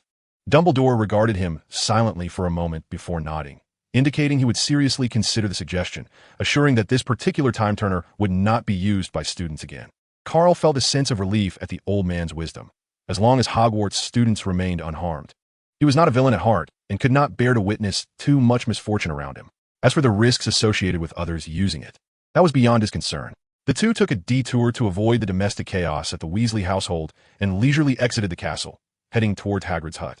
This visit served both as a farewell and an opportunity to strengthen their bond while discussing the future of the water dragon, Norbert. Before the two approached the small cottage, the twins noisily trailed behind, seemingly having narrowly escaped a perilous situation. Karl and Cedric exchanged glances, shaking their heads in disappointment, each rolling their eyes in mutual disdain for the other's gloating. How disloyal! They surely would flee. Thankfully, we did not remain foolishly stationary waiting for them. Fred, ever the villain, was quick to point fingers, as if they had not contemplated diverting the danger themselves. George, equally shameless, remarked on their supposed loyalty as steadfast and simple Hufflepuffs, questioning how they could act so cunningly like Slytherins. Cedric, rolling his eyes, imitated the twins' tone, suggesting they were brave Gryffindors, yet resembled prisoners from Azkaban, scurrying away in fright. Indeed, we are Gryffindors, but we are not fools. Would we simply wait to be harmed? Karl gave a thumbs up, affirming that those who lack shame are invincible, hailing the Weasley brothers as unparalleled. The four of them, engaged in playful banter, soon approached Hagrid's cottage, where they spotted young Harry running towards them, his face beaming with sunshine, appearing rather foolishly cheerful. Without waiting for a greeting, Harry boldly expressed his desire to visit the three-headed dog, Fluffy. A canine connection? What a tangled fate! Karl could not help but ruffle his tousled hair, exclaiming, "You truly are headstrong." At such a tender age, he was eager to take on Fluffy alone, not even waiting for Hermione to provide support. Being a Gryffindor, Harry's determination was certainly unwavering. Fred wrapped an arm around Harry's shoulders, leading him towards the Forbidden Forest as if fearing the others would decline. "You foolish Fred. Let Karl cast a few disillusionment charms first. Otherwise, Hagrid will surely notice, and we won't be going anywhere," George remarked, his words sharp but his body obediently following close behind, encouraging Karl and Cedric to hasten their steps. Cedric glanced at Hagrid's cottage, clearly spotting Hagrid hiding behind a window, and turned to Karl, urging him to move swiftly. Even if it was merely a formality, it would spare Hagrid some discomfort. Karl, exasperated, rolled his eyes dramatically, as if he were the only villain in the scenario. As for the disillusionment charms, he decided against them. Otherwise, they would find themselves entangled like grasshoppers. With a wave of his hand, he opened a space door before the trio, leading directly to the bewildered three-headed dog, Fluffy. The twins cheered and charged towards Fluffy, evidently intending to mount him. Upon seeing the approaching duo, Fluffy instinctively recoiled, creating a groove in the ground as he scrambled backward. These two rascals were merely second to their demonic master in terms of menace. If possible, he would refuse to play with them. Fortunately, his favorite, Cedric, was also present, slightly mending his wounded spirit. But the moment his gaze fell upon Karl, his recently healed heart was once again subjected to a torrent of distress. The head of the iron-willed child is indeed not of the ordinary sort. Aside from a moment of surprise upon first encountering Lu Wei, he astonishingly did not retreat even a single step throughout the entire encounter, especially when faced with the shameless twins who clung to Lu Wei. He found himself irresistibly drawn to approach and pet the dog's head. In Chapter 67, Blizzard and Joy Before Parting, Karl, with a face full of sweat, grasped the back of his neck and met his gaze filled with confusion from those verdant eyes. He could not help but sigh, earnestly advising, "Iron-willed child, promise your brothers that you will not be so stubborn in the future, all right?" Harry, upon hearing this, blinked and grinned foolishly, but did not forget to retort, I know Lu Wei was raised by you, and he is quite understanding. He would never harm anyone without reason." Cedric, unable to bear the pleading gaze from Lu Wei, stepped forward to rescue him from the twins and brought him before Harry, similarly expressing his concern, but with an air of caution. "Come, touch Lu Wei's head. Once you are familiar with him, he will take you on wild adventures through the Forbidden Forest." Harry's attention had long been captivated by the three-headed dog before him, rendering him oblivious to the well-meaning admonitions of his two companions. He simply recalled being told to give a try, and thus he obediently reached out to touch the tip of Lu Wei's middle head. Immediately, Lu Wei's eyes widened in astonishment, as if he wished to unleash a fierce bark at the audacious little boy. Could a dog's nose be touched so freely? Yet, upon noticing Karl's deadpan expression, he complied and assumed an obedient demeanor. The twins seized the opportunity, launching themselves onto Lu Wei's back and pulling the starry-eyed Harry up with them. The three of them, each riding on one of Lu Wei's necks, were soon galloping wildly through the Forbidden Forest, their laughter echoing long after they vanished from sight. Cedric felt a pang of worry, for he understood Lu Wei's mischievous nature all too well. He could not help but glance at his companion, wondering if Lu Wei might inadvertently injure their waists. Karl waved his hand dismissively, reassuring his friend, at such a young age, what waste could they possibly have? Fear not. I am already prepared with a potion, and let us remind Kaka to keep the washroom filled with water on time. This assurance did little to ease Cedric's anxiety. His eyes widened in disbelief. In the office of the Defense Against the Dark Arts professor, a visitor arrived today, within a magically conjured small alcove. Professor Payne and a pallid woman embraced silently. Give up. The blood curse cannot be lifted. Not even Dumbledore can manage it. And that child from the Gaunt family certainly cannot either. Moreover, I can distinctly sense the aura of death surrounding that child. It is far too perilous. The closer you draw, the nearer you come to death. Professor Payne gently caressed the woman's long hair, his expression softening with a warm smile as he comforted her. I understand, Nancy, I truly do. But it is only by confronting death and understanding its nature that one can hope to escape it, is it not? Furthermore, Nancy, without you, what meaning would life hold for me? This is our final opportunity. No matter the cost, I must make an attempt. A woman named Nancy let out a barely perceptible sigh, choosing to remain silent thereafter.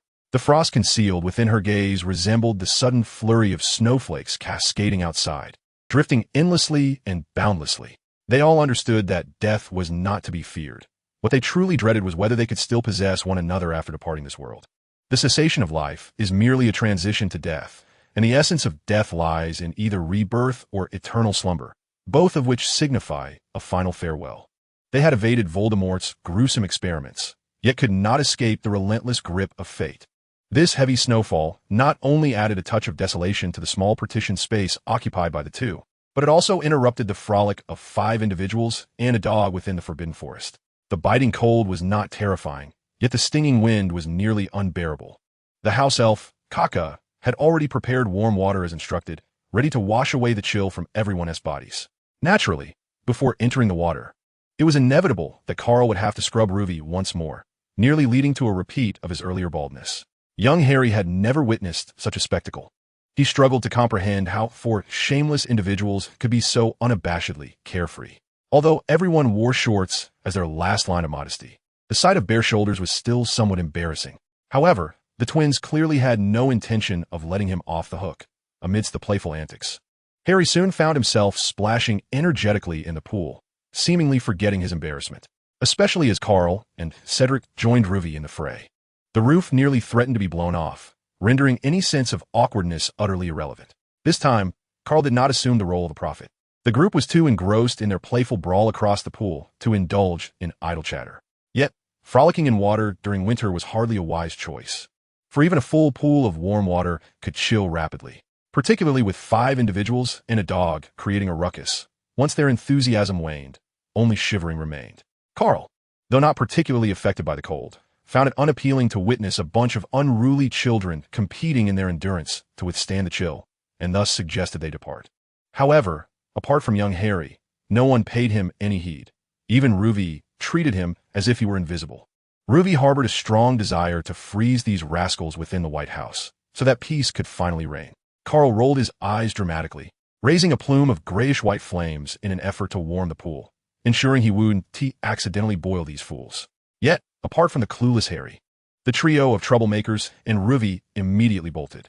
Of course, Harry did not lag behind. He was hoisted by the twins, reluctantly joining the fleeing throng. After a bit of tidying up, they eventually found themselves in the twins' private domain, the 4th-floor room resembling a Russian nesting doll. Beneath the trapdoor lay the twins' laboratory, filled with various experimental materials and instruments, but little else of note. Ruby's future doghouse had been transformed into a cozy lounge. When it comes to renovations, wizards certainly have an unfair advantage. It would be an exaggeration to say that a few flicks of a wand could complete a luxurious remodel. But crafting a war-themed basic design was an utterly simple task. Apart from Karl, 4 individuals and a dog were gathered around the fireplace, each shivering as if they were canines. Though, to be fair, the robust Ruby was far sturdier, seeking warmth more for comfort than survival. Karl retrieved several medicinal ingredients from the shelf and swiftly concocted a few bottles of cold remedy, distributing them to the group, thus completing his task. With the assistance of Kaka, they indulged in a hearty feast, finally feeling revitalized. Time, as always, slipped by unnoticed, before the twins could embark on their next mischief. The door was pushed open by Hagrid, a towering figure carrying an assortment of items, including a gray owl, momentarily thickening the atmosphere. Chapter 068, Blood Curse and Advanced Potion Notebook. What sorrow could there be in merely opening a door? Karl, ever the mood disruptor, inadvertently lightened the mood with his remarks. The twins cheered, wrapping their arms around Harry's shoulders, Fred's exuberant voice echoing with excitement. Indeed, Harry, if you miss us, just use the owl Hagrid brings you to write to us, and Karl can fetch you easily. All right, I will remember to write to you, Harry replied, his earlier melancholy replaced by a smile, understanding without needing further explanation. Yes, we will visit you during the holidays. Karl and Cedric will help you catch up. George, who had been silent, nearly caused Harry to lose his composure with his quip, his face stiffening like a statue of the thinker. Cedric, the ever-scheming sixth, seized every opportunity to tease, adopting the guise of a caring older brother. I will attempt to prepare a few exercise books, and will send them all to you, Harry. Harry, his face a mask of refusal, turned to Hagrid, urging, Let us go, Hagrid. It's getting late. Sensing the atmosphere had shifted, Karl waved his hand, and a door leading to Privet Drive swung open, allowing Hagrid and Harry to step through. Hagrid, with reddened eyes, reminded Karl not to wait for him. I need to buy a few things, yes, that's right.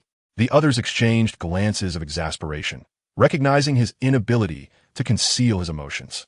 Karl nodded knowingly, suppressing his thoughts, and after a round of farewells, he waved his hand to close the portal. He and his friends had little interest in the Dursleys, unaware that this very indifference brought a quiet sigh of relief from an elderly man with a white beard who had been hiding nearby. Dumbledore was quite reluctant for the little madman to witness Harry's grim circumstances. Otherwise, the already fragile trust he held would plummet to nothingness, leaving him with an impending headache. To prevent such a scenario, he had even modified Harry's storage room, just in case. Suddenly, a cry of surprise erupted from the storage room, prompting Dumbledore to smile and nod in approval. Regardless, the outcome was satisfactory. As for the departure of the headstrong boy, Karl felt little sentiment, while the twins were noticeably affected, each donning an emo facade. Cedric, taken aback, found himself momentarily at a loss for witty banter. Karl rolled his eyes and turned away without a hint of hesitation. The twins, momentarily stiff, exchanged glances that oscillated between pleading and total exposure, their expressions a pitiful plea for comfort and companionship, as if to say that whoever left was less than human. Before the brothers could react, they bolted away with such swiftness, it was as though they had mastered an ancient martial art. They shared a look, shrug at one another, fully aware that their endeavor was likely futile, yet the prospect was amusing. Who knew if they might stumble upon some unexpected fortune? As Karl stepped outside, he paused, having no real intention of departing immediately. After all, Cedric was not easily deceived, and he doubted the twins could persuade him to stay. They were both clever little foxes, who could truly outwit him. However, he did not anticipate encountering Genevieve Gringlass. The young girl, resembling a spy, peeked around the corner of the hallway, clad in vibrant red, and upon spotting Karl, she waved frantically from a distance. In that dim corridor, she seemed almost ghostly. Karl found himself rather fond of this eccentric girl, not for romantic reasons, but simply because she intrigued him. With her quirky demeanor, she resembled a small rabbit, sharp of wit and ready to spring into action.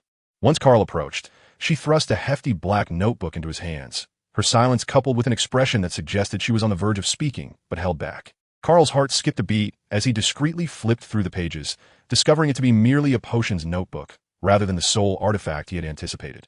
A flicker of disappointment crossed his face, but he concealed it well, merely shaking the notebook in question. Genevieve shook her head, stating that her elders had instructed her to deliver it, and she had no further information to provide.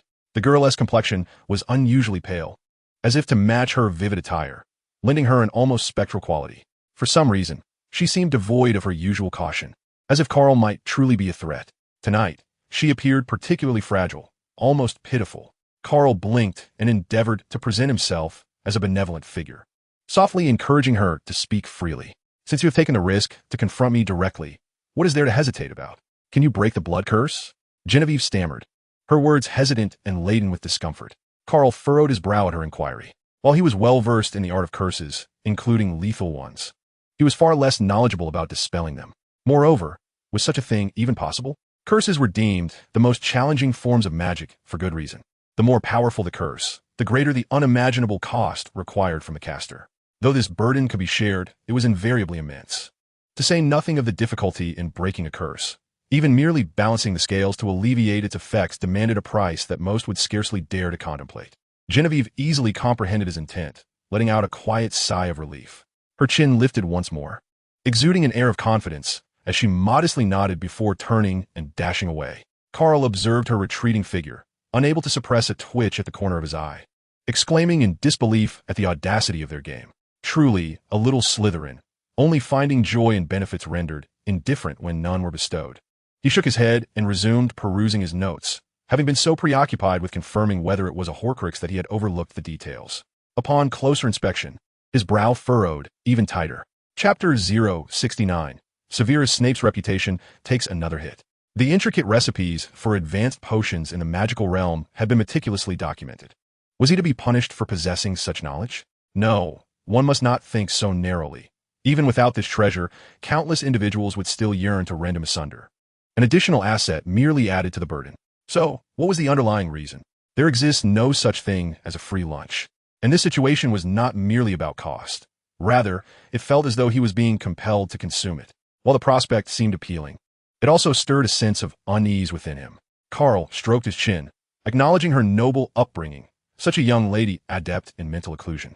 Would he need to brew a potion of truth serum? That charming little girl would surely sob for ages if provoked. And perhaps it was best to refrain from such actions, far too cruel indeed. He resolved to pay a visit to the Greengrass estate.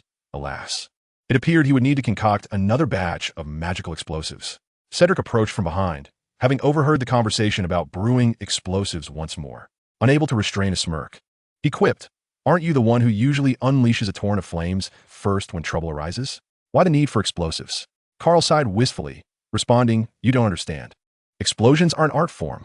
Cedric, gazing at Karl's refined profile, suddenly felt an overwhelming urge to deliver a playful blow. He reached out, firmly gripping Karl's neck. Caught between a headlock and a playful tussle, Karl was not one to be easily outdone, retaliating with surprising agility and escaping with finesse. The two engaged in a spirited banter, their laughter echoing, until they were abruptly confronted by Filch. As it was not yet curfew, Filch had no grounds to reprimand them. Cedric, maintaining an amiable demeanor, greeted him warmly, while Karl, wishing to avoid any further misunderstandings with the cantankerous caretaker, averted his gaze to the ceiling, feigning ignorance. Yet, unbeknownst to him, Mrs. Norris, Filch's cat, seemed to have taken a peculiar turn, suddenly arching her back and hissing at Karl, poised to pounce. This caught Karl's attention. He lowered his head slightly, locking eyes with the feline's large, crimson orbs. In that moment, it was as if he had stirred a hornet's nest. Mrs. Norris let out a piercing screech, akin to having her tail stepped on, and in an instant, she bolted away, leaving no trace behind. Filch, filled with unvoiced indignation, cast a furious glare at Karl before hastily calling out and pursuing him. Karl's brow furrowed in exasperation, his face registering disbelief as he swiftly drew his wand. Ready for a confrontation, Cedric quickly intervened, pretending to restrain him, and the two engaged in a theatrical struggle until the portraits lining the corridor, unable to bear the sight, reported Filch's whereabouts, prompting them to settle down. For a fleeting moment, the air hung in silence, then resumed with whistling and humming, as none chose to respond to the portraits, as if the prior events had merely been a figment of a dream. They exchanged glances and hurriedly entered the room. To their astonishment, they discovered a lavish feast underway, one so grand that it seemed the entire academy, save for Professor Sprout, was participating. Leading the revelry among the girls was the boisterous Nymphadora Tonks, with drinks flowing freely. The atmosphere was so vibrant that an unsuspecting observer might have thought a wedding was imminent. "I heard you got Professor Snape into trouble in another dimension?"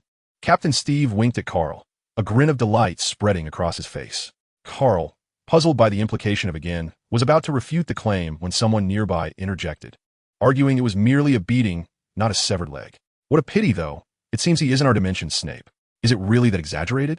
"I thought it was just a disfigurement," Karl mused, though it appeared Snape's leg might indeed be injured. "I saw Professor Snape today. His face was as grim as the bottom of a cauldron. It must be worse than we thought. I heard he had both hands broken, and, as a result, he can no longer brew potions.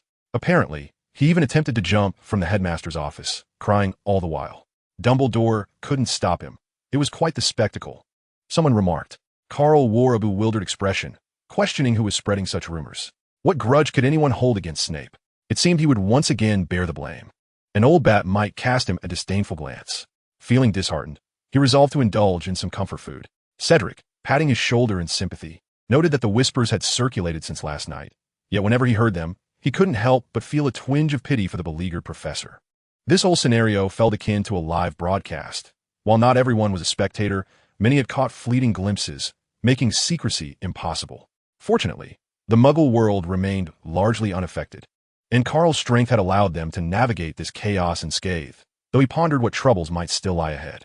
Perhaps the night's fervent atmosphere or the sheer relaxation had led Cedric to drink too much, insisting on forging a brotherhood with a trash bin. After ensuring Cedric was settled, Karl reluctantly kept watch over him for the remainder of the night, anxious that he might rise to embrace the refuse once more. At one moment, his gaze fell upon the potted plant on the bedside table, and Karl's heart skipped a beat. He promptly snapped his fingers, summoning his house elf, Kaka, who appeared wearing a nightgown. "I apologize for disturbing you at this hour, Kaka. Is my suitcase still with you?" The silver serpent, Kaka, has always been attentive to the young wizard Karl, alleviating his worries. Kaka's voice, subdued, evokes an illusion reminiscent of a street vendor peddling pirated discs. It is certainly not the Elder Wand. Rather, it is a wand he casually appropriated amidst a chaotic encounter with dark wizards in a parallel dimension. In Chapter 070, titled Reflections on the Future and Morning Whimsy, Kaka, both terrified and exhilarated, hastily stows the wand in his pocket and bows to Karl before vanishing into thin air. As the sun rises, Karl, with the assistance of Ouroboros, successfully reestablishes contact with a box full of silver serpents.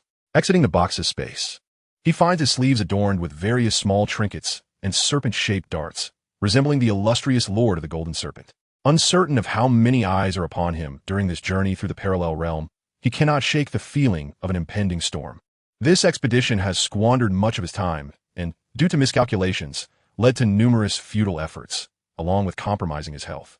Reflecting on this, he realizes he has attracted considerable trouble. Nevertheless, life must continue.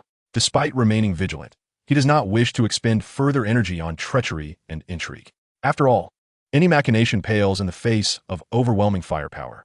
Perhaps it is time to schedule a collective assault with the Avada Kedavra curse. This, however, remains merely a notion, not something to be accomplished in haste. He has already devised names: Shadow of Many Serpents, Little Lee's Flying Serpent, Serpent 23, and the Return of 10,000 Serpents. With the aid of magic, these ideas can easily come to fruition. Once realized, a series of consequential developments will undoubtedly follow. Furthermore, there lies the potion notebook, containing a recipe for a vitality elixir primarily composed of dragon's blood. Karl deems it necessary to begin gathering the required materials. As for the authenticity of the concoction, he can always test it by capturing a few dark wizards in the alley for verification. In this world, magic is a derivative of emotion, fraught with peril, particularly due to its profound impact on human character. Equipped with a plethora of vocational advantages bestowed by the system, Karl finds numerous pathways to enhance his strength, leading him to not overly rely on this emotional magic. Given the choice, he would not hesitate to relinquish the power of this system. However, the abilities he possesses primarily derive from the magic of this world, leaving him with no capital to abandon it. Thus, he strives to achieve a balance, mitigating any adverse effects it may impose on him. In essence, when confronted with the dichotomy of dark and light magic, Karl desires both. An excessive focus on dark magic would only render one increasingly neurotic. Is such madness truly appealing? To act without restraint is, in truth, a sign of illness. Conversely, to concentrate solely on white magic is equally untenable. Otherwise, he fears he would be scarcely more effective than a mute. In summary, Karl Gant aspires not merely to be a craftsman, but also refuses to forsake the pursuit of cerebral enhancement. As the saying goes, one must cultivate both intellect and physical prowess. There is no other way. Ignorance is bliss. Yet upon reflection, the multitude of troubles accumulated in silence becomes daunting. Karl, shedding his earlier confidence, sighed quietly, reassuring himself that he could take things slowly, one step at a time. What other choice did he have? Should he simply resign himself to inaction? Perhaps, just perhaps, that might not be entirely unfeasible. He rubbed his face, inhaled deeply, allowing the fresh air to clear the fog from his mind, and with a flick of his wand, he summoned time to reveal itself. It was still just past 7, leaving ample time before the Transfiguration class at 9, allowing Cedric a bit more rest to build up energy for the social trials awaiting him that evening. After ordering a glass of water, Karl strolled over to the crystal ball on his desk, reciting a lengthy, incantation. Much like that old rogue from the third generation, he manifested an outdoor view within the crystal sphere, surveying the surroundings of the castle. Do not misunderstand. There were no baths for his amusement outside the castle. Rather, he sought a tranquil spot in nature to facilitate his attempts to transition into a physique-focused profession. It was not an obsession with muscles, but rather the physical issues he faced that necessitated such a pursuit. No amount of planning could replace the fundamental truth that a healthy body is the cornerstone of everything. The search itself was rather tedious. Even the most beautiful landscapes lost their charm with repetition. It was not until a figure, nearly impossible to articulate, caught Karl's eye that his interest was piqued. She appeared to be in her 20s, draped in a fitting white dress, her hair flowing like water in the gentle morning breeze, dancing in harmony with her garment, presenting an ethereal beauty. Upon adjusting his angle for a closer look, he was relieved to find she was not merely a figure from behind. Her delicate features matched her graceful aura. She seemed destined to be adored, even more captivating than a mere enchantress.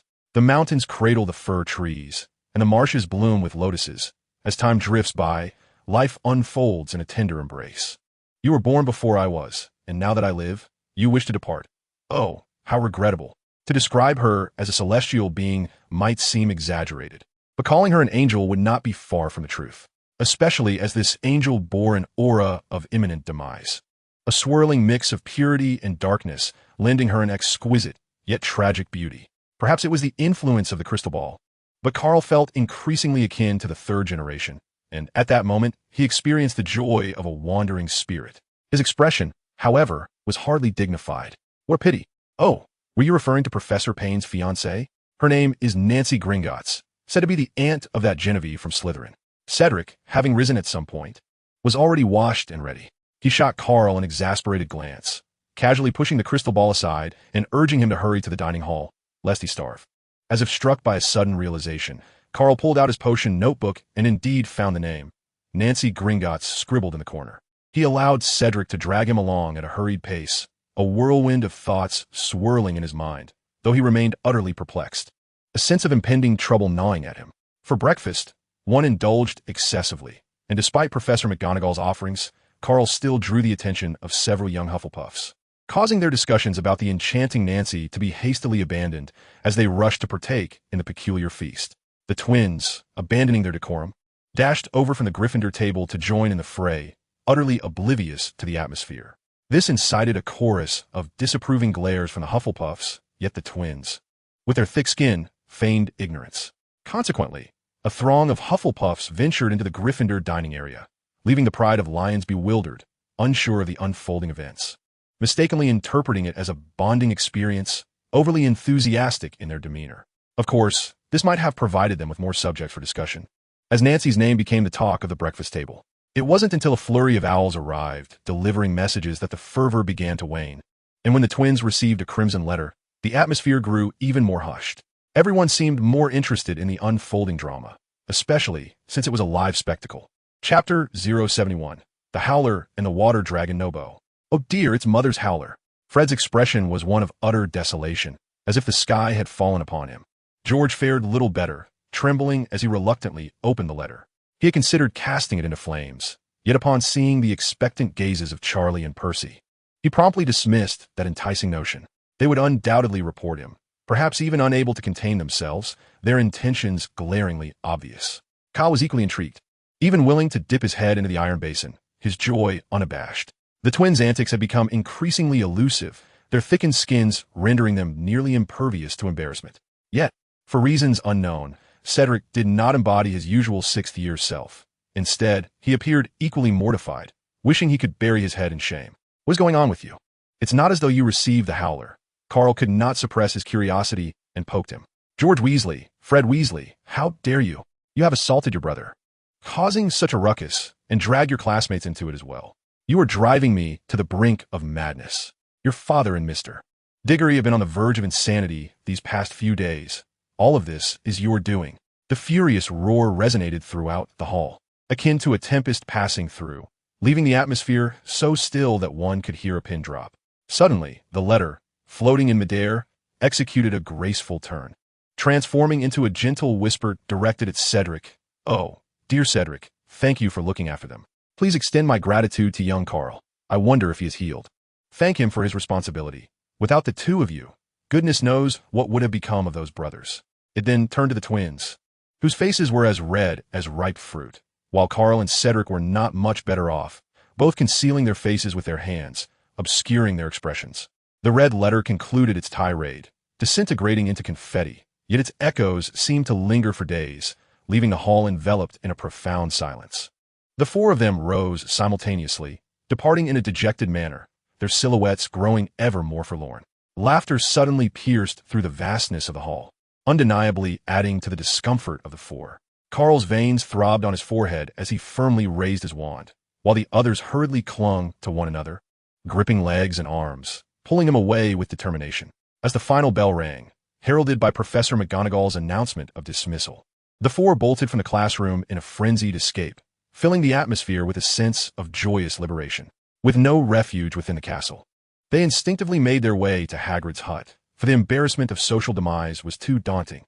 Hagrid, they reasoned, would be the least likely to mock them. Fred sighed, breaking the silence, and turned to Cedric, inquiring about the arrival of the Howler from his home. This remark caused George and Karl to freeze momentarily, their gazes shifting towards Cedric. Cedric, suddenly apprehensive, quickly shook his head, assuring them that it probably wouldn't arrive. His mother had said she would settle accounts with him after the holidays. A collective sigh of relief escaped the three, prompting Cedric to glare at them in annoyance. Karl felt compelled to apologize, acknowledging that the entire situation had primarily stemmed from him. After all, the Time Turner lacked the ability to traverse parallel dimensions. He was unsure why he had carelessly let slip the suggestion to visit Noah. "It's Nobu," Karl declared, raising his hands in surrender. "Nobu is Nobu. But why shout so loudly? What s with the exclamations?" Hagrid, a man of deep sentiments, seemed to mourn Harry's absence as if he had passed away, weeping through the night, yet still not fully sated in his grief. Upon the arrival of the four, he was unable to suppress his sobs, and even his little dragon, Nobu, hid beneath the water, reluctant to surface. Karl surmised that the dragon was likely annoyed, and he felt it necessary to lend a hand, specifically, to assist the little dragon Nobu. With three companions attempting to console Hagrid, Karl felt his presence was hardly needed, especially since he was not adept at providing comfort. As he approached the water's edge, he engaged in a delightful interplay with the dragon, much to Nobu's vexation, who responded by bubbling incessantly in frustration. The bubbles erupted from the water, reminiscent of Stephen Chow shouting at the sea, and finally, Nobu could no longer contain himself, letting out a peculiar cry that brought Karl a sense of relief. The sound was akin to that of a tiny mouse, indeed, quite amusing.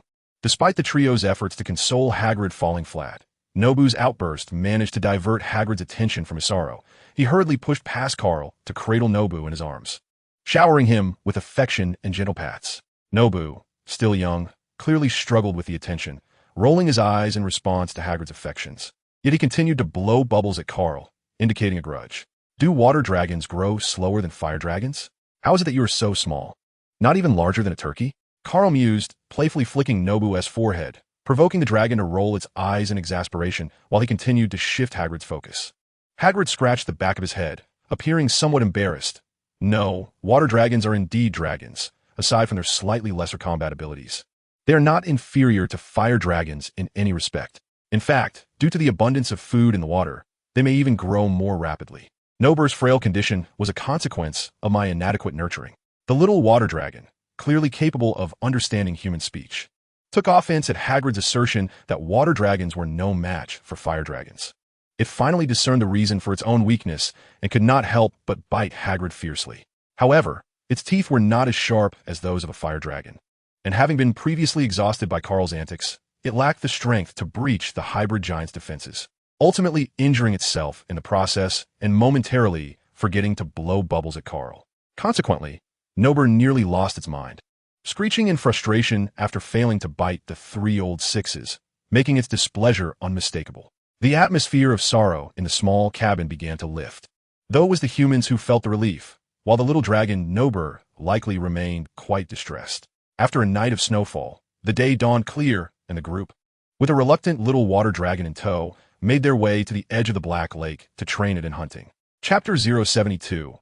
Muddy Faces and Enjoying Fun in Gringotts. The river's surface had already frozen over, but Hagrid was evidently no novice to this locale. The lake near the Forbidden Forest cabin appeared as though it had been gnawed upon by dogs, riddled with pits and unevenness, without a single smooth patch in sight. Fortunately, the group was not there to skate, so there was no worry about slipping and falling. While they were still somewhat in awe, it was not surprising. They had grown accustomed to such sights. However, little dragon Nober immediately changed its demeanor, turning away from Karl and ceasing its bubble blowing, as it began to contemplate the feasibility of an escape. Such a remarkable human child, it could not bear the weight of their affection. Perhaps it was best to flee for the sake of comfort. Meanwhile, Karl, appearing nonchalant, lost interest in the dragon's antics, finding them rather dull, unable to comprehend the appeal. He let the 3 old sixes and Hagrid engage fervently by the lakeside while he turned to lifting weights, or rather, attempting to break the limits of human endurance. 100 push-ups, 100 sit-ups, 100 squats. 10 kilometer. Ding. The system detected the host's attempt to break the limiter. 30,000 imagination points were required. But lacking in points, the attempt failed. Karl kicked a nearby rolling log in frustration, the pain in his toe causing him to gasp. With little inclination to continue his endeavors, he exhaled deeply and limped back towards the group. Perhaps engaging with the dragon was indeed rather enjoyable. At least his feet weren't in pain. The subsequent days unfolded in a rather mundane manner, devoid of the upheaval Karl had anticipated. Aside from some trivial errors in classes, the professors began to exhibit an inexplicable vigilance towards the 4 of them. This was hardly surprising, for they had indeed caused quite a ruckus, leaving a significant mark on this timeline and even creating disturbances in parallel dimensions, a feat unprecedented. How could they not be on guard? Otherwise, it would not be far-fetched to think that Hogwarts could be dismantled by their actions. Moreover, the professors were not the only ones harboring grievances. Percy Weasley frequently found himself at odds with the twins. However, lacking Charlie Weasley's assistance, he often became the target of their playful bullying, yet he remained undeterred in his pursuits. The loss of the Time Turner seemed to weigh heavily on Percy's mind. Indeed, it was a matter of concern. Without external aid, the consequences of selecting all courses rendered the learning process considerably more cumbersome, leaving him perpetually fatigued, with dark circles under his eyes becoming a daily norm. As time passed, the professor's special treatment began to take on a more sinister tone. Initially, the workload for the 4 of them multiplied several times compared to their peers, followed by increasingly stringent expectations regarding their practical assignments across various subjects. Leading this charge were Professors Flitwick and Sprout, who had shed their previous amiability to impose a series of rigorous demands upon the quartet. While Karl found this manageable, the trio of his 6th-year companions struggled immensely, living in a state of perpetual distress. Particularly, Cedric, after revealing his talent for transfiguration, received an unexpected bounty from Professor McGonagall, a collection of various medals, almost all-encompassing, save for the rarest or most hazardous ones. This was solely intended for him to practice his transfiguration spells. Cedric had repeatedly sought Steve's counsel, wishing to counter McGonagall's inexplicable favoritism with Quidditch, ultimately leading Steve to avoid him. For young wizards, Professor McGonagall was a figure of dread, not someone easily trifled with, save for those seeking their own demise. The twins took great delight in mocking Cedric for this, but their laughter was short-lived, as they soon found themselves under the scrutiny of the enigmatic alchemy professor, a presence long absent from Hogwarts curriculum, leaving the students entirely unaware of a master of alchemy lurking within the castle. Karl, feeling uneasy about this development, secretly attempted to glean information, even engaging in a game of cat and mouse with this almost spectral professor. Ultimately, he had to concede that he could not capture the elusive figure. Simply put, his abilities were insufficient. This sleeplessness led him to receive guidance from Ulysses, suggesting a saturated assault utilizing a swarm of snakes to compel the professor into action. Thus, Karl could perceive the professor's magical fluctuations and meticulously unravel the mystery, aiming for successful tracking. The plan was exceedingly effective, perhaps even overly so, upon sensing the professor's magic. Karl found no need to unravel anything further, for the magical signature was startlingly familiar. It belonged to Old B, a revelation that left him momentarily disoriented. What was happening? Was this some sort of folly? Suddenly, a realization struck him. It seemed that these venerable professors were not merely taking preventive measures, but had some other unknown agenda concerning the 4 of them. Were they being groomed to save the world? He would undoubtedly refuse.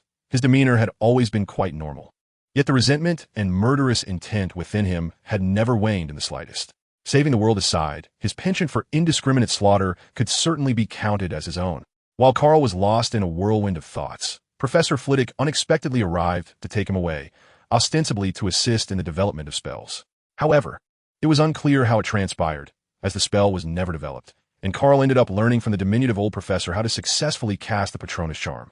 This truly left Karl feeling as if he had run into a brick wall, completely devoid of the ease and confidence he once possessed. In an instant, all four of them found themselves overwhelmed, each one more flustered than the last, their faces smeared with dirt and fatigue. Particularly the twins, who felt utterly despondent. After all, alchemy was notoriously an expensive field of study. The few thousand galleons they had earned from selling the venom of the acromantula had been swiftly depleted, leaving them in dire straits. This made the brothers feel somewhat guilty in the presence of Karl and Cedric. Despite Cedric's frequent jokes about the funds being black gold, with the risks involved and the notion that spending it was akin to a blessing, the twins could not shake their discomfort. Unable to bear it any longer, Karl, on a particularly dark and windy night, took the three of them back to Gringotts, casually unlocking several vaults belonging to Death Eaters, forcibly branding them with the insignia of their rogue squad. This inadvertently multiplied their savings several times over, providing the twins with a sense of relief. Cedric, feeling somewhat uneasy about this, then had Karl open Bella's vault, allowing him to casually pilfer the Hufflepuff gold cup, thus putting his mind at ease. The Gringotts vaults were often open. One merely needed a pretext and a bit of courage to enter. Indeed, that was the essence of it. Chapter 073, The Emergence of a New Profession. The twins' minor escapade had finally come to an end, leaving only the anticipation of a challenging academic life ahead. Professor Bin's History of Magic class gradually became the favorite of the quartet, primarily because it allowed them to catch up on assignments. In the sprawling classroom, the four of them, fervently scribbling away, stood out remarkably, often leaving Professor Bin's, the old ghost, momentarily speechless. He often questioned his own teaching capabilities, wondering if his hypnotic skills had fallen out of sync with the times. Was he perhaps being too dismissive of the old ghost's teachings? In addition to this, the three of them found the defense against the dark arts class equally effortless, as Professor Payne's spells were quickly mastered by them, turning the class into a leisurely time for completing assignments. Conversely, Karl found himself struggling. Professor Payne seemed to have flipped some peculiar switch, incessantly seeking his counsel on bizarre dark magic. What was meant to be a professor-student relationship had nearly inverted, with Karl feeling as if he were the teacher. Given a choice, Karl would have preferred to decline. He neither aspired to be a mentor nor relished the spotlight of such an identity swap. However, the thought of his potions notebook and the painful, breathless expressions of Genevieve during their herb exchanges stifled any words of refusal that might have escaped his lips. After all, it concerns the Gringlass family, and the remuneration had already been paid in advance. Although there was no consultation with him, he had nonetheless accepted it. How could he shamelessly attempt to take advantage?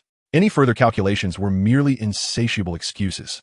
There were few things that Karl desired with such greed, and certainly, the Gringlass family was not enough to make him lose his dignity. As both parties discreetly reached an unspoken agreement, Professor Payne became increasingly candid, soon revealing his research into how to lift the blood curse. However, Karl was somewhat skeptical. The blood curse was exceptionally malevolent, representing the last stubbornness of the caster, showcasing its resolute nature. The difficulty of lifting it could be described as hellish, not only due to the complexity of the process, but also the exorbitant costs associated with it. As long as the white wizard Dumbledore remained alive, Professor Payne would not be permitted to act recklessly. Was there truly no other way? Professor Payne, it seemed, had begun to exhibit a frail demeanor, having long lost his former elegance, with anxiety and despair often enveloping him. After a moment of silence and reflecting upon their long-standing acquaintance, Karl felt a twinge of compassion and handed him a small notebook, suggesting he might explore ritual magic. Ritual magic? Indeed, ritual magic is nearly tantamount to exchange. I understand now. Thank you, Karl. The professor, with tears of gratitude shimmering in his eyes, took the notebook as if he had just achieved scholarly distinction, expressed his heartfelt thanks, and swiftly disappeared, neglecting even his dark arts defense class. This suggestion was one that Professor Payne should have conceived long ago. He had simply been at a loss for a viable approach. That notebook was likely what he truly sought. Karl was fully aware of this, and Professor Payne knew that he knew, creating an intricate web of mutual understanding masked by feigned ignorance. Yet, the recurring sentiment remained. Karl remained unconvinced. Ritual magic might only lead to even more grievous outcomes. Time passed swiftly, and before they realized it, the Quidditch match had concluded, with Slytherin House firmly retaining control of the trophy. Cedric's inclusion merely allowed Hufflepuff to escape the last place, narrowly securing second to last. This left Cedric somewhat disheartened until he found solace in a meal of Karl's dry hot pot. Months of perseverance had only yielded a single fantasy point from the system, necessitating a staggering 29,999 more to achieve his goal. Relying on slow, grinding efforts might mean he would never complete it, even if the grass on his grave withered. Karl chose a tranquil corner by the lake to begin his daily meditation. Whether a warrior, hunter, or even a ninja, any designation would suffice. Potions and high-energy foods indeed stabilized his physical condition, yet they were insufficient to eliminate hidden dangers, particularly the magical contract coursing through his veins. He needed to heed the system's advice and embark on a body-refining profession, gradually addressing the threats that plagued him. In order to avoid attracting the ire of those who cannot afford to play with the art of cultivation, he could only choose to engage in such practices during the morning, daring not to attempt them by night for fear of succumbing to envy that could lead to heartache. With a swift motion, Karl unleashed a multitude of serpentine ropes, binding the three individuals into a tight, rolling bundle, effectively silencing them. A notification chimed. New profession detected. 1. Zen Martial Saint, requiring 300 imagination points. 2. Otsutsuki Bloodline, requiring 30 imagination points. 3. Nin Ability Hunter, requiring 3 imagination points. Would you like to change professions? Yes, hurry up. Karl felt a pang of anguish that made it hard to breathe. He did not covet the Zen Martial Saint profession, regardless of its sanctity. The bald head was a considerable deterrent. However, he genuinely yearned for the Otsutsuki Bloodline, which, regardless of its strength, would undeniably eliminate all physical vulnerabilities in one fell swoop. Alas, the lack of imagination points was an insurmountable obstacle, making the dismantling of Hogwarts' plan an urgent priority. Deducting 3 imagination points. Hunter profession change successful. Please activate your Nin ability. Must I activate it myself? How does one do that? He began to organize his thoughts, and the information soon became clear. Nin abilities were categorized into enhancement, emission, transformation, manipulation, materialization, and specialization. Each individual's aptitude, growth environment, and personality would dictate their respective categories. The awakening methods were broadly divided into 2 types. 1. Forcibly awakened by the nun of another, and 2. Self-awakened through diligent practice. Upon reaching this point, Karl felt a wave of frustration. The first method was impossible. Not even Dumbledore, Grindelwald, and Voldemort combined could assist him. Thus, only the second method remained. But the question was, how to practice? He instinctively overlooked the 3 peculiar individuals behind him and opened the system panel. Chapter 074, New Speculations and Daily Misfortunes at Gringotts. Host, Karl Gant. Profession, omitted, 7th Profession Hunter, unawakened. Skills, New Silver Serpent Flow, Physical Magic 1, 2, 3. Old skills omitted. Imagination points, 0. System Law Pool, several death laws, several causal laws, several space-time laws, give up, far insufficient to forge time stones, and various other insufficiently systemic laws. Personal attributes are currently unstable. Attribute panel temporarily closed. Health status, you still love magic for now. Do not let it harm future generations. Please take your time to experience it. Everything else seemed fine, but the final health status drove Karl to the brink of madness.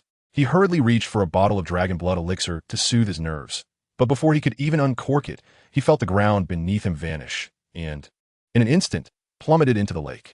Karl gazed in astonishment at the trio of peculiar individuals, utterly bewildered as to when they had managed to free themselves.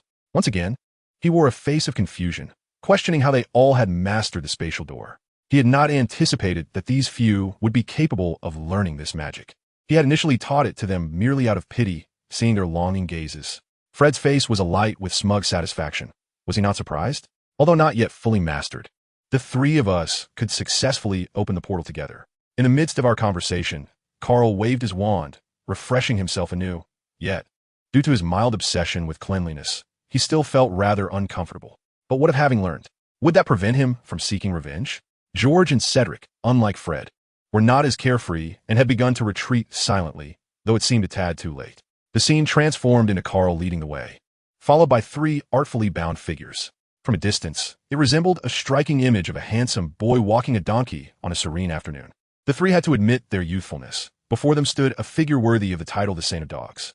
As they traversed the castle, a new spectacle emerged. As the old 6 squad brought forth yet another peculiar event, it appeared that even in the absence of the dog, one could still take a stroll with people, prompting a chorus of young wizards to exclaim their newfound enlightenment. Yet why such madness? Such moral decay and loss of humanity could be a sign of madness. With the impending examination week, the castle was already rife with tension. The fervent actions of the four inadvertently eased some of this strain. The old professors gritted their teeth in frustration. After painstakingly cultivating a tense atmosphere, they watched as the young wizards prepared to open their books, only for it to culminate in a rather anticlimactic manner. Indeed, they would have to increase the workload. Of course, Karl also bore the consequences. Once the three were freed, they bombarded him with a relentless barrage of chatter for no less than half an hour, leaving him dizzy and his temples throbbing.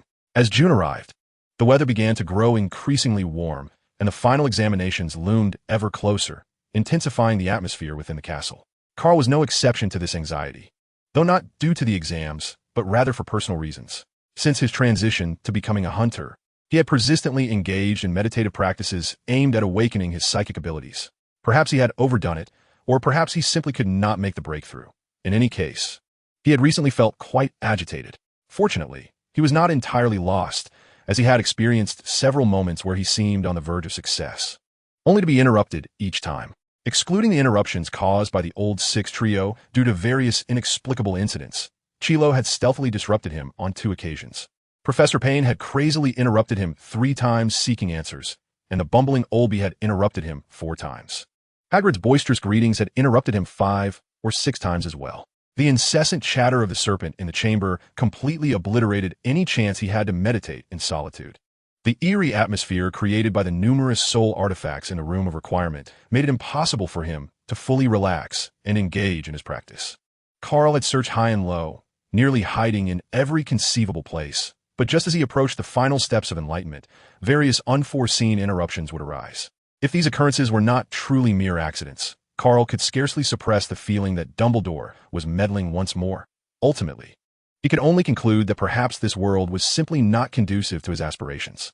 However, he could not manage so much. Whether permitted or not, he had to persist.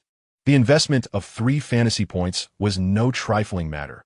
It represented a substantial fortune. Time passed unceremoniously, and on that particular morning, just as Karl rose early to resume his training, Cedric swiftly grasped him, exclaiming in exasperation that today was the day of the exams. History of magic in the morning and potions in the afternoon. He urged Karl not to wander off any longer. Realization dawned upon Karl. No wonder Hagrid had encouraged him yesterday. It was for this reason. He had mistakenly thought Hagrid was merely urging him to capture Norbert for a feast. Alas, he had been overly optimistic. His morning practice was abruptly interrupted, and Karl felt a profound discomfort, as if something vital was missing, a sensation that lingered until he sat in the examination hall, still feeling unwell. He glanced at the exam paper. Indeed, it comprised mostly memorization tasks. A cursory glance into the realm of memory would suffice to complete it with utmost certainty. However, upon surveying the layout of points, he skipped the more verbose and intricate questions, selectively answering until he amassed 60 points. With a flourish, he completed the paper in under 3 minutes and submitted it before departing. Chime. Points successfully controlled. Achievement pride acquired. Reward. 10 fantasy points. How much? Karl, startled as if he had seen a ghost, instinctively checked his personal interface, bypassing a plethora of skill attributes to directly scrutinize the fantasy point record. Fantasy points. 10. He was neither hallucinating nor experiencing a visual disturbance. Thus, this system was not a capricious one plagued by flaws, but rather a system of adolescent achievements. That did not seem entirely accurate. If that were the case, he should have long since attained the glutton achievement. So why had he not received any rewards? Pride, one of the 7 deadly sins? Could it be that this was an evil achievement system aligned with a chaotic faction? This too seemed somewhat imprecise, necessitating further verification. Ignoring the peculiar gazes of his peers, Karl hastily exited the classroom. He found a secluded corner, casually opened a spatial door, and in the blink of an eye, arrived once more at Gringotts. Chapter 075, Speculations on the System and the Unreliable 7 Deadly Sins. By daylight, the underground vaults of Gringotts appeared little different from their nocturnal state, still shrouded in an ominous gloom, as if a formidable creature might emerge at any moment. Karl patted the head of the guard dragon, a creature rendered lethargic by its custodianship, unlikely to survive if released into the wild. Though he felt a twinge of compassion, he could only allow nature to take its course. Seated upon the dragon's head, he gritted his teeth and produced one of the Ravenclaw crowns, expending 5 of Voldemort's tokens to initiate a thorough cleansing of the entire vault. As the mirrored realms of the fantasy and reality intertwined, the underground vault was instantaneously filtered, leaving not a single speck behind, not even a canute in the mousehole. Yet, the system remained unresponsive, as if this act of greed did not count. Was it the method of access that was flawed? Or perhaps the execution lacked finesse? Contemplating this, Karl bid farewell to the dragon and traversed out of the underground vault. Before long, flyers were whimsically scattered throughout Diagon Alley, piquing the curiosity of passers-by who eagerly picked them up to examine their contents. It was noted in the writings that there existed a gold mine in this region, and an overwhelming sense of yearning filled my heart. Moreover, I had heard of your esteemed and cultured presence. It would surely bring joy if I were to partake uninvited. The gathered individuals exchanged glances, puzzled by the presence of Japanese flyers in this English setting. Yet, there were indeed learned individuals who effortlessly deciphered the meaning of the text, casting uncertain glances towards Gringotts. In a timely manner, the alarm at Gringotts sounded, and the diminutive goblins scurried about chaotically, decisively expelling all customers before sealing the doors, thus obstructing any external inquiries. With a sigh, I lamented the futility of having wasted half of Voldemort's Horcrux, all for naught. I waved my hand, lifting the roof of Gringotts, and released my personal mirror space, causing a torrent of gold coins to cascade from above, nearly burying the entire establishment. Setting aside other matters, I hastily grasped the notion of pride, eager to extract every ounce of benefit from the system. However, while aspirations were grand, the reality proved starkly disheartening. Karl felt disillusioned, left with no alternative but to be consumed by frustration, unable to even lift his chopsticks to eat. When the results were announced days later, astonishment swept through the crowd. It was not due to the triumphant performance of the notorious trio, nor was it Cedric's prominent position at the top. Rather, it was the shocking revelation that Karl had fallen out of the top 10 rankings entirely, and amidst the curious glances, his name was discovered nestled in the middle. Although his practical evaluations garnered the highest praise, his written exams were merely passable. The young wizards buzzed with chatter, feeling once again that they had been deceived by him. It was as if a herd of llamas had galloped through their minds, a torrent of mixed emotions surging forth like a spilled jar of spices. Karl and the notorious trio stood at a distance from the crowd, each holding a hefty scoop of ice cream, leisurely licking away as if entirely detached from the unfolding events. A notification chimed. This act was executed flawlessly, earning the achievement of envy, granting an additional 10 fantasy points. Karl's heart raced, and he discreetly accessed the panel, skimming past irrelevant information to examine the lower section. Fantasy points, 20. Thus, was he to be ensnared by the 7 deadly sins? This presented an intriguing conundrum. It seemed the actions he undertook were of little consequence compared to the reactions they elicited from others. How, then, was he to achieve the remaining 5? For wrath, would he need to engage in vile deeds that incited public outrage? For sloth, must he lead the way in a trend of lethargy and negligence? For greed, should he assume the role of a self-help guru, enticing a host of daydreamers? As for gluttony, Karl had an idea. Perhaps he could organize a competitive eating contest with his Hufflepuff classmates, as he firmly believed in their capacity for consumption. As for the final sin, well, perhaps it was best to forego that endeavor, as it fell outside his area of expertise. Yet, it was worth 10 fantasy points, potentially a yearly accumulation, sufficient to break 1/3 of the limitations over time. Perhaps he should seek a place for training, to sculpt his physique, enhance his fitness, and refine his allure. Bah, we are not that kind of people. Karl suddenly spat vehemently, causing the other 3 to exchange glances, a shared concern that he should not continue his training, lest he descend into madness once more. A white phoenix glided through the air, landing gracefully upon Karl's shoulder, its presence accompanied by the clear voice of Dumbledore. "Come to my office. I have something to discuss with you." It was Dumbledore's Patronus. Fred exclaimed in surprise, reaching out to grasp it, only for the phoenix to evade him effortlessly. Karl, disinterested in the commotion caused by the twins with the Patronus, nodded to Cedric, who was observing the spectacle, and made his way alone to the 8th floor office. As he walked down the corridor leading to the office, Karl found himself reflecting with a tinge of nostalgia. It had been nearly 6 months since his last visit to the headmaster's office. Could it be that they feared he might steal the Elder Wand? Bah, who do they think they are? Such a trinket, worth a mere 1/3 of a reward point. Who would covet it? Lost in his thoughts, he unexpectedly collided with Genevieve around the corner. The young girl still wore her exquisite makeup, though for some reason, she seemed to have lost a bit of her whimsical charm. In just a few days apart, she appeared to have shed much of her youthful exuberance, transforming almost overnight from a vivacious little girl into a melancholic young woman. This shift felt strange, yet undeniably real, at least visibly apparent. Genevieve delicately lifted her skirt, performing a rather antiquated noble curtsy, and greeted Karl softly. "Good day, Mr. Gunter." Karl was momentarily taken aback, swiftly suppressing his usual playful demeanor towards children and nodding politely. He found himself at a loss for words, unsure of how to respond. Surely, he could not bluntly inquire whether she too was suffering from some affliction.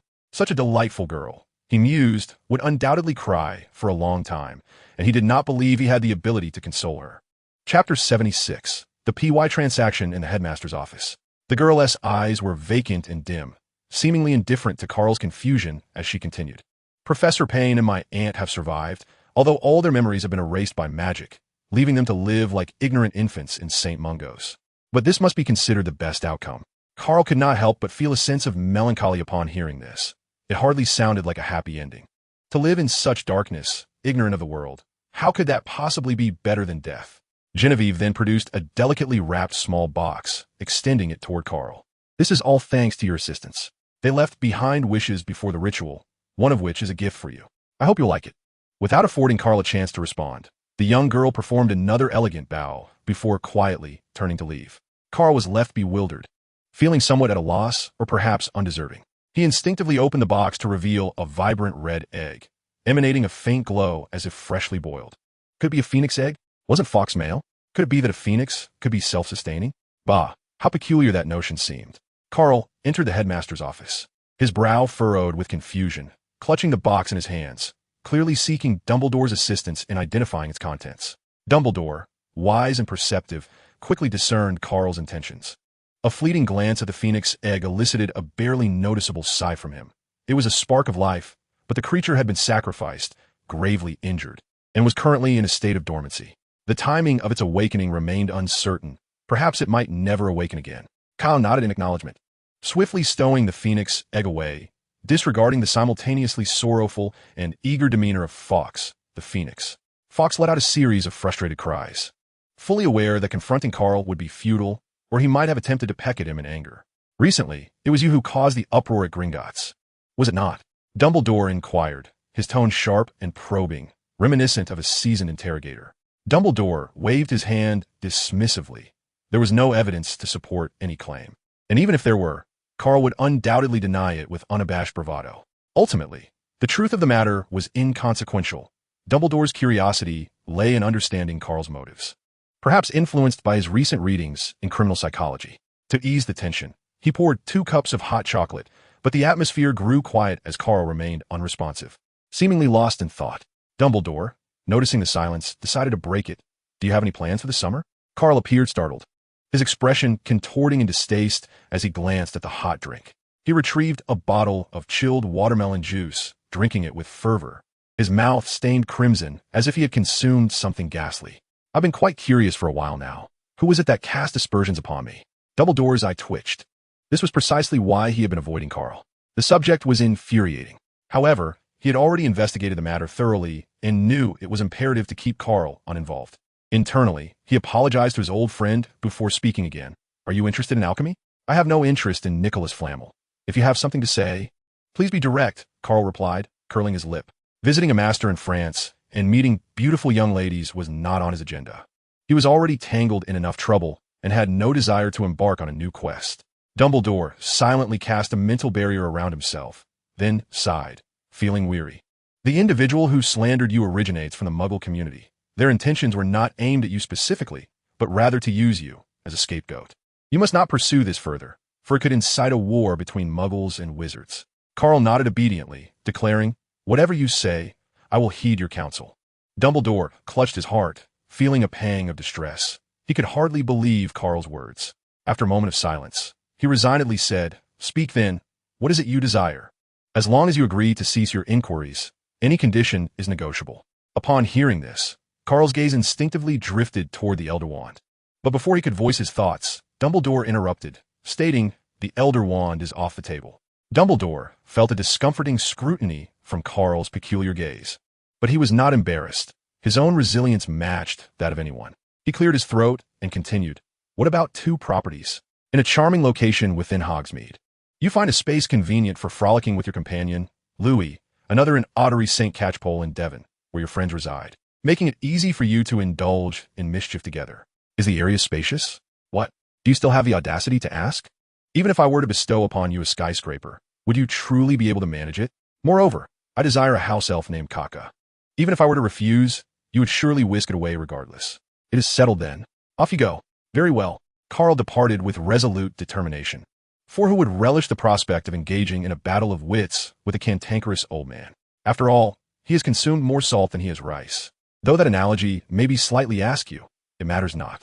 In any case, he is acutely aware that he would never outsmart the other party. So there is little point in such rivalry. However, under the weight of the old man's piercing gaze, Karl felt compelled to discreetly pocket the documents from the table, although he would never indulge in such a penchant otherwise.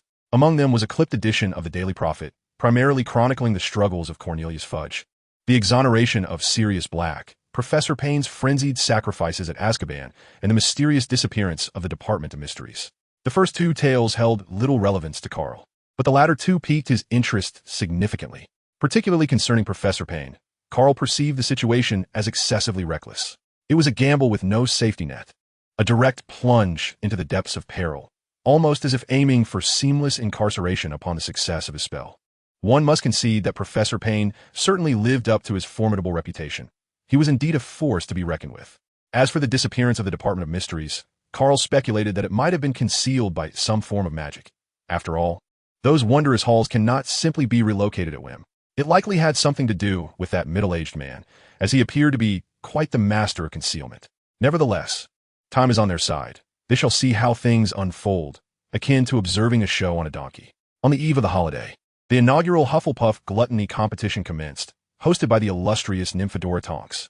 The event bore an unexpectedly grand scale, with participants galore, banners fluttering in a breeze, and an atmosphere filled with the clamorous rhythm of drums, nearly lifting the very roof of Hogwarts.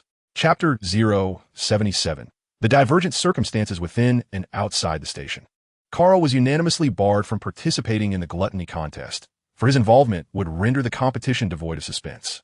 Even Cedric, this time, refrained from supporting Karl, as he too aspired to achieve a commendable result in the contest. The event unfolded with fervor, and while other houses had eager young wizards wishing to compete, Slytherin notably abstained. However, upon witnessing the Hufflepuffs' exaggerated eating antics and prodigious appetites, many were quick to retreat, realizing that self-humiliation was best avoided. Although this did not deter them from spectating. The beginning was smooth, the proceedings flawless, yet the outcome was far from ideal. That night, Madame Pomfrey was once again in a furious uproar, having meticulously packed her belongings in preparation for an overnight getaway. She was utterly dismayed when a horde of overly stuffed individuals arrived seeking medical attention, completely disrupting her carefully planned itinerary. Would you not feel exasperated? How others fare, Karl remains oblivious. However, he finds himself genuinely elated, having amassed another 10 fantasy points. Although he missed the opportunity to ascend to the exalted lineage of the Otsutsuki, and he has yet to determine which profession to embark upon, merely gazing at his account fills him with indescribable joy. It is akin to a pauper stumbling upon a pot of gold. Cedric feels a shiver run down his spine at Karl's laughter. He too is experiencing a slight discomfort this night, yet fearing embarrassment, he refrains from visiting the school hospital, now regretting that decision. Despite Karl's seemingly benign care, Cedric harbors suspicions that Karl may seek vengeance for his earlier lack of support, leaving him restless throughout the night. Karl dismisses such concerns with indifference. Is it truly vigilance? He suspects it is merely a result of overindulgence, causing his discomfort. Damn that old six. The train for their return journey arrives, as scheduled. Karl initially believed he would not have to endure the slow pace of this old train again, considering he owns property in Hogsmeade, where the fireplace must be connected to the Flune network. However, Dumbledore shatters his illusions, personally informing him that the house is still under construction and that immediate occupancy is out of the question. Instead, he should perhaps spend a few days wandering outside. Coincidentally, shortly thereafter, Sirius contacted him through the fireplace, inviting him to Grimmauld Place. In the fireplace, a young, green-haired figure, reminiscent of a certain character he knew, was also watching intently. The scene was rather unsettling, and Karl, weary of the unending, piercing gazes, had no choice but to accept the invitation. On the train, the four friends reconvene, devoid of any sinister plans. After all, they have already committed most of their mischief. Other pursuits seem inappropriate for their age. Yet, with the twins present, idleness is not an option. Fred stealthily closes the compartment door, and George, understanding the cue, pulls a statue from his bag. Cedric gasps in feigned surprise, not due to a profound knowledge of Muggle antiques, but because they had witnessed Karl sell such an item for a considerable sum in a parallel dimension. Karl rolls his eyes, accepting the antiquity, contemplating how to engage with it. Are they to travel abroad? Fred eagerly insists on a trip to France to see the mermaid. Angelina's exuberant cheers nearly topple the carriage. Fred immediately concedes, thoroughly impressed by this group, each seizing every opportunity for mischief. Their chatter continues unabated until they reach their destination, yet no concrete plans emerge. The brevity of summer and the multitude of potential locations leave them in a state of indecision, and upon disembarking, they agree to reconvene the following day. Karl finds himself somewhat troubled. His past and identity are complicated, and his reputation is not particularly stellar. The thought of visiting a friend's home fills him with awkwardness. Fortunately, Sirius arrives just in time, not waiting outside the wizarding station, but rather having brought young Harry along to greet him inside. Upon seeing the 4 individuals alight from the vehicle, he joyfully approached them, bestowing each with a warm embrace, as if he were the Sirius of a parallel dimension. "Thank you all," he expressed. "Though we've only met in dreams, your presence has greatly eased my initial struggles. Were it not for the concern that your parents might object, I would have liked to bundle you all up and take you with me." Karl, with a deadpan expression, regarded him and remarked, "So, as one without parents, I could be forcibly taken away by you?" Sirius feigned an exaggerated expression of exasperation and implored Karl, "Please do not emulate Snape's loquaciousness, or you shall remain single for all eternity." The mention of a common adversary instantly enlivened the atmosphere, but with 2 sets of parents lingering outside, the gathering refrained from launching into a tirade. Once the twins and Cedric exited the station, Sirius winked at Karl, assuring him not to overthink the situation. It was not that they harbored any ill feelings towards him, but rather they were aware of his aversion to trouble and wished to avoid an abrupt appearance. "By the way, allow me to share a piece of news. Tomorrow, there will be a grand welcome in Devonshire. Can you guess for whom it is intended?" Karl understood who Sirius referred to, yet he had not given it much thought. He had a clear self-perception. He was not a virtuous person seeking validation from others. He merely acted according to his own moral compass. Furthermore, since he chose to associate with others, there would inevitably be moments of willful ignorance, as no one is infallible. After all, they did not truly shun him, so there was little to worry about. Thus, Karl waved his hand dismissively, indicating his indifference, and chuckled. "I sincerely hope it's not for me. That would likely be rather awkward." "It's been a while," Karl, the stubborn lad, finally interjected, revealing a small, gap-toothed grin. Observing Karl's struggle to suppress laughter, he quickly covered his mouth. "You know, I possess the ability to traverse time and space. Perhaps one day I shall witness you in your childhood trousers, so you better get accustomed to it." Harry, upon hearing this, felt a mix of embarrassment and anger, unable to restrain himself from kicking him lightly, before succumbing to a fit of laughter. It was exhilarating. He had achieved something that the Harry of the parallel dimension had not. Chapter 078, Gellert Grindelwald has escaped. Mrs. Weasley exhibited a complex blend of affection and reprimand towards the twins. Her love was palpable, yet it did not prevent her from delivering a swift reprimand. Mr. Weasley, on the other hand, remained on the sidelines, seemingly apprehensive of being drawn into the fray, yet his gaze remained fixed on the twins, revealing a deeper emotional investment than he cared to admit. In contrast to Ginny's pure enthusiasm for her brothers, Ron's feelings were far more intricate. The gifts the twins had given him remained unopened to this day. The mere thought of the presents caused all his lingering concerns to dissipate. He felt an overwhelming urge to rush over and deliver a swift kick and a resounding slap to both, for they were being utterly insufferable. While the emotions ran high in this gathering, the Diggory family appeared much more composed. Madame Diggory is a rather reserved individual, standing quietly by and casting gentle glances at Cedric. It would be preferable if her gaze were not so increasingly frigid. A sudden wave of nostalgia washed over him, and during the brief moments of Karl's absence, he found himself missing him profoundly. The days devoid of someone to share the burdens with were unbearably arduous. If only Karl possessed the ability of telepathy, he would undoubtedly express his gratitude for being an ancestor of 8 generations.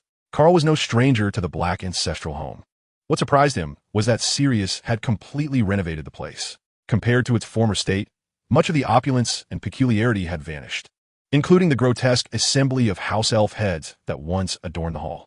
Guided by Harry, he discovered a semblance of home amidst the ancient corridors of the estate.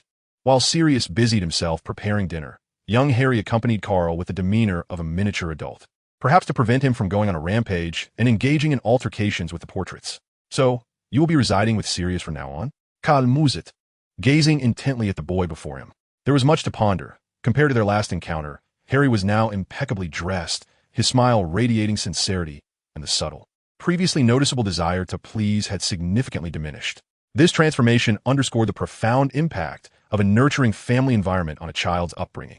Though Karl had always deemed others' perceptions of him inconsequential, he could not help but feel his heart soften when treated with kindness. He gently ruffled Harry's tuft of hair and proposed, "We are planning an overseas trip during the summer holidays. Would you care to join us?" Harry's eyes brightened. "Can I? Would it be inconvenient?" Even if international travel was involved, it merely entailed a few more instances of using the portkey. There was nothing inconvenient about it. At that moment, Sirius burst into the room with great fervor, interrupting their conversation. His apron still donned, his expression was grim. Noticing Karl's gaze, he spoke urgently. "Gellert Grindelwald has escaped from Nurmengard. Professor Dumbledore instructed me to warn you to be cautious. It seems that you are his target." Karl felt a slight jolt of alarm. While he did not fear this original Dark Lord, he certainly regarded him with considerable trepidation, setting aside the fact that Grindelwald had outshone Voldemort in intellect and charisma. He was also an extraordinarily gifted individual with a remarkable ability to predict the future with precision. If he truly wished to scheme against Karl, it would be an effortlessly simple task. To speak naively, even if Karl desired a direct confrontation, it would ultimately depend on Grindelwald's whims. After all, with foresight on his side, if the latter chose not to engage, Karl would never catch a glimpse of him in his lifetime. "You should remain here and avoid going out. I will inform Molly and the others shortly to cancel tomorrow's activities," Sirius said, pacing anxiously.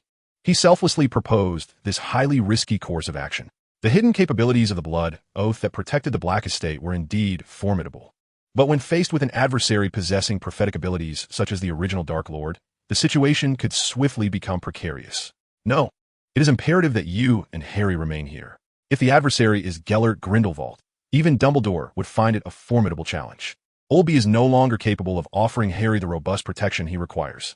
Karl waved his hand dismissively, rising to open a portal, granting neither of them the opportunity to respond before stepping through.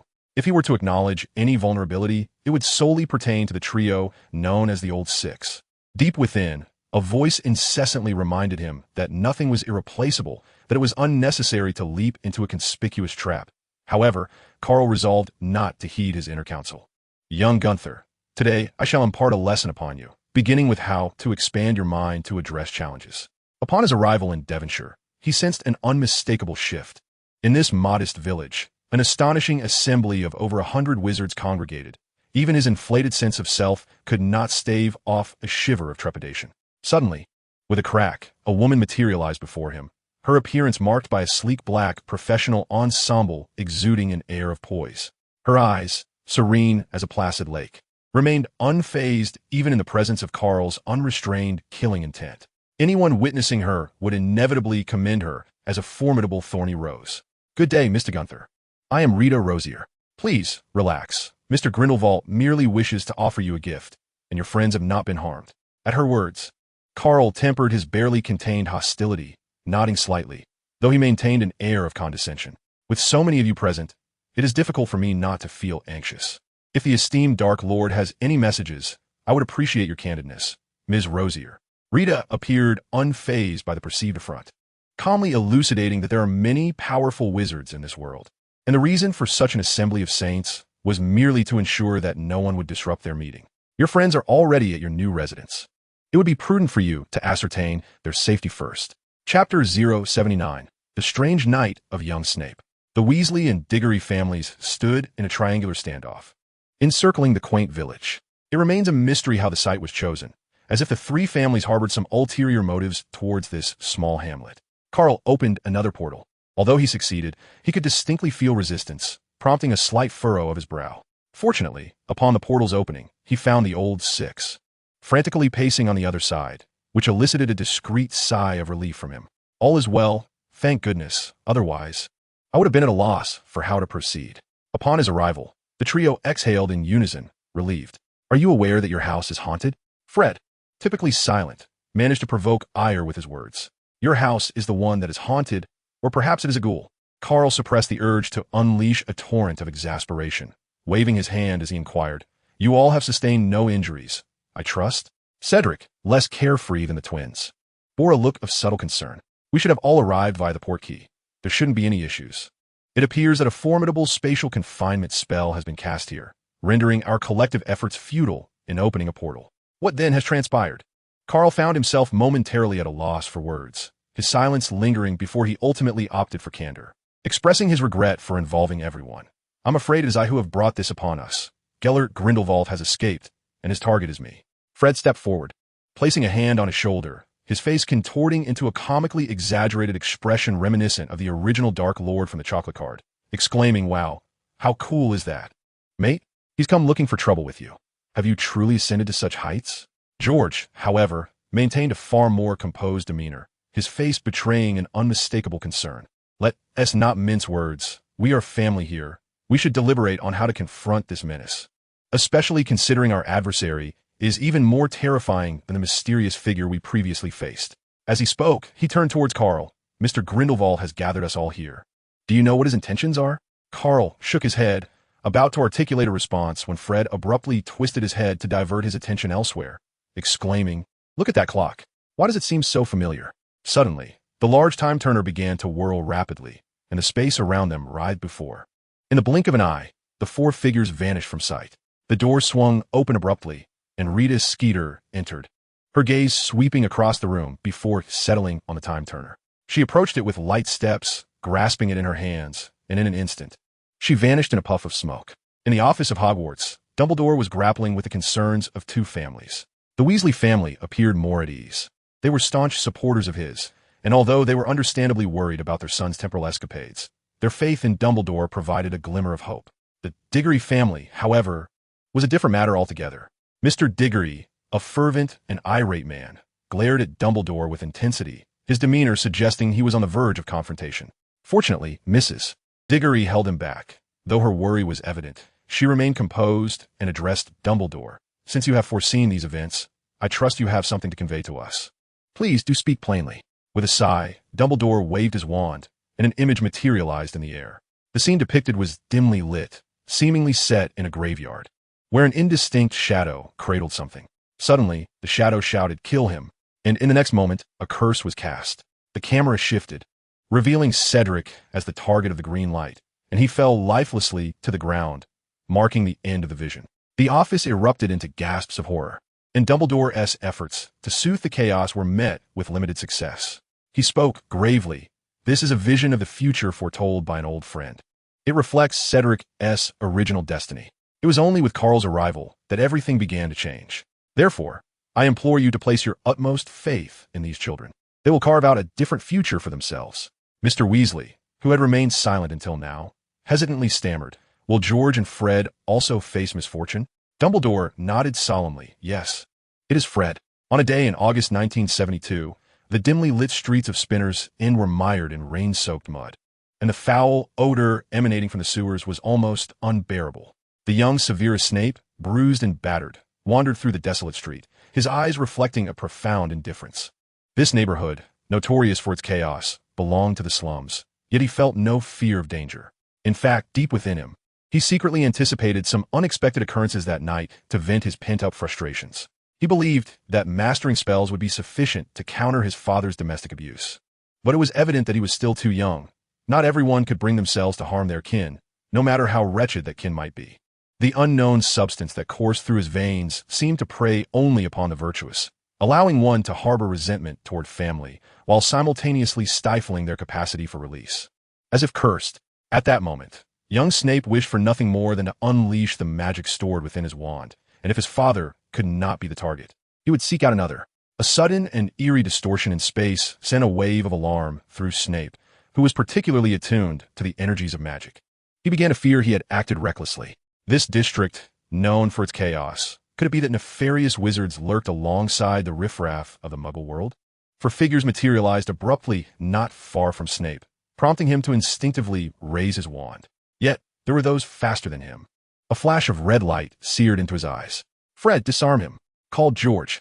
"Severus, you're outmatched." Cedric summoned Snape's fallen wand to his hand, adorned with a warm smile. Don't be alarmed. We're not the villains you might think. Snape's wide eyes brimmed with incredulity. Had the circumstances been more fitting, he could have drowned them in sarcasm. What wretched weather. This is rather unfortunate. Karl, having downed a large bottle of exhilaration potion, managed to muster some spirit as he cast a wary glance at Snape, his eyes flickering with intrigue. Snape felt a chill under his gaze, forcing an attempt at composure. Who are you? Can you return my wand? With greasy hair and a sallow complexion, the young man remained oddly endearing. Fred stroked his chin, a look of inexplicable skepticism crossing his face. Chapter 080, The Reunion of the Snape Family. George sighed. There's no need for doubt. It must be a parallel dimension. Or I'd be in dire straits. Indeed, you seem to be in quite the predicament. Do you recall how Professor Snape enjoyed making your life difficult last school year? I initially thought it was merely because my handsomeness cast you in an unflattering light, but now it appears to be related to this night, Fred remarked, patting his brother's shoulder with a smirk of schadenfreude. Snape listened in bewilderment, feeling as though he had stumbled upon madmen. Who else would claim to be from the future and weave elaborate backstories? Yet, one question perplexed him. How do they know his surname? Let us restrain him. Until we ascertain whether this is indeed a parallel dimension, we cannot reveal our identities, Karl stated languidly, raising his hand as Snape prepared to flee, invoking the spell Serpensortia. Yet another intricate binding had taken shape, sealing his mouth shut so thoroughly that it nearly caused Snape's eyes to bulge with exasperation. The trio of the sixth-year students discreetly distanced themselves from Karl, finally comprehending why Snape held him in such disdain. They felt a twinge of sympathy for the young professor, for his predicament was indeed wretched beyond measure. Cedric felt compelled to speak well of the future potions master, especially since he had received no small amount of favors from him in the previous academic year. Thus, he reached out to steady the frail Karl, advising against binding him too tightly. Let us just contain him for now. We should first find a safe haven and resolve the issues at hand, he proposed. Snape regarded Cedric with a peculiar gaze, lingering on the wand that belonged to him for an extended moment, filled with unspoken thoughts. How audacious to feign benevolence while keeping someone restrained. The irony was not lost on him. It was clear that the seemingly righteous Cedric was not as noble as he appeared. Karl accessed his system panel and noted that his time traveler profession had begun to charge, albeit at a glacial pace. Despite the sluggish progress, a sigh of relief escaped him as he turned his attention back to Snape. Let us head to our young professor's residence. After all, we intend to abduct him, and this would facilitate matters. The 3 sixth years widened their eyes in disbelief. Was this truly the language of a rational being? Could he not phrase it more delicately? No wonder Snape would come to regard him unfavorably. Indeed, the roots of disdain run deep. Snape, having been silenced, could not guarantee that he would refrain from cursing if given the opportunity. Observing this, Karl let out a soft click of his tongue, his expression growing increasingly lethargic. George discreetly nudged Cedric, urging him to step forward and negotiate, for Karl and his companions were only adept at riling Snape and lacked the composure necessary for calm discussion. Cedric found himself caught in a mix of humor and frustration. The atmosphere had become so tense that he wondered what he could possibly do. Did they truly expect him to be a social butterfly? Suddenly, Fred displayed surprising insight, shouldering past Cedric to take on the burden of the languid Karl, his intentions unmistakable. Faced with this, Cedric steeled himself and approached the young Snape, pausing for a moment before speaking. Under the increasingly impatient gaze of the professor, he softly apologized. Please, Professor, remain calm. We mean you no harm. We have been ensnared in a plot, and I hope you can understand. As he spoke, he deftly lifted Snape's wand, gesturing for them to move. Karl, the twins. Cedric led the way, appearing somewhat uncouth yet skillfully loosening Snape's bindings. Having learned the serpent shed spell from Karl, he could not wield it with the same finesse, but was capable of performing a simple countercurse. Snape observed the twins encircling him in silence, feeling a headache brewing, yet inexplicably, the fury within him began to dissipate. He found himself questioning his sanity for feeling that these individuals were, in some peculiar way, rather amusing. Then he realized, indeed, he had lost his sanity, for in the next moment, a green beam of light whizzed past him, accompanied by the sound of someone collapsing with a thud from the darkness nearby, followed by the clatter of metal hitting the ground. Avada Kedavra! The incantation, delivered with a languorous and slightly sluggish tone, shattered the night's tranquility, rendering everyone but the caster Karl motionless. The crimson glow in Karl's eyes intensified, the curve of his lips becoming more pronounced. Yet, fortunately, he still retained some semblance of reason. With a voice tinged with an unusual quality, he urged, "Stop! Hurry, it's chaotic here, and not safe." The others, except for Karl, froze once more. Waves of trepidation washing over them. The audacity of someone attempting to target their group of children with such malice was utterly deranged. Snape suddenly spoke in a low tone. "Turn left ahead. It's a den of iniquity here. Move swiftly." They navigated their way to number 19, Spider's End, a quaint red brick house characteristic of the neighborhood. Snape halted, his expression a mixture of struggle and caution. However, Karl did not afford him much time to hesitate, simply stating, "Open the door." Fred, entirely oblivious to the concept of manners, produced a spell and cast an unlocking charm, causing Snape's eye to twitch in irritation. "Damn it, who is this?" A man, reeking of alcohol, stumbled out, his features bearing a resemblance to Snape. Soul leaving the body. Karl, with another spell, successfully subdued him. The atmosphere grew increasingly oppressive as they silently entered the house. Snape glanced at the lifeless figure of his older self, paused in silence, then turned his gaze upward, suddenly glaring at Karl with a fierce intensity, as if ready to fight at any moment. The trio known as the Old Six wore expressions that were equally difficult to describe, yet they instinctively surrounded him, creating a barrier between Karl and Snape. Karl waved his hand dismissively at the three, his demeanor languid.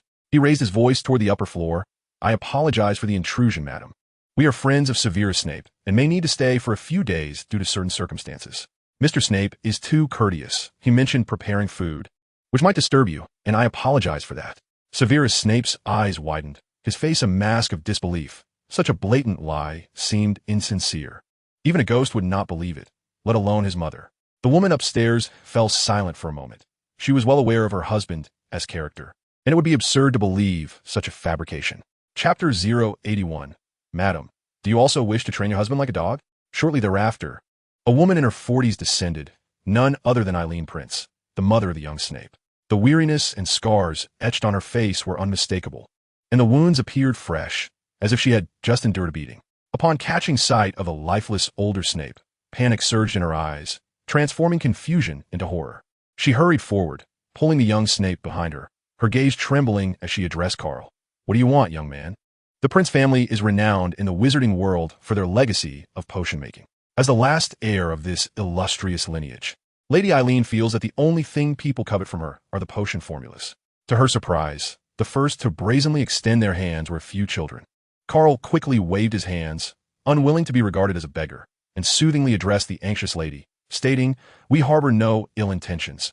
We merely seek a temporary refuge. In return, I could assist in training Mr. Snape's dog, well, your dog." Lady Eileen was left speechless, her hearing seemingly in doubt, as if she had misheard something outrageous. Young Severus Snape wore a similarly incredulous expression, reaffirming in his heart that this little dark wizard indeed had a serious problem. The trio of the sixth group could not help but cover their faces, unable to bear the sight. If given a choice, they truly wished to deny any association with Karl, whose inability to form coherent sentences was rather embarrassing for their team. Karl seemed entirely oblivious to his own absurdity, and as he spoke, he produced a vial of blood-red potion, as if it had just been sweetened. Shaking it vigorously, a radiant glow emanated from within. He then extended it towards young Severus Snape, whose gaze remained fixated on the unfortunate woman before him. "This is a 6-ingredient dragon-S blood potion," Karl gently explained. "Given your familial background, you must be familiar with its properties. Take it promptly, and you shall have the energy to train the dog." Both mother and son, well-versed in their family heritage, recognized the potion's value, aware that even a small vial was worth 100 gold galleons, let alone this substantial bottle.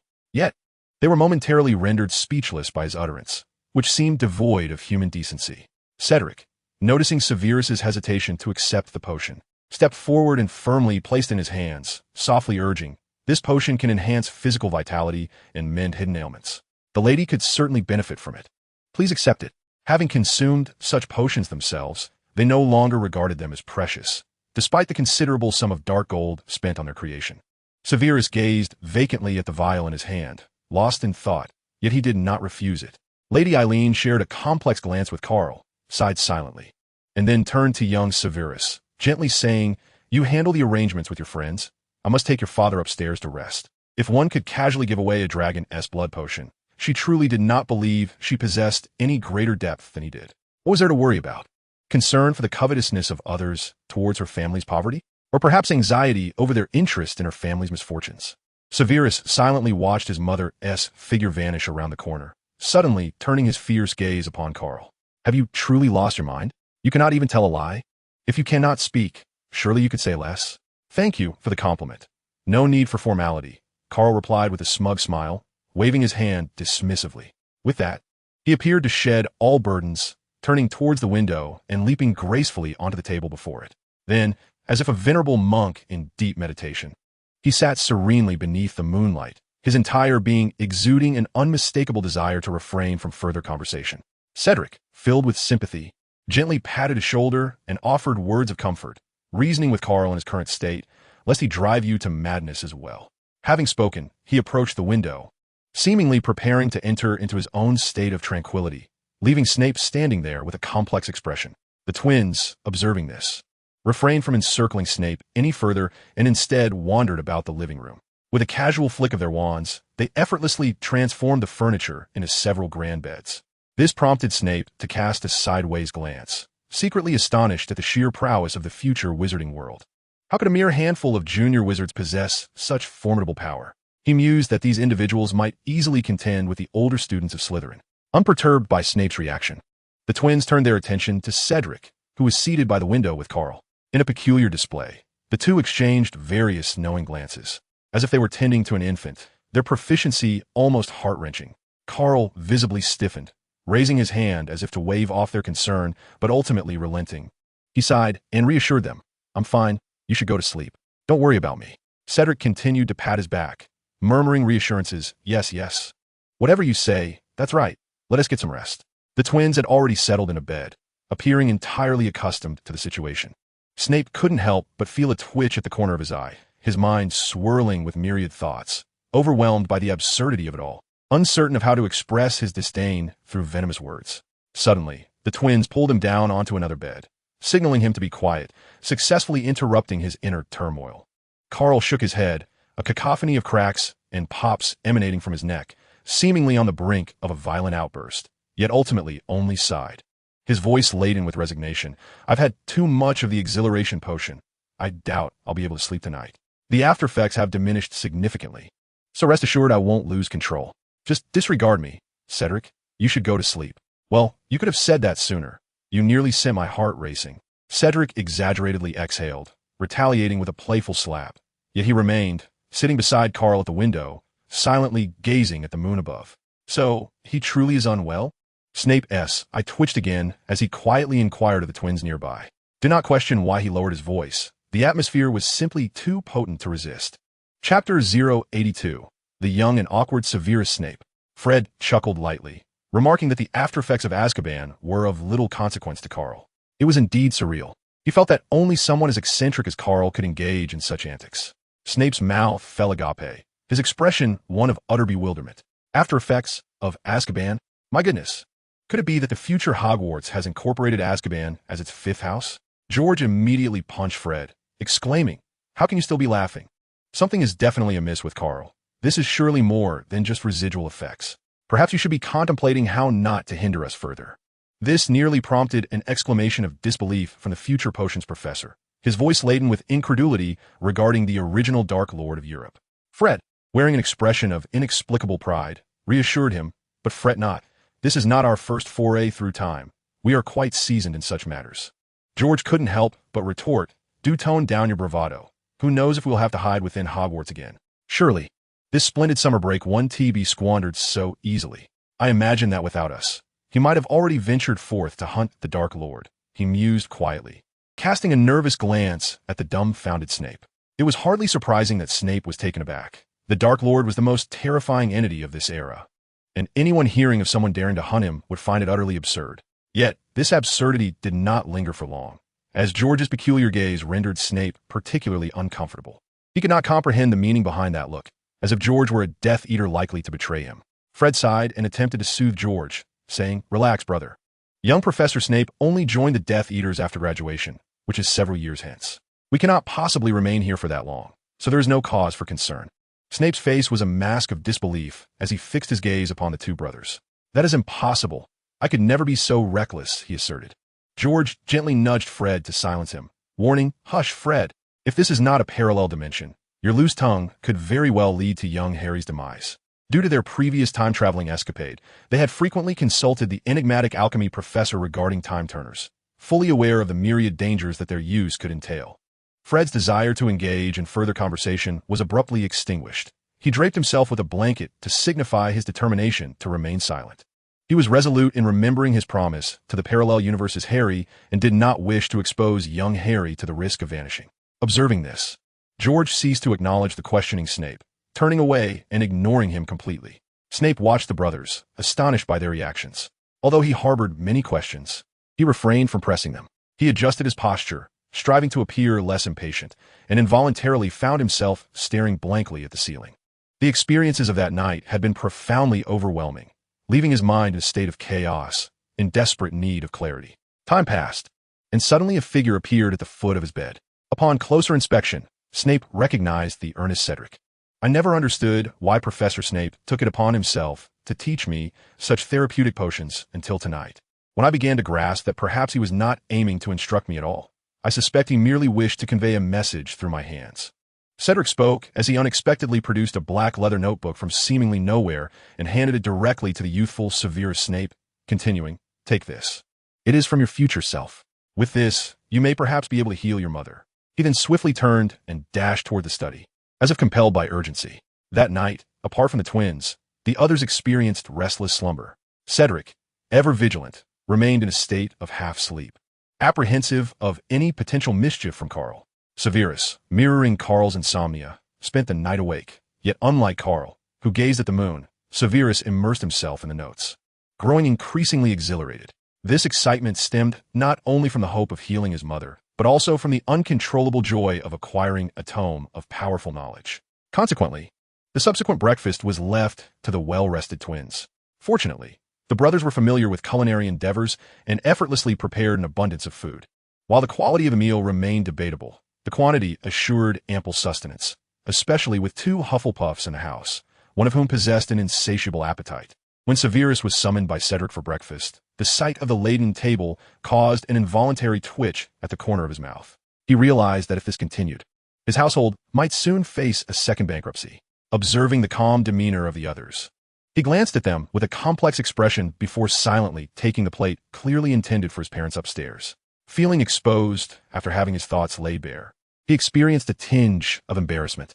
After breakfast, the twins began drafting a shopping list in preparation for their trip to Diagon Alley. Apart from the still dazed Karl, the trio of siblings each had their own needs and quickly completed their lists. Severus felt awkward in front of the paper and pen.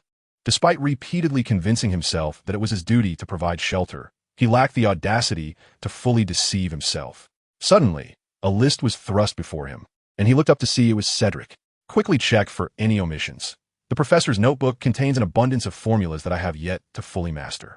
The morning sun illuminated Cedric's face, enhancing his smile with warmth, reminiscent of an old friend. Chapter 083, A Letter from Hogwarts. Even though Severus was aware that his thoughts had been discerned once more, leading to a mix of embarrassment and irritation, he found himself unable to utter any cutting remarks. "Allow me to go. It may not be safe outside," Karl interjected, breaking the harmony. Fred quickly countered, "No, mate, if you go, Diagon Alley might catch fire." George pulled out 4 metallic tags, resembling dog tags, and handed one to Karl. "This is an immature product crafted from a Muggle phone, equipped with basic location and text communication functions. Do not worry. If anything goes awry, we will notify you immediately. However, this matter is somewhat unstable." He dared not voice this concern, fearing it might hinder Karl. Yet, despite this, Karl closed his eyes, seemingly attempting to suppress something, though his efforts were evidently in vain. With a resigned sigh, he reopened his eyes and calmly nodded to the 2 brothers, advising them to remain vigilant and to notify him immediately if they sensed anything amiss. As he spoke, he drew his wand and touched each of the brothers, simultaneously producing an incomprehensible hissing sound. The twins understood that he was merely casting some form of protection on them, yet they could not help but shiver. Karl's demeanor in this state felt excessively sinister. Observing their reaction, Karl offered a reassuring smile, explaining that it was a reflexive curse and a form of perception. He assured them that if they encountered any formidable challenges and were unable to send a message, they should simply hide, for he would soon be able to sense their situation. Fred, playfully draping an arm around Karl's neck, remarked teasingly, "Don't make us seem like your wayward sons. If our father finds out, he will surely be envious. George, in response, delivered a playful punch to Fred's nose, declaring, "If you choose to acknowledge a thief as your father, I have no objections, but do not involve me." Karl instinctively placed a hand over his chest, feeling inexplicably wounded by their banter. Although accustomed to it, the urge to retaliate was strong. The twins laughed heartily before sprinting out of sight. Cedric approached, offering a glass of water to Karl and gently reassuring him, "Do not fret. Those two are quite clever." Professor Snape mentioned that Diagon Alley is not as chaotic as it seems. The Death Eaters are not indiscriminately slaughtering people on the streets. He nodded towards Snape, who averted his gaze awkwardly and let out a disdainful huff as he retreated to his study, managing to refrain from unleashing his venomous tongue. Just as Karl and Cedric exchanged silent glances, the study door swung open again, revealing Snape once more. He scrutinized the two in confusion for a moment before finally smirking. "So, one person is to supervise me? I do not wish to be the first to be suspected for a mistake I did not commit." As Karl opened his mouth to respond, Cedric swiftly covered his lips, prompting Karl to roll his eyes in exasperation. Did they truly regard him as someone unfamiliar with Snape's temper? It was merely a quarrel. There was no need for restraint. Cedric, unfazed by Karl's annoyance, chuckled and nodded at Snape, saying, "Understood, young professor. I shall come by shortly." Cedric shrugged at Karl. "I'll go see what he wants to discuss." I never imagined that Professor Snape would be so cantankerous even in his youth. Old habits die hard, indeed. "Go ahead. You need not stay with me." "I am perfectly fine," Karl replied, pulling out a large bottle of Felix Felicis and downing it in one generous gulp. He harbored an unshakable feeling of impending turmoil. This intuition, though inexplicable, felt strikingly real. Outside, the relentless rain mirrored his inner turmoil, constraining his state of mind, compelling him to remain ever vigilant of the twins' movements. The moment the vigilance of the two individuals is triggered, he will immediately set off. To kill or to save, that is the question. Stop dreaming. Should you dare to squander lavishly, someone will undoubtedly come seeking you. You have witnessed the peculiar atmosphere of Diagon Alley. Each passerby resembles a character from a surreal tale, feeling even more exaggerated than our own inverted alley. George pushed the door open, simultaneously taking a jab at his brother. After lunch, Karl consumed a mere 2/10 of Voldemort, arranging 2 separate spaces in the living room. Cedric and Snape each took one for potion brewing, while the twins claimed the other to continue developing their dog tags. Karl remained seated by the window, suppressing his negative emotions while gradually attempting to comprehend telekinesis. Whether it was mere happenstance or external pressure, he felt he was just one step away from a breakthrough. With that decisive kick, a new realm would unfold, perhaps not dazzling, yet sufficient to address some of his pressing issues. This remained an instinct, but one that felt profoundly authentic. Life seemed to settle into a monotonous rhythm, and in the blink of an eye, a week had passed. On one particular morning, a flock of owls suddenly swooped into this dilapidated neighborhood, landing at the window of Snape's residence. As the resident of that window, Karl was naturally the first to notice. He opened the window and welcomed the little creatures inside. The name of the Scottish round-faced fat chicken was renowned, and every time Uliboros encountered it, the urge to engage would arise. This led Karl to never dare to entertain the thought of nurturing one himself, yet it did not diminish his fondness for them. Perhaps having witnessed too many wondrous spells dulled his senses, but these trivial little pets, capable of revealing a glimpse into the enchanting wizarding world, perpetually fascinated him. Karl, with one hand restraining the restless Uliboros, scattered a handful of nuts from his ring, not in haste to retrieve the letters from their feet, instead quietly observing them as they fought for the nuts. The more he watched, the more amusing it became, fueling his desire to raise one. As Cedric emerged from the small space, he beheld this harmonious scene, but he had no time for sentimental feelings. He hurriedly stepped forward, swiftly retrieving the letters from beneath the owl's feet and waving his hand to shoo them away. It was not that he lacked compassion, nor was he unwilling to part with a few nuts, but he genuinely feared that if he delayed any longer, Karl would release his grip on Uliboros. At that point, none of those owls would escape unscathed. This naturally elicited an eye roll from Karl, yet Cedric had seen enough to be unfazed. His attention was primarily focused on the letters. Chapter 084. Bullying the children of those whose homes we occupy. This is not good. Hogwarts has sent us our enrollment notice. Does this mean we have been exposed once again? Worry etched across Cedric's face, for this had been his concern since his arrival in this alternate reality, and he had not anticipated it would finally come to pass. His previous experience in traversing time had afforded him new insights into the professors of Hogwarts in this alternate timeline. Not entirely negative, but it inevitably raised questions regarding trust. It is no longer possible to regard them as the same group of venerable professors from the original timeline, as their stances have diverged significantly, and the emotional bonds that once tied them together are no longer as intimate. Furthermore, Karl's current state is far from satisfactory. He is utterly uncertain if he can confront Dumbledore this time. To complicate matters, a mysterious figure has emerged, lurking like bait, persistently drawing Karl's attention, threatening to awaken the wild hunter he once was in his youth. In the shadows, Grindelwald is plotting something inscrutable, and his influence may be even more formidable.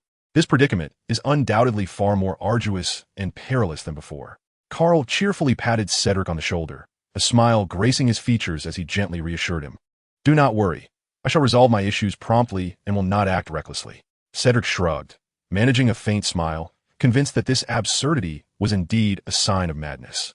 The twins, akin to loyal hounds, no, perhaps more akin to paparazzi, soon learned of the arrival of their acceptance letters from Hogwarts, and their spirits plummeted, for this signified the true end of their holiday. Severus Snape had long anticipated the arrival of his second yearbook list. Yet upon hearing that they too had received their admission notices, he could not mask his astonishment, though he quickly regained his composure. The slip-up was rather fortuitous, allowing him a momentary respite from the anxiety that had plagued him over potential blunders, which would render his own innocence exceedingly difficult to establish. At last, he could transition from being a hostage and spy to a mere observer, though he needed to ensure his demeanor remained subtle. After lunch, Snape approached Karl with a sardonic expression, inquiring, "May I venture outside now?" Though caution is often the mother of safety, he inexplicably felt a desire to witness Karl's indignant reaction, curious to see what it might entail. Karl blinked in confusion, unexpectedly engaging in a deeper conversation, gravely advising, "Are you off to meet your girlfriend? Exercise restraint, young professor. With fewer people around, one should be more discerning." However, he added with a smirk, "But if it were you, then it matters little, given your perpetual state of singlehood."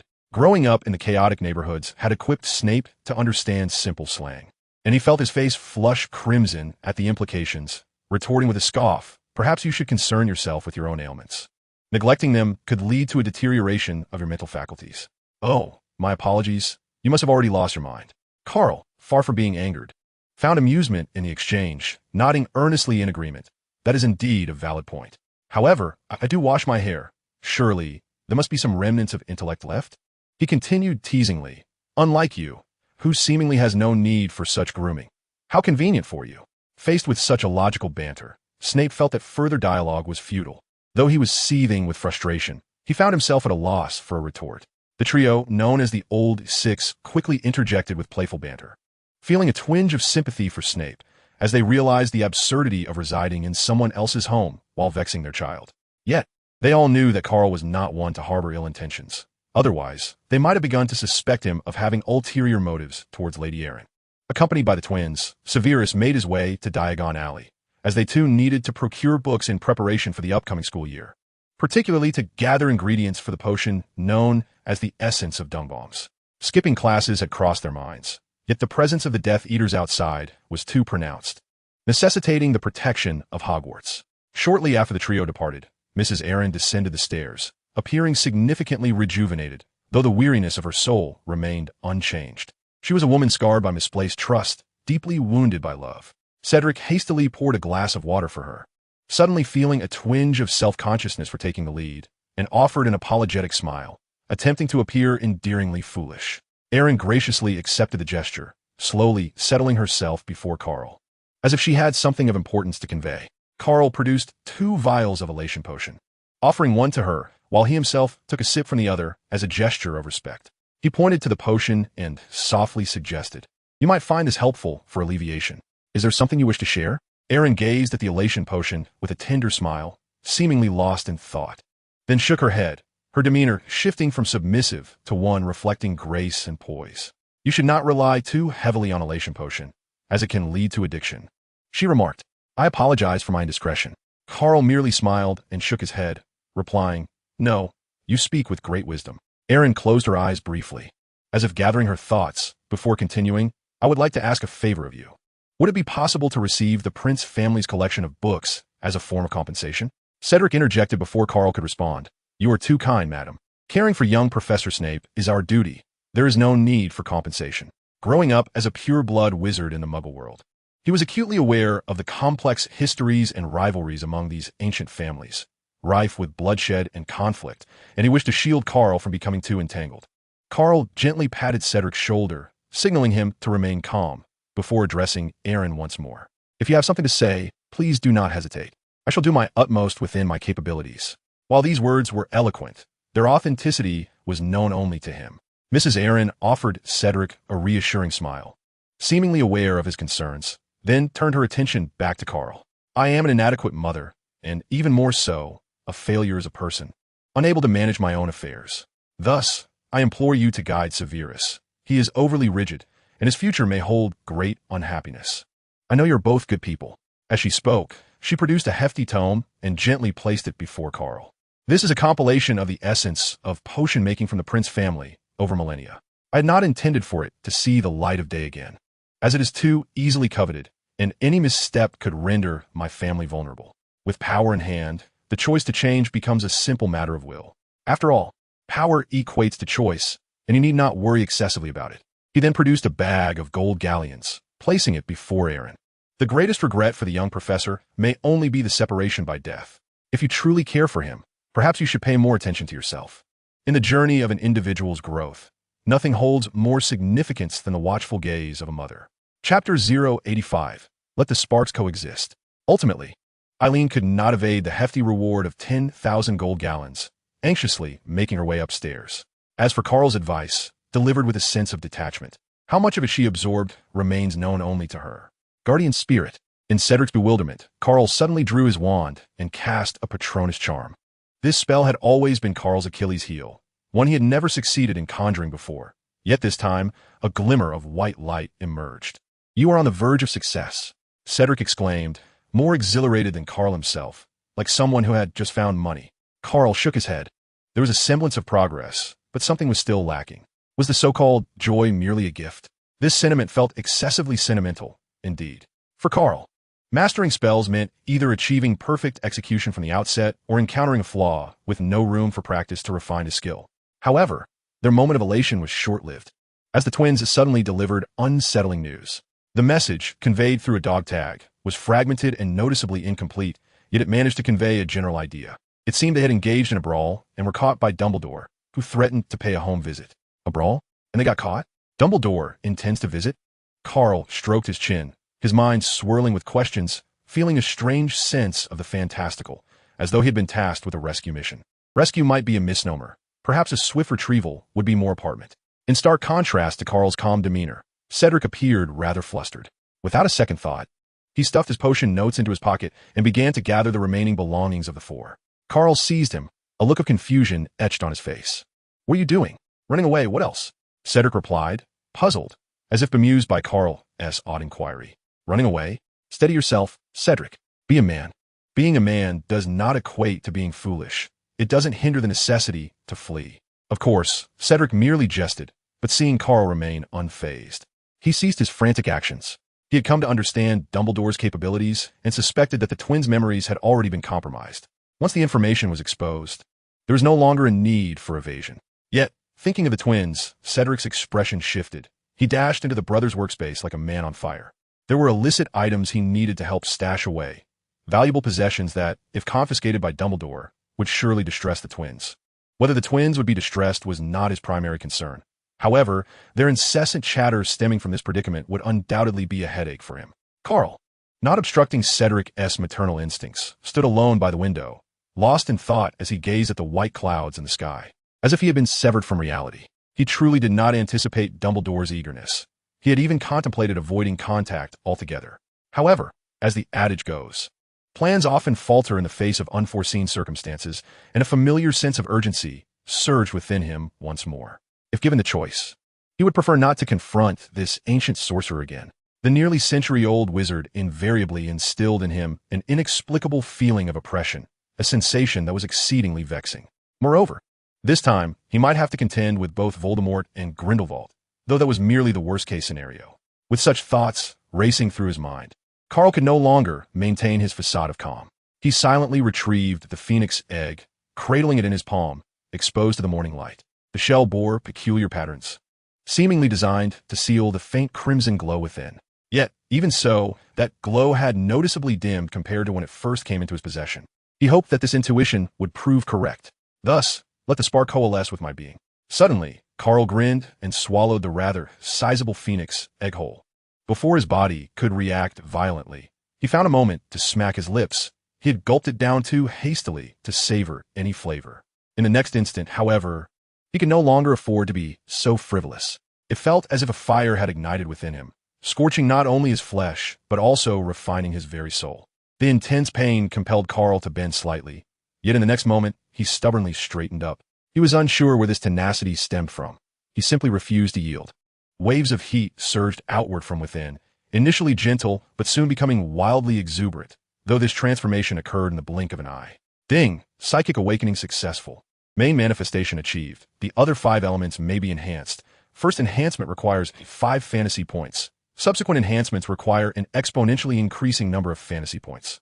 Enhancement categories: Enhancement System, Transformation System, Manipulation System, Characteristic System, Release System. A cry rang out, seemingly piercing the heavens, as a palm-sized scarlet bird suddenly appeared upon Karl's shoulder. Thus, a phoenix totem traversed across his collarbone. The totem was undeniably exquisite, yet for reasons unknown. It inexplicably evoked a sense of sorrow. At this moment, Karl reopened his eyes. He had no time to regard the totem, for his entire being was enveloped in an unprecedented sense of clarity. He turned his head slightly, clenched his fist, and once more experienced that long-lost feeling of power. He grinned silently, closing his eyes again, for this was still far from sufficient. With a flicker of thought, dozens of inky iron chains surged forth from within him, imbued with an unwavering determination. Fortunately, the chains were not true physical entities. The imagery was merely brutal, devoid of any bloodshed. These chains, penetrating Karl's body, transformed into fine threads, coursing through his veins and intertwining with some peculiar essence. Yet their strength was evidently insufficient, constantly fracturing and reassembling, struggling to stabilize. He had sensed it would not be straightforward. Was it not enough? And what if he tried this? Chapter 086. The Oath of the Guardian and the Futility of Illusions. Karl silently allocated a point in the enhancement system, investing 5 fantasy points into it. The frequency of the ruptures in the thought lines coursing through his veins significantly diminished. It remained insufficient to achieve the desired restraint. After some contemplation, he allocated another point in the characteristic system, consuming an additional 10 fantasy points. The terms of the oath were as follows. 1. The powers of the characteristic system cannot be employed for the purpose of killing. 2. Primarily intended for self-preservation. 3. When utilized for others, the efficacy is diminished. 4. Applicable solely to genuine contracts and curses. 5. The intensity is not determined by personal will. 6. Governed by an inscrutable and unobservable order. 7. When used for others, a minimal margin of error is permitted in exchange for slight enhancement. With the utterance of his vow, the thought lines flowing within his blood seemed to manifest tangibly, instantly expanding to envelop his blood vessels, locking the magical contract within them in an instant, ultimately erasing all traces of entanglement. A profound sense of relief washed over Karl, as if the heavy burden in his heart had not only shattered into fragments, but had been completely dispersed into dust. However, this did not elate him. Instead, he found himself involuntarily furrowing his brow. The reason was simple. In the moment of making the vow, he felt utterly powerless, particularly concerning the determination of the sealing chain strength. He had merely intended to impose some straightforward limitations, yet the final authority had inexplicably been relinquished to an unknown entity. The 7th clause of the oath, in particular, had never crossed his mind for inclusion, and he could not fathom its meaning. Was this the wondrous nature of psychic power? Did the order not teem with chaos? Karl was not yet well-versed in psychic abilities, and there were too many uncertainties to grasp. For the time being, he could only accept it as it was. He instinctively glanced at his personal interface, where the fantasy points displayed a glaring fantasy points, 15, causing him to stagger momentarily, nearly collapsing. He could not help but calculate the expenses. Coupled with the awakening and enhancements of over half of the systems, he had already consumed 18 fantasy points. To enhance the capabilities of the remaining 3 systems, he would require 15, 20, and 25 points respectively, totaling 60 fantasy points. What a misfortune! That amount could have purchased 2.5 Otsutsuki bloodlines, leaving him feeling utterly cheated. He admonished himself to be content, to be grateful for having 4 instances of cataracts and 2 pairs of circular eyes, cursing under his breath. In a fit of frustration, Karl felt the urge to tug at his hair, wishing he could confront the system and deliver a sound thrashing. The system, silent and unyielding, was merciless in its exploitation. Realizing this predicament, a bead of sweat trickled down his forehead. He could not help but wonder if that so-called Otsutsuki bloodline would prove to be an even greater pitfall. After all, the Cataract clan, the Red-Eye clan, the Tree Planting clan, the Bone Hyperplasia and Femoral Head Necrosis clan, the Red Blood Bottle clan, and others could all be considered descendants of the Otsutsuki. Strictly speaking, these clans could also be regarded as possessing Otsutsuki blood, albeit with numerous imperfections. But who truly understands the workings of the system? Must it not be the amalgamation of all these familial bloodlines that awakens the cataract mixed, circular eyes? Considering this, the sheer multitude of bloodlines serving as coefficients is indeed a formidable prospect. It is true, that which is attained is undoubtedly the finest. Thus, Karl felt a buoyancy in his spirits. After all, without comparison, there can be no harm. Honesty prevails. Guardian spirit, in his elation, he yearned to once again attempt the spell he had long contemplated. Unlike his own vacillation, the twins in Diagon Alley and Snape were already drenched in perspiration. For behind them strolled a jovial old man with a white beard, moving about as if leisurely taking a stroll. Fred, overwhelmed, dared not continue his shopping spree. For having spent an excessive amount of galleons was in itself a form of exposure. He turned to Dumbledore, wide-eyed, and uttered a fib. Professor Dumbledore, it is getting rather late. Perhaps we should return tomorrow. George, in despair, wanted to bury his face in his hands, despite the gloomy weather casting a dim light. It was hardly noon. Did they truly perceive Dumbledore as senile? Snape, with his dark circles under his eyes, found it difficult to roll them. Otherwise, he might just lose his eyeballs in the process. Not to worry, I'm in no haste. Take your time. I have the entire day at my disposal. Dumbledore chuckled amiably like a friendly neighbor, utterly oblivious to the increasingly peculiar atmosphere his presence had invoked. He genuinely felt a reluctance to continue maintaining appearances. It was not only unproductive, but also attracting unwarranted attention, which could lead to complications.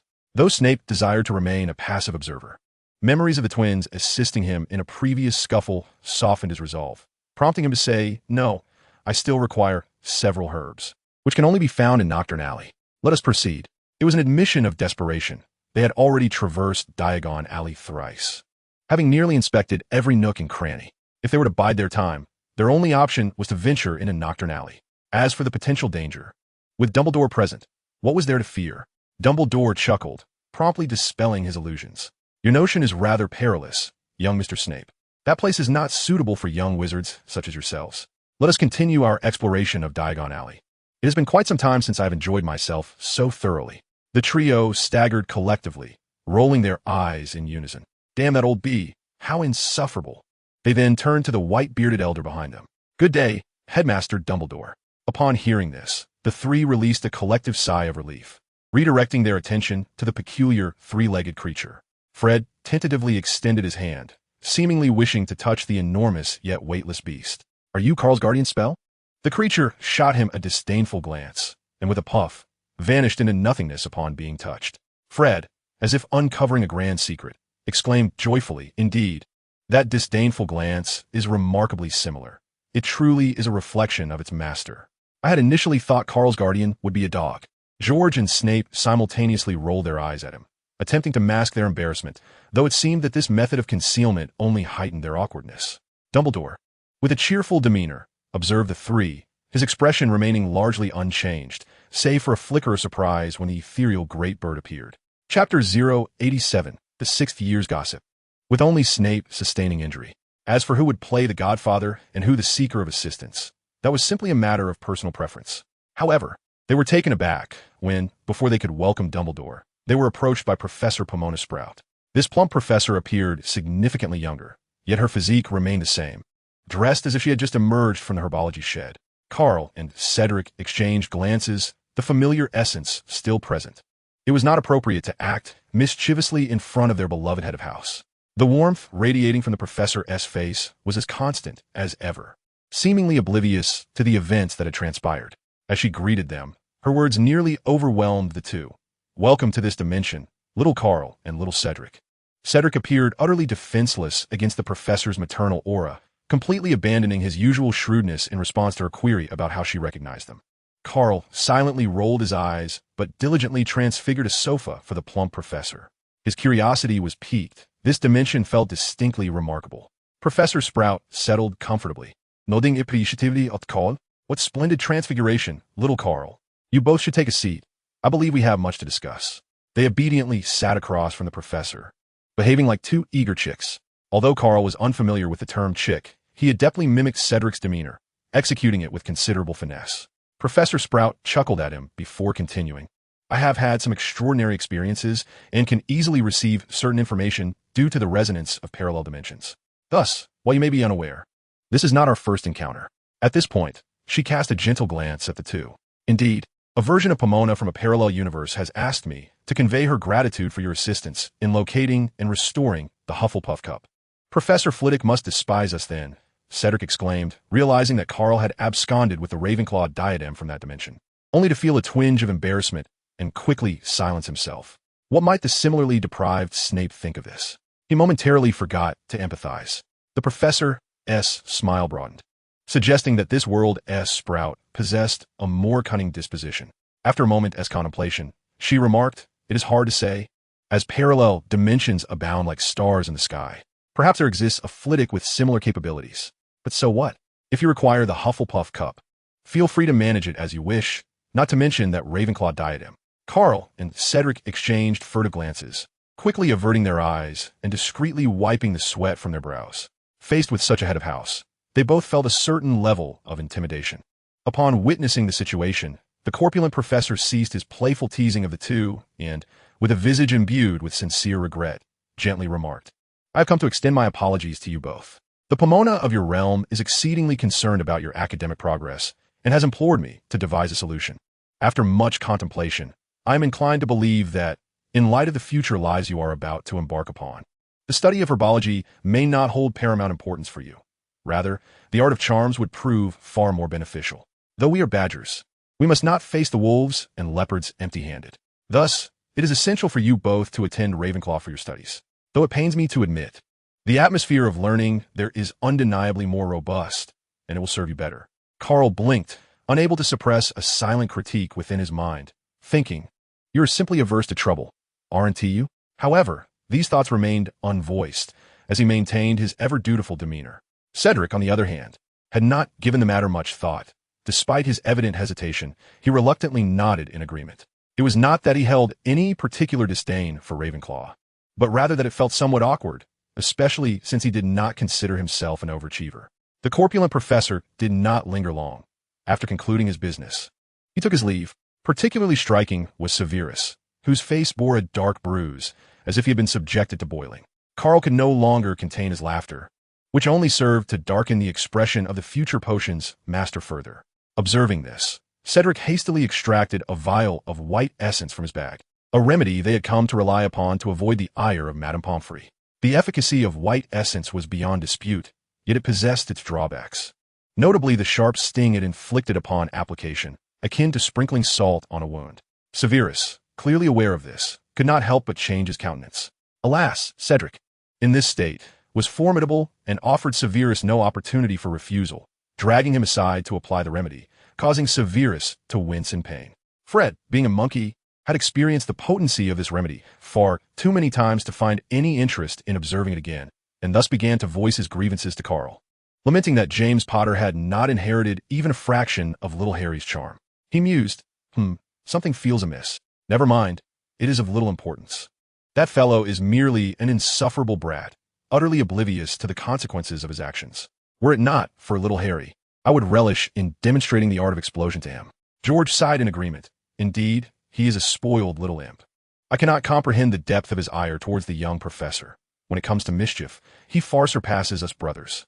Upon hearing this, Severus bristled, momentarily disregarding the searing pain caused by the remedy, and retorted, "I have not suffered alone. His injuries are no less severe than mine. Had it not been for Dumbledore's meddling, the outcome could have been quite different." Severus clearly had more to say, but was promptly silenced by Cedric's vengeful application of the remedy, which left him gasping for breath. "Apologies, young professor, but please refrain from speaking. It greatly interferes with my application of the potion." It was all in jest, for Cedric was also a Hufflepuff at heart. Disturbing an observer of the unfolding drama was indeed a grave offense, deserving of punishment. Chapter 088. The initial encounter of all villains and the Marauders. On the opposing side stood Sirius and two others, presumably the remaining members of the quartet of Marauders you had previously mentioned, who seamlessly barred Fred and me from advancing. Fred's countenance soured, resembling the refuse of a particularly unpleasant creature, and his tone shifted to one of hostility. A diminutive fellow, akin to a little mouse, clung desperately to my leg in tears, as though I had perpetrated some grievous offense against him. His fright rendered me immobile, fearing he might engage in a rather unsavory act of deceit. George's expression also turned grim. Indeed, both Sirius and his companion were formidable, ensnaring me in a manner that left me utterly ensnared amidst our collective hesitance to resort to any severe measures. Such a lack of chivalry, employing numbers to overpower the few, prompted me to propose an opportunity for the four of us to face off against their quartet once more. A chance to restore the balance. Was it not a tad uncouth? Yet, they were the ones who initiated such unprincipled conduct. Karl neither endorsed nor opposed this notion, quietly wiping the sweat from his brow. Goodness, it seemed the twins had been thoroughly affronted. Hogwarts would surely be abuzz upon their return. At this juncture, Cedric had finally aided Professor Snape in applying his salve and approached, interjecting to the brothers that this realm was one of parallel dimensions, and they need not hold back due to Harry's presence. I suggested we employ burlap sacks, as a more discreet approach would be prudent. Fred nodded, adding that the sacks should be infused with a concentrated odorant overnight. I mused that once they were rendered unconscious, we could whimsically give them all bald heads. Among the quartet, aside from the smallest, the remaining three seemed particularly vain about their hairstyles. George continued to elaborate, his enthusiasm palpable as he thoroughly embraced the idea. Karl stroked his chin, feeling that the plan had ventured into excessive territory. Were these individuals truly devils, intent on wreaking havoc? He believed it was imperative to impart a lesson to his companions about the virtues of kindness and humility, although he inadvertently suggested that after the shaving, one could paint a row of bright red dots atop their heads. I heard that such styles were quite popular in India, typically reserved for members of the clergy. The other three pondered the peculiar imagery, erupting into fits of laughter. The four of them exchanged hearty high fives, as if the plan were thus solidified. Throughout this entire spectacle, Snape observed in stunned silence, instinctively swallowing hard. He felt an unexpected youthfulness wash over him, accompanied by a flicker of relief that he was aligned with this motley crew of mischief-makers, lest the consequences be too dire to contemplate. It seemed that ever since the owl had delivered its message, time had accelerated, and in the blink of an eye, the day of the new term had arrived. The group arose early, each tending to their preparations, hastily consuming breakfast before congregating at the entrance. Lady Eileen still showed no intention of descending. Aside from that singular occasion when she appeared to discuss matters of consequence, she had not graced us with her presence again. Snape stood silently at the door for a moment, appearing to be both sulking and hopeful, his gaze lingering on the window of the second floor. Perhaps it was the unbreakable bond between mother and child that prompted the window to finally open, revealing Mrs. Aileen. After the group of four slightly bowed in gratitude, they turned and stepped away, leaving space for the mother and son. When Snape approached, his expression was difficult to decipher. A mix of impending tears and a fierce struggle to maintain composure. The atmosphere was inexplicably heavy, and it took a while for everyone to recover. Even the twins felt unsure of how to proceed, sensing that any words would be misplaced. The tension was finally broken by a little girl whose distant smile transformed the sorrowful man into a foolishly grinning simpleton. After a long separation, or perhaps it was Snape's deliberate distance, their reunion inevitably led to a fervent exchange of words. The group of four was perceptive enough not to intrude, gracefully ceding space once more. George sighed, feeling a bit troubled, sensing that they had unwittingly become mere side characters in this drama. That person seemed to be Lily Evans. Fred, lacking such sentimentality, wore a somewhat shifty expression, reminiscent of a secret agent. The three rolled their eyes in unison. It was unnecessary to reiterate information they were already aware of. Let us go. We wouldn't want to put our little professor in a difficult position. He always sees us as terrorists, unwilling to risk his beloved. Karl stepped on the train first, disinterested in the old news that had already been revealed. The three shrugged at each other, feeling the dullness set in, and decided not to wait for Snape. Their essay saying that it's better to arrive at the right moment than too early. As soon as they boarded, they unexpectedly collided with the group of marauders. The two groups found themselves face to face in the train aisle, halting in their tracks, standing in opposition to one another. The atmosphere shifted dramatically, reminiscent of a schoolyard confrontation. Karl felt a wave of frustration. Despite his earlier bravado, he never intended to act on it, yet here he was, unexpectedly thrust into the situation. Cedric's reaction was not much better. Though he was unfamiliar with 3 members of the opposing group, he recognized Sirius, and the aggressive demeanor of their adversaries gave him a headache. Was a brawl truly imminent?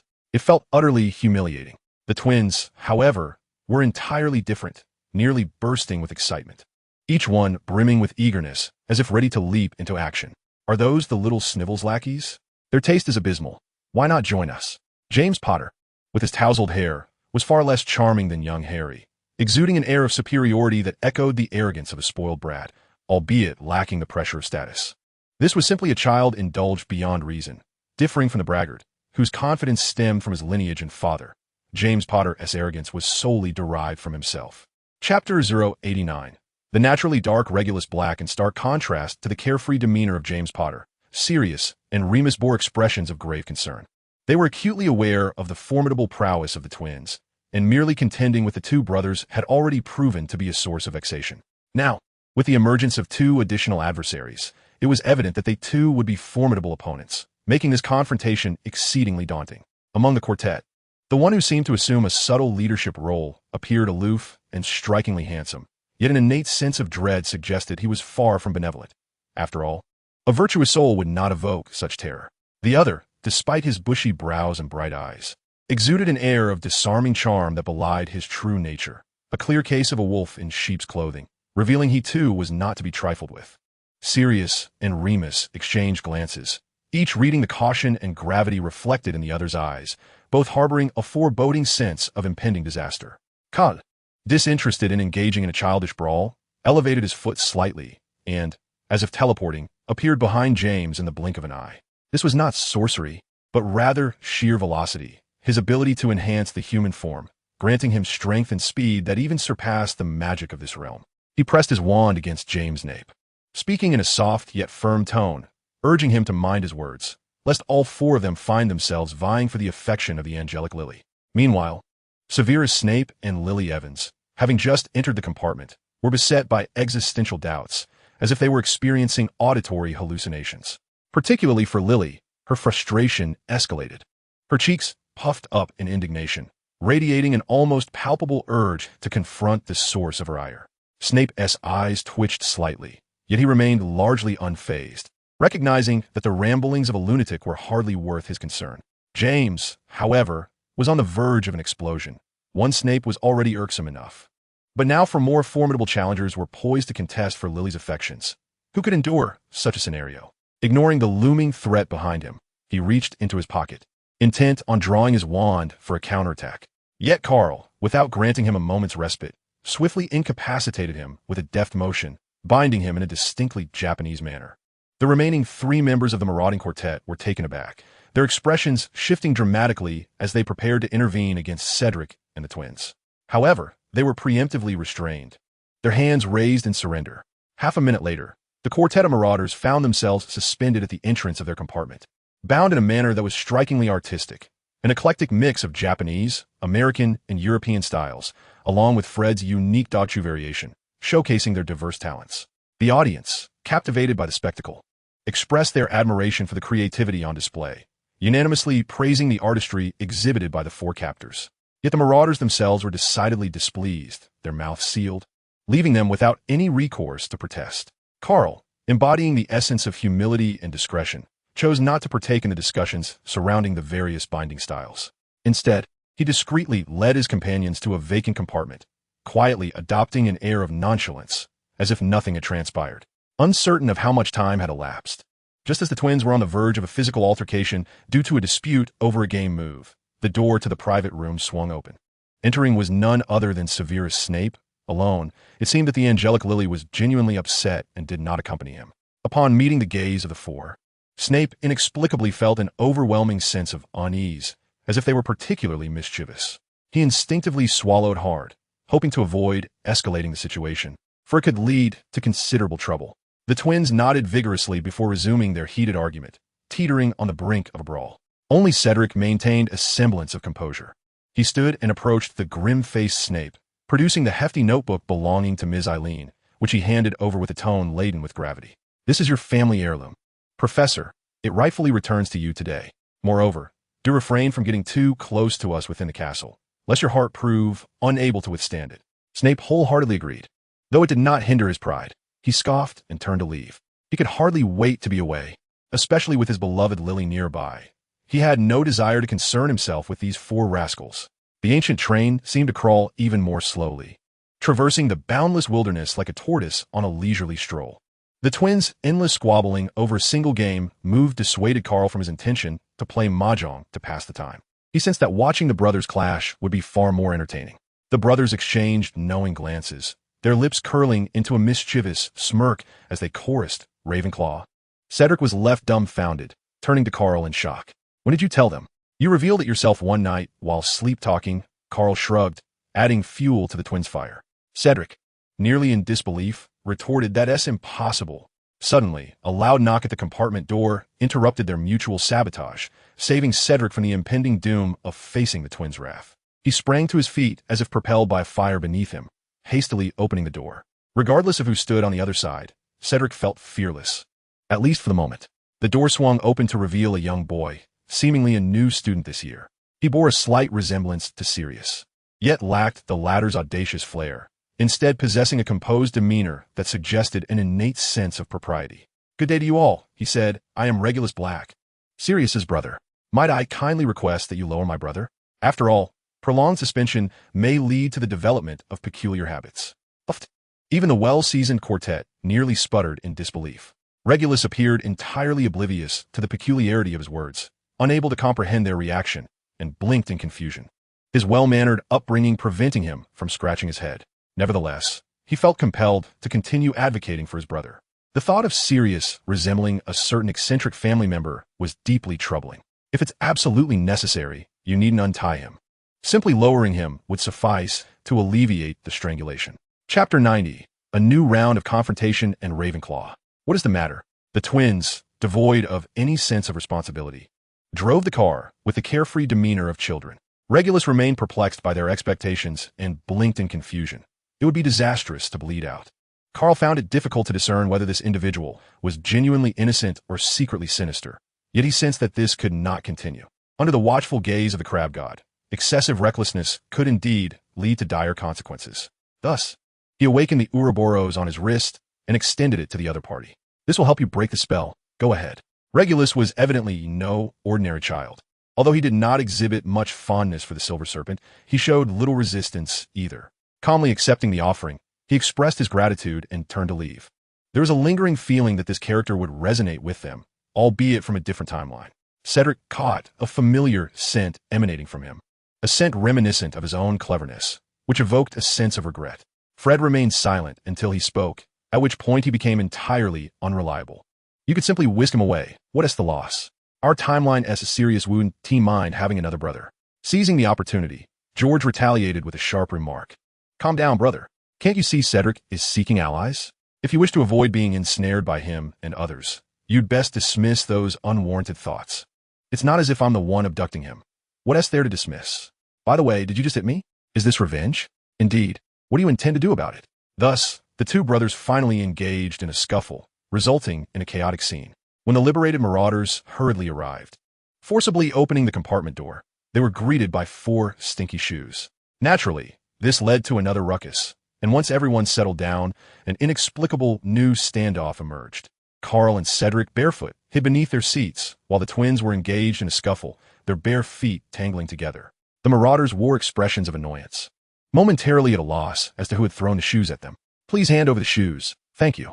Karl waved casually at the 4 with grim expressions, as if greeting an old friend. James Potter stood momentarily in shock, his face flushing red. He removed a shoe from his head and intended to throw it out the window. Unbeknownst to him, a small white serpent had coiled around his neck, its head positioned before him, flicking its tongue at his brow in a menacing manner, causing him to freeze. It's merely a misunderstanding, is it not? There is no need to escalate the tension. You don't seem like first years. Are you transfer students from Durmstrang? By the way, I am Remus Lupin, and these are James Potter, Sirius Black, and Peter Pettigrew. We are all second years. What about you? If Cedric is the diplomat of the miscreants, Then Remus Lupin serves as the diplomat for the Marauders. After all, these two were relatively normal compared to the others, at least not overtly insane, unreliable, or unseemly. Fred expressed his discontent, questioning why he had been introduced last. Turning to the 4 individuals at the door, he clarified that they were not from Durmstrang, but rather transfer students from Azkaban, expressing delight at their acquaintance. However, his demeanor hardly conveyed joy. Remus Lupin, feeling somewhat embarrassed, touched his nose, aware that his curiosity had been discerned, leading to an awkward moment. James Potter found himself entangled with Uliboros, lacking the energy for a verbal spar.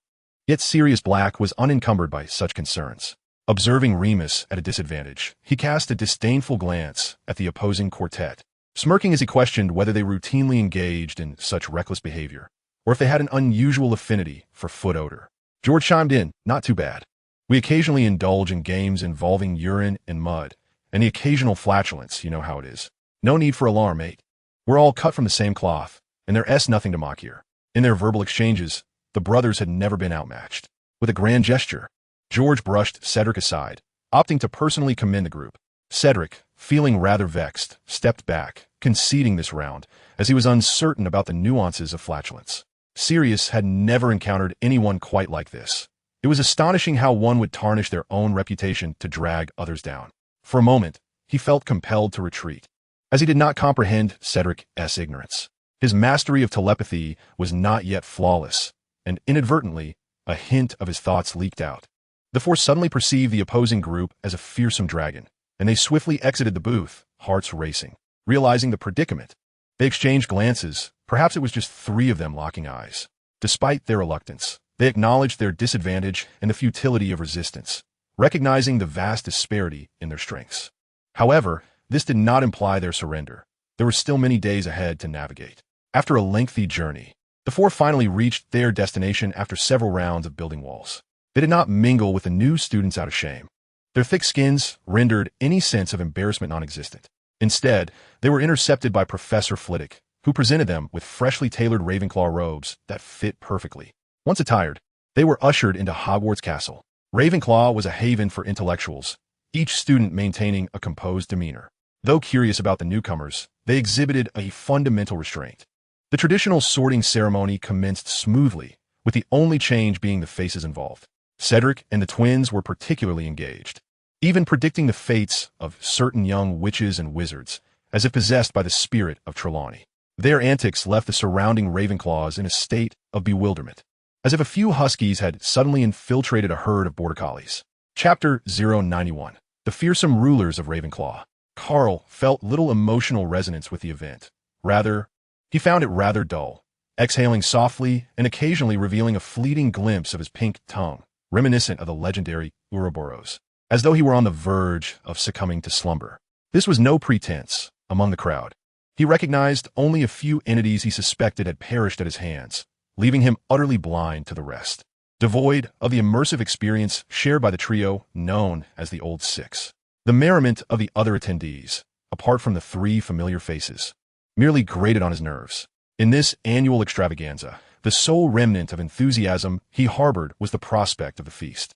As the sorting concluded, it was finally Dumbledore's turn to perform.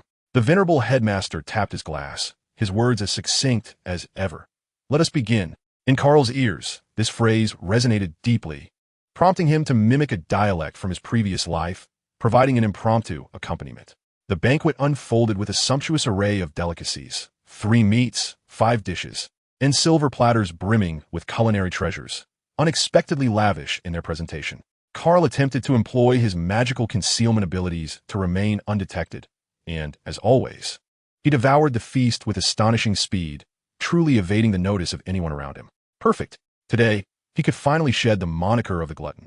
The Ravenclaw Eagles, however, began to question their existence, sensing an inexplicable swiftness in the disappearance of food, as if they had consumed far more than they realized, despite not feeling particularly full. The 3 members of the Old Six silently snatched up morsels, indifferent to everything else, with little time to spare. They understood one thing well. Dining with Karl meant that those who were quick would benefit, while those who lagged would certainly lose out. The rest of the attendees, aside from Dumbledore, remained oblivious to the spectacle. The headmaster, not particularly acquainted with Karl, was unaware of his extraordinary appetite, leading to a twinge of concern. Would he not burst from overindulgence? Was he here merely to exploit Hogwarts? Ignoring the curious gazes of his fellow professors, he wrapped his glass again, prematurely concluding the feast. The twins exchanged knowing glances, then grinned mischievously at the baffled Karl, before breaking into a rendition of the school song in a quirky style that pierced the air of this alternate Hogwarts. Remarkably, a small red bird that had appeared on Karl's shoulder joined in harmony, transforming the performance into an unmissable spectacle. The melody ebbed and flowed, resonating with a wildness akin to wailing spirits. Its tone was smooth and clear, embodying the haunting beauty of an ancient tomb. It resembled the cry of a vulture, lamenting the barren expanse of the desert, or the cacophony of a construction site, fervently expressing the hardships of life. Ahem, I apologize, I can no longer continue. The hall seemed swept clean by a tempest. Apart from Karl and Cedric, who had cast enhanced earplugs, the others wore expressions of discomfort. Even the twins, the very instigators of this chaos, were affected by the harmony of the small red bird, sharing in the discomfort that was inescapable. Yet they bore it, for it was merely a case of inflicting 1,000 wounds upon the enemy, while suffering 800 themselves, a bitter sweetness they willingly accepted. As the performance drew to a close, the hall, though not entirely in disarray, was not far from it. Karl was thoroughly engrossed in the performance, and to his astonishment, he perceived a sense of relief on Professor McGonagall's face. Was it relief over the twins' escapades? Perhaps it was a tad premature. It was quite exhausting. His hometown had only just discovered that noise could indeed reach such terrifying levels. For reasons unknown, Karl felt an uncanny sense of familiarity with the scene before him, prompting him to silently reconstruct an independent cinema in his mind, selecting an array of captivating short films. Unfortunately, Dumbledore did not seize him by the scruff of his neck this time, instead allowing him to depart unimpeded, rendering all of Karl's efforts utterly futile. One must admit, Ravenclaw truly deserves its reputation as the haven for the academically inclined. As Karl and Cedric followed the throng into the common room, they were taken aback by the myriad of sights before them. The Ravenclaw common room resembled more of a quaint library than a mere lounge. It was remarkably tranquil. Even the occasional conversations were mere whispers, often revolving around scholarly discussions. It seemed as though an unspoken rule prevailed. Engaging in study, regardless of necessity, was deemed restful, while frivolity was best reserved for other locales. Karl and Cedric could only gasp in astonishment. After all, who among them wasn't an actor? The twins, however, clutched the doorknob with both hands, resolutely reluctant to cross the threshold. The atmosphere of studiousness was overwhelmingly palpable, and they had no desire to bear the weight that was not meant for their age. As for light-hearted banter or mischief to lighten the mood, such notions were utterly out of the question. They simply could not bring themselves to act, feeling such actions would be profoundly sinful. Having arrived, they resolved to enter. Cedric seized George by his collar, forcibly dragging him inside. Karl glanced at Fred, who remained motionless, and raised an eyebrow, lifting his leg in a mock kick stance. Fred, startled, promptly leapt inside of his own accord. Although he was unfamiliar with the term intestinal ventilation charm, he certainly wished to avoid any first-hand experience. Indifference and disdain were conspicuously absent. Everyone treated the four of them with utmost courtesy, displaying a remarkable restraint. Occasionally, those with distinct personalities merely regarded them as air, seemingly devoid of any inclination to exhibit further emotions. This realization allowed the twins to breathe a sigh of relief. If aloofness was the order of the day, at least they would not be compelled to retaliate due to scorn. If circumstances permitted, they preferred not to engage in absurd antics in such an environment, as it would appear rather base. Cedric produced his black notebook once more, though for reasons unknown, it seemed considerably heftier than before. He then retrieved a pair of spectacles from somewhere and casually perched them upon his nose. With a slight smirk that bore a hint of arrogance, he declared, "I shall endeavor to enhance my social skills. Feel free to do as you please."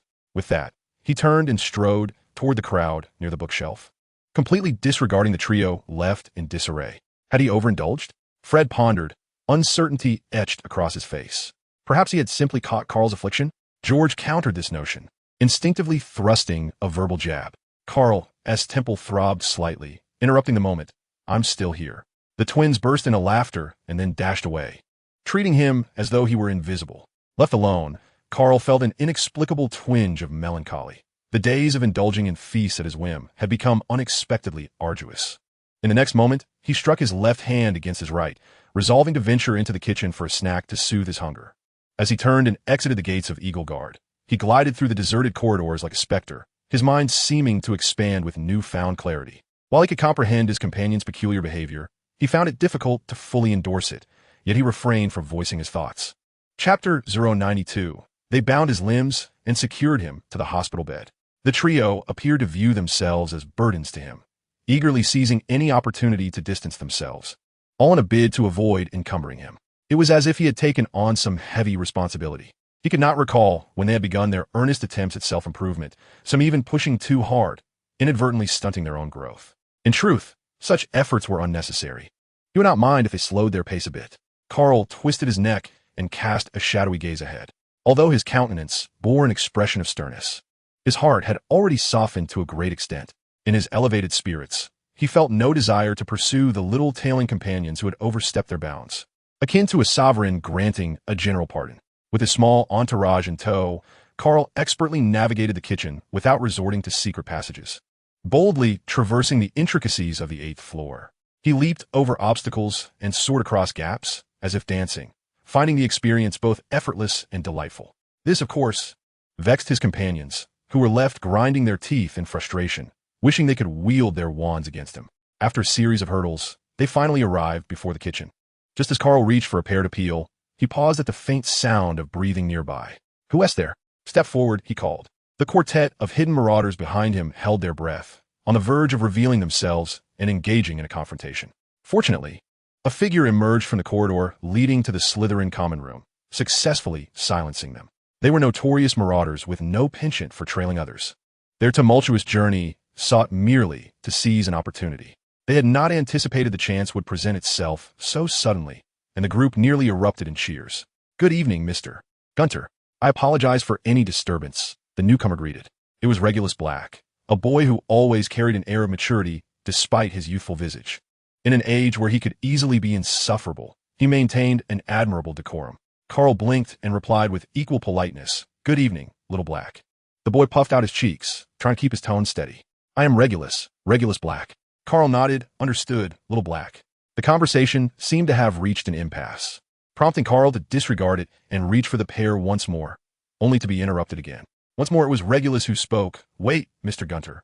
However, his words seemed to reverberate within him, prompting a prolonged silence. "May I pose a question to you?" After what felt like an eternity, Regulus finally spoke again, his face still marked by uncertainty. Karl appeared intrigued, yet he did not hasten to respond. Rather, he countered with a question of his own. "Why do you wish to ask me?" "Because, during our journey, I observed the way you looked at your friends, akin to how an elder brother regards his younger siblings. I believe that, embodying the role of an older brother, you must possess a deeper understanding of certain matters." This time, Regulus did not hesitate, delivering a torrent of words in one breath. Karl looked momentarily enlightened and ventured, "Are you inquiring about how you should interact with Sirius?" Regulus nodded vigorously, his earlier gloom dissipating, and his eyes suddenly sparkled with fervor. The group of marauders experienced a slight stir, but it soon quieted down, as if some overly excited individual had been successfully subdued.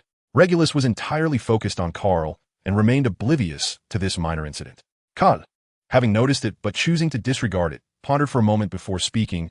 "First and foremost, you must recognize that Sirius is far from being as rational as you are. He is an idealist at heart." Regulus exhibited confusion, seemingly struggling to grasp the meaning of these words. Karl waved his hand, signaling him to remain patient, and continued, "Your thoughts tend to be pragmatic, considering the rise and fall of your family, attuned to the feelings of your kin. You are even more concerned about your parents and relatives than about your own sentiments. For the sake of your family, you would not hesitate to sacrifice your life. Moreover, you would deliberately overlook matters of right and wrong. Your worldview is limited, focused solely on family and kin. This is where you diverge most significantly from Sirius. He does not contemplate such things, nor does he even deign to consider them. He lives more freely, like the wind, unbound by any constraints, entirely indifferent to the notion of family legacy. To him, such matters are utterly trivial, for he cares more about the goals he has set for himself. These goals may encompass friendship, justice, or other possibilities, but they will never include family." Regulus's face clouded with sorrow as he stubbornly questioned, "Why can it not be family? Are not our loved ones important?" Karl, suddenly agitated, kicked the floor beneath him, not directed at Regulus, but rather at a world that had made him acutely aware of his own helplessness. He retrieved 2 vials of euphoria, tossed one to Regulus, and without a second thought, consumed a generous gulp himself, feeling a slight alleviation of his agitation as he smiled inexplicably. He then continued. Long-standing families often harbor some antiquated traditions, which may have been established to adapt to the tumult of a particular era. Consequently, these customs can become obsolete, appearing somewhat archaic or even ludicrous in the present day, much like how contemporary individuals would not resort to consuming raw flesh. In the eyes of Sirius, the customs of his family were perceived as such. They would evoke his disdain, yet he would never tolerate them. For he was destined to be a man as free as the wind. The wind, being formless, cannot be constrained. Thus, for him, it was not that family held no significance, but rather that his own ideals were paramount. If one wishes to coexist with him in harmony, one must first learn to embrace differences. Do not harbor illusions of transforming him into a compliant puppet of familial expectations, for such attempts would only drive you further apart. Of course, should you manage to shatter his limbs and bind him to a hospital bed, forcing him to witness the gradual decline of his family, perhaps there might be a glimmer of hope for his reformation.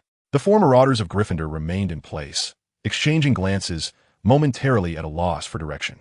Remus, being more perceptive, could better fathom Sirius's complex emotions and nodded decisively, as he had never been in favor of the knight's reckless adventure. The terrifying power displayed by Karl on the train still haunted him. It was certainly beyond the capacity of mere young wizards like themselves. As for Peter Pettigrew, well, he was of little consequence, yet was this seemingly insignificant character who shattered the silence, proving to be rather alarming, was it not? This seemed to ignite a spark in James Potter, who suddenly wore a mocking expression, deriding, "What is so frightening about him? He is merely a self-important, arrogant fool who talks to himself. No, he has indeed seen through me. I am precisely the scoundrel he describes."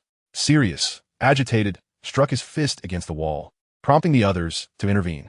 After all, the wall was innocent. Why strike it? Let Hogwarts, this venerable castle, be. Remus placed a reassuring hand on Sirius's shoulder, solemnly regarding the astonished James Potter, and gravely remarked, "He is indeed a formidable individual, both in personal power and in a seemingly uncanny ability to see into the hearts of others. We should refrain from provoking him further, lest the consequences be dire." Now it was James Potter's turn to feel exasperated. Fortunately, he was a man of principle, refraining from attacking the wall as Sirius had done. Instead, he vigorously raked his fingers through his hair and declared, "Am I to fear him? No matter how mysterious he may be, I am determined to provoke him and see what he might do to me." Sirius Black finally emerged from the embarrassment of being seen through. Upon hearing, he patted James Potter's shoulder, inexplicably cheerful as he remarked, "Although the outcome may indeed be dire, I shall accompany you. I too wish to witness the prowess of this remarkable individual who can see into the hearts of others." Peter Pettigrew trembled in fear at the audacity of the two, timidly reminding them that there were 3 formidable companions, and that Severus Snape appeared to be in league with them as well. "Don't court disaster. It could very well lead to your demise," he cautioned, feeling as though they might truly have bitten off more than they could chew, his already wrinkled face nearly contorting in distress. "Then what does it matter, my friends? We are not alone in this endeavor, are we?" James said, tousling his hair in a rather juvenile and flamboyant manner, shedding his earlier agitation and suddenly becoming exuberant, almost as if he were unhinged. After his declaration, he cast earnest glances at Remus and Peter, devoid of pressure, only seeking affirmation. Remus sighed with a wry smile, "A reckless endeavor for a noble cause, is it? Very well, but we must proceed with utmost caution." Peter shrank back slightly, reluctantly nodding in agreement. The 4 of them soon burst into laughter, striding forward with renewed vigor, the atmosphere lifting from its previous heaviness. They were somewhat stunned by Karl's presence, their focus largely consumed by strategizing against him, and thus they failed to notice the gentle breeze that brushed past them, not from the outside, but akin to the stir caused by a passerby. Dumbledore had observed the unfolding drama for quite some time, and after being subtly warned by Pomona, he adopted a more serious demeanor, treating Karl with the same gravity he would reserve for Voldemort himself. However, with the Gryffindor pranksters, he felt no need for such circumspection. After all, they were all rather boisterous individuals, and no one need elevate themselves above the others. As the venerable elder approached the kitchen door, he paused momentarily before resolutely extending his hand. It would be a challenge for his wisdom to remain a mere spectator with such capable assistants arriving at Hogwarts. The Ravenclaw Eagles felt they might be losing their minds. Not only indulging in mischief alongside a pair of twins, but also hosting a raucous party in the sacred common room.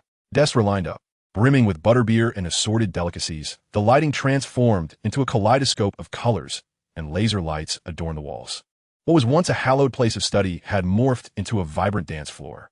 The twins and a throng of eagles reveled in their frolic, while Cedric stood aside, burying his face in his hands.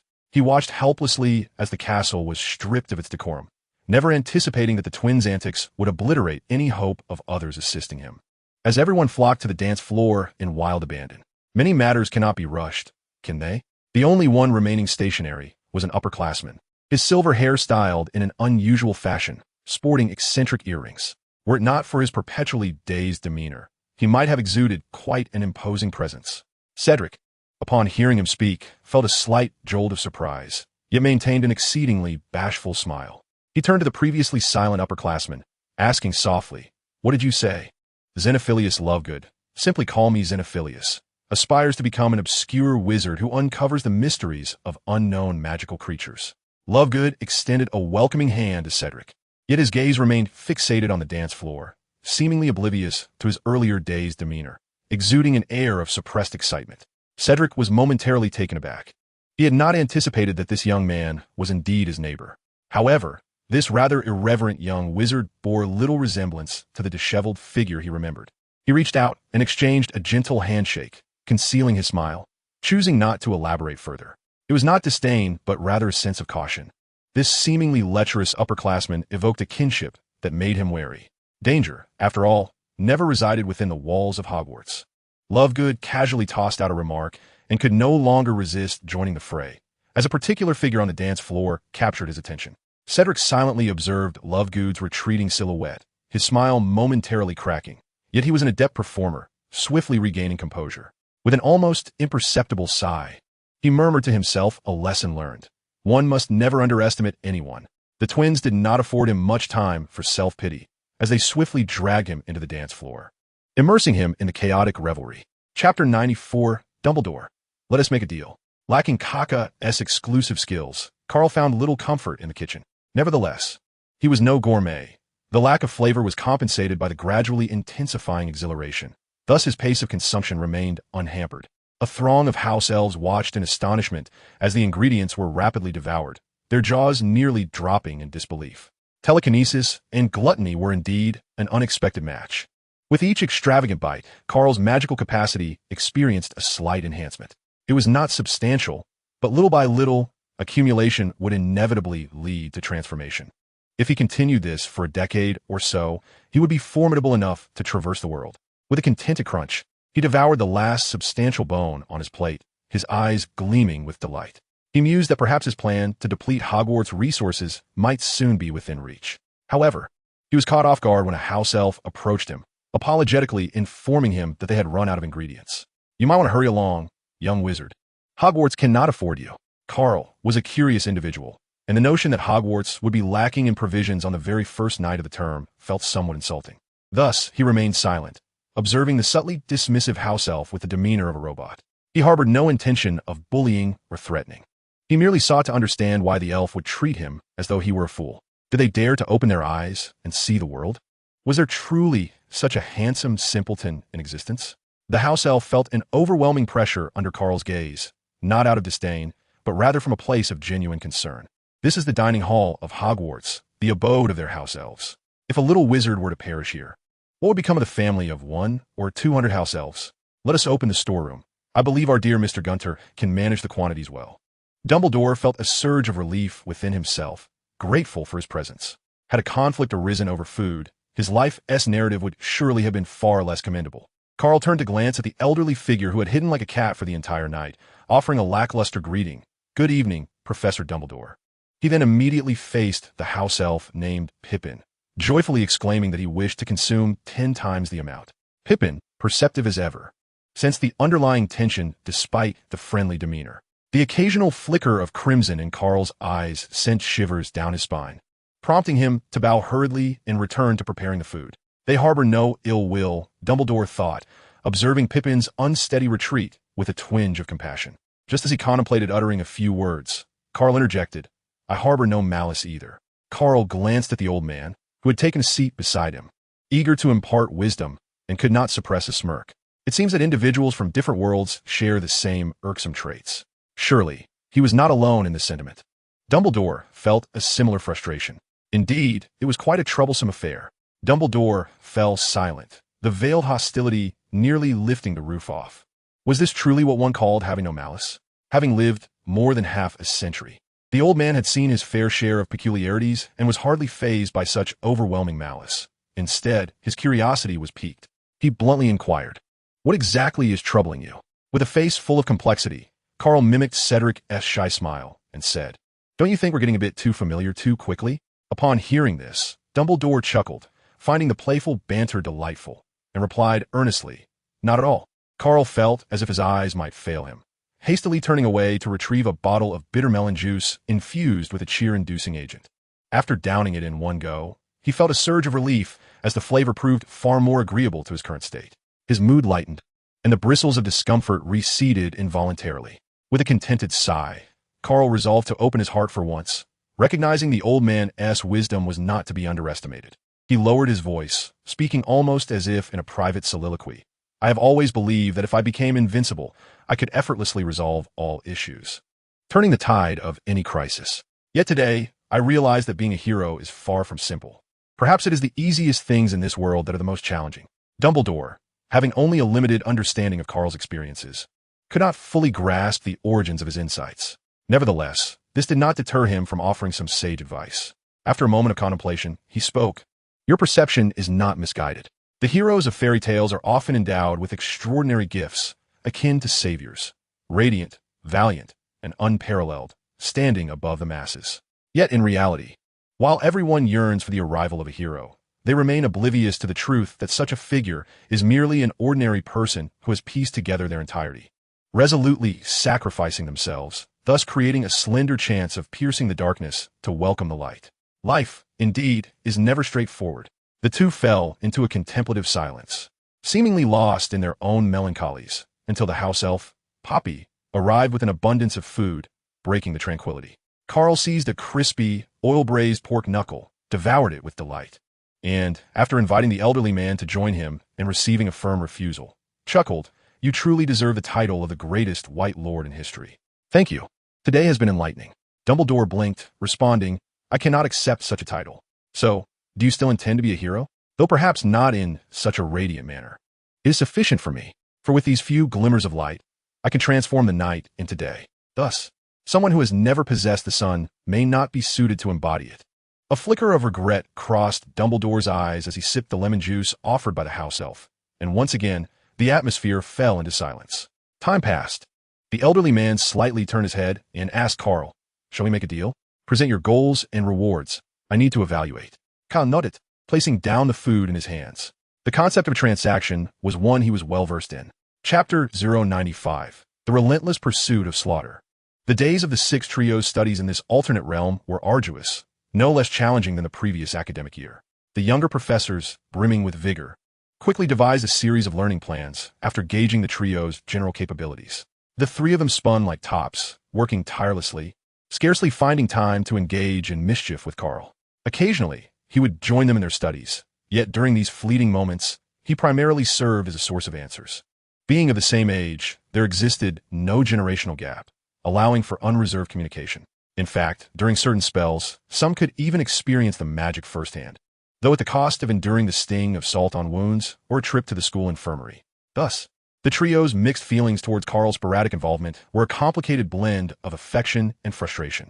Uncertain if Professor Flitwick sought to retaliate for their raucous behavior in Ravenclaw, he decided to introduce the Patronus charm, which posed quite a challenge for the trio. This spell demanded both magical power and positive emotions. While they were not lacking in positivity, they indeed fell short in magical prowess, being merely second-year beginners.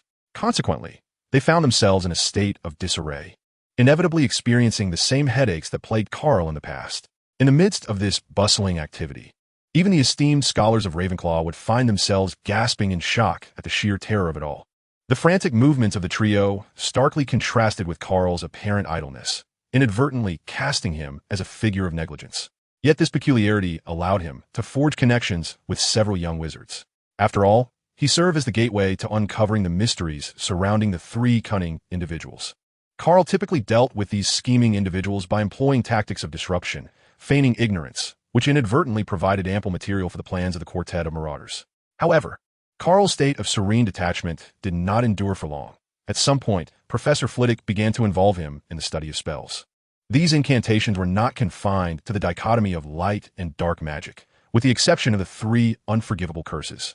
Eventually, Professor McGonagall occasionally joined the duo in their research, and on one fateful day, the disappearing spell was placed on their agenda, leading the three to form a small team.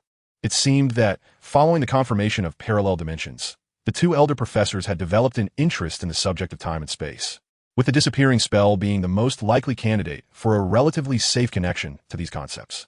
Yet, despite Karl's intrinsic link to temporal attributes and his familiarity with the incantation, their research consistently hit a deadlock. Whether it concerned living or inanimate objects, disappearance merely resulted in vanishing, akin to a manifestation of wishful thinking steeped in mysticism. The ultimate fate of these items remained enigmatic and difficult to trace. Their research, having barely commenced, was already ensnared in a bottleneck, leaving the trio in a state of frustration. This restlessness persisted until the end of October, when Karl paid a visit to Professor Sprout. Upon his arrival, the young, portly professor presented him with a prepared bewitching flower. Its name was foreboding, and its effects were quite pronounced, though it merely induced sleep without inflicting any harm, serving more as a display of intimidation. Naturally, the efficacy depended on the user's mindset. After all, in the hands of the wicked, even a simple stick could become a terrifying weapon. You're free to refuse it. The professor's expression was somewhat grim, though not directed at Karl. She felt only sympathy for him and had begun to regret admitting the quartet into Hogwarts. Karl paused for a moment, then, realizing her enduring goodwill towards them, bowed slightly before responding with a gentle smile. It's quite all right. My purpose here is to eradicate certain individuals. So consider this merely practice. No one is forcing my hand. They were indeed fatigued from being followed. It was exhausting to have four seemingly deranged figures trailing behind them. Karl nodded vigorously, yet discreetly tucked the bewitching flower beneath his bed. Soon enough, the three cunning individuals fell into a deep, stupor-laden sleep, too dazed to cause any further mischief. After covering them with blankets, Karl produced a piece of parchment, cast a final glance at it, ignited it with a flicker of ire, and watched as it was consumed by flames before turning and vanishing from the dormitory. This night, the air in Nocturne Alley seemed particularly raucous, and the torrential rain at the tail end of October added an ominous hue to the atmosphere. To prolong this sense of exhilaration, Karl resolved to embark on a perfect stealth mission. Eliminating everyone without detection is a feat of perfection. The lair of the Death Eaters lies at the end of an overturned alley, a place historically frequented by dark wizards, perpetually teeming with lunatics. Thus, a child strolling under an umbrella amidst the heavy rain does not seem particularly out of place. Nevertheless, this peculiar sight catches the eye of the observant. Yet the child's youth renders them relatively unsuspecting. In an instant, with a flourish of his wand, Karl unleashes a flying blade that pierces the curtain of rain, silently embedding itself into the neck of his unsuspecting target. The victim's eyes widen in horror as they clutch their throat, desperately attempting to stanch the flow of blood, only to find that the blade has transformed into a small white serpent. The serpent swiftly devours its prey, tainting them with a dark hue, leaving no chance for survival. Evanesco, with a flick of his wrist, the remnants vanish, sparing him the burden of scattering ashes. Karl continues his advance without a moment's pause, as the serpent slithers into the folds of his robe. This is not merely a display of training. Rather, it is the Ouroboros entwined around Karl's wrist that hisses incessantly. In the dark of night, with the rain falling heavily, it seems that the atmosphere is destined for carnage. As time trickles by, even the moon appears intrigued by this sinister spectacle. The rain ceases, the clouds disperse, and moonlight cascades down. In a flash of incantation, a small house dissolves into nothingness, leaving only a boy with an umbrella in its wake. In his other hand, he wields a long sword wreathed in black smoke, droplets of crimson staining his visage. His eyes of vivid scarlet, an embodiment of both calm and madness. Bah, a bunch of rotten apples, how tiresome. In the blink of an eye, the street is devoid of life, and aside from the absence of a house, it seems as though nothing transpired. Chapter 096, The Outburst of the Innocent Cedric. As if fortune favored the bold, with Karl's continual completion of tasks, The small research team he formed with the professors made significant strides in their study of the vanishing spell. It was confirmed that the living beings subjected to the spell were not disintegrated, but rather concealed or transported in their entirety. This modest breakthrough sent the two elderly professors into a frenzy of delight. Karl could comprehend their excitement, for prior understanding of the spell had universally been accepted as transforming objects into nothingness, leaning more towards disintegration. However, the circumstances surrounding this advancement are not easily articulated, especially given the toll it takes on the Death Eaters. The professors began to regard Karl with a hint of suspicion, and had it not been for the intervention of a certain white-bearded elder, Professor McGonagall, known for her sense of justice, might have considered sending Karl to Azkaban. As the research encountered even more insurmountable obstacles, Karl chose to withdraw from the team. He bore no resentment towards the professors for their rigidity, nor did he blame himself for becoming reckless. After all, it was merely a divergence of paths. Those who do not share the same vision need not conspire. Those who approach me with smiles do not evoke my sorrow upon their departure. Such is the way of things. It is prudent to maintain a semblance of discretion, for tales can morph into monstrous truths. One may disregard their own reputation, but it is essential to consider the well-being of those around them. Am I truly being a tad too reckless? The contract has clearly been sealed. Why has it come to this? Or perhaps the contract has always merely served as an excuse, and he has always been this kind of person? Hey, Cedric mentioned that you excel in potions as well. I wish to witness it. Suddenly, Snape emerged from who knows where, intercepting Karl, who was ensnared in self-doubt. His expression remained sour, yet the peculiar concern in his eyes was hard to disguise. Karl slowly turned, casting a lifeless glance in his direction, immediately voicing his grievances about the need for a caring demeanor when seeking help. Little professor, must you always flaunt your pride like a petulant maiden? How on earth do you expect to win over the angelic lily? Do you believe she is drawn to your arrogance, or perhaps your insincerity, or even your unkempt appearance? Snape's forehead twitched with visible irritation. He regretted his actions, realizing why the other three would refrain from comforting this insufferable brat. It was not without reason. Karl leading the way, yet he noticed the absence of footsteps behind him, prompting him to halt and turn. Just how long do you intend to maintain this pride? Should I summon the angelic lily to witness your performance? Ultimately, Snape grit his teeth and followed, though his mouth was far from idle, chiding. If you had even the slightest bit of sense, you would refrain from constantly invoking Lily's name. Why? Karl, being a person of considerable inquiry, was bound to ask. Snape's face bore an increasingly undisguised mockery, for this would only serve to expose your vulnerabilities, though I remain uncertain of what you truly fear. After all, you consistently seem to avoid Lily, albeit subtly, yet not entirely covertly. Karl fell silent for a moment, finally unable to suppress a long sigh. So you're merely fishing for information, rather than studying potions. That makes sense, given your talent in potions. Why would you need guidance from others? Snape opened his mouth, intending to express a desire to discuss potions, particularly the so-called time potion he wished to experience, but felt it would be somewhat embarrassing. Thus he merely scoffed, remarkably refraining from sarcasm. This left Karl scratching his head in confusion. What could this scoffing possibly mean? The man was indeed difficult to deal with, lacking the straightforwardness of the trio. The living snake, it seemed, was beyond his ability to manage. Snape's intention was clear.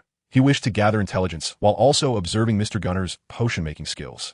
A third voice abruptly shattered the awkward silence, prompting yet another complaint from Snape about the incessant chatter, though this newcomer clearly paid no heed to his pride. Karl turned in surprise, finding it was Regulus Black, and asked, "When did you arrive, Little Black?" He had long since given up on correcting the moniker, realizing one cannot awaken a person pretending to sleep.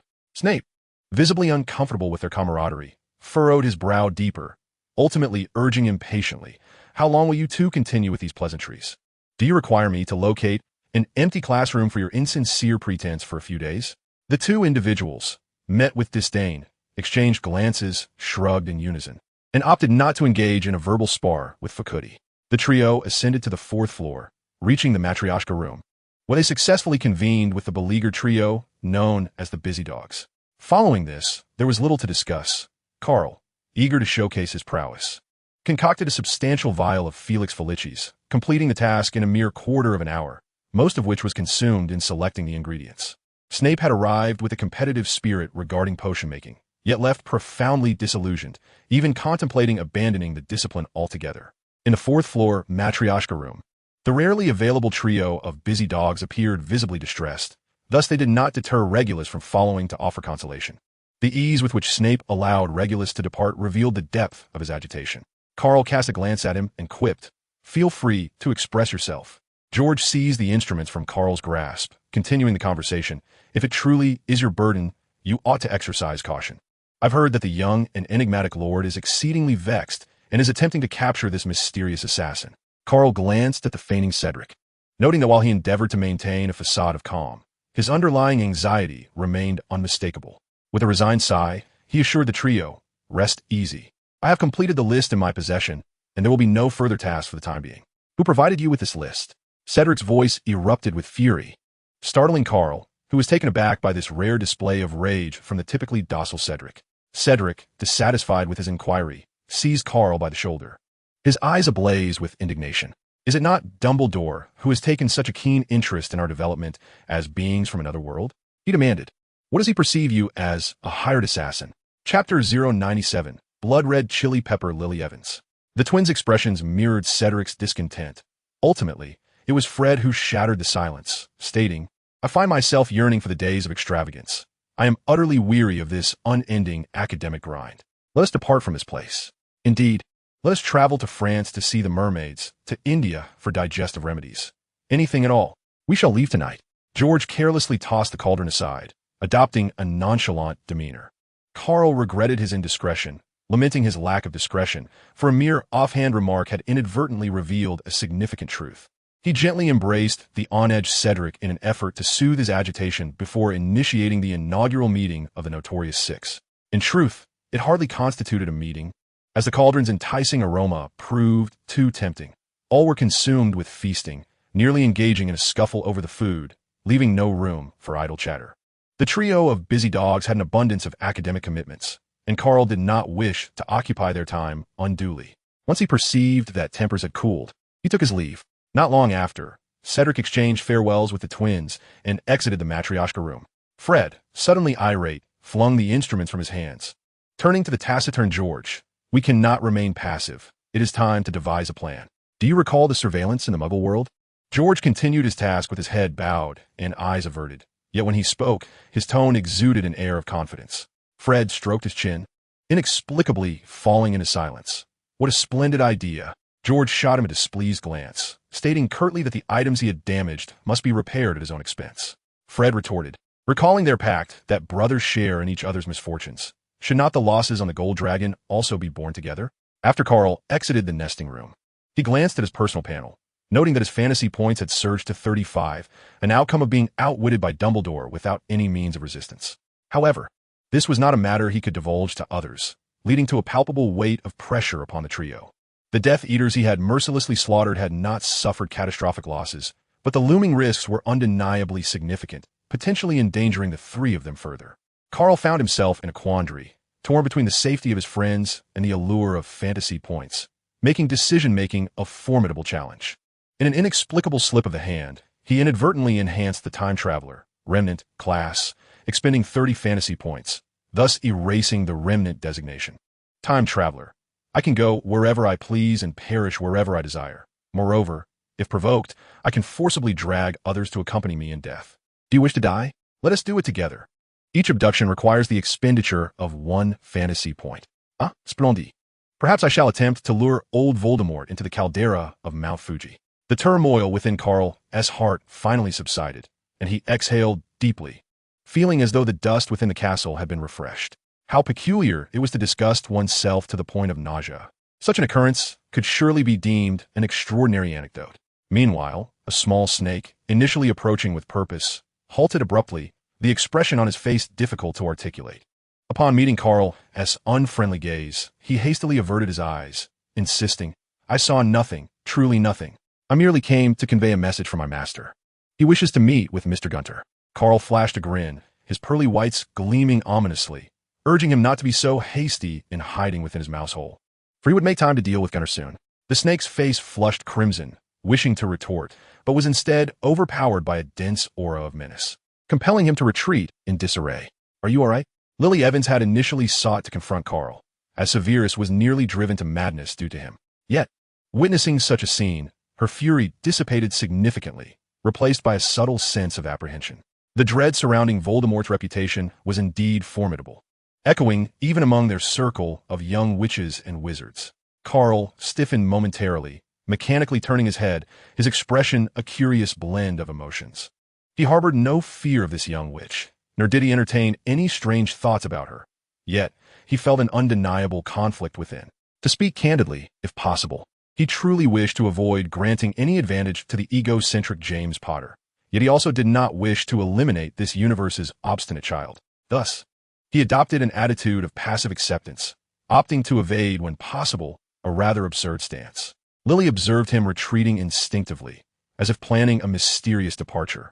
She couldn't help but puff up her cheeks, her eyes nearly ablaze with indignation. Why do you always avoid me? Am I truly more terrifying than the enigmatic stranger? Karl's eyes twitched. He intended to utter a few casual words to ease the tension, but his habitual slip of the tongue led him to blurt. You know yourself well enough, don't you? There's a limit to arrogance. Do you really think you're some sort of faceless monster? As if possessed by a fiery spirit, Lily's eyes widened in fury, her small fists clenched tightly. She stepped forward and delivered a couple of solid punches to Karl. The force was considerable, indicating her genuine anger. However, Karl had been engaged in mental discipline recently, maintaining a state of composure, so the outcome was predictable. 3 seconds later, Karl remained unfazed, while the assailant, Lily Evans, crouched on the ground, nearly brought to tears from her own exertion. Let us find a place to discuss matters. I suddenly have something to ask of you, she proposed. Lily Evans could scarcely believe her own ears. With tear-filled eyes, she glared at Karl, disbelief etched across her face, as if questioning where his courage had fled. Karl longed to tell her that his courage had long since sought independence, but remembering he needed her assistance, he held back his sharp tongue. Under the weight of his unyielding gaze, Lily felt cornered and reluctantly nodded. What is it? But let me be clear. If it's too outrageous, I will absolutely refuse. Karl's eyes twitched again. He could hardly fathom what could possibly be deemed excessive, so he responded with a noncommittal nod, nearly inciting Lily to unleash another round of frustration upon him. The two entered an empty classroom, sitting across from one another, the atmosphere thick with awkwardness. Karl discreetly produced a tea set, theatrically brewing a pot of tea, and poured a cup to offer her. Finally, he spoke softly. I have a little brother, an orphan since childhood, raised by an aunt who showed him no affection, while an uncle was indifferent and a cousin often kicked him. It was truly tragic. The moment Cedric stepped outside, he was confronted by a group of pursuers. It wouldn't be accurate to call it an entanglement. Perhaps trailing would be a more fitting description. Frowning, he realized he had urgent matters to attend to and lacked the inclination to engage with them. After a brief consideration, he casually tossed out a handful of steel balls. Chapter 098. Fantasies always bring woe. The four looked on in confusion as the steel balls rolled to their feet, their expressions shifting to horror as these objects swiftly assembled into a cage, confining them as if they were mere livestock. James Potter ripped off his invisibility cloak, furious and ready to unleash a torrent of curses, only to find that their assailants had vanished without a trace, leaving him enraged and roaring like a mad lion. The situation reverted to normal. With a single spell, Sirius transformed the cage back into steel balls, enabling the group to escape their predicament. Yet this hardly brought him joy. Proud as he was, he felt inexplicably disheartened, realizing that in addition to the unfathomable Karl, another troublesome figure had emerged, coupled with the already familiar twins, leaving him devoid of any hope for victory. Although Lu Ping was secretly alarmed, he could only comfort his two companions, urging them not to be disheartened. They evidently possessed a deep understanding of our intelligence. Let us conclude our discussions for today and deliberate further at a later time. In the Slytherin common room, Regulus found himself in a state of helplessness. The reclusive Snape was even more fearsome than usual with his biting sarcasm. He genuinely feared that Snape might act irrationally and collide with the glass wall. Such an incident could not only result in personal injury, but if the glass shattered, the prefix of Slytherin would have to be modified to include an underwater theme, leaving them uncertain about how many little snakes would survive. Suddenly, his pocket vibrated. It was Cedric sending him a message via the dog communicator. Regulus cast a glance at it before discreetly observing the still withdrawn Snape. He sensed that Snape would not act recklessly, at least not to the extent of endangering his own life. He then glanced at the glass wall again, deciding it best to take his leave before risking being submerged. Although the chance seemed slim, one could never be too careful. Cedric awaited Regulus in the kitchen, this time foregoing his usual banter and instead proposed a serious Slytherin-style transaction. I require information about the Dark Lord, all sorts of information, the more timely, the better. You may dictate the terms. Regulus could no longer suppress his agitation, feeling that this deal was perilous and difficult to navigate. Noticing Regulus's silence, Cedric waved his hand, revealing a row of crystal vials, each one a former creation of Karl, many of which could be deemed priceless treasures, undoubtedly valuable enough. Meanwhile, Snape in the Slytherin common room could not summon the resolve to crash into the glass wall, yet he felt quite unsettled. He decided to seek out Lily, his little angel. He sought no consolation, merely a glimpse of her presence, which he believed would suffice to heal any wound he bore. At that moment, Lily was in a classroom, sobbing inconsolably, hidden beneath her arms, making her face invisible. Otherwise, she might have been reduced to tears and snot. Across from her, Karl appeared awkward, or perhaps it was more complicated than that, feeling as if he were sitting on needles, on edge, traversing a thin ice. With a lump in his throat, he merely wished to ask her to write a letter from a mother-esque perspective for the headstrong boy. Who would have expected that her immersion in the role would be so profound? She sobbed and wailed for what seemed like an eternity. And the main concern was that her current state showed no signs of abating. If others were to witness this, how would Karl explain it? They would surely think he had finally lost his mind, embarking on a path of violence against elderly foes and innocent little girls. Realizing it was time to depart, Karl felt that there was no urgency in the matter, and he could discuss it another time. However, the more one fears an occurrence, the more likely it is to transpire. Such is the essence of Murphy's Law. The previously deserted classroom, long untouched, was abruptly kicked open, and 5 heads burst in, comprising precisely those whom Karl least wished to see. Snape and the quartet of marauders, each bearing expressions of anxiety, resembling fearless heroes marching toward their doom. Notably, Severus Snape and James Potter, upon encountering Lily Evans, who was sobbing with her head bowed on the table, instantly felt their eyes well with tears. In perfect unison, they raised their wands towards Karl. Karl intended to offer an explanation, but found it too cumbersome, so he took the initiative. Serpensortia, 5 figures, wrapped like mummies, were conjured, their mouths particularly well attended to. Fortunately, their nostrils were left exposed, alleviating any concerns regarding their safety.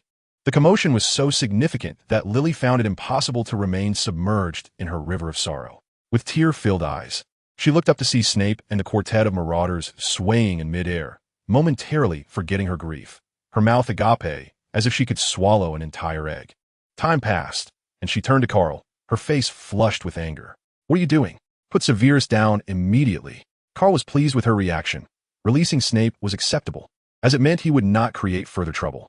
However, if he were to release the marauders as well, that would be unacceptable. He had no desire to give them the opportunity to capitalize on the situation. With a flick of his wand, he lowered the scowling Snape, ignoring him entirely as he turned to Lily Evans. "So is it a deal?" Lily felt a tinge of embarrassment under his gaze. The notion of writing a letter from a maternal perspective felt particularly odd, yet a voice within urged her to acquiesce. Reluctantly, she nodded. "I need time to refine my words. Let us proceed with this. Severus, we're leaving." Snape shot Karl a venomous glare, but found that Karl was indifferent to him, causing his forehead to twitch in annoyance. Just as he was about to unleash a tirade, Lily pulled him away. Karl tidied up the tea set and cleaned the surroundings, satisfied with his efforts before departing. The marauders, tightly bound and suspended in midair, felt as though a tempest raged within their hearts, akin to a herd of wild horses galloping through. They were left dangling, wishing someone would at least glance their way. With nowhere to go, they had no choice but to sign the detention list. The 3 mischief makers, momentarily free from the weight of their predicament, found solace in their shared misery, yearning to lay their heads upon the table and drift into oblivion. Karl, on the other hand, grew increasingly agitated. Even Dumbledore, in an inexplicable fit, ceased assigning him tasks, leaving him devoid of any means to earn fantasy points. This lack of direction rendered him unable to engage in reckless exploits, as not only would that yield no rewards, but it would also encroach upon his limited earning potential. Thus, it seemed this flawed system was indeed orchestrated by old Dumbledore. Chapter 099, The Sudden Assault of Voldemort. Fred slammed his hand on the table, successfully capturing the attention of the other 3. In a hushed tone, he murmured, "Doesn't the atmosphere seem a bit peculiar? Are those Slytherins intentionally avoiding us?" George produced a crystal ball, manipulating it with unease. His expression mirrored the gravity of the situation. It was clear that Slytherin's surveillance apparatus had picked up on something. An event was imminent. A cold snort interrupted the furtive conversation among the 4. And the newcomer was none other than Severus Snape, appearing as though he were afflicted by severe cold, grunting and groaning. Accompanying him, Lily Evans tugged at his sleeve and proceeded to hand an envelope to Karl, stating that she had fulfilled her duty and warned him not to peek. Snape's expression darkened even further, yet no one paid him any mind. This time, Cedric also refrained from smoothing things over, not out of desire but rather necessity. After all, they were not natives of this world, and the moment they decided to depart could be upon them, especially after having gravely offended the Dark Lord. Karl accepted the envelope with a perfunctory nod, his demeanor exuding a dismissive air that nearly provoked Lily to land a couple of punches on him. An inexplicable and awkward silence enveloped the atmosphere, rendering even Snape momentarily speechless. "We must hurry. The Dark Lord is coming." Sirius suddenly returned from outside the castle, his face a mask of panic, seemingly addressing everyone, yet often glancing at Karl and the others. He himself was uncertain why he was risking so much. Perhaps it was a desire to repay the resolution of the disputes among their brethren. The great hall fell into a momentary hush. The sound of a pin dropping could be heard, before the young wizards who had not yet departed erupted into chaos, scattering in all directions. The trio of the sixth-year students turned to Karl, and indeed, they found him brimming with excitement, the familiar phrase slipping from his lips, "Let us enjoy the spectacle." The three were once again confined within a mirror space, this time accompanied by Snape and Lily Evans. "Where's this place?" The doors of the great hall swung open as if moved by an unseen wind, revealing a line of wizards adorned with peculiar masks, resembling hosts from the Muggle world, culminating in the emergence of three figures, one man and two women. The man, leading the trio, also wore an unusual mask, resembling a flayed specter. He strode purposefully towards Karl, halting abruptly, causing his cloak to billow, and took a seat, his voice resonating with an alluring magnetism. "Gant? It is merely an innocuous inquiry, yet it drips with unspoken mockery." Karl's brow twitched. Although free from the influence of the magical contract, he felt an inexplicable surge of irritation, thus displaying visible impatience. "If you have something to say, then say it. Are you devoid of nose?" The fashionably attired Voldemort turned his head slightly, inhaling deeply with an air of inexplicable cheerfulness, truly reminiscent of that mad family. "Very well. In light of our blood relations, I shall refrain from pursuing your disrespect for now. However, you have slain many of my comrades. Do you not owe me an explanation?" "What kind of explanation do you seek?" Karl shifted back, feeling that the fake Dark Lord was at a loss against the genuine article. His gaze swept across Voldemort's face, engaging in a battle of wills while simultaneously reflecting on the circumstances. Had the attack not been so unforeseen, he wouldn't have found himself in such a precarious position. It seemed the castle itself might have to be dismantled, not out of vengeance, but necessity, as a fiery glow flickered briefly at his neck. Karl reclined, crossing his legs in a manner reminiscent of an elderly gentleman leisurely enjoying a day in the park.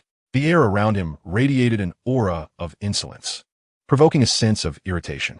Surprisingly, Voldemort appeared amused by Karl's audacity, letting out a rare chuckle, a glimmer of playful interest igniting within him. With a snap of his fingers, he summoned a figure from the ranks of his Death Eaters, revealing none other than Regulus Black, a child clutched in his grasp. Suddenly, Voldemort sprang to his feet, exuding an erratic energy akin to madness, and proposed a game to Karl. "How about a little fun? Every 3 minutes. I shall take a life. But fret not, for you may exchange a part of yourself for the chance to spare one. Does this game of hostages and body parts not intrigue you?" A deep furrow of confusion etched itself across Karl's face as he questioned Voldemort. "What do you mean by hostage?" Interrupted from his self-indulgence, Voldemort frowned slightly, abruptly turning to glance behind him, only to realize that Regulus had vanished, unbeknownst to the Death Eater. "Curse your bony wrist." Karl's gaze lingered on the wand that had materialized in Voldemort's hand, and he let out a derisive laugh. "Do you understand why you are held in such disdain? Why those of true lineage look down upon you? It is because you lack sophistication, engaging in underhanded tactics like a specter resembling a childish upstart. Your actions both juvenile and laughable, devoid of any grandeur." Neither party flinched as they withstood each other's incantations, both forced to cease their spells, trembling from the pain. Time eluded them, and soon Voldemort found himself seated across from Karl once more, wand in hand, a peculiar joy dancing in his demeanor. "I acknowledge you now. Let us forge a new world together. Avada Kedavra." The two shared an unspoken connection, moments ago poised for camaraderie, yet now fiercely intent on each other's demise. It must be noted that two individuals, both deranged, could synchronize in their madness. Twin beams of green light erupted from their wands, colliding in a standoff of magical prowess. As Karl taunted, "Look at you, a supposed leader, Yet you stoop to ambushing a mere child. Dare I ask for a touch of dignity? Must you always behave like a wretched cur, as if afflicted by some malady? Voldemort, gripping his wand tightly, the mask failing to conceal his mania, retorted with a sinister glee, and you're no different. Do not resist. Embrace your demise. The two transformed into a pair of belligerent jesters, hurling insults until the sudden appearance of a phoenix shattered their endless quarrel. Chapter 100, Retribution for Grievances. This phoenix was not Fawkes, but the reborn Spark. What are you waiting for? Act. Yet Voldemort, unaware of Spark's true nature, mistook the arrival for assistance, akin to Fawkes for Dumbledore, plunging further into depravity as he called for aid.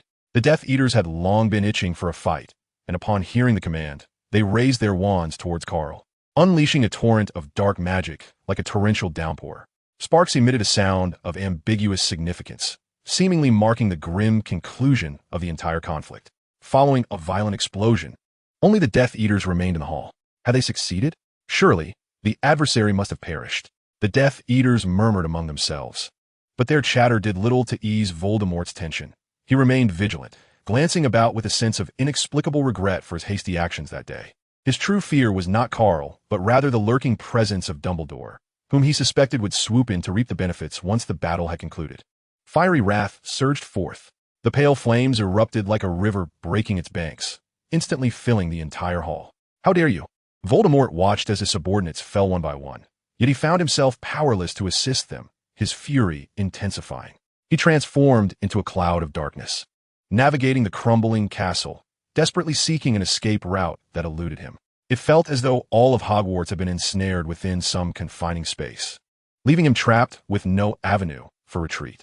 Outside the gates of Hogwarts stood Karl, furrowing his brow in contemplation. How had he not anticipated that old Voldemort would be so resilient, seemingly impervious to the flames that should have consumed him? The fire appeared incapable of incinerating his foe in the short term. Karl glanced at the Slytherin locket he held, an object he had recently acquired from his opponent. Initially intended as a reserve for ammunition, it seemed that plan was no longer viable.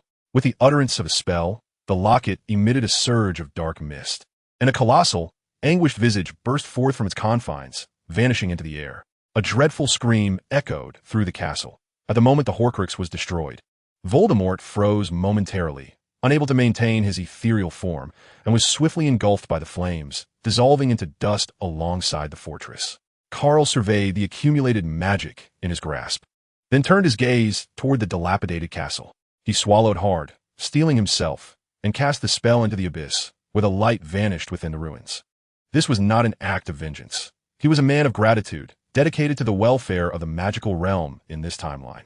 Destroying a millennia-old castle seemed a mere trifle in comparison, wholly justified. In conclusion, let it be known, this was by no means an act of retribution.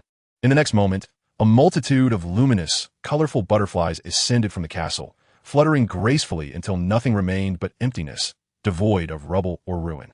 The others, released from their confinement, reveled in the breathtaking spectacle, seemingly oblivious to the castle's disappearance. Engaging in a skirmish with an old man in his 80s was best avoided. Who knew what complications could arise? Aside from Snape, who regarded the scene with contemplation, Lily and the recently rescued Regulus were utterly perplexed. The trio of the 6th year nearly erupted in cheers, for the days of relentless turmoil had finally drawn to a close, and the incessant annoyances would soon be but a memory. How could one not feel exhilarated? The twins, undeterred by Snape's disdain, approached him and enveloped him in a hearty embrace, earnestly urging him to treat certain individuals with greater kindness in the future. Snape acquiesced with great reluctance, occasionally accompanied by a cold smirk, his stubbornness provoking a desire to administer a swift reprimand. Cedric once again apologized to Regulus, acknowledging that it was his actions that nearly dragged Regulus into the games of the B.T.S. Regulus, displaying remarkable magnanimity, stated that as long as he was not forcibly abducted, all would be well. Cedric readily agreed, yet immediately reverted to his familiar refrain, suggesting that Regulus should accompany him. The future Sirius would be far less awkward, and they could surely coexist more pleasantly. Regulus, steadfast in his position, declined without hesitation, unwilling to abandon his family's choice to flee, for he was not serious. Consequently, he disregarded Cedric's incessant prattling and turned to Karl, who was watching the unfolding scene from the sidelines, inquiring whether the mysterious figure was truly dead, if not entirely vanquished. He would have to consider recommending that his family relocate to evade disaster. There must still be several Horcruxes in existence. It would be wise for him to avoid involvement, leaving the final complications to Dumbledore, that old man whose spirit remained youthful and would relish such a game of hide-and-seek. As Karl spoke, he tossed the pendant box in his hand toward Regulus in a rather abrupt and inexplicable manner, perhaps succumbing to a moment of mischievous whimsy, seeking to complete this cycle of causality. Regulus caught the pendant box in a fluster, his expression one of confusion, for their bond had yet to deepen to such an extent. Gifting a Slytherin pendant box as a keepsake seemed rather extravagant. Merlin, what on earth has transpired? Professor McGonagall's voice suddenly echoed from a distance, accompanied by the presence of more individuals. Karl reached into his pocket, finding nothing, and casually passed the box to Cedric, who clearly understood the implication and similarly reached into his pocket, yielding no results before tossing it to the twins. Fred, perplexed yet undeterred, mimicked the action, and inadvertently pulled forth a magnificent sword, astonishing everyone present. "Quickly, take cover," Karl exclaimed, snatching the sorting hat and hurling it away. In the next moment, a pentagonal blue door shattered the space behind them. "We're getting out of here." George shoved the still-dazed Fred, successfully propelling him through the door. Cedric, flashing a bashful smile at the astonished trio, waved goodbye and leaped into the portal.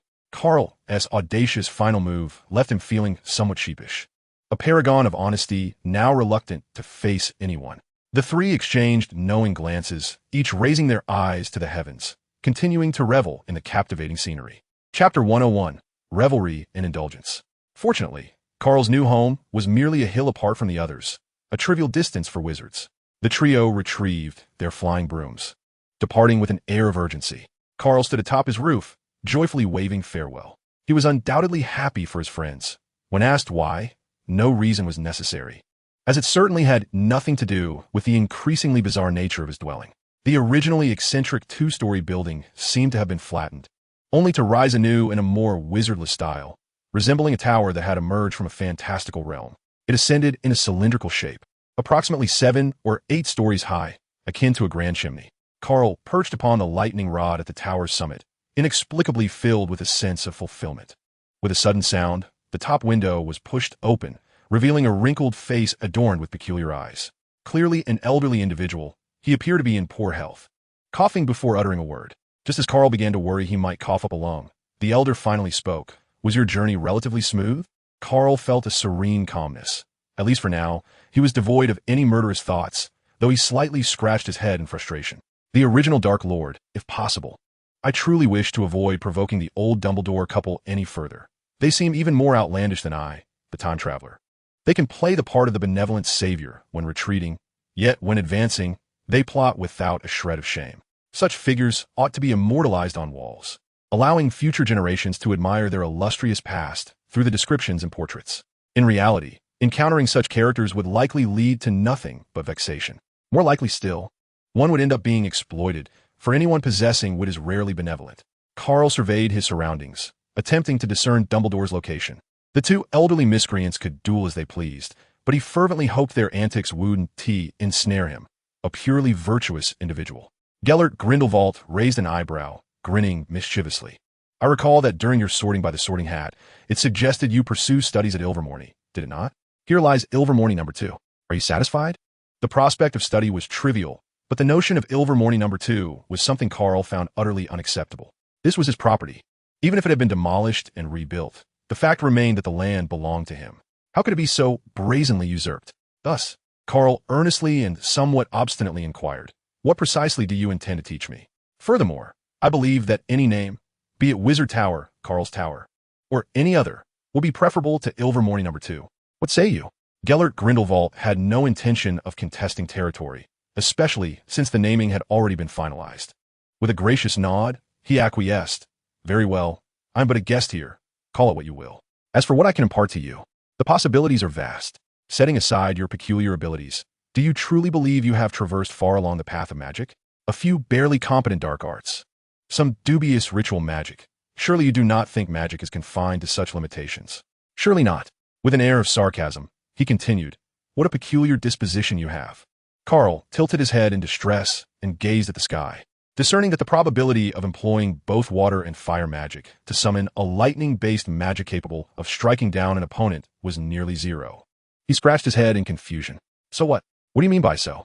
What exactly do you wish to accomplish? Please don't tell me you've come to engage in a game of grandparent and grandchild with me?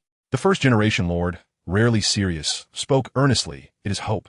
You need not dwell too much on this, for it is still early. Regardless, a day will come when you must face it. Now, let us discuss your journey. Judging by your demeanor, have you returned with abundant gains?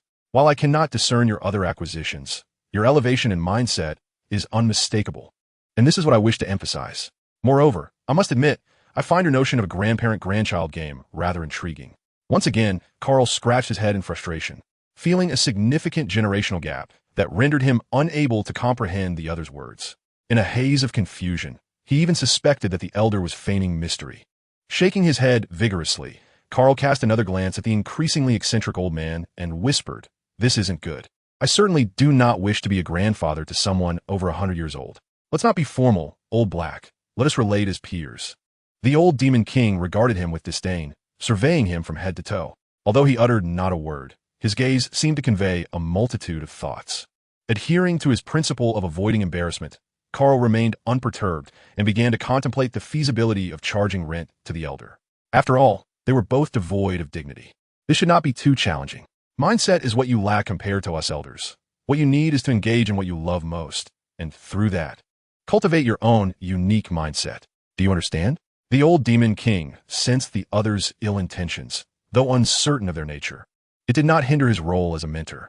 Indeed, it was fitting for him to harbor ill intentions. How could a dark lord genuinely coexist with the innocent?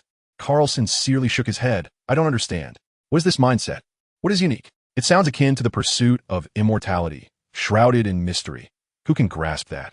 The old demon king, feeling exasperated, gritted his teeth in frustration, striving to suppress his anger and calmly attempt to guide him. What is it that you most enjoy doing?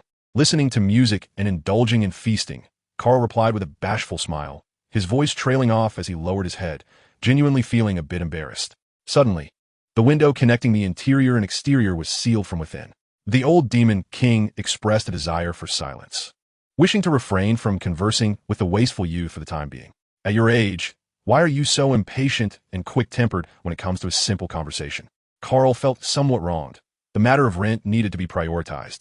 With a leap of faith, he descended to the ground, pushing open the grand doors of the tower, revealing a lavishly decorated hall. He gulped, feeling rather unworthy.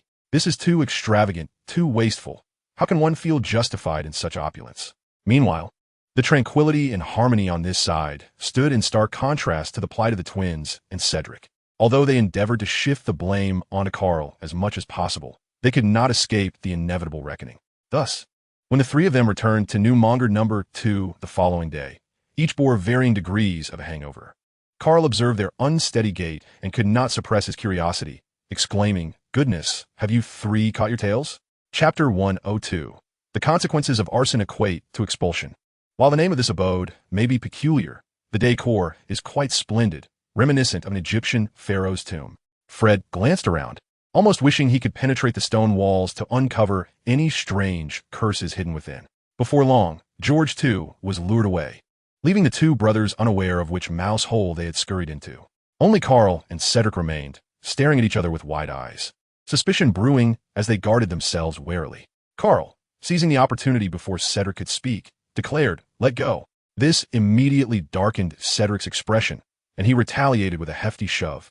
But Karl narrowly evaded it. After a brief scuffle, Karl managed to pin Cedric to the ground, sitting atop his back, clucking his tongue. "You possess an insatiable appetite for trouble. Why emulate Filch? What compels you to think so poorly, Cedric?" Cedric's face was as grim as a burnt pot's bottom. He sighed in resignation, unable to overpower Karl or adeptly scold him. All he could do was lament his misfortune and retort, "Do you not find it odd? It seems our every action in this alternate dimension is known to others." This was indeed a curious matter. Karl stroked his chin thoughtfully, uncertainly pondering. "What do you suppose is the reason?" Cedric rolled his eyes, exasperated. "If I knew, I wouldn't be asking," and promptly dismissed Karl with a wave of his hand. Producing a parchment from his pocket, he raised it towards Karl, declaring, "This is our notice of suspension. It serves as punishment for the destruction of the alternate Hogwarts, lasting 6 months. My mother nearly gave me a thrashing over this. As Karl accepted the notice, his expression grew increasingly grim. This was quite the indignity, an insult of the highest order. In a fit of rage, he incinerated the parchment, then stroked his chin, vacillating. Perhaps we should burn Hogwarts. Once more Cedric hastily covered Karl's mouth, glancing around to ensure no one else was in earshot, and sighed in relief. With an air of unwavering certainty, he insisted, "No, you must not even consider it. My dearest friend, please do not court disaster. Have you not discerned Dumbledore's nature? That old rogue is exceptionally formidable. Avoid provoking him unless absolutely necessary." Karl found this remark unpalatable, as if it implied he were easy prey. He wished to convey that he too was not to be trifled with. However, Cedric, resolute as a tortoise with a rock in its shell, firmly restrained him, determined to prevent any reckless outbursts. Sensing Karl's persistence, Cedric swiftly changed the subject. "Later today, my family and the Weasleys are planning a welcome party for you. Is there any issue on your end?" Karl rolled his eyes. Since no one seemed interested in listening to his boastful claims, he could only swallow his irritation and retorted, "What problems could I possibly have? Are you certain this is a welcome party and not an accountability meeting?" Having caused chaos by abducting children not once, but twice, Karl had long abandoned any hope of leaving a positive impression. Moreover, to put it bluntly, the fact that they didn't regard him as a trafficker was a sign of their open-mindedness. He could scarcely fathom why he would still be welcomed. It must surely be a bizarre gathering rife with undercurrents. Cedric, exhibiting understanding, patted him on the shoulder and offered a half-hearted reassurance. "Be confident. If anything goes awry, you can leave first. The twins and I will handle the aftermath." Would he be beaten into a state of helplessness once more? Karl scrutinized him with suspicion and retrieved a bottle of his latest invention, a white essence cream that promised to double the healing effects of wounds, albeit with the painful side effect also amplified. Those who had used it had cursed it, claiming it was effective yet torturous. Cedric hastily shoved the loathed concoction into his pocket, clearing his throat awkwardly, feeling the need to discuss something serious, lest he appear untrustworthy. Thus he remarked, "So, how we spent these past 6 months? We can't just gallivant around. While that's possible, it might be perilous. My mother and Mrs. Weasley might not hesitate to take action. Let us cultivate the land, nurture our spirits, and I can assist you and the twins with your studies. The next time we encounter a noseless creature, we will be better equipped for self-defense." This notion of mental fortitude seemed to resonate with Karl in an unexpected way, as he began to understand the intentions of the original Dark Lord. While attending concerts might be out of reach, cultivating the land appeared to be a commendable alternative. Self-sustaining and ecologically balanced, though it felt somewhat distasteful, Cedric, whether he pondered deeply or not, nodded in agreement. "Is that so? It seems a viable method to extract the gold from our hands. But what shall we plant? Let us not delay until tomorrow. Let us depart now and commence sowing at once," Cedric bellowed, calling the twins down with fervor. When they arrived, they appeared exhilarated, chattering incessantly, and, in that brief span, they had thoroughly explored the tower, even more comprehensively than Karl, the owner. Fred, with a sycophantic demeanor, clung to Karl, declaring, "Your house is magnificent. It has an alchemy room, a potion room, a library, everything one could desire, and there are numerous vacant rooms. Be sure to reserve one for us brothers." With a grand gesture, Karl replied, "Of course, of course. We must keep a room for you. Have you checked the top floor? Let us put it this way. Aside from the one room occupied by someone rather presumptuous, I have no claim to the rest. Choose whichever room you fancy." The ultimate fate of the house remained uncertain, so it was prudent to occupy it hastily. When the time came for disputes, they would have rightful claims. Indeed, such is our audacity. The trio, oblivious to Karl's ulterior motives, assumed his generosity was habitual and eagerly selected their rooms. By the time they regrouped, the sun was high in the sky. George, ever the contrarian, stroked his chin thoughtfully and proposed, "Shall we indulge in some Indian cuisine at noon?" Fred and Cedric, who had previously endured a regrettable experience, nearly drew their wands in response. In their youth, they had been persuaded by Karl to partake in a lavish Indian feast that still haunted their stomachs to this day. Karl seized every opportunity to tantalize with culinary delights. The streets of Chinatown were abundant with food, and perhaps they might even encounter a vendor selling Indian parathas, which would surely delight George's palate. Cedric and Fred exchanged knowing smiles, each taking hold of the pallid-faced George, determined to teach this boastful champion a lesson. Chapter 103. The true heir of destiny Regulus felt he must have lost his sanity. For how else could he explain the sight of 2 Dumbledores appearing almost simultaneously after Karl and the others had departed? Their arrival was startling, catching everyone off guard. He dared not exhibit the same bravery as that Gryffindor witch. Instead, he quietly lowered his head, listening intently, unwilling to have his mind muddled into a pulp. Though his ears remained alert, he had no ulterior motives. He merely wished to ascertain whether he was truly witnessing apparitions. Fortunately, it seemed that neither Dumbledore harbored any secrets from the trio. Once the young, which had finished a report, the three of them were left to their own devices. The elder Dumbledore, speaking first, was replete with apologies. My sincerest regrets. That fellow is notoriously petty. Did you forget to cover your tracks when you plotted against him? The younger Dumbledore, after a moment's silence, expressed his evident bewilderment. I had always believed we were engaged in a fair exchange. Although I may have uttered words that could lead to misunderstandings, was it truly necessary to incinerate an entire castle in retaliation? The elder's tone inexplicably brightened. You even threatened him? He refrained from confronting you on the spot? How much he has matured. From what you say, you seem to take pride in his growth. Absolutely not. It's merely a source of greater concern for me. That scoundrel has grown more cunning. He has learned the art of enduring humiliation. I shall have to exercise an abundance of caution in the future, for which I owe you my gratitude. So you specifically came here to settle the score? This nonsensical remark caught the attention of the others, and with a decisive clap, the original Dark Lord slammed shut the window, sealing it once more. Fred, filled with curiosity, inquired, "Is this the individual you referred to as lacking respect for his elders?" George quickly concluded, "Indeed, he does seem rather unhinged. Is that Gellert Grindelwald?" Cedric murmured in disbelief, then turned to the twins with admiration.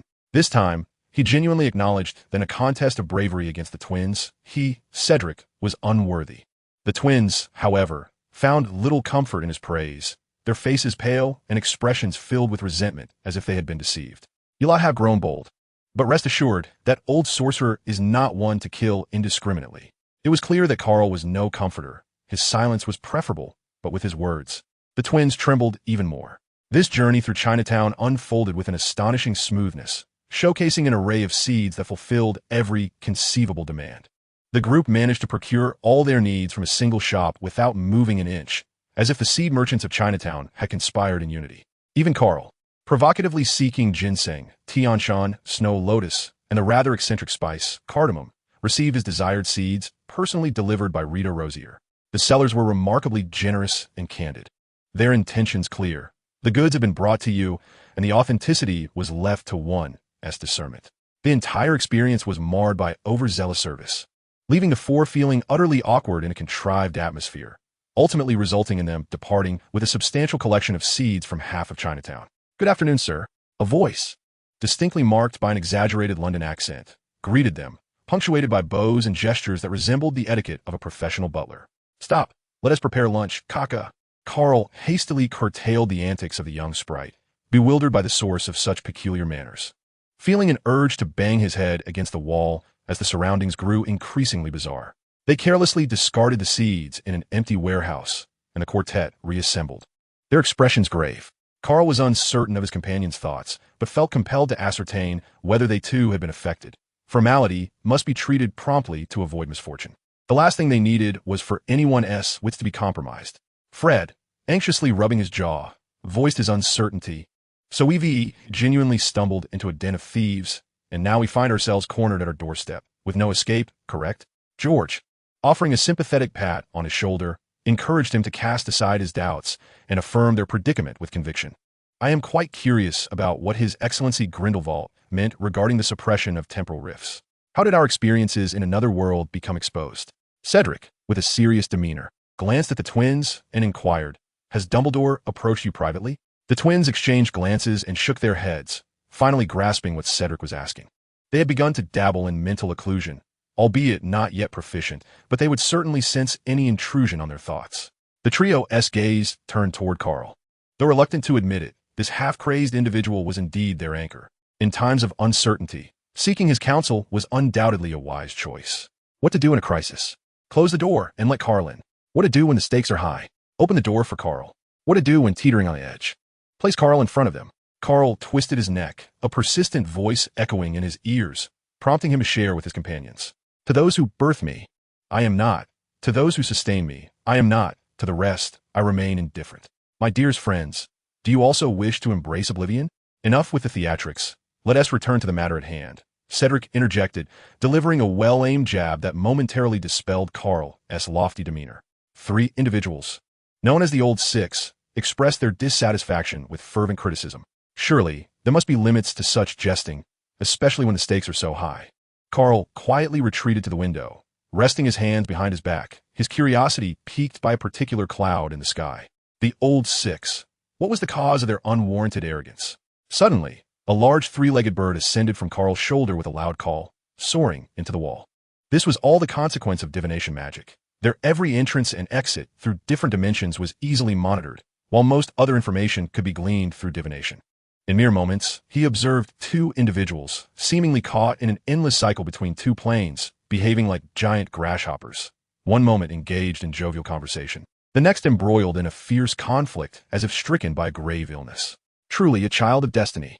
For reasons unknown, Karl found himself inexplicably irked by their opportunistic behavior. Chapter 104. The bountiful rewards that brought tears to Hogwarts.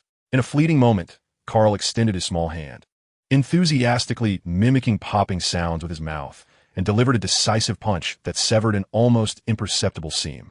Before the 2 old Dumbledores could shift their gaze, Karl turned and dashed away, instantly engaging in playful scuffles with the Old Six. It wasn't that they were particularly eager to entertain him. Rather, it was evident that they had already claimed their respective territories, and his sudden incursions were a blatant challenge, leading to inevitable conflict. This skirmish commenced before lunch, paused for a half-hour meal, and resumed immediately after, continuing until dusk. By the time Sirius and young Harry arrived, all 4 were disheveled, as if they had crawled through a mouse hole. Karl's disarray was largely due to the underhanded tactics of 2 shameless individuals who had resorted to various devious schemes against him. Despite maintaining an unspoken agreement to conceal their rivalry from the other 3, this overt and covert struggle nearly left him at his wit's end. Were it not for his enhanced abilities in displacement and speed, he might have faced dire consequences that day. Sirius tightly grasped Harry's shoulder, seemingly fearful of him becoming entangled in the fray, while subtly instructing him, "See, Harry, this is merely a game among boys. It's normal to get banged up. You're still young, so remember not to join in recklessly." Before the others could react with their swift hands, Karl took the initiative, producing a homemade essence of white fresh milk. Ignoring the Old Six expressions of horror, he deftly flicked the bottle cap open with a gesture of his wand, dividing the liquid into 4 thin, membranous layers that enveloped the 4 of them. A heart-wrenching cry pierced the night, abrupt and jarring, akin to a sudden chokehold. As Karl felt his injuries completely mend, he waved his wand again, restoring all 4 to their former polished selves as if they had been freshly waxed. This welcome gathering, delayed for over half a year, is quite ordinary, akin to a simple bonfire party resembling a small gathering of nearby wizarding families. The adults engage in jovial conversation over drinks, while the children form their own clusters. Karl greeted the 3 older boys and their parents, marking a formal introduction. Yet it remained merely a fleeting acknowledgement, with everyone maintaining their own reserve and decorum. While this sense of distance felt rather comfortable, Karl could not shake the inexplicable suspicion that the old fool Dumbledore had clandestinely tarnished his reputation, for the subtle aloofness exhibited by the adults was utterly perplexing. Nevertheless, the superficial harmony was sufficient. After all, he was still a mere adolescent, and excessive enthusiasm might lead to quite a bothersome situation. Were the twins truly speaking the truth? The stubborn boy, having narrowly escaped the twins' persuasion, stealthily approached Karl to probe for information. He had no intention of exposing the brothers' secrets, yet he was particularly curious about their schemes. As Karl found himself in a quandary over how to explain to Mr. Weasley the peculiar branding on many of the twins' garments, Harry's unexpected interruption was a timely rescue from his predicament. After bidding farewell to the affable gentleman, Karl hurriedly led the obstinate boy away. They retreated to a corner far from the bonfire, where Cedric was discreetly nursing a butterbeer, seemingly evading Mrs. Diggory. Harry intended to greet Cedric, but was promptly handed a cup of butterbeer, which finally quieted him, his wide eyes no longer darting about in a manner that suggested he was about to burst. Karl assisted him by inserting a straw, cautioning him not to drink too hastily. If he truly became inebriated, Sirius might not allow him to join their escapades again. The stubborn boy nodded, his bright green eyes wide with unwarranted certainty, whispering to Karl, "You must have done something mischievous again, haven't you?" Karl responded with a deadpan stare. "Though we are familiar, I would still sue you for defamation, stubborn boy. By the way, what did you want from me earlier?" Young Harry, Having witnessed the harsh realities of society at such a tender age, refrained from calling out the other's audacity. Recognizing the dynamics at play, he adeptly shifted the topic. I want to know what the twins are scheming. It seems Ron is nearly gullible enough to believe them. Cedric chuckled, taking the conversation forward. Those two are attempting to recruit free labor. You see, Ginny is their family's beloved pet. Otherwise, they wouldn't spare her either. With a playful nudge to Karl, he added, I might borrow your card for this. I intend to win this competition. Karl, silently adopting the expression of an old subway patron, reflected that this endeavor was merely a way to pass the time, while also seeking to delve into the so-called mindset that the old black man spoke of. How had it transformed into a competition? Thus, he exercised his habit of inquiring out of ignorance, tentatively asking, what rewards are there? This time, it was Cedric who fell silent, realizing that their discussions throughout the morning had seemingly been in vain. Setting up a scene of reckless abandon, one truly ceases to heed any advice. Despite harboring a myriad of fervent desires to express oneself, the heat rising to my face and my mother quietly searching for me compels Cedric to exercise caution. Thus, he grits his teeth and responds. The first prize is Gryffindor's sword, the second is Ravenclaw's diadem, and the third is Hufflepuff's golden cup. Karl perceives a peculiar issue with his hearing, shaking his head vigorously. The Gryffindor sword belongs to the twins, and the Hufflepuff cup is yours. You all enjoy gambling, which I have no objections to, but I cannot recall ever stating my intention to wager the diadem. Cedric contemplates this for a moment, tilting his head as he cautiously suggests the possibility that your silence at the time was, in fact, a tacit consent. Having spent half a year mingling with Sirius, the stubborn lad has gained a rudimentary understanding of the magical world, and thus he raises his hands high, proclaiming, I wish to participate as well. Ron, Ginny, and perhaps a few others will join me to form a team. Don't be ridiculous. A child with no grasp of magic wishes to farm and compete?